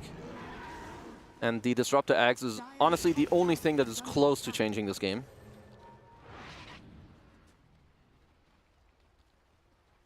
Disruptor is indeed building an Axe, in case you didn't realize. Yeah. Keep me updated on the Axe. 400 away. Nice. He still has Tumblr's toy. With Greed. Yeah. Keep me updated. To be fair, Tumbler Toy is a pretty good item, especially for subs. All he needs to do is have positioning, try to get your spells out. Yeah. Or not die to some bear that's jumping at you.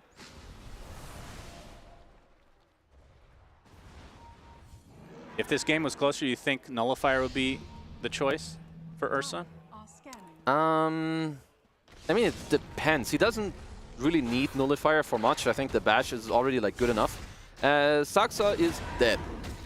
Indeed, and that's 70 seconds. No way to get back in. Is this going to be a solo kill for Kiyotaka? Yep. Yes. Okay, that's well, a back-to-back dog-like. That might be just game.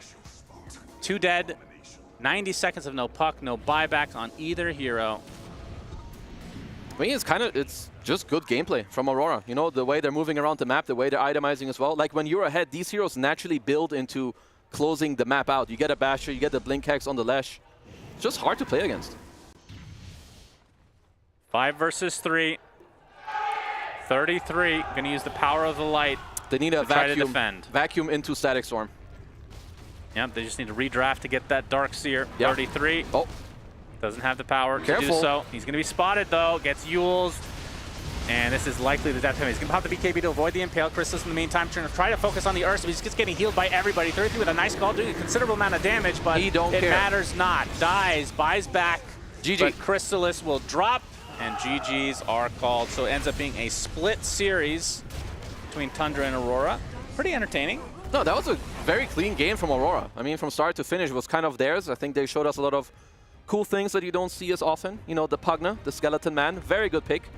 Yutaka did get to run back his Lash and did way better than in game 1.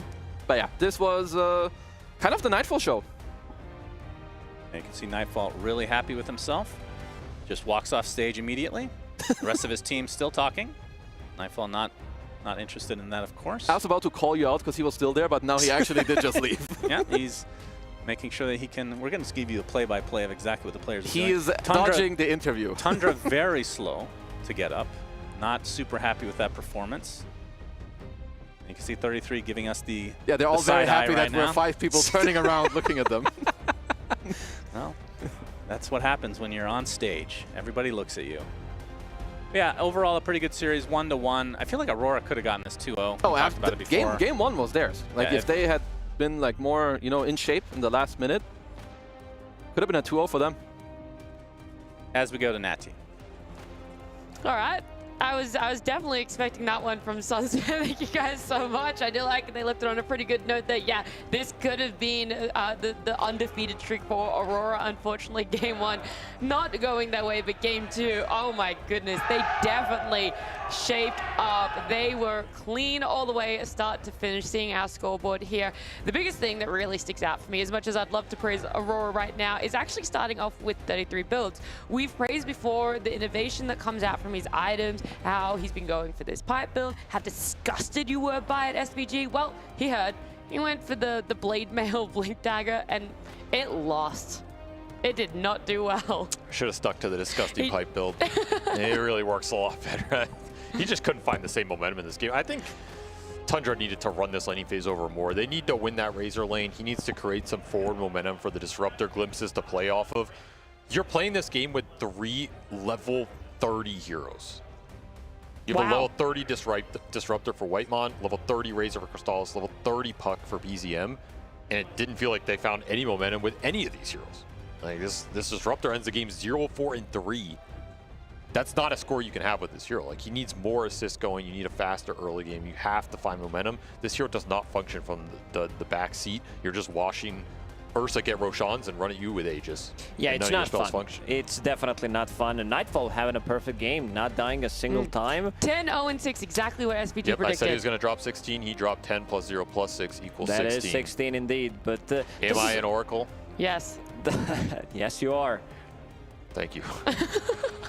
No, you're really good. I thought there was going to be a pun there. That's why we're no. Can't use it every single time. Can't really force it. But this is what I expected this Slash to do in the first game, to be like this menace that you can't really deal with his overwhelming damage. When this hero is off to a good start, it's very difficult to like stop the ball rolling, especially because you have another hero on your team that can take objectives. This is probably the best hero in the game to kill Tormentor, to kill Roshan, and then suddenly you're fighting into like 2 lives on the bear, which is very, very difficult. Razor, he wants to use the BKB, wants to use the static link, wants to link onto the target and kill it, but he's running out of steam relatively early on, especially when you're playing from behind. How did you guys like the Puckner as well? Because that was their last pick. They were... I loved it. Okay, why? I actually loved it. I think it did mad work this game. I did. I'm not memeing. Like, I think that pick worked way better than I thought it would. It looked a lot better than my Shadow Demon disruption, because I didn't really think about the fact they have the double suck going into the Leshrac. They have the heal regeneration and the mana regeneration from the line. So much resources to play with on the map, so much extra HP in the fight. And I go back to my criticism of the Razor pick. I feel like there were so many fights where you go up on this man himself, Toronto Tokyo, you put all this damage, you get a full duration link into the Undying, and he just gets decrept life leech from the Pugna. It undoes a lot of the damage. By that point, you run out of DPS. Yeah, before we, break it down any further, we are lucky enough to have Purge with us, who is joined by Toronto Tokyo. Hello. Thank you, Nat. Yes, I'm here with Toronto Tokyo post-match. How are you feeling after that series? Nothing special, yeah. We wanted to win 0-2. So, yeah, it's not bad enough, not good enough. It's okay. It's okay. So you got to play your Undying, a hero that I associate with you heavily. You played it a lot as position 5 back in the day. You were fantastic on the hero. Now you're playing as the 3 because it's in the meta. How are you feeling about the hero right now? I know these guys don't ban my Undying, they should lose 0-2, no chances. But yeah, it's an amazing hero for me. I'm professional hero on this player on this hero, I'm best in the world. So yeah, I don't know why they don't ban it. They should lose, as I said. So I'm curious about the Octarine core that you buy. Why is that your 3rd item in this game? What do you like about the item? I buy this item on Undying because it's OP on Undying. I farm, I'm super strong in team fight. It gives you everything, mana, yeah. Does it lower the cooldown of your innate as well, like the respawn thing when you die? Yes, yes, yes. That's pretty sick then. What about the Pugna that game? It's a support that's been trending a little bit lately. In the last couple months, it was like, oh, this is the anti-Tinker hero, but now people are picking it again. What do you guys like about the Pugna? When I was playing Axe against Pugna, it's so hard because you cannot focus hero. And also Nightfall asked Panta to secure his lane, and that's why we picked Pugna. Okay, and then your next match, you guys are playing against Virtus.pro. How are you expecting that match to go? Yeah, we're expecting to play good. We want to win the series because it's super important, every game in this group.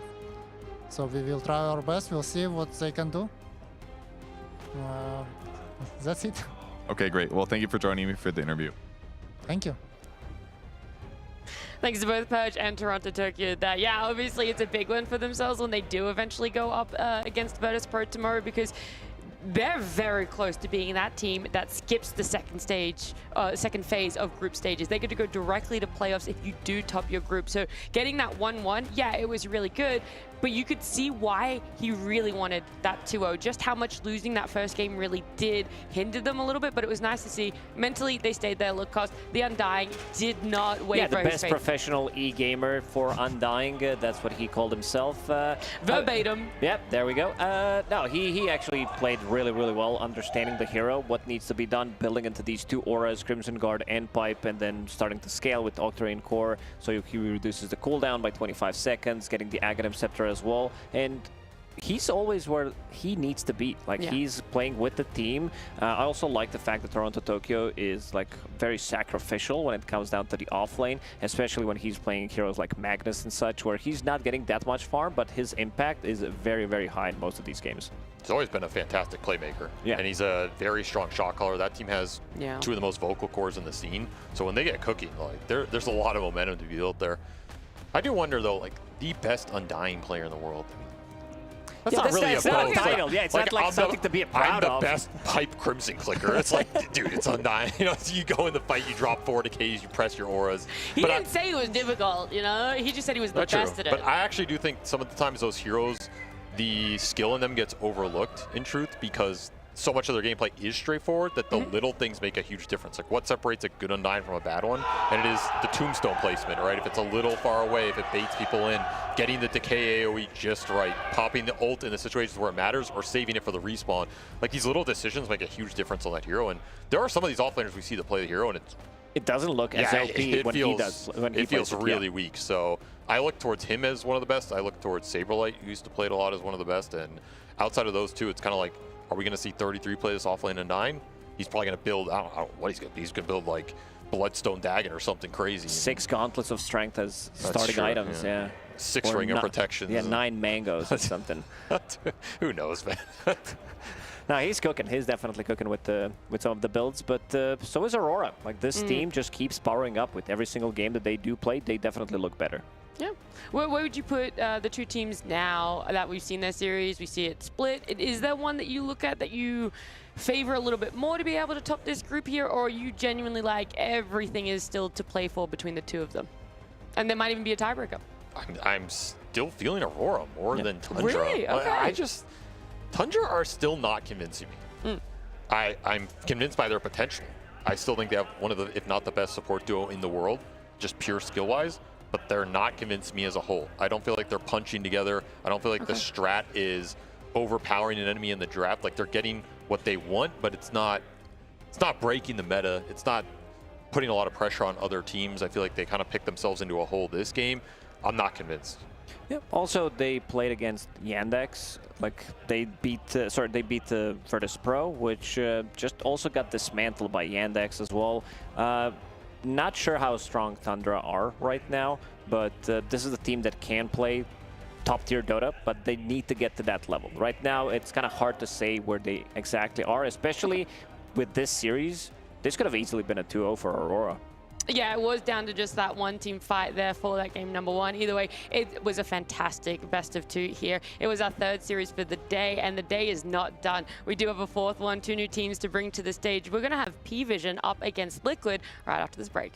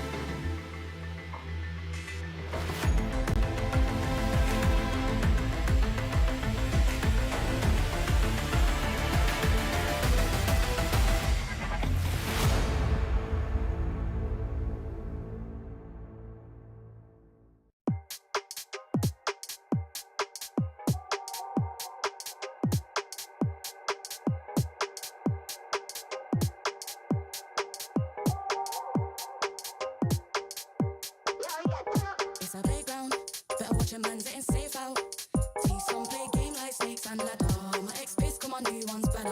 It's a playground, better watch your man getting safe out. See some play game like snakes and ladder. My ex-piss, come on, new one's better. Moves like Jagger, piss, come on, new one's better. We ain't in a mix, no grabber. Them trick bang fraud like scammer. Ex-pay me real, that's a real bone capper. Pass don't matter, build strong, still pray this thing don't shatter. When shit gets real, so the real don't scatter. Got bread and batter, 4 hands on the bread like platter. Said it's cold out, they ain't back in beef, got the phones out. Watching where I sleep and where I roll round. Guess I'm gone now, they ain't even there when it goes down. It's a playground, better watch your man getting safe out. See some play game like snakes and ladder. My ex-piss, come on, new one's better. It's a playground, better watch your man getting safe out. See some play game like snakes and ladder. My ex-piss, come on, new one's better. My new one's bad, that's my baby. He let me shine and never shady. Girl same cute, but that don't faze me. If you ask him, then he say he got a queen and that she crazy. Please never play me. He said please never break me. He's switching station to Mercedes, thinking that it faze me. I can love you for the dark and all my days, but you just never break me. It's a playground, better watch your man getting safe out. See some play game like snakes and ladder. My ex-piss, come on, new one's better. Playground, better watch your man getting safe out. See some play game like snakes and ladder. My ex-piss, come on, new one's better. Playground, bitches got a ring and feel the safe now. They say a pretty bird, but I don't want a cage out. It's a playground, telling me mine, I don't play about. I tell them rise up, used to cry, river shit done dried up. I lost a couple bros on the climb up, I don't mind but ain't lost nothing that ain't mine. Cause it's a playground, better watch your man getting safe out. See some play game like snakes and ladder. My ex-piss, come on, new one's better.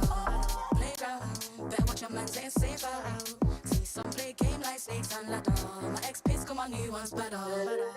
My new one's bad, he ain't entertained, he don't move like that. Tell him move right back, touch shots over time, let her shoot right back. Real boss, you can tell how we move like that. It's a playground, bitches got a ring and feel the safe now. They see a pretty bird, but I want a cage out. There's bad games on the road like a playground, like a playground. It's a playground, better watch your man getting safe out. See some play game like snakes and ladder.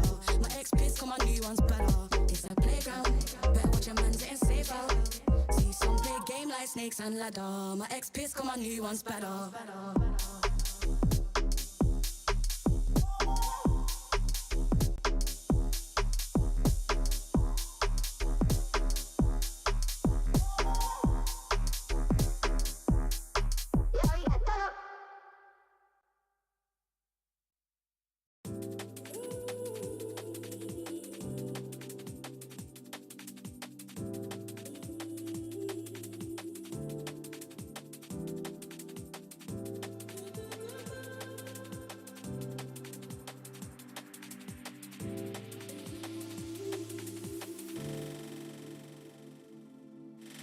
Water, water, running as fast as you can. Slow down, can't keep up. Don't think I have any more left. Out of breath, out of breath. Tired, tired, I can't take the pain no more. Yet you insist on making puddles on the floor. Been here before. Been here before. If time's supposed to heal, why do I feel like I've been here for hours and hours? The pain that's in my throat continues to grow. They say it'll get better. How can they know? If time's supposed to heal, why do I feel like I've been here for hours and hours? The pain that's in my throat continues to grow. They say it'll get better. How can they know?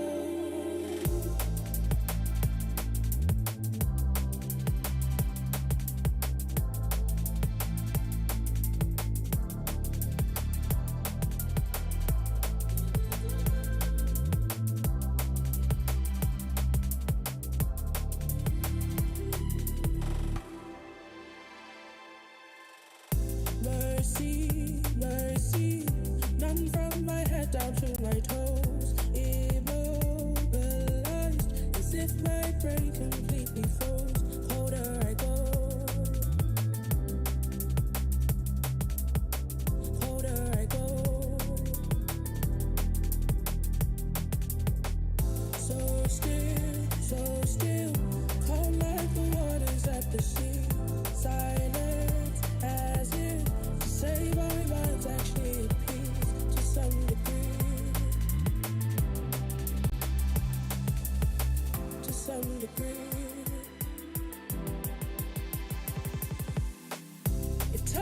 supposed to heal?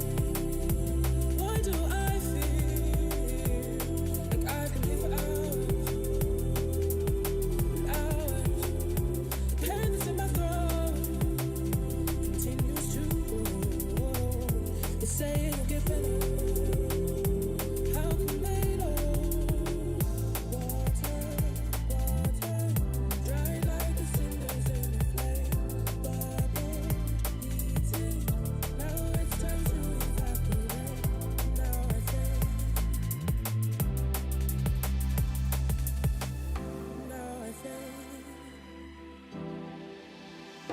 The pain that's in my throat continues to grow. They say it'll get better. How can they know? Hit that rock bottom. I've hit a new low.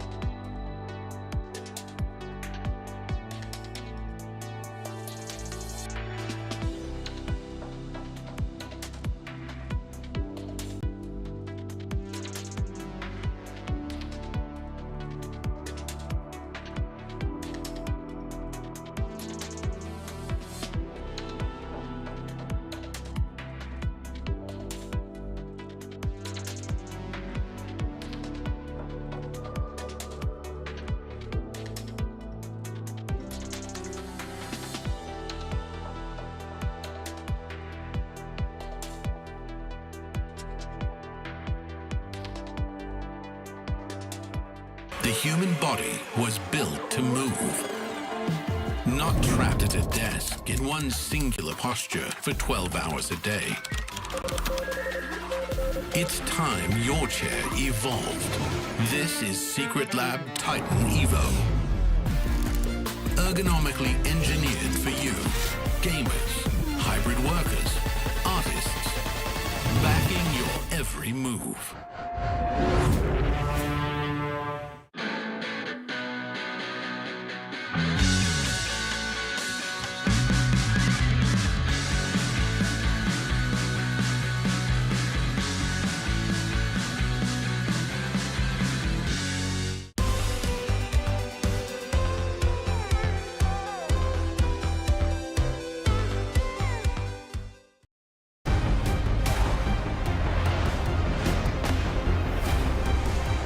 The human body was built.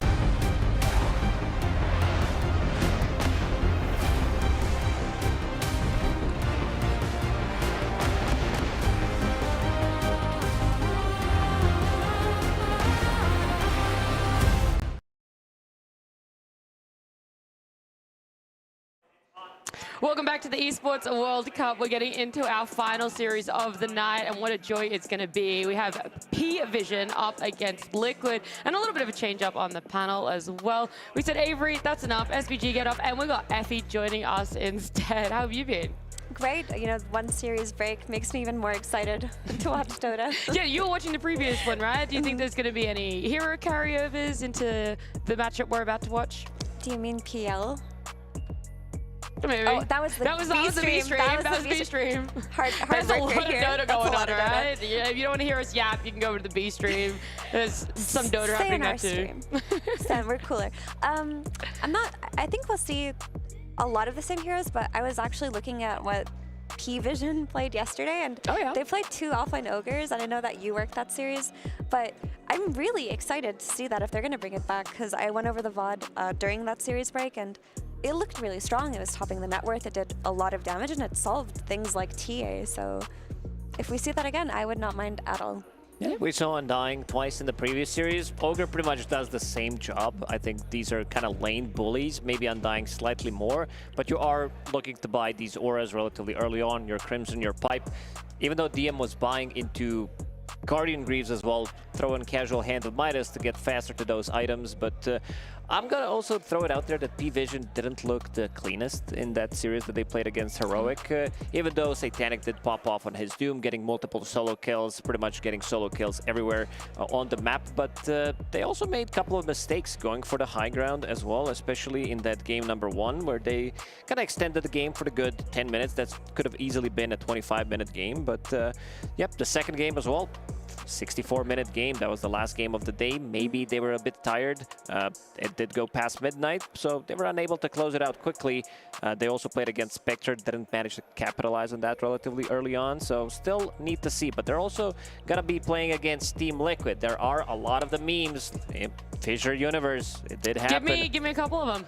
A couple of them. Say them out loud, Lucas. We'll see if there are going to be any bots playing in this match. If anybody needs to chill, who's going to be losing. This is a best of 2 series, so we can't really use what has been used in the all chat last time, but we'll have to see. Definitely a spicy one. Do you think there's going to be a gentleman's agreement about no all chat? Do you think they've put the self-implemented ban on no all chat? I mean, probably not. Will P-Vision limit their own all chat? I don't think so, but you know what? I think Liquid probably will not partake if there is all chatting. I think they will enjoy it if they are winning. Yeah. And they, at least one of their players, you know, Saberlight, absolute joy. It's the first time we're seeing Liquid on this stream as well. They obviously played yesterday. They went up against Shopify, and they had a really, really good start to their groups. And it's kind of needed because Insania has been a little bit unwell. They've had a lot of stand-ins trying to fill in there. And also the previous tournaments before that too, they've had some of their players take breaks. And whilst they as a team, as an org, have been participating, there's like a Nisha taking a break, there's a Mickey taking a break, and then you have the unfortunate Insania taking a break too. So I think yesterday was really big for them. They needed that bit of momentum, but does it continue against a tougher opponent? I can see what they're going for. Okay. Team Liquid right now, they do have 4 coaches. They do have Toby as well, Blitz, Jabs, KP, so they might get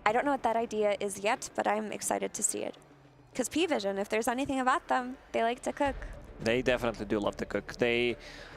This is a team that will bang out new things relatively into the tournament to show the strengths, like show that, oh, you might need to ban out those heroes. We're talking about some position 4 Slark that 9 class is playing, maybe some Pudge that could potentially come out, and also Liquid, because they don't have the first pick. They're also going to give respect to Nagasern. This hero has been highly contested for a good reason. Super strong in the lane, capture move speed with the facet, and also allowing you to, like, how many times have we seen games when there's Nagasern in the game where you can stall the game for such a long time, go in, try to push out all the waves, provide vision for the team, and also reset the fight. And if you have any kind of a follow-up combo, we've seen good combinations, not just with the Enigma, but also most recently we saw good amounts of Shadowfiend being paired up with Nagasern in the lane, and also teams got better at executing it through the mid game with the Song into the Requiem combo.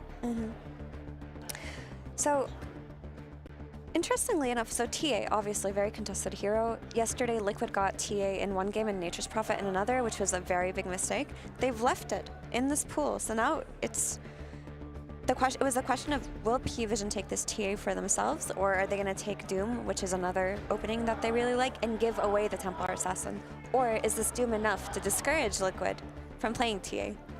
Yeah, Team Liquid is not really big on playing Doom from the carry role. They played it once in their last like 10, maybe even 15-ish games. So taking this away and also making sure that Liquid is not going to be getting hands on Templar Assassin, so leaving it in the pool. I also kind of don't want to see the offlane Doom. I know this is still used as a flex, but the carry Doom just works so much better compared to offlane Doom or in some scenarios, position 4 Doom. All I'm looking at is this Veno. Right, me too. I'm looking at, not only is there a Veno, but it is a first pick Veno for a team here, right? Liquid opening their draft to the Veno. You know, I respect this pick. This is the new coach influence. This is the Toby influence. The Toby influence. This has got to be. The banana monster. So I think this has to be something, obviously these players have been scrimming or pubbing, but they probably see Veno as a good response to Doom. The thing about Veno is, like, he is very annoying to play against if you're the type of melee hero who has to run in to do damage, right? With Doom, you have to run in with Scorched Earth and hit people with level death on lane to have that kind of impact. Veno just slows these melee heroes like Doom and Tiny and makes that gameplay a lot harder. So maybe that's the concept that they're working with here. If it's a Doom off lane, they're going to play their Veno on his lane. If it's a Doom safe lane, they're going to throw the Veno on that lane too. It can follow him. They did play that during Fissure Universe. They also did play that during Valakia. I believe they first phased it in one of those games, and he was staying on top of the network. Like, pretty much, Veno can build into any items, but ever since we changed it, you want to get that Spirit Vessel, you want to have Hurricane Pike for yourself, just so that you can push people away, have a little bit of a extra. There's also, yeah, Toby, because he was standing in, there's a possibility maybe that Insania is going to play it, but definitely Toby influence, a toxic one, I would say, but Venomancer also scales really well. Like in that one particular game I'm talking about, like he did go for Scotty as well. So just stats on Venomancer is insane, him being universal hero, and also the stats has been buffed, 35 stats. So if you can get to that timing, like it's insane how much damage this hero can deal. Plus also the fact that you can't, it's pretty similar to what Nagasern does from position 5, where she scouts out the areas and you need to get the smoke to be able to gank him, and if he gets the ulti off, rest of the team follows, you still might lose that fight because of it. Also, he has been buffed in terms of laning, right? Because they changed the way his Plague Carrier facet works, where you can't really stack it on top of people anymore, but what the Plague Wards did end up getting as a result of losing that was they're tankier, level 1, and they do more damage. So your laning presence, stop being like, oh, I'm gonna lane for 2 minutes and then jungle. It's like, I will punish whoever is on my lane for as long as I can. Yeah, and probably this is going to be their lane. You want to have some kind of a setup for a Venomancer in the lane, some kind of a stun.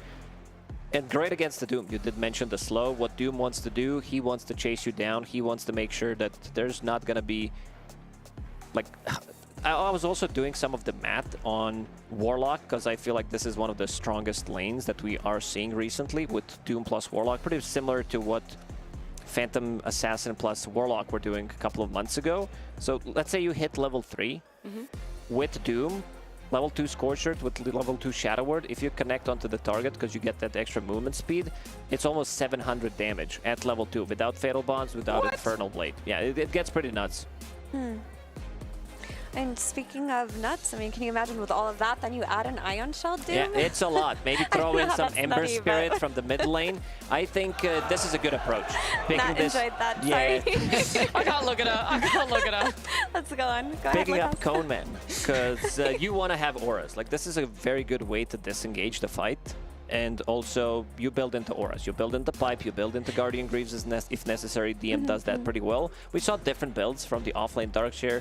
Whisper, for example, he loves his Helm of the Dominator, Orchid, Blink, maybe Hex build, throw into that. But I think for this game, you see Venomancer, you need to build auras.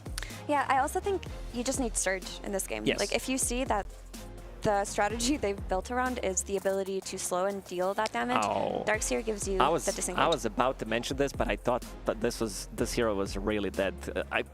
The reason why I remember it, because this is something that Puppy did said during one of the V-Play tournaments long time ago, because Venomancer was popular back then, is this is the only way pretty much that you can approach Venomancer is because you don't have enough smokes. So you need to play with Moonlight Shadow, which is like 2-minute cooldown ability, and it's the only way. Venomancer causes a lot of issues, something that I did mention, and not sure how strong this hero is. I would put it probably in the lower tier because haven't really seen much from it, but it also feels lackluster. I would love this to be position 5 rather than 4 in this game. You think it's still a valuable enough hero for that ult to pick it up rather than kind of itemize around having Invis? Yeah, basically this is Moonlight Shadow against Venomancer. Right, okay, interesting. But I also think to make it work, you need to enable the arrow now. Like, typically Yes, it's been a setup. Yeah, things like Kunkka plus Mirana, Tiny plus Mirana, anything that can give her the ability to chain stun and then you get kills off of that too,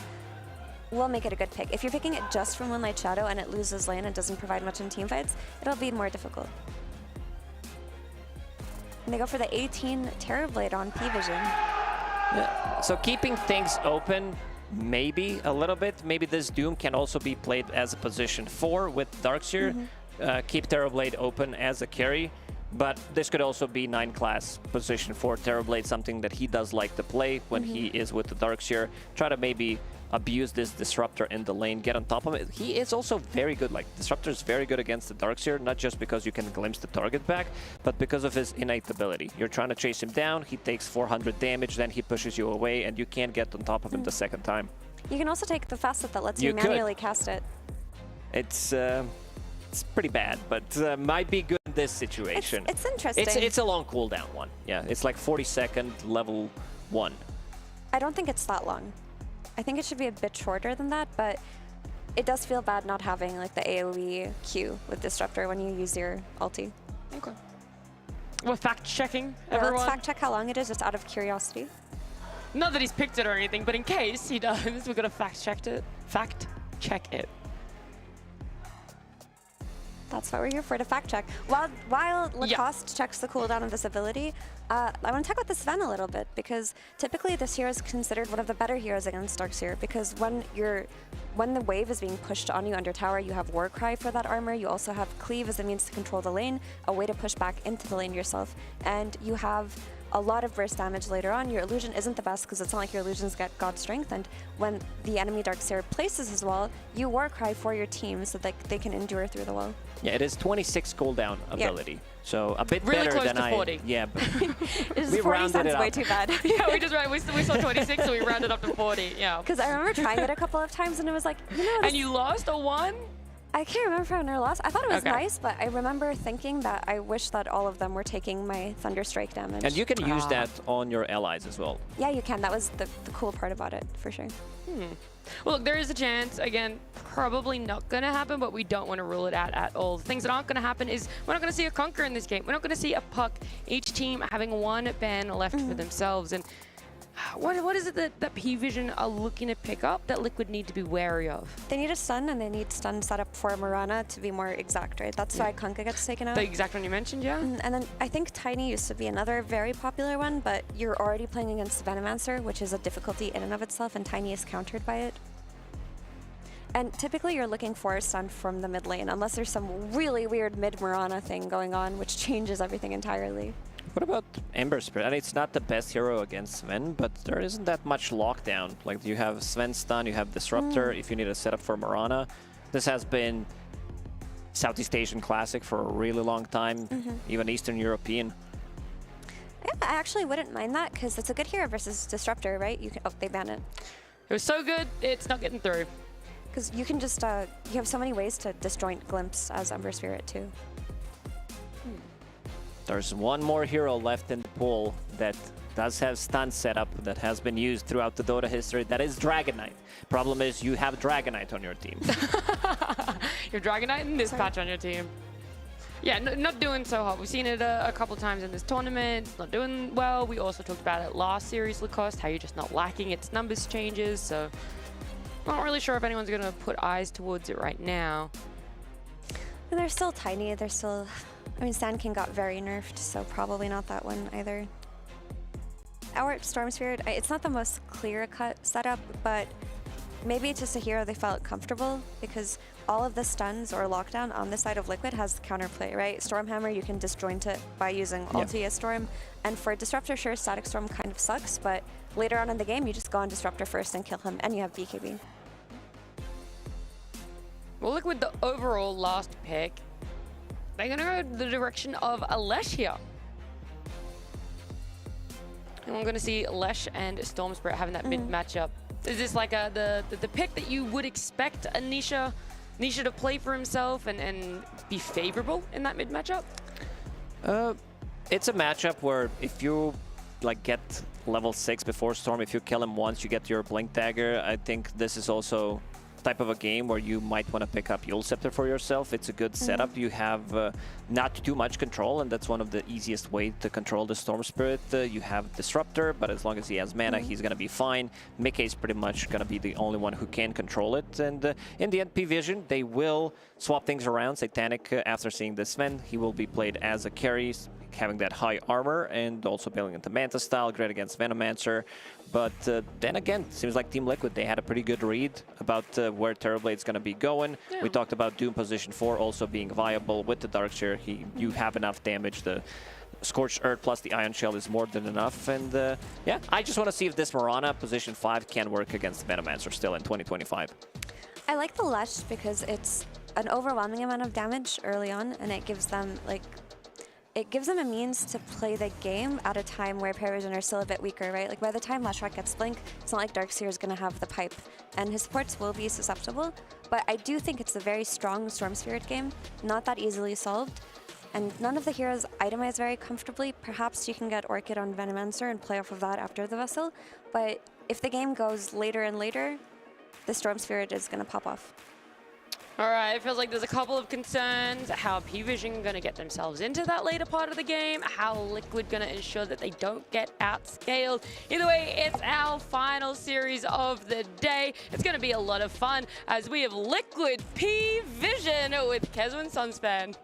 Thank you, Nat. That does sound like the healthiest option as we get into game number 1. Sunsfan here with Kazoo. That is me. We got some cool heroes to talk about, and guess what? Do. One of them is not Terrorblade. We're not going to mention him for quite a while. He's just going to be farming the first 30 minutes of the game, but it is Satanic, and he's kind of a beast. I actually don't mind watching him play this hero. So he gets away with anything, He gets the pass because he is such an incredible beast, but I won't mention it for another 15 minutes. Okay, just now we talked about him 5 times. We'll go over the rest. Satanic. Yeah. I mean, I got a couple heroes. Let's see. As we have a pause, you want to check on the lights? Let's take a look. I don't see 33 back there. Well, yesterday when P-Vision did have a pause early on, there's some other things that happened into a 30-minute pause. True. That was quite a while. Oh, we're back in the game. No, so let's have a look at the drafts. There's a lot of cool things that did happen. So you had a first pick Doom that then got very quickly degraded by P-Vision into a lower and lower priority when it came to their roles. So it is going to be a +4 9-class Doom, not something you see too often. Two of the heroes that I'm actually excited for is the +5 Mirana. Not a hero you see too often at the moment, but I still think it is very, very strong. A very age-old counter to the Venomancer, so you can still maneuver around the map. As Liquid are currently quite active, and they do have a good ward that is currently spotting out the P-Vision squad. Talk to me about the Bananamancer. The Bananamancer. Mr. Saberlight. It's good because that was going to be the other hero I want to talk about.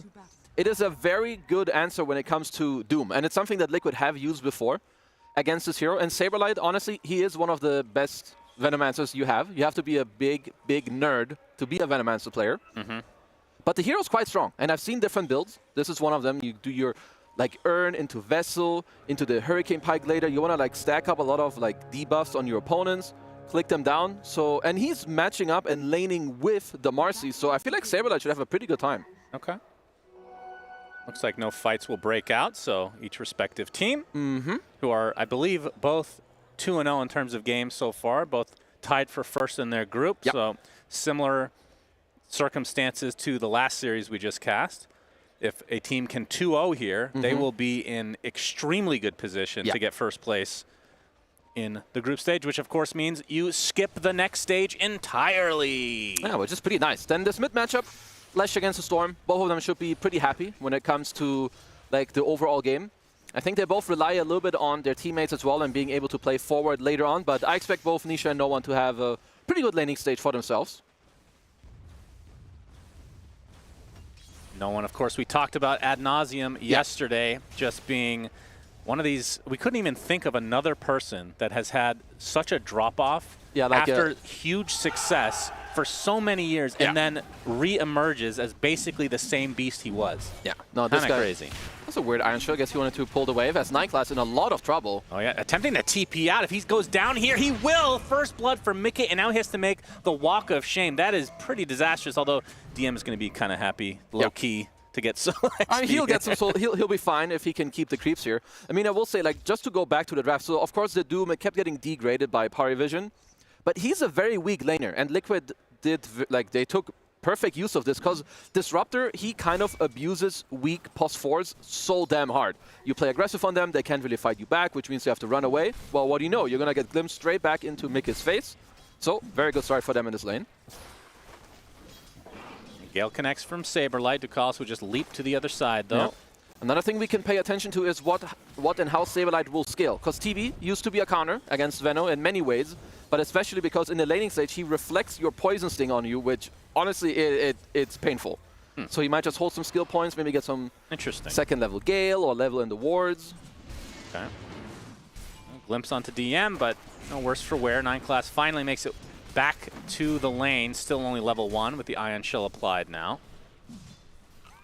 P-Vision's lane isn't too strong early on. I'm not going to lie, when the draft was happening, I was actually very disappointed that it wasn't support Terrorblade for Nineclass. I mean, that's the one you like to talk about, The armlet plays, oh man.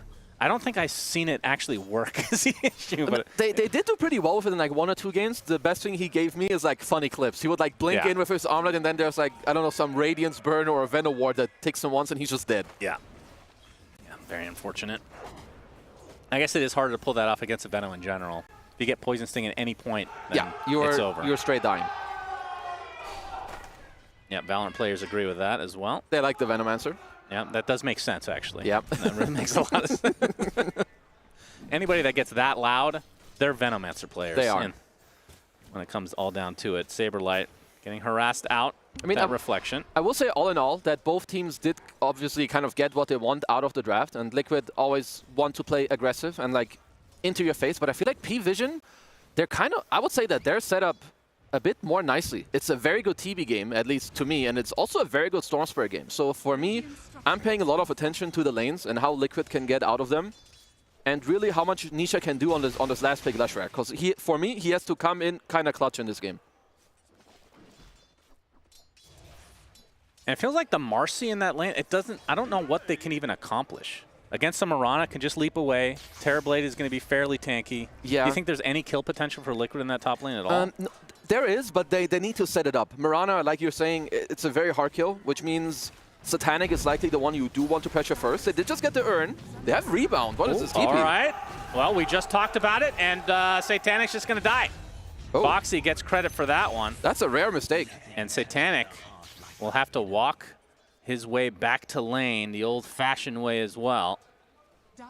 I mean, maybe he didn't expect the rebound, because I believe Boxy had showed him both the bodyguard and the dispose, but still, that's a huge kill. Yeah, the way that I was envisioning is you have to rebound to get into position to be able to try to pull something like that off, but Because honestly, that is... just save it there. Yeah, that's a big deal. Because not just did you die while TPing out, you gave Saberlight 2 fresh urn charges. He literally just got it before the kill. Stacking up the dots. Yeah, rebound hits urn. in the tree, disposed to finish the job. Boxy owning right now. It's because he has the hood and the sunglasses. As 33 always. can probably learn a bit from Boxy here. That's true, actually. Why doesn't he just do the Darth Vader? Is that what that is? I think so. Okay, I like that. That's what I like to call it. The Darth Vader look. Yeah, it's It good. does sound pretty hype. Yeah, it is hype. Let's see. As Satanic did make his way back into the top lane. Yeah, Saberlight level 4. That's a big deal. And like I mentioned before, I like that he doesn't have a point in Poison Sting. It kind of just goes back against for now. you. Oh, you can use Gale to dispose. Will help him out. Saberlight's just getting destroyed. My goodness. Boxy, though, he's turned into the real carry of this lane. Sticks. He gets the kill onto Satanic. So I mean, Boxy's going to be happy about it. Saberlight's like, I guess you're the carry? I mean, I mean, to be fair, I feel like kind of everyone is a winner. You know, Satanic, sure, he gets to respawn, he'll go back top. The only problem is that for him, this lane control is not great, and I feel like they kind of used this meta to deal with the 5-minute siege creep, which obviously with him dying so quickly, they did not. Yeah, we're giving Satanic so much praise early on. Oh yeah, that's a really early rotation. Gale hits actually blocks him in as well. Mickey with the Stormhammer, rebound to follow. Satanic's game feels ruined. It feels really bad. By the way, they did have a ward. Ducalis, you know, he had an idea that maybe that's going to be some... this is big too. Glimpse onto Noah, not level 6 yet. He's dead. TP from 9 class. That's a support Doom. Well, he's just leeching XP. Yeah, he might be dying. Pulse Nova will continue from Nisha. Out of mana now, though. He's got the region rune running. Another Thunder Strike applied as Boxy's going to apply a little bit of pressure on the other side as well. And 9 class, there's another glimpse. There we go. And that is a kill for Insania. And Ducalis is going to likely drop here if he's not careful. Onto the tower will be fine. This game's amazing. 7-1. Just good moves. Like, they catch no one before he gets level 6. That must have been quite close, because Nisha was just about there. Oh, yeah, you are running into big trouble here on P-Vision. You're fully zoned out of your top lane. Ducalis. They end up finding him. Rebound, glimpse, a little awkward. Saberlight gets the kill nonetheless. All right, so you're losing your tier 1. You've been kicked out of bottom. You've been kind of kicked out of mid, which means P-Vision gonna have to look to stabilize a bit and then look for a way to fight back, maybe with some Darkseer levels and Storm. Oh my god, this is 7 minutes in the game. Satanic level 4 in the jungle. That is as bad as it gets. And this doesn't happen a lot, because you need to get bodied really hard for this to be the case. I feel like I've never seen Satanic get shut down this early, this fast. The question is, can he bounce back in the game? As no one glimpsed, does have the level 6. Will have to expend all his mana just to retreat. Yeah, he'll be fine, but still annoying. So they did lose their tier 1 tower top. They are now losing their tier 1 tower mid. And how about the first active rune? No one would like to get his hands on it. I don't know if he'll be back in time. One hero we haven't talked about is the Mirana pick. Can you just tell me why? Typically there is a setup stun for his 9 class, still level 4. Will get gone on and will die. Question is who will get the kill. Boxy's actually kind of blocking Mickey. Oh, they're on Nisha. Yeah, Nisha all alone in a 1 versus 3. This is a big kill for P-Vision. They successfully get what they came for. Rebound, though, does ensure that Mickey gets this last hit. It's a good play from P-Vision to bring the Darkseer into the mid lane, because he's way stronger than the Doom, so 9 class gets to recover. But to go back to the Mirana, I mean, you have Storm combo. Obviously, it's maybe not the easiest setup, but they're going to hit the zip, you know, into the pull arrow. But just overall, Moonlight Shadow, when it comes to Veno, as there might be more important things to talk about here, Shannon. Satanic, Noxious Plague applied. He's not even level 6 anyway. Saberlight actually going to backtrack a bit. Insania here for moral support, 9 class. Glimpse into the wards. area as well, gets glimpsed back. Satanic dead again to Saberlight. Insania might trade his life for it, but well worth, as long as Saberlight can get away. As Ducalis, you have to be a bit careful there. Down bottom, As a rebound into just right clicks. Nisha with the kill onto DM, and now they're going to get a tier 1 tower on top of that. Liquid are owning right now. And this is an absolute bloodbath. And I love how Liquid are moving like the heroes around the map. I've said it in other games, but the best teams will use only like the perfect amount of heroes to apply pressure. They use Saberlight and Insania in the enemy jungle. In the meantime, in the safe lane, you are not safe here if you're P-Vision. You're still getting dove under your tier 1 tower.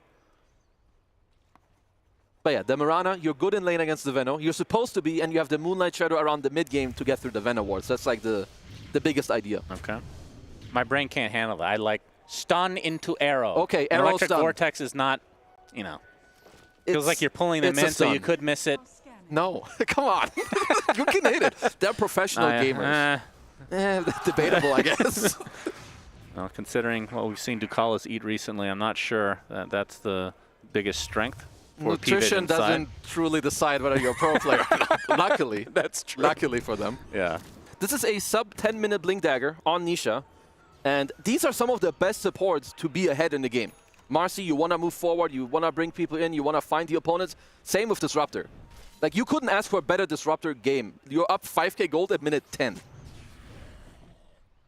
Yeah, it doesn't get much better than that for sure. No one forced out of the jungle. Rotation from Liquid. Getting some very valuable D wards. They can just take control of this whole area now, it feels like. And Ducalis is going to get glimpsed. And yeah, the glimpse has set up several kills now in this game. So Insania pretty much all over the place. Shield Rune available for Nisha in that bottle. It definitely will continue to set up more kills as it's now a 6k lead within 10 minutes. Yeah, it's a shellacking. It's been a while since I've seen like two of what I would say, you know, two of like the top 3, top 4 best teams, depending on how people want to rank them, to be playing and one team having a 6k lead at minute 10. Very unusual. It is. It is. It is. Correct. 9 class going to smoke up. Nisha is going to pop it. 9 class finally level 6, so has the Doom at the disposal. They're going to get the glimpse onto 9 class. Can he get anything off? Absolutely not. Liquid were ready. And that just breaks everything up for P-Vision. Yeah, that was even their own like move to try and do something. Well, so when you're at this stage, if you're P-Vision, usually the best thing to do is that you push out the side lanes and you try to aggress one that is overplaying, which Saberlight, he's certainly playing into that one. Yeah, this will be a very valuable kill for P-Vision. Yep. And they get it. It's a good one. It's what they kind of need. Because sure, even if you're up a lot of gold, you cannot control every area of the map. Which means P-Vision going to have to try and push out the side lanes and split up Liquid a little bit to fight back. We do hear Moonlight Shadow, so Ducalis and the gang are trying to like invade on the active rune here. No, Boxy's neutral plus Unleash sounds pretty Super disgusting. Good. No, it's really incredible. It's like the best one with Spark of Courage that I would say you can get on the Marcy as Ducalis. Taking a little bit of damage. Yep, 9 class just itching to use his ultimate. He's going to be blocked. He's going to die again.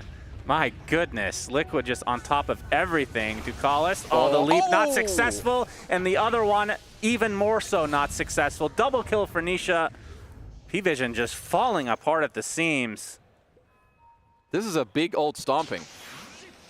I like that Saberlight is tipping Ducalis. I would like to point out that in the most recent online tournament. Oh, that's right. I forgot about that. Ducalis like altered it and said, chill, you will lose 3-2. Yep. Ended up losing 3-0. Yeah, and then at the end of the game, just to, you know, you elaborate here. Okay, you want to... after losing, he wrote, still bot. So... very stubborn to the end. It's kind of funny when you call the guy who beat you 3-0 bot. What are you? That's true. Anyway, we'll get back into the game. As Liquid, I mean, yeah, I don't know what else to say. They're absolutely dismantling them. Radiant are scanning. Satanic's game is just horrific. Can't remember the last time I've seen him in this type of a scenario. Still working on the Manta at the moment. I mean, certainly what P-Vision have to try and kind of fall back to is the fact that they have very good like Ghost Push. You know, they have good setups to put the map in a state that they want. You have TB Illusions, you have Iron Shells, you have mobile heroes to like go around. You've got the Moonlight Shadow. Looks like Ducalis, he wants to protect his Wisdom Shrine. Did set up an Obstinate Sentry on the high ground. But if Liquid bring their heroes, you're not fighting this one. You have to give it up. And a glimpse into the Static Storm. DM stuck in there for now. Stormhammer, Mickey's going to pop the ult. There's the Gale. That is an easy kill onto DM. Ducalis as well on their list. 17-4. Another tip for Ducalis from the bot. Saberlight. That's kind of funny. To be fair, Veno, I mean, would you consider Veno a bot hero? Yeah, kind of. Yeah, no makes one. sense. Gonna dodge that one, but we've got a haste rune on Nisha, so he doesn't really care. Nisha's got a blood grenade in his quick buy. I like that. Yeah, very hype. Keep it up. I mean, if this was Aurora on Liquid side, I'd say there's a chance for people. They always have the opportunity to throw, but Liquid do feel like when they have a lead like this, they don't let it get away from them. Well, the thing is, at this stage, they also have a lead very often. They play very fast. They know what to do with it. I like their itemization. You've got the double blink coming out on your Lesh and Sven. When the enemy team is down so much, you want to be able to go close the gap on the map. So you've got that on Mickey. You have a pipe queued up on Saberlight to like help you out with some of the future team fights. And you've got a Halberd on the Darkseer. It doesn't really change anything. Sure, you can throw it on Mickey for a couple seconds, and that's about it. Yeah, and then once he gets BKB, you can just ignore it. Yep. I mean, P-Vision, they need more time. The only thing that they really have in their arsenal is to push out the map and then look for a pickoff with Moonlight Shadow or a smoke. And, I mean, just throw the Doom on someone, get a kill, fall back, and go back to farming. Whereas Liquid, complete opposite. Go on anyone, anywhere, and kill them. Now, Ducalis. See ya. He can't get away from Liquid. For calling them bots is now feeding relentlessly. That's all part of his master plan. It will come back later. He's playing the long con channel. Come on. Yeah. Up. 9 class. Attempting to TP will be fine. He's queuing up the Blade Mail, which, yeah, maybe that's the most damage you can deal. It's the damage they're dealing to you. See, Mr. Boxy. Do we know anything about the reason he wasn't a big fan of them? These guys just tip each other. Is it pubs. just, yeah, it's just a pub thing then? I feel like people also, for some reason, even years ago, hated on Saberlight, and maybe that just carried on. I don't know. Oh, I see. About the lore, we'll have to get Purge on the case, of course, to ask. Yep. I mean, Saberlight would actually tell us if there was something. Oh, he will tell us. Like, I feel like anybody else would just shut down the question entirely. Yeah. So let's make sure we get Saberlight on. He will double down on that one. Yeah, for sure. But I feel like the changes to Halberd, by the way, where you can now afford it really early. Yeah. It was picked up quite a bit early on, and now we're not really seeing it as often. Yeah, but also the thing was, so it built out of Vanguard, which made it really strong. Yeah. So they had to nerf Vanguard, then nerf Halberd in terms of both times the cost, and then they also made Halberd dispellable. So I feel like they put it in the right place. So you want it to be garbage? No, I think it's fine now. You think it's fine? I mean, we've seen it once since we've started. Not every. We don't need to see every item every game. I'm not saying every game, but I think it could receive a little nudge of a buff. I feel like it could use a buff for sure. It's Mickey. We'll be using that ult to pressure the tier 2 as Satanic is dead. Goodbye, good sir. Arrow does hit from Ducalis. 9 classes here. That's what he was planning all along. That one arrow. As 9 class spotted, Dust dead. Mickey with a double. Actually TPing, wants to pressure even more as no one is going to show himself despite being Moonlight Shadowed. The zip away should be fine. Oh, that was actually pretty close. Should be all right. He's got enough mana.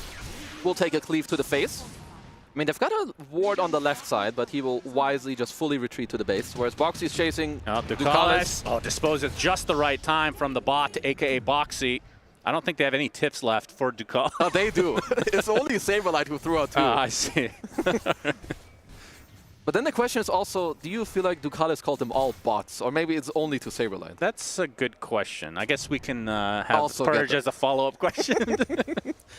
Just keep adding on to this list for interviews from Purge, who will definitely be ignoring what we're saying. Yeah, he's anyway. definitely listening. Yeah, for sure. And you've got very good wards when it comes to Liquid.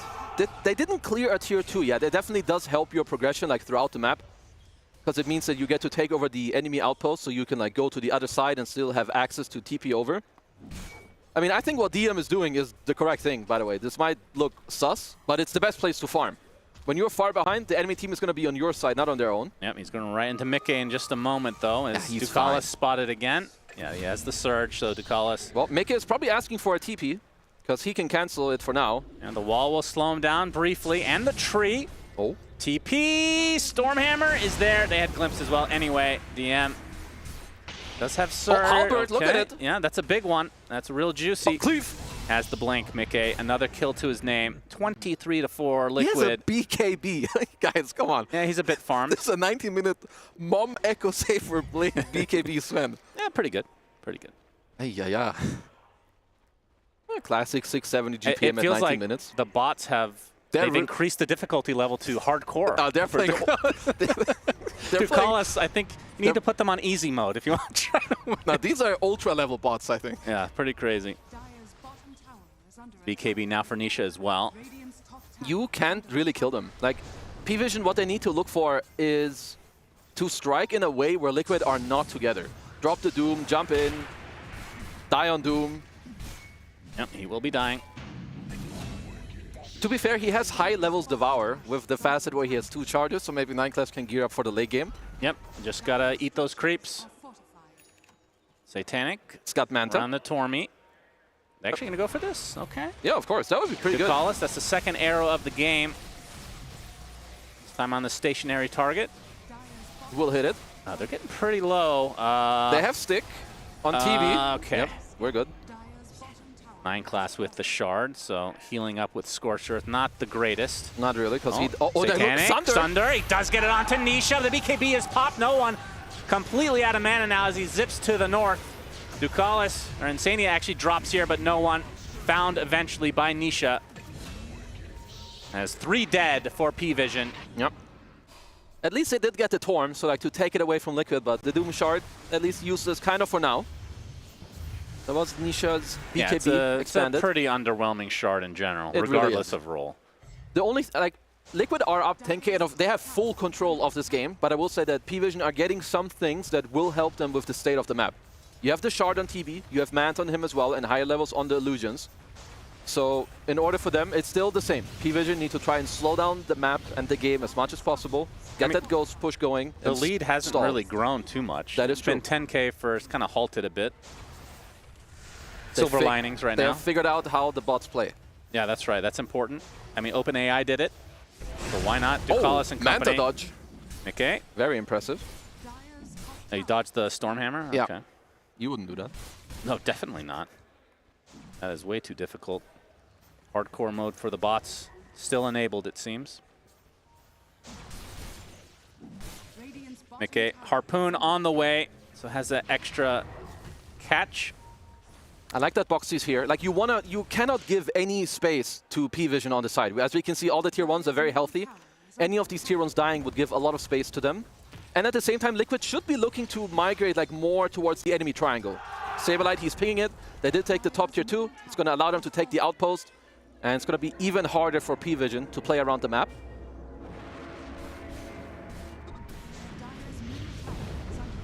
Oh. That class. Yep, he got the Devour off, though. That's important. That's very nice. That's more important than the death, at this stage of the game, at least.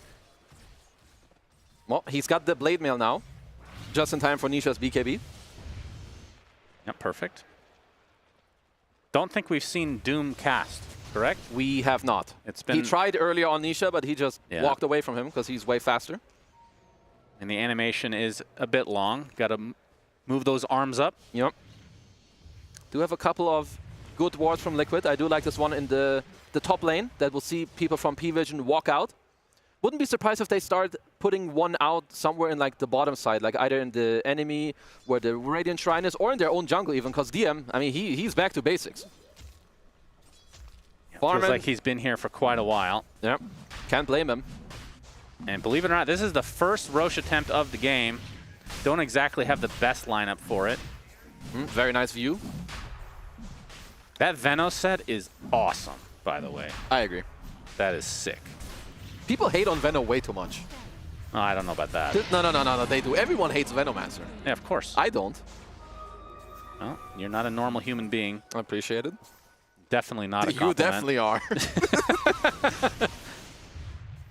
I have a similar... I'm going to stop you there. Yeah, probably shouldn't go any further. Yeah. Well, so they've got Aegis available on Nisha. Does make sense. Not the best on Sven. I mean, Boxy's even buying a Crimson Guard. I like it. Like, when you're up this far, you kind of want to itemize in a way where the enemy just has no way of coming back. I think them combining the Crimson with the pipe later just means the one thing that P-Vision are like kind of gearing up for, that you can fight into it. Moonlight Shadow from P-Vision. Well, he's got Aegis and Shield Rune. Yeah. Do we want to touch him? I don't think so. Doesn't look like it. Trying to find a different target, but now majority of Liquid have amalgamated in the mid lane. Saberlight is pinging the bottom tier 3 tower. That is what he wants.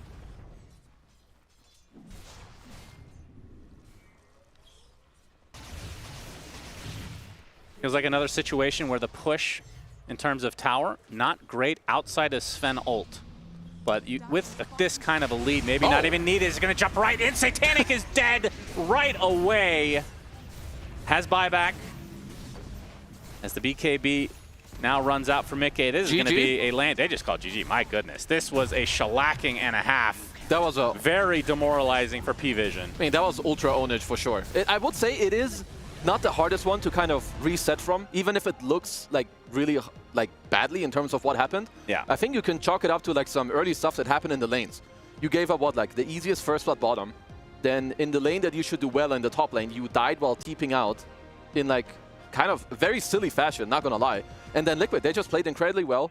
They had perfect movements around, but they also had the perfect heroes to play from that situation. So P-Vision, time to reset.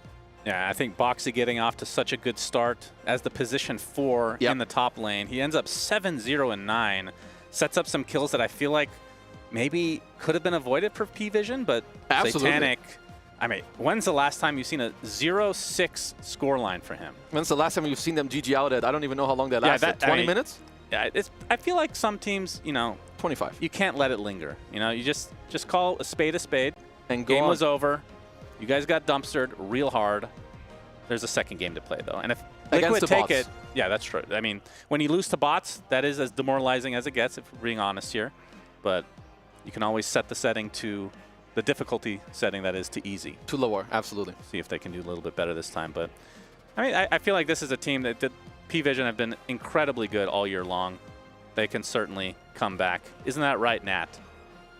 I really hope so. Because this team, when they are turned on, they are an absolute joy to get to watch. But something about that game, about this series, not really sure what was happening. Luckily, I do have Lacoste and Effie, though, to join me and tell me exactly what happened here. Because Team Liquid, I mean, the end score, like 29-5. This was the Liquid show through and through for game 1. All right, there's something going on between these two teams, and it's not fun for P-Vision. We have seen them struggle in the Fisher Online tournament.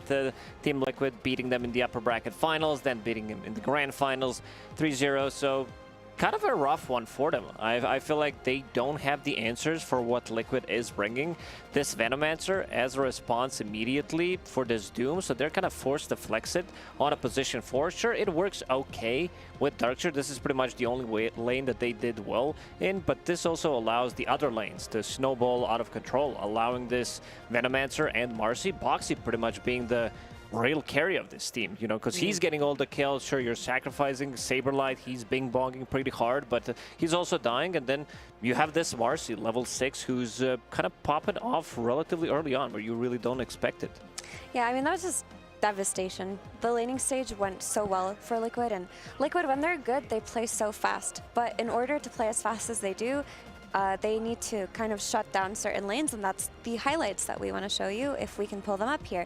I think that they did such a good job at shutting down Satanic. I mean, coming into this game, when we'd seen the drafts completed, you guys were like, okay, it's Liquid definitely have kind of outdrafted here, similar things that we saw in the previous. But for you, Effie, specifically, you were like, if it goes later, the big ones to look at are going to be the Terrorblade and the Storm Spirit, right? They're the ones that if it goes late, they're going to be the really big key factors. And it was very clear that Liquid were able to distinguish that as well. Yeah, and if we've got the highlights ready, we would love to look at the laning stage, especially for Satanic. So basically, this Veno was a first pick, and this is a response to Doom. They end up picking a Terrorblade on 18 here, but this is a very uncharacteristic mistake by him because he gets disposed on this camp, gets scaled, and then TPs to the tower. But he just gets rebounded. He gets TP cancelled, and while he's dead, he's smoking, walking back to the lane because he has no TP. Ducalis on his Mirana gets caught and dies there. When they finally are able to reset and bring both heroes back to the lane, at this point, Boxy is very strong on this Marcy. And they do kill Saberlight here, but Boxy is able to take down TB. And if you're trading a TB, kill for your Venomancer kill, you're happy to take that every time because TB is the win condition. And again, at that minute 5:55, Mickey decides to get involved, comes through the gate, they bring 4 heroes, they kill Satanic. it's just yeah, completely destructive. The only time 3 TB heroes could are- like stand for himself was when he had meta up, you know? And it is like Liquid jumping in there, TB is meta, okay, he gets one, he dies. And meta's a really long cooldown at level 1, so they're able to just take advantage of this time and time and time again, Lacoste. Yeah, I mean, this game is just very difficult. This Venomancer completely destroyed you. Coming into the second game, they might need to address this problem because there are certain, like, they can play it from position 5, they can play it from the off lane, but they also need to figure out, like, how they're going to be matching this Team Liquid's aggression early on because it's too much for them. Like, they need to be able to punch back. All right, well, I'm going to give you guys some time to maybe think about ideas or what P-Vision can do to get back into it. They're going to take their time as well. We're going to go to a break. When we come back, our last game of the night. Let's see if P-Vision are going to be able to bring it back for themselves.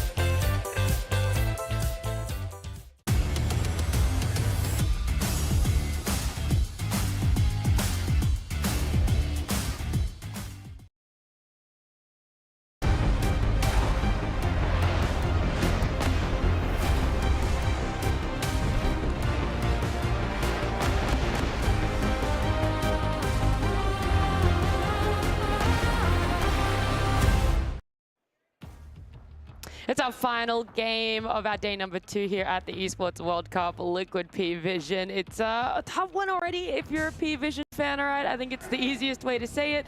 It didn't look good. They couldn't bide any time for themselves here. It was constant aggression from Liquid. And before we do get into that game number 2 of what potentially could happen, I do still want to reflect a little bit on game number 1.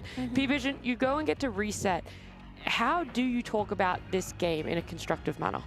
scratch it. I don't You think don't. There is no Yeah, I talking. mean, you have preparations. You have stuff that you have prepared for what you're gonna do in the game. You kind of lost it. It snowballed out of control too heavily. And I mean, this is Ostini we're talking about. This guy can cook up some really nice drafts. So I want to see what he's going to be able to do. But seems like this is a bit of a rough matchup for them. Like losing 6 out of 6 games recently, it's not a good sign. Do you think there's a mental barrier now? It might be. I would hope not, because P-Vision have had such a good year, and it's not like they've never beat Liquid before. It's just that they lost these grand finals to them, you know, did a little bit of trash talking as well, lost in spite of that. Then they come into this tournament, they want their revenge, they get it so early on, and they get absolutely crushed in that game 1. It could be that maybe they've identified a drafting error in this break. That's why you guys can't see, but they're not behind us right now. They're a little bit later. You can see Liquid. They're Liquid. chilling. They're big chilling. They're in the chat. Yeah, on the other side, the P-Vision, they're not here. They're kind of maximizing. Yeah, okay, if I take a step, they're still not in their chairs right now. So they're maximizing their break time for a conversation. Yeah, I think what they have to talk about actually is the draft, because something really went wrong there. And also, like Lacoste said, you might have to just scratch that game, because where do you even begin to identify what wrong? If you've lost every single lane and there's no counterplay, then it can't really be a constructive conversation. So don't talk about the gameplay, just talk about what kind of heroes you are looking at going into this game too. Okay, well then that's the great question that I get to ask you guys. What heroes should they be looking at? How do they match that pace? How do they match that aggression of Liquid and try and ensure that even if one lane goes wrong, you're still able to salvage something for yourself? Yeah, I mean, when they're most successful, they have been playing, I would say, dishonest Dota. This has been the term used to describe P-Vision and their playstyle, where they are either dodging the ganks, they are playing these vision heroes where they're using... That's not me. What they're you winked at the camera and it wasn't on you. Where they're using, you know, these Slarks, these vision heroes, just to provide like ways to play Dota. Like that's why Dota is such a beautiful game, because you can play it in different ways, and you can have like different things that you think are OP, and you can make them work. This is how they became like a top team, but I'm not seeing that in some of these drafts recently. Like there aren't some of these like OP heroes that are gonna exploit.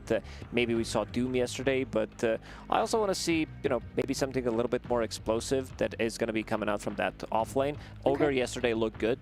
It's not like the most cool hero to watch. It's not the most fun hero because he's building into Aura's Hand of Midas. It's not anything flashy, but they might also need to cook something different. Like, where's this Pudge? I want to see this hero, because 9 class, he had some insanely good performances on him. Yeah, I think the Ogre was a very interesting concept yesterday, especially because they paired it with 9 class's Dark Willow, and that lane made it so that there was always an entry point into the game, because either the offlaner had really good farm or the support was really strong, and I think that's important, because for me, when I look at game 1, let's be honest, okay? Let's be honest here. These support picks, not good.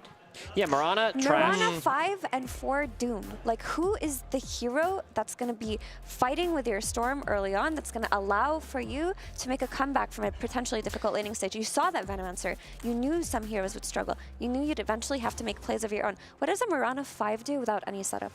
The Doom flex, if you're going to flex this to 4, and it still felt solved from that very first phase, maybe just go a bit more traditional, right? Do some conventional supports, like 9 class has been owning on Dark Willow. Ducalis has Chens and other pocket picks that they can play around that will very much simplify their gameplay if they lose their lanes. Admittedly, the Dark Willow was banned out. I know that just happened to be the one that you threw out there, but I was thinking it too. Boxy is very synonymous with Dark Willow. This man's showing it time and time again. P-Vision themselves picked it up yesterday, the Dark Willow, so I was expecting it to be contested, but not to the point where it's a ban. It's more like we just want to try and get our hands on it first. Yeah, I mean, on top of the Dark Willow, if it gets banned out, there's Tusk that you can play that will playmake and strengthen lanes, right? There's Shaman that you can pick that will playmake and strengthen lanes, and our heroes that 9 class is very good at. So I want to see stronger support picks, because these support picks were not it. Yeah, that's a strong one. Not even being sarcastic right now, one of the few times, but this is a really strong position for. Like in the right hands, this hero can really break the game. During Dream League, like when he first picked it, it looked like it was a meme, but he did so many good things, and I also want to see, like, no one didn't really have an explosive game. He was kind of silent throughout the whole game. That didn't really have a hero to play with. He ended the game with 2-2-1, which is not the score that you see no one usually at, but also better than the rest, though. Better than the rest, yeah, better than 1-0 on Darkseer. He, like, a lot of things did go wrong in that first game. I'm not really surprised that they did GG out 25 minutes in, but also this Mirana, it seems like it doesn't work. Like, maybe we're going to be seeing Falcons pick up this hero because they do love to run it. Snaking loves to play the hero. But other than that, it felt pretty miserable to play Mirana into Disruptor. We saw multiple times her using double leap to try to get out of the trouble. Oh, yeah. Comes back, and now you're dead, first of all, then you respawn without any leaps. You don't really have a hero that you can play with. So kind of a really hard game for P-Vision, and I want to see something completely different in the second game. I'm going to go ahead and call myself a hater of Murata, at least in drafts like that. Like, dang, that's pretty... Yeah, because I love the hero. I just think in drafts like that, if you don't enable it, it does nothing for you, really. Okay, so yesterday we saw Extreme Gaming play Mirana, and they did it with a 4 Tiny and an offlane Kunkka. And that lane wasn't very strong, but when they brought the Mirana with those 2 heroes, they were able to kill anybody that showed on the map. Right. And they made it so that this hero is a kill threat, but she didn't secure a lane, and she wasn't able to kill anybody, and they weren't even able to use Moonlight Shadow. So P-Vision were in a position where they could have picked Kunkka and overall 18th, but they picked Terrorblade instead. And I think what they should have prioritized was that Kunkka, because in that last phase, it got banned out. Right. I like it. You guys have given it a lot of food for thought. The ultimate thing is to see how it's put into practice for both of these teams at game number 2 draft. Any real differences? Of course, the Doom not going to be let through this time. P-Vision picked it up, but they clearly have high priority in it, because if they're not going to be able to first pick it for themselves, it needs to be banned. Where's the Dawnbreaker? This hero hasn't been contested in the previous game. Both of the teams, they do love to run it, but since you don't have the first pick, you need to remove some of these more OP heroes, removing Naga Siren, removing Undying as well, being like a hero that Liquid loves to run from the offlane. We saw in the previous series how good it can be. Toronto Tokyo, self-proclaimed best e-gamer of the Undying. Saberlight probably has something to say about that one. He's going to prove himself then. He's going to pick it up and he's going to prove himself. It's banned. Okay, Batrider is given away. Okay, into the puck trade. So TA goes ignored, but that is fair. When you leave Darkseer in the pool versus the second pick team, they'll most likely just counter with Darkseer. They instead go for Batrider, which is a hero that's going to give them strong laning, reliable lockdown, but also it's something that is highly contested. Yeah, and this also says you're not going to be playing Batrider from the mid lane, because we have Puck, and this matchup doesn't allow you to kill Puck pretty much anytime unless you make some huge mistakes. So most likely this is going to be Boxy's hero. This hero's been highly contested, 97% contest rate, picked 4 times, did win all 4 games. So definitely stats on the side of Liquid when it comes down to the Batrider. And Boxy, he's the guy that stacks a lot. This is one of his best, if not the best hero, because he plays it so well, always in the triangle, making something happen, really strong laner as well. This could also be Insania's hero if necessary, but most likely it's just going to be for Boxy. Yeah, I do want to see it paired with reliable lockdown, either from the other support or from the mid lane, because while Lasso is a great tool, it's not a short cooldown, and you need a way to catch this Puck that's been picked so early. So typically versus Puck, we see things like Tiny, Bane, Shaman, DK, Kunkka. I was thinking about the supports. Oh, and if 4 supports, Yeah. Bane and Shaman, as we mentioned. Even Muerta can work, but you also need some kind of a setup. Then you also need to play 5 Muerta or 5 Batrider. But I would love to see a bit more reliable lockdown. So probably Shadow Shaman. Bane is also fine. I would prefer maybe Bane in this current meta, even though Shaman is insanely good hero. We're seeing some really nice performances from Bane. I think everybody is kind of getting into this groove, and P-Vision will take Venomancer for themselves. I generally thought they were contemplating which support they kind of wanted to ban out on the side of P-Vision, and then, you know, you ban one of them, you pick up the other one for yourself, but it's completely different. Right now, they've banned 2 of the heroes that they picked up for themselves in Game 1 just to go for a Veno. I think... An effective Veno, though. Yeah. So I think this is for 2 reasons. Like, one is they just lost to it and they have a Veno specialist. DM loves his Venomancer. Like, he is the offlane Veno guy. They also were the team to innovate, like, the 9-class jungle Veno that everybody did. But if you look at Veno versus Batrider, this hero really, like, neuters his lane strength, because Batrider needs to get on with Firefly and, like, move on top of heroes. If he's slowed by Gale, he can't have that early game impact that Batrider is famous for.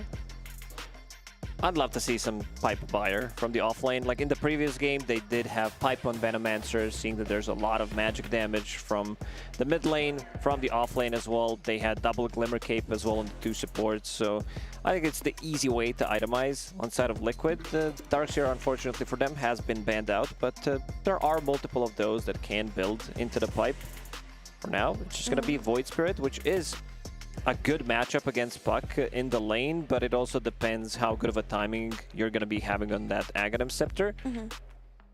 Yeah, the early Ags on Void Spirit is super destructive against Puck. The thing is, if your lane messes up in a small way and he just gets coil and you get coiled plus a support rotation, you'll die. So it is back and forth in that sense, but I do give Void Spirit an edge in this matchup. Team Liquid used it yesterday as a response to Puck when they were playing against Shopify. They did overall pick Void Spirit on 24. But seeing the matchup, knowing that this can't really be flexed, it can, but you know, it's not the most reliable. I mean, anything can be flexed, but you can also lose the game in 15 or 20 minutes if you flex too much, as we've seen in the previous game. Yeah, some good things to think about. Oh, you're bringing out some of the Warlock stats as well, Lacoste. Just how much you enjoy seeing him in the lane, the sort of build-up that he can give to a lane in your carry player. Yeah, this hero is insane, especially when he's paired up with Doom. Unfortunately, we're not going to be seeing this combo in this game, but currently Warlock's sitting at 50% win rate, which is nothing too bad. I think this hero also is very good at counter-initiating from some of the heroes that are very popular in meta right now, especially Dawnbreaker, because you see Dawnbreaker coming in, you throw a rock, you know that they're going to be taking the team fight, Fatal Bonds on top of them. But I also like this Abaddon as a response. Like, it's good against Batrider, good against Warlock, great against Void Spirit, provides you with pretty much save against everything that Team Liquid does have, and makes Puck's life a lot easier.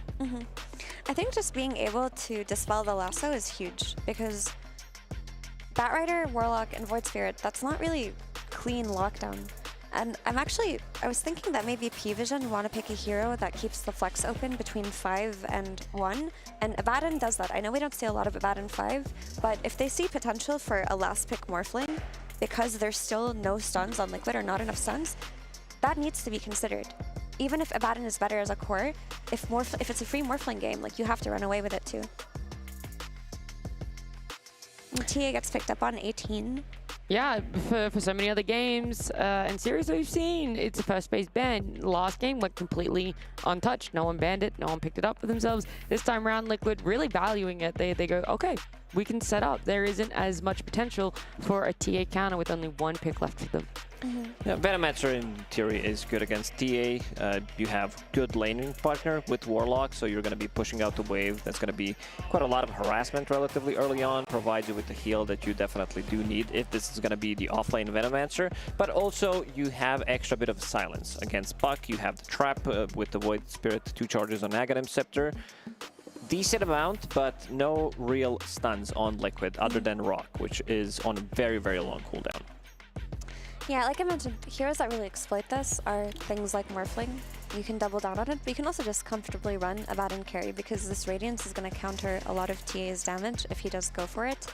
And like Lacoste mentioned, Veno is a good hero versus TA, so they're not in a position where TA is going to snowball out of control. Yep. I might be okay if they pick up something like Night Stalker, if they want to have another layer of silence, something that can cause a lot of issues for Venomancer, Dark Willow. They also have really limited catch. You have Coil.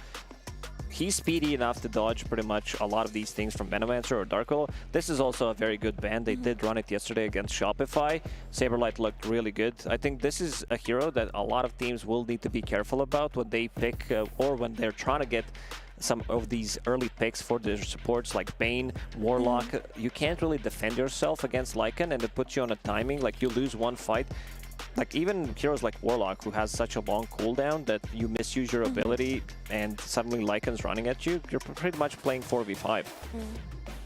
And you can also go the other route. A hero that got banned last game that's still in the pool is Axe. I know it's playing against things like Venomancer and Bramble Maze, but it can give you that low cooldown catch that your team is lacking right now if you're Liquid. And also an Aura Builder, that was something you mentioned even a couple of heroes ago that you wanted to see on their lineup. They could also Centaur. I think this could also be good. Like, it's not the greatest against Puck, but you are tanky enough, because if this is going to be ABBA with Radiance, most of their damage is magical. You can easily disengage against Venomancer. You have like a lot of survivability, and you have protection for your own supports. But this is also good. I think this is also fine, because we've seen Mars players also going for the other facet, the Victory Feast facet. With Templar Assassin, you do have good amount of damage as well. Terrorize is really good, even if he goes for the Bloodsport facet, because you don't necessarily need to see. It's going to cover pretty much the whole arena pre-BKB, so you have that covered. What is the blood? Not the blood. The Victory Feast facet is the one that you get damage and you get max HP healing for 20 seconds, whoever is inside of the arena. And with TA, with Void Spirit Warlock, like, it is a lot of heal. It is a lot of survivability, especially against hero like a Venomancer where you're taking damage over time. Suddenly the heal burst could make the fight turn around.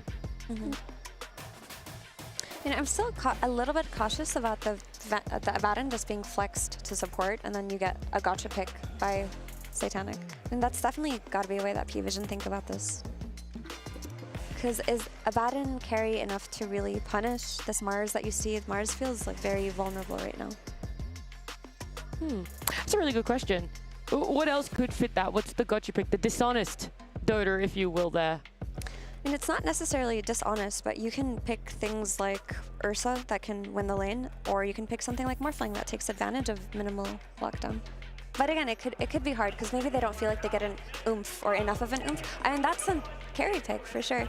Like, I don't think Mars is the type of hero that builds good items versus PL. Like, it's not really that Radiance Shiva's guy. No. So it is like, it's a good PL game. I think you really did have to be cautious. Well, it actually was the Venomancer flex to 5 and the Batten flex to 3, but there was a gotcha pick they were cooking.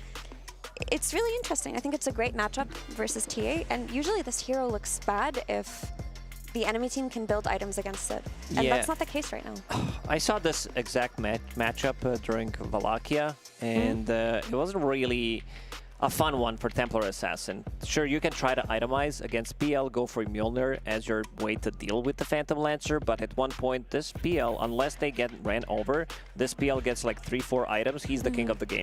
Well, I'm glad you brought that up, because I am a little bit worried of that, right? We said the same thing, that there are some good late game, there's great scaling for P-Vision, but how are they going to handle this? Have they drafted a little bit better FE to have a stronger early game, to have stronger lanes, to enable more rotations? They definitely have, because last game their supports were so bad. Like, both supports in both side lane couldn't do anything for their team, whereas you have Willow on one lane and Vano on another, and these are lane secure type of supports. So long as Liquid isn't ending the game by minute 20 and PL hasn't died 3 times without a TP and has to walk back to lane, we're going to see a different kind of game here. Yeah, I think Sir Lancelot has this one in the bag. All right, I look forward to it. Great analysis from you guys. We've got 2 more people that we get to hear from for our Liquid P-Vision series. That's Kezu and Sunsfan. Thank you very much. Thank you very much. Satanic is playing Phantom Lancer. That is going to be the main hero that we talk about, as Lacoste is having a lot of issues with the wires here. Off camera, of course. Trying to unplug your You're headset. doing great, Lacoste. Don't worry about it. He wants to join us as a TriCast member. Maybe next time. Maybe next time. Well, talk to me about PL. I personally haven't gotten to cast this hero in a really, really long time, so catch me up to speed. 2 things. First of all, the hero is on the come up, as in, you know, it's gaining traction in pubs. It has like a new Ags. They buffed it 2, 3, 4 times consecutively. I have seen the hero look good, but more often than not, this hero has looked like very poorly, very bad. It took you a while to think of that. Yeah, sometimes English is hard.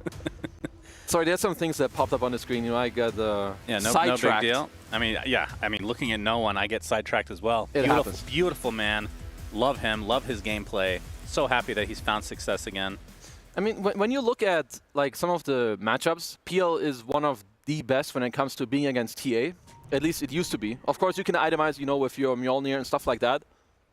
I mean, P-Vision they didn't have a draft issue in the last game, as we have a little bit of a first blood action. Bramble's already activating on top of Boxy. He's going to die. First blood for no one. That is the last person that you want to give first blood to.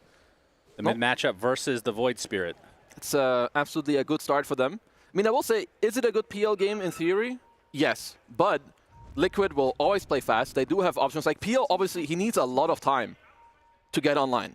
You know, it's not like he's just going to, you know, get to 30 minutes and then you auto-win. Obviously not. So if you're behind, Liquid can build items. They have other stuff to deal with you. Like, Mars isn't great, but if he's ahead and he just gets to hunt you down and hold his arena, so like to lock you in place, you're still in trouble.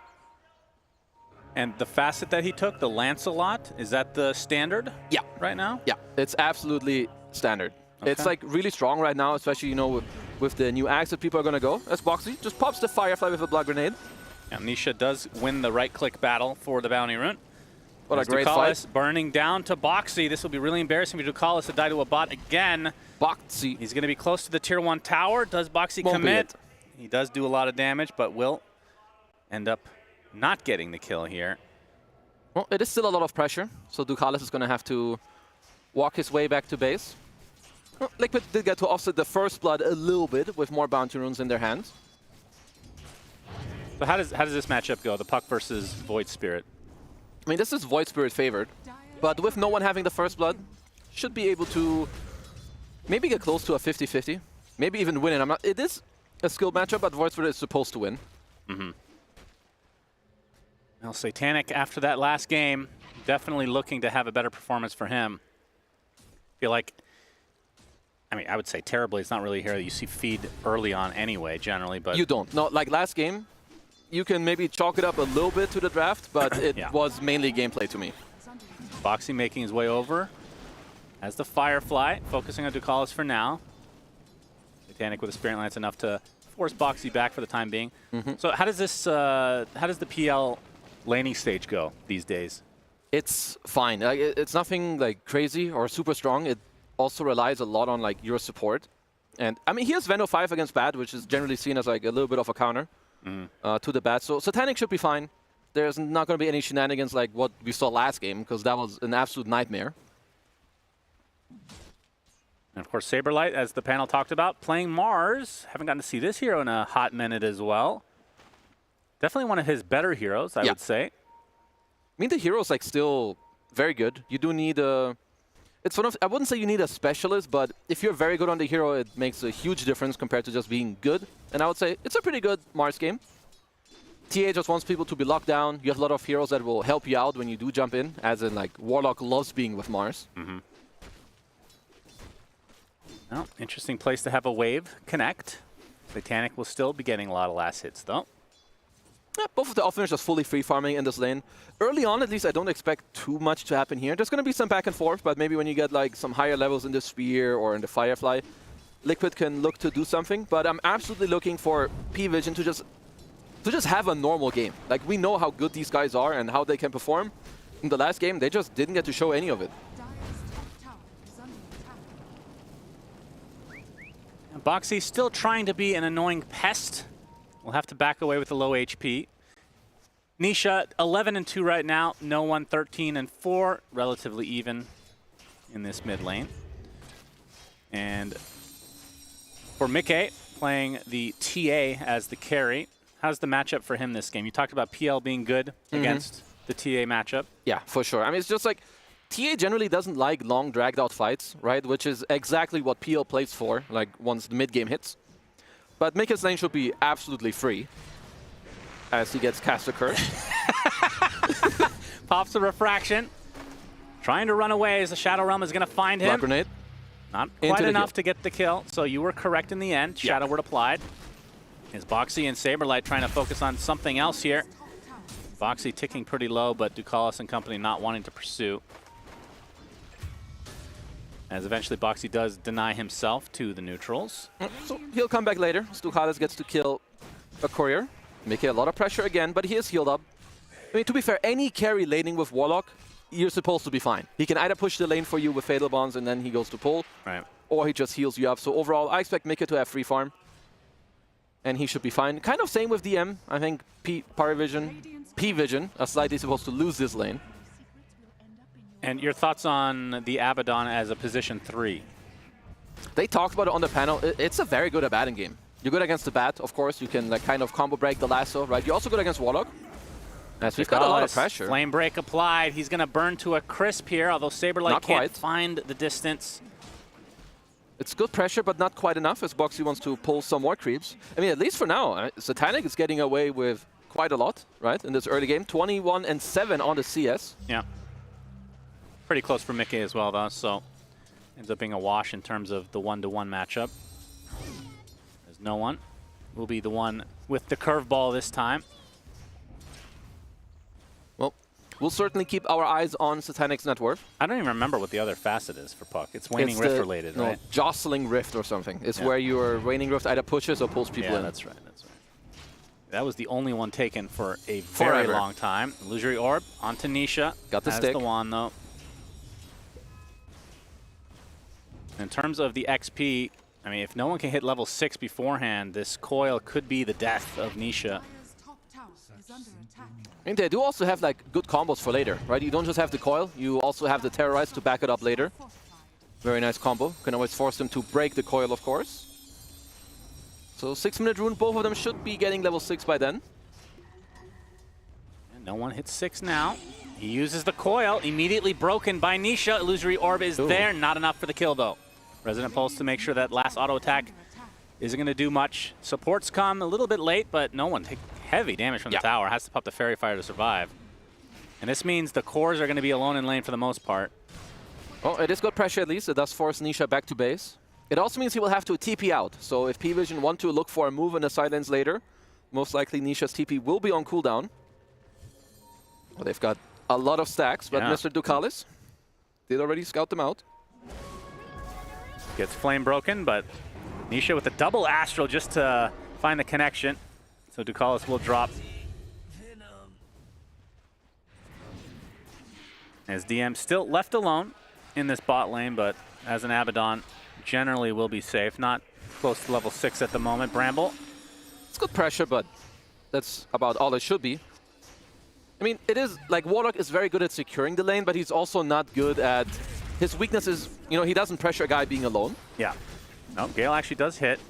Clips Boxy. Boxy getting pretty low. Rebuke's going to help his cause. Satanic slowed, but gets the last right click needed onto Boxy. I thought Saberlight would maybe try for the deny there, but Satanic did get to squeeze in the last hit there. 9 classes over here too. They want to go for the Wisdom Shrine. And they brought backup. So nice move from P-Vision. And that's where small things like this stack up. They got both the Wisdom Shrines. Like in the mid lane, you force Nisha back to base. He has to TP to mid. Now he has no scroll for this. Double Wisdom Shrine. We'll see if P-Vision can take advantage of this. Radiant's top tower is under attack. I think Cinder and I typically talk about this, or he does ad nauseum. Which one? That thought. Nisha. He's going to get coiled. He's dead. He's just dead. He's going to pop the Resonant Pulse, though. Gets the Aether Remnant on top, 9 class. He ain't dead. He ain't dead. As we knew immediately. You just have to fake hype it up a bit. Boxy. True. Boxy onto the tier 1. Could be denied. Is by Nisha. Nicely done. Will Astral away as well. So P-Vision not getting exactly what they wanted. Well, they're still stealing a lot of the creeps here, so this does hurt. I like how they're moving their heroes. Like, just simply abusing the fact, like, why are you picking your heroes? You pick Abba into Warlock, you're good in the lane, you can't be left alone. This frees up 9 class to go over here and take over the triangle. Super nice. Do you think the Wisdom Shrine is too strong? Like, in terms of what it does, like the implications of the next minutes? Yeah, like if you get both, right, like we just saw, is that too much of an advantage currently? Are you fine with it? Maybe it's a little too much, but you have to work hard for it. Like, it comes from good sequence of plays. I feel like it's fine. I do too. Somebody else would disagree with you. I see. He's not here to His defend name we himself, shall not no. mention. No, absolutely not. He should not be named. No, I kind of like the Wisdom Shrines. I think we've gone through like a lot of iterations of like XP this, XP that, or like picking up a Wisdom Rune. I think the Shrine and like you having to channel it in a way, like being there, I'm a fan of it. So let's see about Liquid. Because the strength with a top net worth TA at this point is that it's very easy to leave this hero alone too. You've got the Refraction, you have a lot of traps to play around. Which Mr. Insania, of course, he can read the book, but he won't quite be level 6 yet.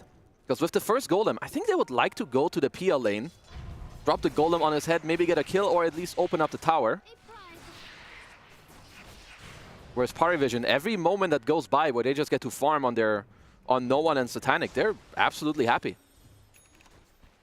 Yep, Insania could, I assume, use his book. But to get it's level 6 not here. enough, like I said like 10 seconds ago. I assume he could use the book. I really just don't listen to you at all. It's You do- crazy. What do you listen to? Like there's nothing else to listen to. There's voices in my That's good. Well, we got the Chipper Vest on DM. Saberlight in trouble. Yeah, orb hits. He's slowed to a crawl now. Might want to look As the for arena will use it, but the Doppelganger inside. Saberlight is donezo. Just Only go question play. is who gets it. It will be Satanic. Cool Very- guys don't look at explosions. Absolutely not. Just overall, very nice play. No One also the whole time. Did hold the coil all the way. Still has it.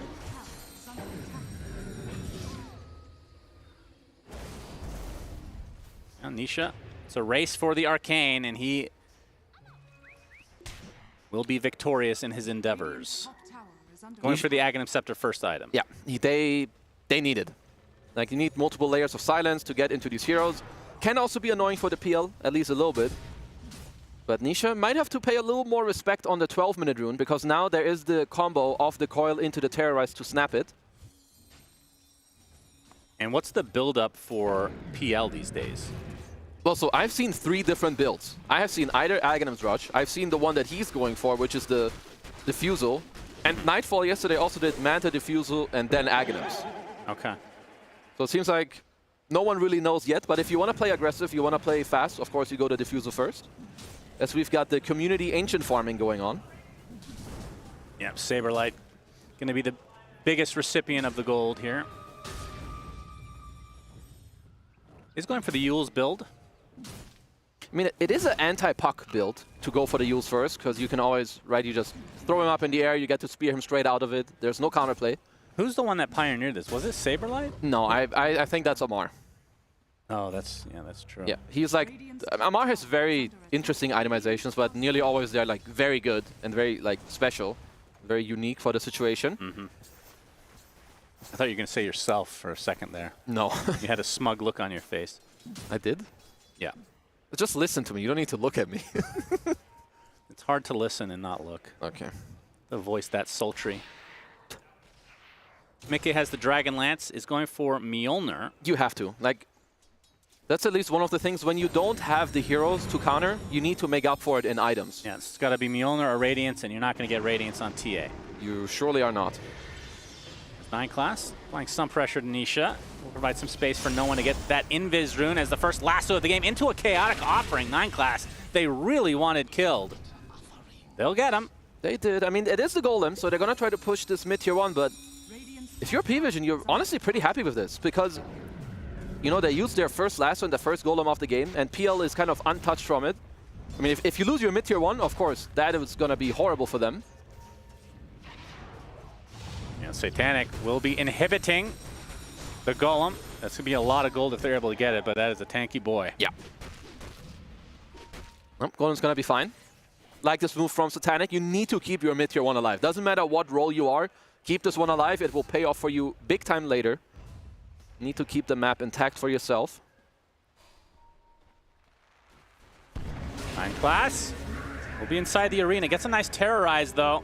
And Saberlight would just have to run away. Satanic not able to close the gap. Yeah, I guess he did force the TP here on No One. Didn't quite get the spear off before the Terrorize. Don't think he would have killed him anyway. As Boxy definitely just trying to skip into his Blink Dagger as fast as possible. I believe Boxy is the only player that abuses Tranquil Boots this much, and he has done this for years. He's the only one that keeps locking it, and now when you have it and he farms stacks, he keeps pulling them in and out. Oh, no one. Yep, good body blocks. We'll use the coil immediately. Snapped as Satanic does close the gap this time. Immediate TP, Bramble. but the Bramble to cancel. 9 class there just in time. No one gets the bounty for the kill. Satanic will be the Manta like we talked about as the second item. You talked about Ags, so he's not actually looking for Ags after that. Or at least not immediately after. I mean, so I will say that be the brooch, looks like. This hero has still not been like fully figured out. I don't know if he knows something else that other people don't. But the main reason why I've seen this hero like resurge, I mean, obviously because it's a good PL game, but people have been very hyped about the Aghanims. It's another double Wisdom Shrine, like minute 7 and 14 now. Mid lane. Thania looks to be dead, silenced up. As Boxy actually finds a connection onto the Venomancer. Nisha cleans up 9 class, so it's a support for support right now. Ducalis in a lot of trouble. Mickey is here. Has the backup in form of DM. So they tick out Boxy. Mickey will just have to abandon completely. New shield. And Nisha doesn't really have any mana to work with. Very little, at least. Has the haste rune, though. And to 21, so he'll be fine. But P-Vision, they only lose their Dark Willow. Get a 2-for-1 trade. Sure, you do only kill 2 supports, but again, you fend off this mid-tier 1 defense. Yeah, they're struggling. Like, just this double Wisdom steal. Maybe he was right. Cinnamon. No. Him. He who should not be named, huh? Yeah. The crazy thing is the net worth is just dead even. If anything, it's in favor of Liquid slightly. So they're doing a really good job of keeping this game in the gold department. This is where I wish like the XP showed right underneath the gold. Yeah. I mean, these early games. P-Vision are definitely ahead. Like you also, no doubt. You have like a Veno 5. You farm quite a lot on this hero, especially when it comes to neutrals. Boxy even, you have to be careful in this matchup. Like, of course, now he's got backup, but if you run into a PL who's got some illusions up and you get diff food, you can just die from full to 0. Nisha, 700 away from Ags, and the question is no one going to itemize against it? He might. Right, what would you like to see? Oh, it will be an early BK, super early. To be fair, it does kind of make sense, because let's hold that for now. Saberlight taking a lot of damage. Yep, will pop his ult. Chaotic Offering right on top, but Saberlight dies inside of it. As Satanic, he's getting pretty low. As Boxy gets the oh, he doesn't use it on the right target. That is truly unfortunate. 3 dead for Liquid as P-Vision. They force out the lasso. I believe that was on an illusion, I want to say. It's not a good matchup. It's really hard to You don't know the real distinguish. one. No, P-Vision this time around, they're ready. Like, they're bringing numbers. You know, like, they came into this game knowing, okay, when Liquid comes to these things, like, we're going there. And we see the replay here. Saberlight pretty much dead right off the bat. Does get his ult off, but... Like, you're just missing numbers. Like, the Golem with the Fatal alone puts Satanic, like, 30% HP, but... You know, P-Vision, they bring everyone. Whereas Liquid, you're missing 2 core heroes. I mean, even with that lasso, I don't think it really changes much. Yeah. Satanic likely still lives. Well, P-Vision are very happy with what's going on. Because, in the meantime, you have, you know, DM, who's just fully chilling.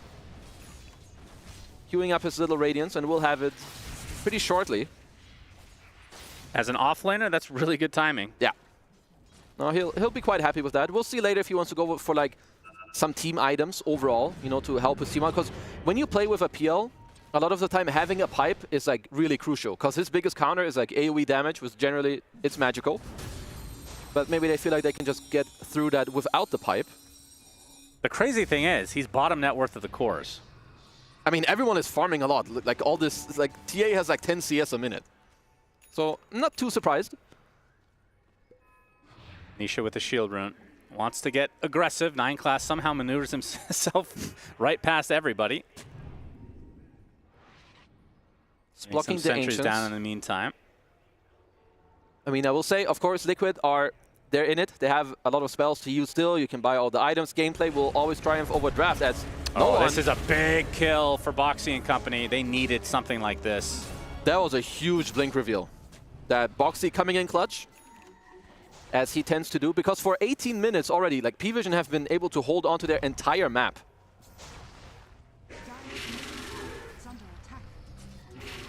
Nisha still with that shield rune. Not somebody they want to really mess with at the moment. Tier 1 tower looks to be sacked.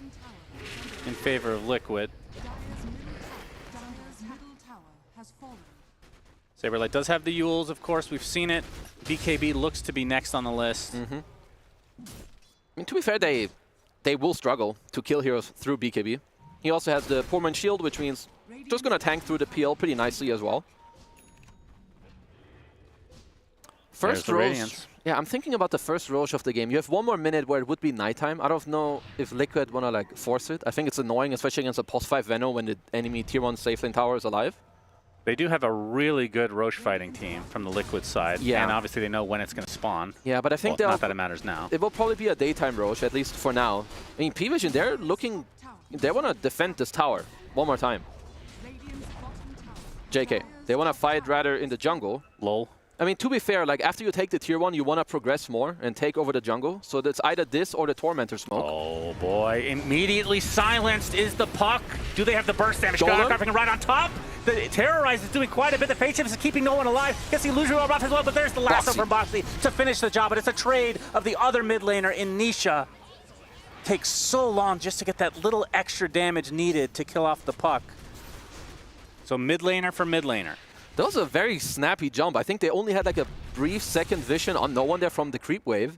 Jump immediately. But like you said, it is a 1-for-1 trade after all. I mean, no one will not be dying this easily for much longer, as his BKB is coming out very soon. And I like this early gem a lot from Ducalis. Like when you play against TA, it is so annoying.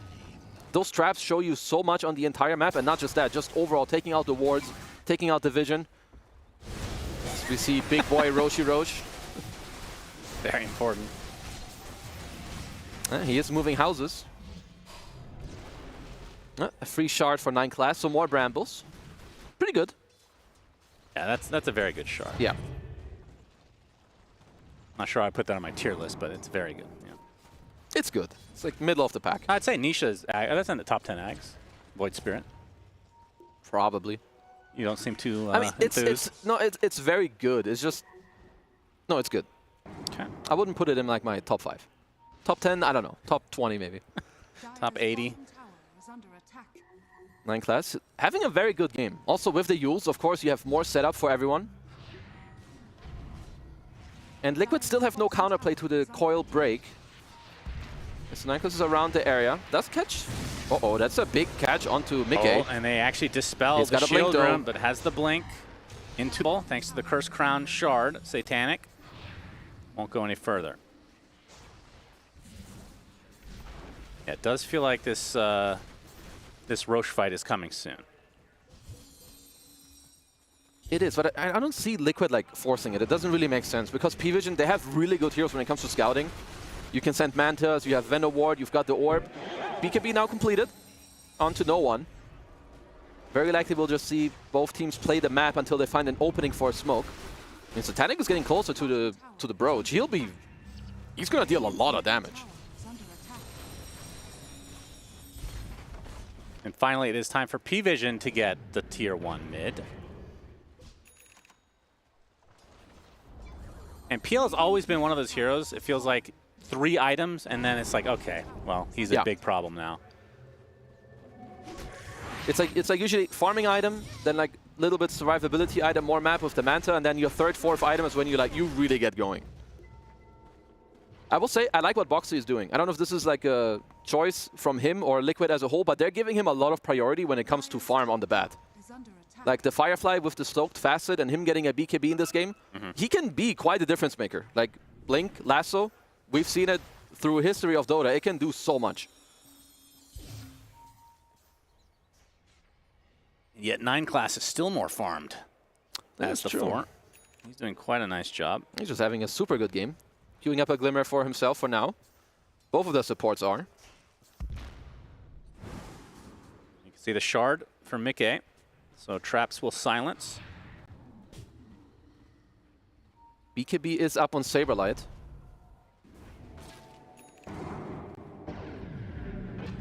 I mean, both teams very content, at least for now, to just continue to farm it up. Did give the gem to no one, which means he's going to continue to just clear through the entire map when it comes to traps and wards. Did Ducalis say it'll be 3-2 after game 1 or 2? I think it's when they were down 2-0. Oh, okay. So that's confidence. Like in game 3 or something. Yeah, well, that that's didn't really work out, huh? No, it's just I keep thinking about it. I love these storylines. Sometimes these players don't show any emotion. And to be fair, if a guy is down 0-2 and he makes that comment, you would praise him if he then goes on to win 3-2, but now you're praising him when he also gets stomped. No, because he's putting himself out there. I like that. Sure. As 9 class. He's putting himself out there. He is. Flame break upon him. Attempted TP. He's is fine. he going to burn? No He's Firefly. Good.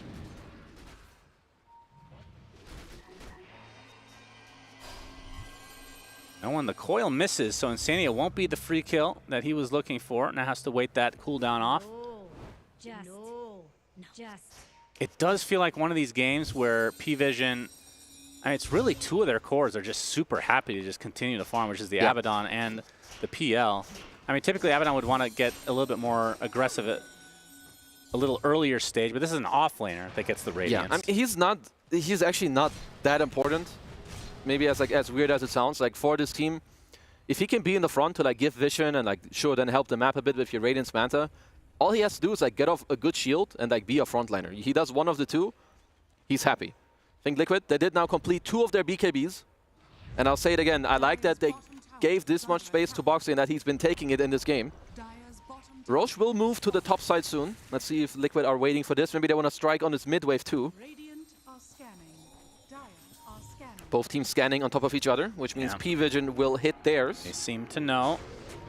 Counter smoke. Boxy looking for the opening. No one's going to pop it. There's the lasso. The Bramble try to slow them down. That's a lot of damage on the puck. That is a dead no one. Try to turn this around on to Mickey. The refraction charge still there. Finally gets dissipated thanks to the right clicks. But Mickey, super low, dies as well. Satanic stuck in this little corner. He's going to drop. The buyback comes out from no one. Coil expended. Looks like it'll be used. Take out the Bat Rider. And no one wants to finish the job onto Saberlight as well. Gets rebuked. As DM with the shield. This will be a pretty long chase. No TP for 20. Can you juke him? Orb on the wrong side. Saberlight goes the correct direction.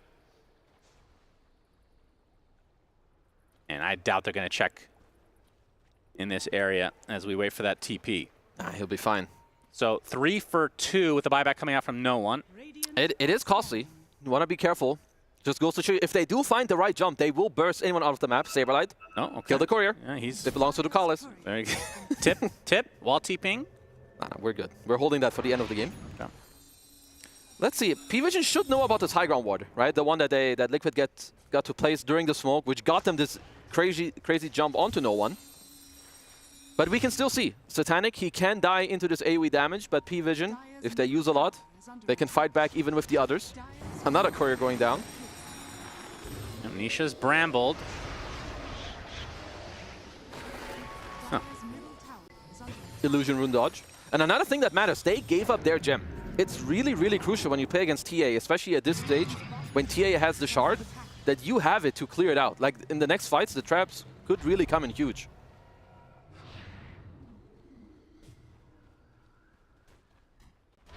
Looks like Liquid. They want to make his BKB before they go for their next move. And likewise for P-Vision, they're closing in on a heart for Satanic. It's going to be about the biggest spike that he gets on the PL for a little bit. Yeah, for sure. Yeah, PL heart, something to fear, no doubt. It is.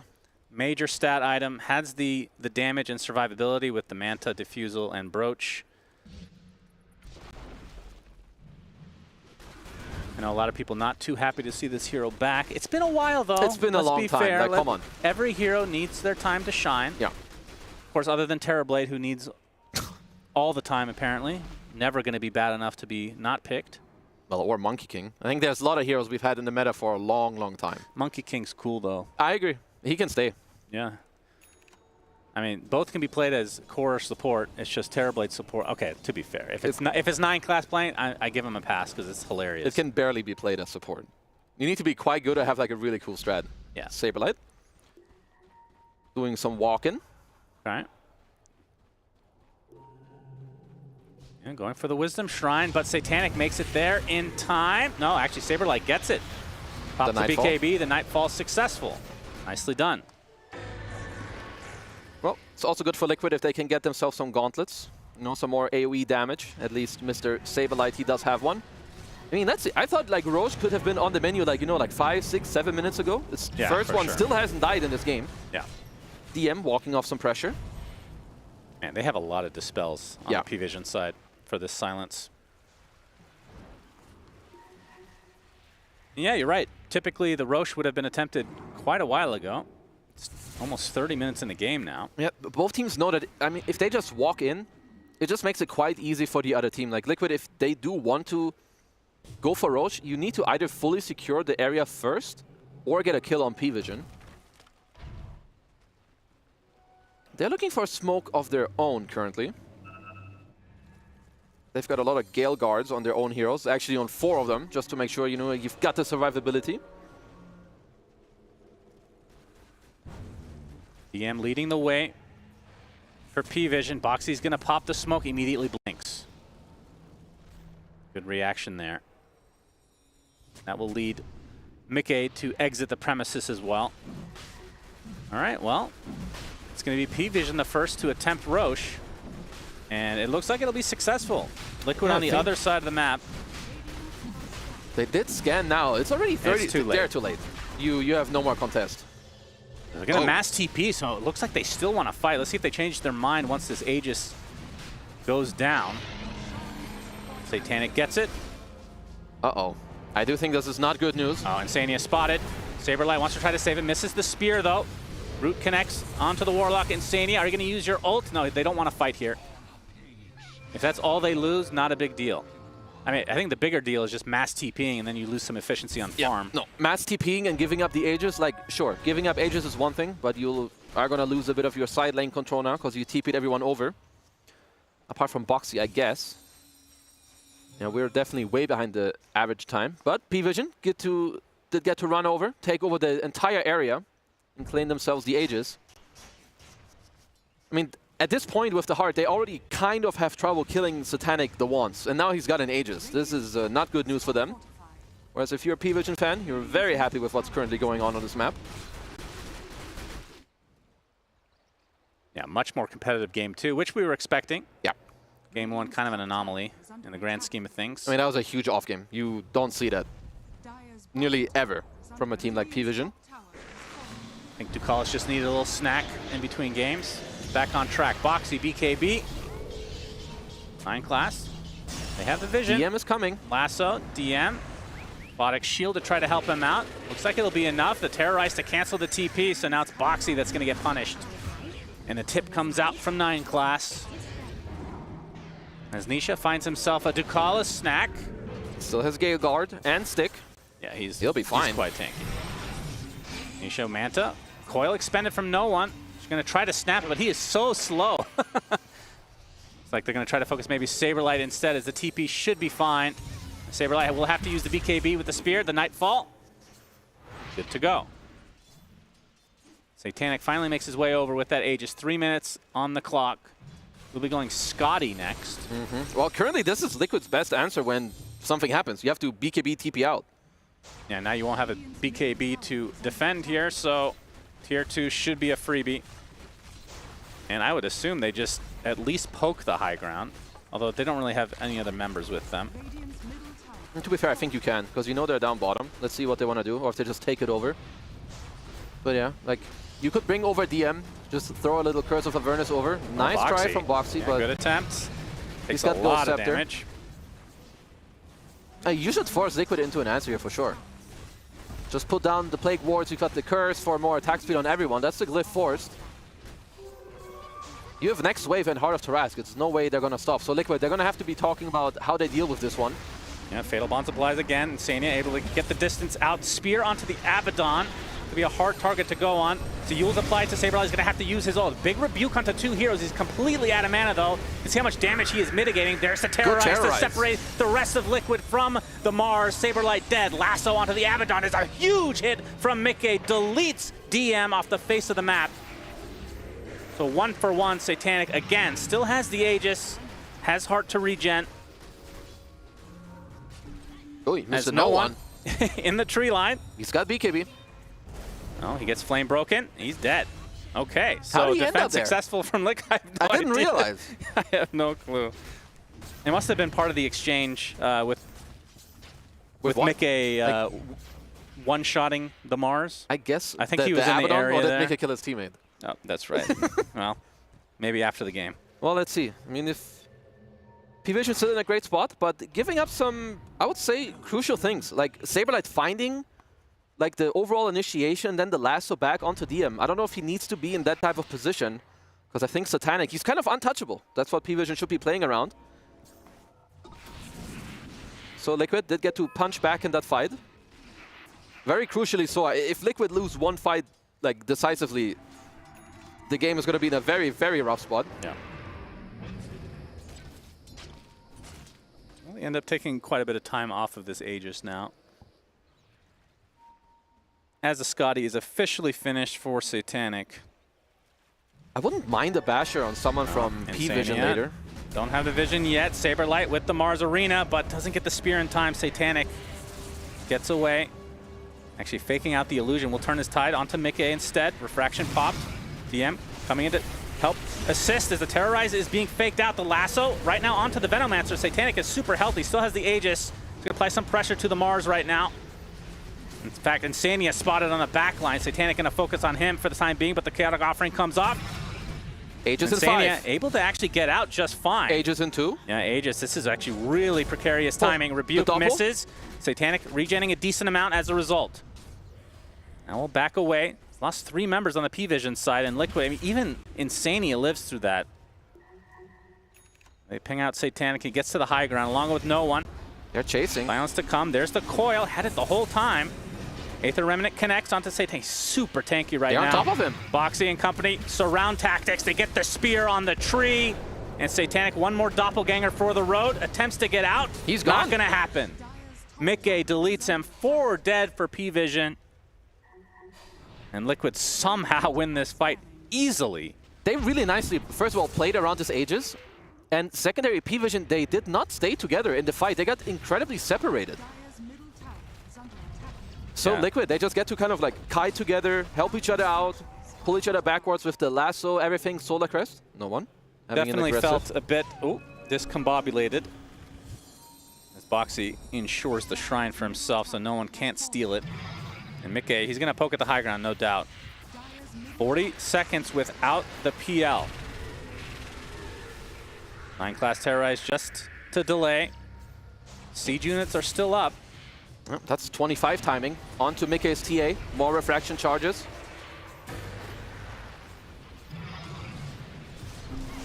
And no one cleans up the creep wave, so see how long they can stick around. Probably can get the tower, but not much else until the next wave comes in. It's going to buy a lot of time for Satanic to get back in this game. 10 seconds away, and with that, Liquid back away. Dire's bottom tower is under attack. Oh, Liquid have very good control of this game now. 13k lead. The gem is still on their hands. It used to belong to P-Vision.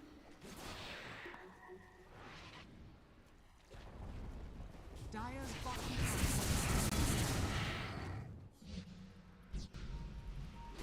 What's Satanic have next?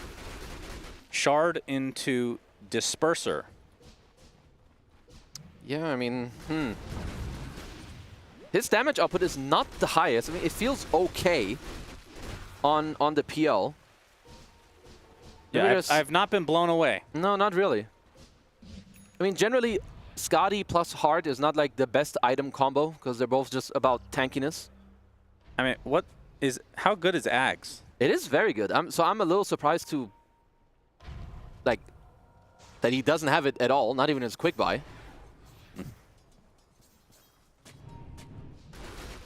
Because at this point, sure, you've got the hero matchup, but if you're behind in the game and you're not buying, you know, the perfect stuff you need to buy, it will definitely set you back. Because Liquid, their team fighting is still very strong. And like even like the post 4 Bad Rider, Boxy is closing in on a Shivas. Like it's honestly not that far away. Well, Liquid know exactly when this Roche will be up, which means P-Vision will just have to try and stay around. The Pyrrhic Cloak, when you activate it on somebody, the effect is on the enemy, as in the visual effects, yeah, right? The like, purple thing? Like you'll see it. So it doesn't like give away Satanic's position as the real PL or anything like that, right? It does not give it away. It's just like we can see it as spectators very easily what it's on and where it's going. And Cena got himself his own refresher, which does matter. He's also got the higher AoE on his spells, which is very nice. As did 9 class. Yeah, that's a really good neutral. Now BKB for Nisha. Well, they know that Roche is up. They've got full control with another shield room. Yep. Gotten so many this game. I mean, they have a lot of mid control. I'm not sure if P-Vision are giving it up so easily or what the deal is. Yeah, 9 class going to get initiated on. Nice silence onto the Mars, though, but he still has the arena at his disposal. 9 class deleted. They get the lasso. They get the kill onto no one as well. And just like that, this fight is basically over for P-Vision. They get Satanic, gets the Doppelganger off, but they just need a little bit of extra damage, and they get it. So again, 3 dead for P-Vision. They are falling apart. DM. He's just going to burn finally out. activates, but it's just a matter of time. Gets off the blink, though, as Nisha. He's looking for Ducalis. He wants to get revenge for being called a bot. But we'll think better of it. He'll leave him for later. Still backdoor protected, though. So the Abaddon did end up TPing back successfully. Now the question is, how much can Liquid get out of this? 2 buybacks available for P-Vision. Not going to need it from the Dark Will. He's up in 10 seconds, but Satanic will... I mean, you're going to probably have to use it on this second barracks. At a big cost. It looks like Liquid might even want to be looking to vibe check them. Liquid. Let's see what they're going to do here. Yeah, still a tier 2 top as Boxy trying to put this shenanigans to an end for DM. I mean, they know he doesn't have a TP, so let's see if they can just... Uh-oh, they're they coming for a buyback. Yeah, and the TA is all alone right now, getting surrounded by Satanic and company. Gets to the low ground, attempting the TP, attempting the Nightfall. Is it going to be successful? No! He dies outside of the base from P-Vision. They actually bait it perfectly. And now P-Vision trying to take advantage of that small misstep from Liquid. Well, that was even a big misstep. Nice play from P-Vision there. You know, you kind of go for the, the tactics, take their attention away. In the meantime, you go for the buyback terrorize combo play, and this is going to give them Roche. So sure, you have to buyback your PL, but he should be getting an Aegis on his hands. Yeah, that's big. I mean, Liquid there, it looks like they're toying with the idea of potentially contesting this for, I guess it is 4v4, unless DM does go for the buyback. Well, and P-Vision doesn't know that TA does not have buyback. Yeah. So you always have to be a bit careful. Satanic, I mean, I do think this is worth it for P-Vision to try because the buyback did come out from Satanic, so the Aegis super necessary now for him. As here we go. Mars Arena is placed inside of the pit. Satanic gets rebuked. Insanity with the ult on top of him. 9 class will be the first to fall. Buyback immediately from the Abaddon and 9 class as well. Aether Remnant applied to the Venomancers. Nisha and company trying to finish the job they do. No one pops the BKB. As he, nice cancellation on the TP with the coil in the tree line. Nisha, he still has the BKB and the Astral Step to the low ground. Not a step. Another Astral Step. He might be fine. I mean, he's got a new one. He has Arcane Rune Octarine. He's chilling. Yeah, still with the Manta, still with the Astral Step. So gets away just fine. Roche at half HP. TA's up in 20 seconds. This is some high skill stuff. Like, they're just kiting the Satanic PL. He gets Arena. And Saberlight's going to try for a move here on the Roche pit, I believe, as Boxy going to run right into 9 class. Nisha going to get the Manta style off as Saberlight into the pit. He goes. Roche bounces in everybody's face. Saberlight super low. He does die before the Roche. And Satanic secures the Aegis for himself. A good attempt from Saberlight, but it was not to be this time around. Oh, Nisha putting on quite a show here on this Void Spirit. Is level 25 now. Gonna have the crit on his step as well. Well, P-Vision obviously doing a good job at fighting back here, right? Like holding your base, going for the buyback. No one. Forced to step aside. But this Aegis feels like I worry about it a lot less compared to the last one. I feel like at that point Satanic had way better timings. He didn't really gain much since then. He has a Disperser completed now. Yep, another Dispel. Yep. Yeah, the fact that Insania has a refresher, by the way, just... my goodness. I mean, being a support player for Liquid, if you just join the boys, you're always a part of so many plays and so many kills. Yeah, that's true. So you're going to have some gold for yourself. I mean, Boxy still, for me, I think he's been very, very big for Liquid in this game. Yeah, he's working on refresher halfway there. It all started with like a very early lasso where they caught no one to kind of break open the game for themselves with the blink reveal. He's got a Shiva halfway to the refresher himself. It's like they want to focus on Tormy. Who doesn't have Shard right now that would want it? Well, it is only the 2 supports. And Boxy's is not great. No, he doesn't really care about it. It's definitely better for Mr. Warlock. Get some more imps on the board. Even that one at this stage of the game. Yeah, it's kind of whatever. It's fine. Let's see if Boxy goes through with the Boots of Bearing. I do kind of like the idea behind it, which is the fact that all they need to do is kite Satanic and walk away from him. You know, the Skadi slow and all the Abaddon slows that you have in Venomancer. Use your Boots of Bearing, kite back, keep everyone alive. Because at this point, usually PL is supposed to win long fights. I have lost faith that P-Vision win long fights just because they're down so much, and I'm not too impressed with the itemization. Now Nisha runs into no one, able to find the distance though. Ducalis in the tree line is going to be spotted thanks to the Shivas from Boxy. There's the lasso, focusing everything on this Venomancer. He's going to die. Saberlight with the arena as well. As Nisha, with the Curse Crown applied right now, as Mickey makes his way inside of the arena, deleting one. DM already with a borrow time. Satanic at half HP. He gets speared into a tree. Do they have the damage? Yes, that's life number 1. Aegis consumed. Nisha focusing on the back line. Saberlight trying to focus on Satanic, but this is going to be a really hard kill. He's trying to focus Insania instead. That's the death golem coming out, though. Gets evaporated. People Eventually, Nisha does die to no one. OD staff. As Mickey, knowing that borrow time is down, DM with one more right click drops as well, but Mickey just melts to Satanic. That is a double kill. Attempted Nightfall away. Triple buyback. Looks like he's fine. Triple buyback from Liquid. If they can just get this kill on Satanic, they probably just win this game now. I mean, good hold from them, but Liquid, they're just going for the one play. They know DM doesn't have buyback. Yeah. Down mid they go. Remember, that tier 2 is still up, so this is probably a throne play. Yeah, this top tier 2 is definitely not dying without them going there. This is risky. This is absolutely ballsy. Ducalis, he does have a buyback himself as well, so the Veno could go for, you know, making a bit of time here. Let's see, Satanic, he has to be careful. One misstep and the game ends. Yeah, the spam will continue. I mean, even just keeping this wave alive is going to be a bit of a struggle for Liquid potentially. As the Dark Willow now up, so this is a 4v5. P-Vision needing to hold here to stay alive. Tier 4 tower taking tons of damage. 2 siege wagons as well. Nisha. As there's the silence immediately from Nisha with the Astral Step.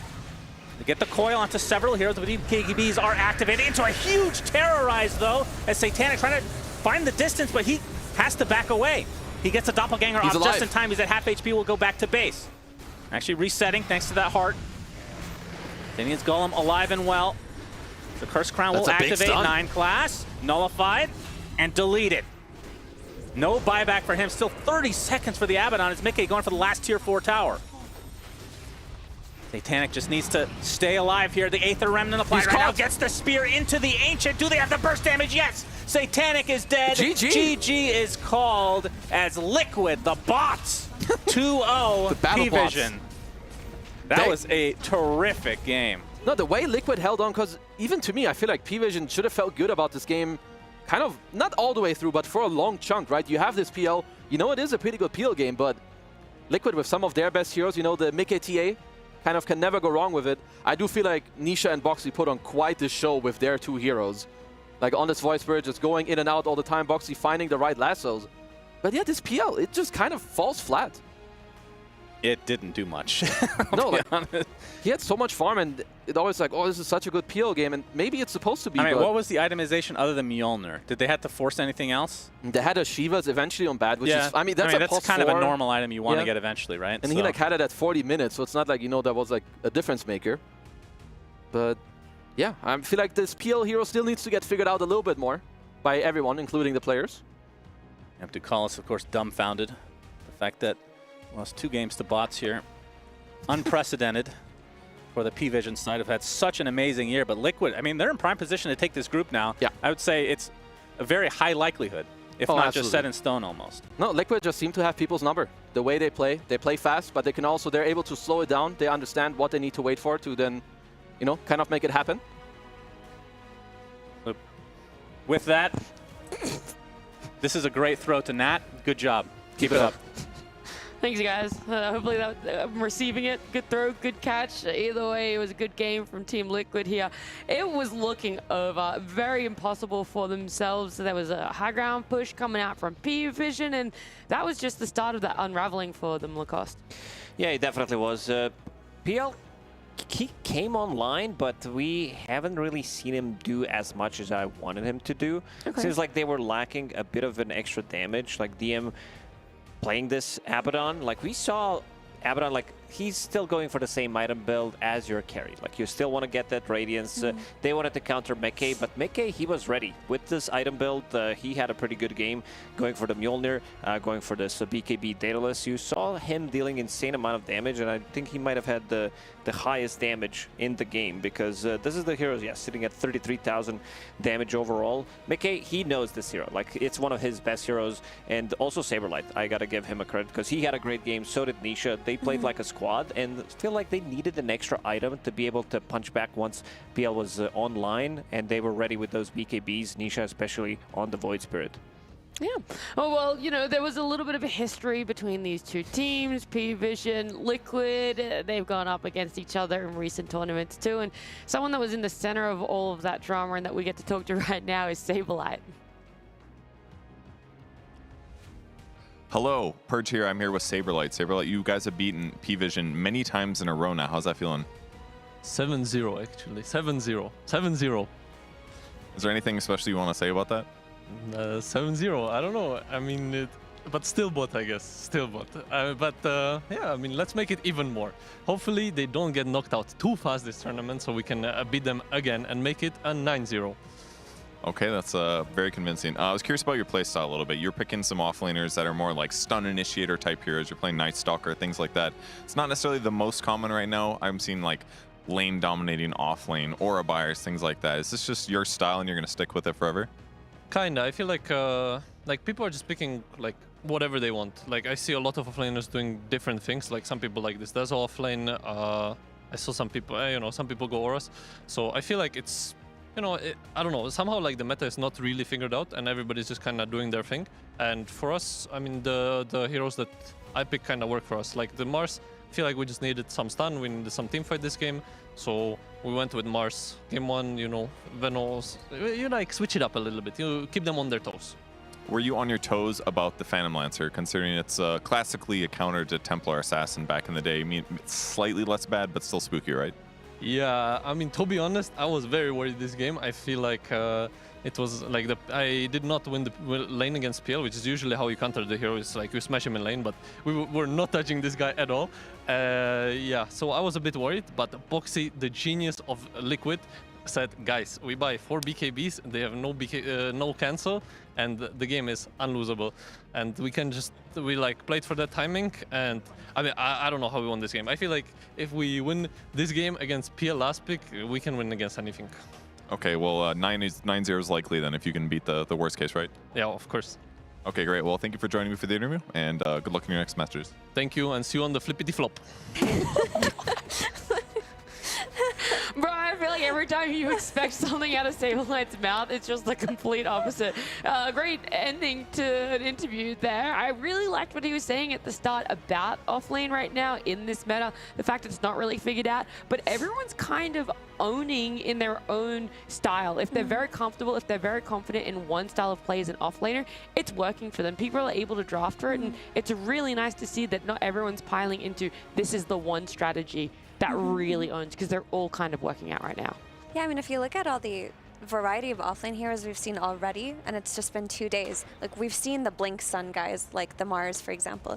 We've seen the lane dominators, the Centaurs and the Axes. We've seen the Aura buyers and the Darkseers. Those are good too. And we've seen some Lycans and even a Beastmaster or two. And of course, let's not forget everybody's favorite hero, Bristleback. So many different flavors and styles of heroes from the offlane were shown here.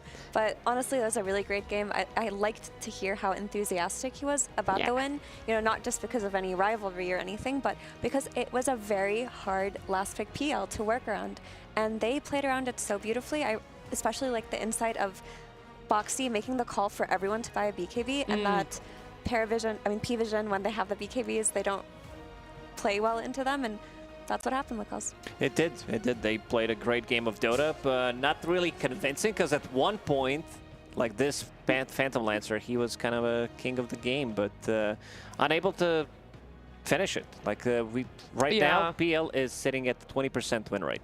A lot of the times this feels like a really good pick, but I'm kind of getting the vibes from some of the previous patches that we did have that, you know, it's a good game for it, but it doesn't work out. Like we've seen it so many times throughout Dota history, and PL might be that type of a hero again.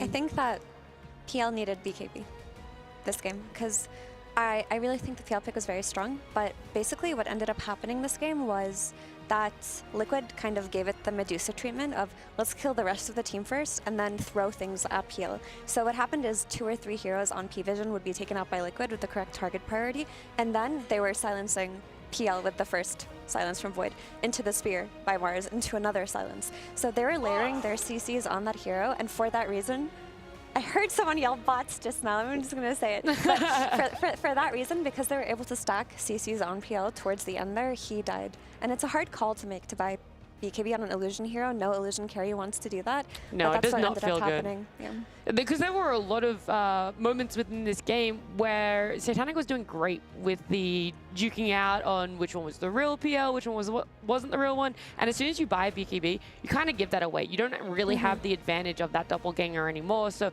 I definitely, it's a tough one, but a really valid criticism where it's like, you're going to need to be able to make that definition if you do want to keep running PL. Not a great stat line for it right now, and it does put P-Vision in a bit of a precarious situation.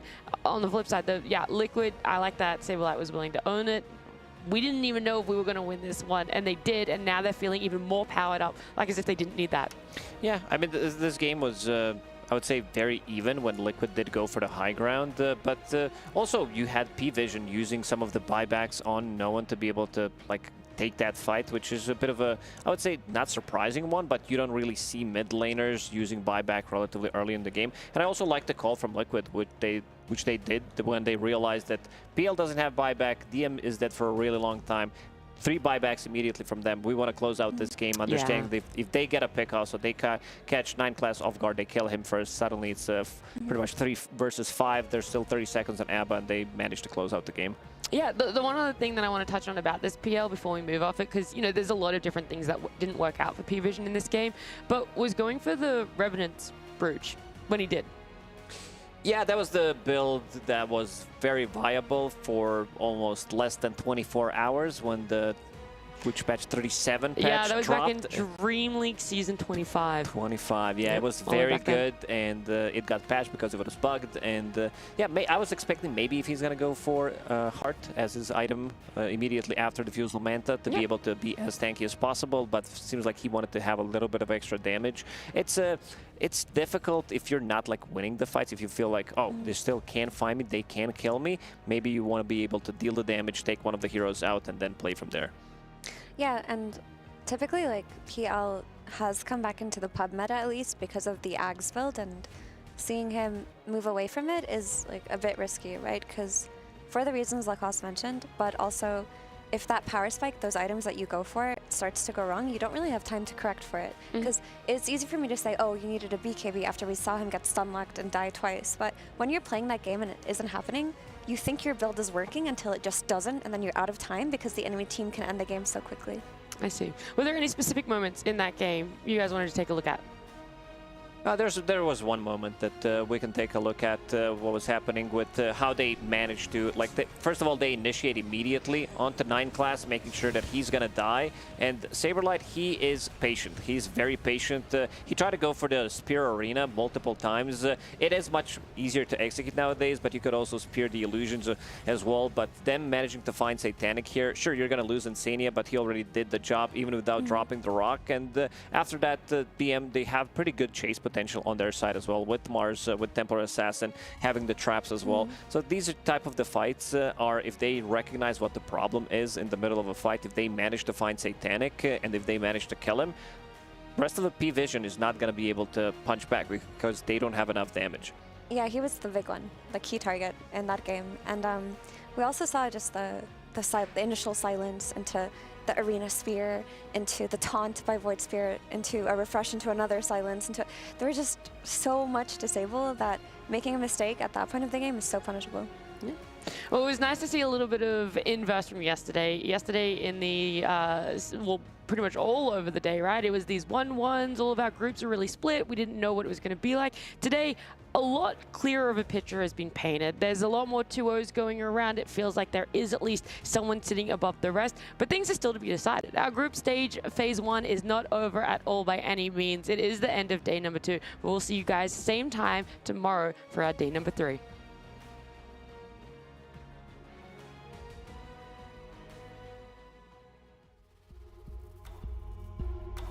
Radiant's bottom tower is under attack. Dire's middle tower is under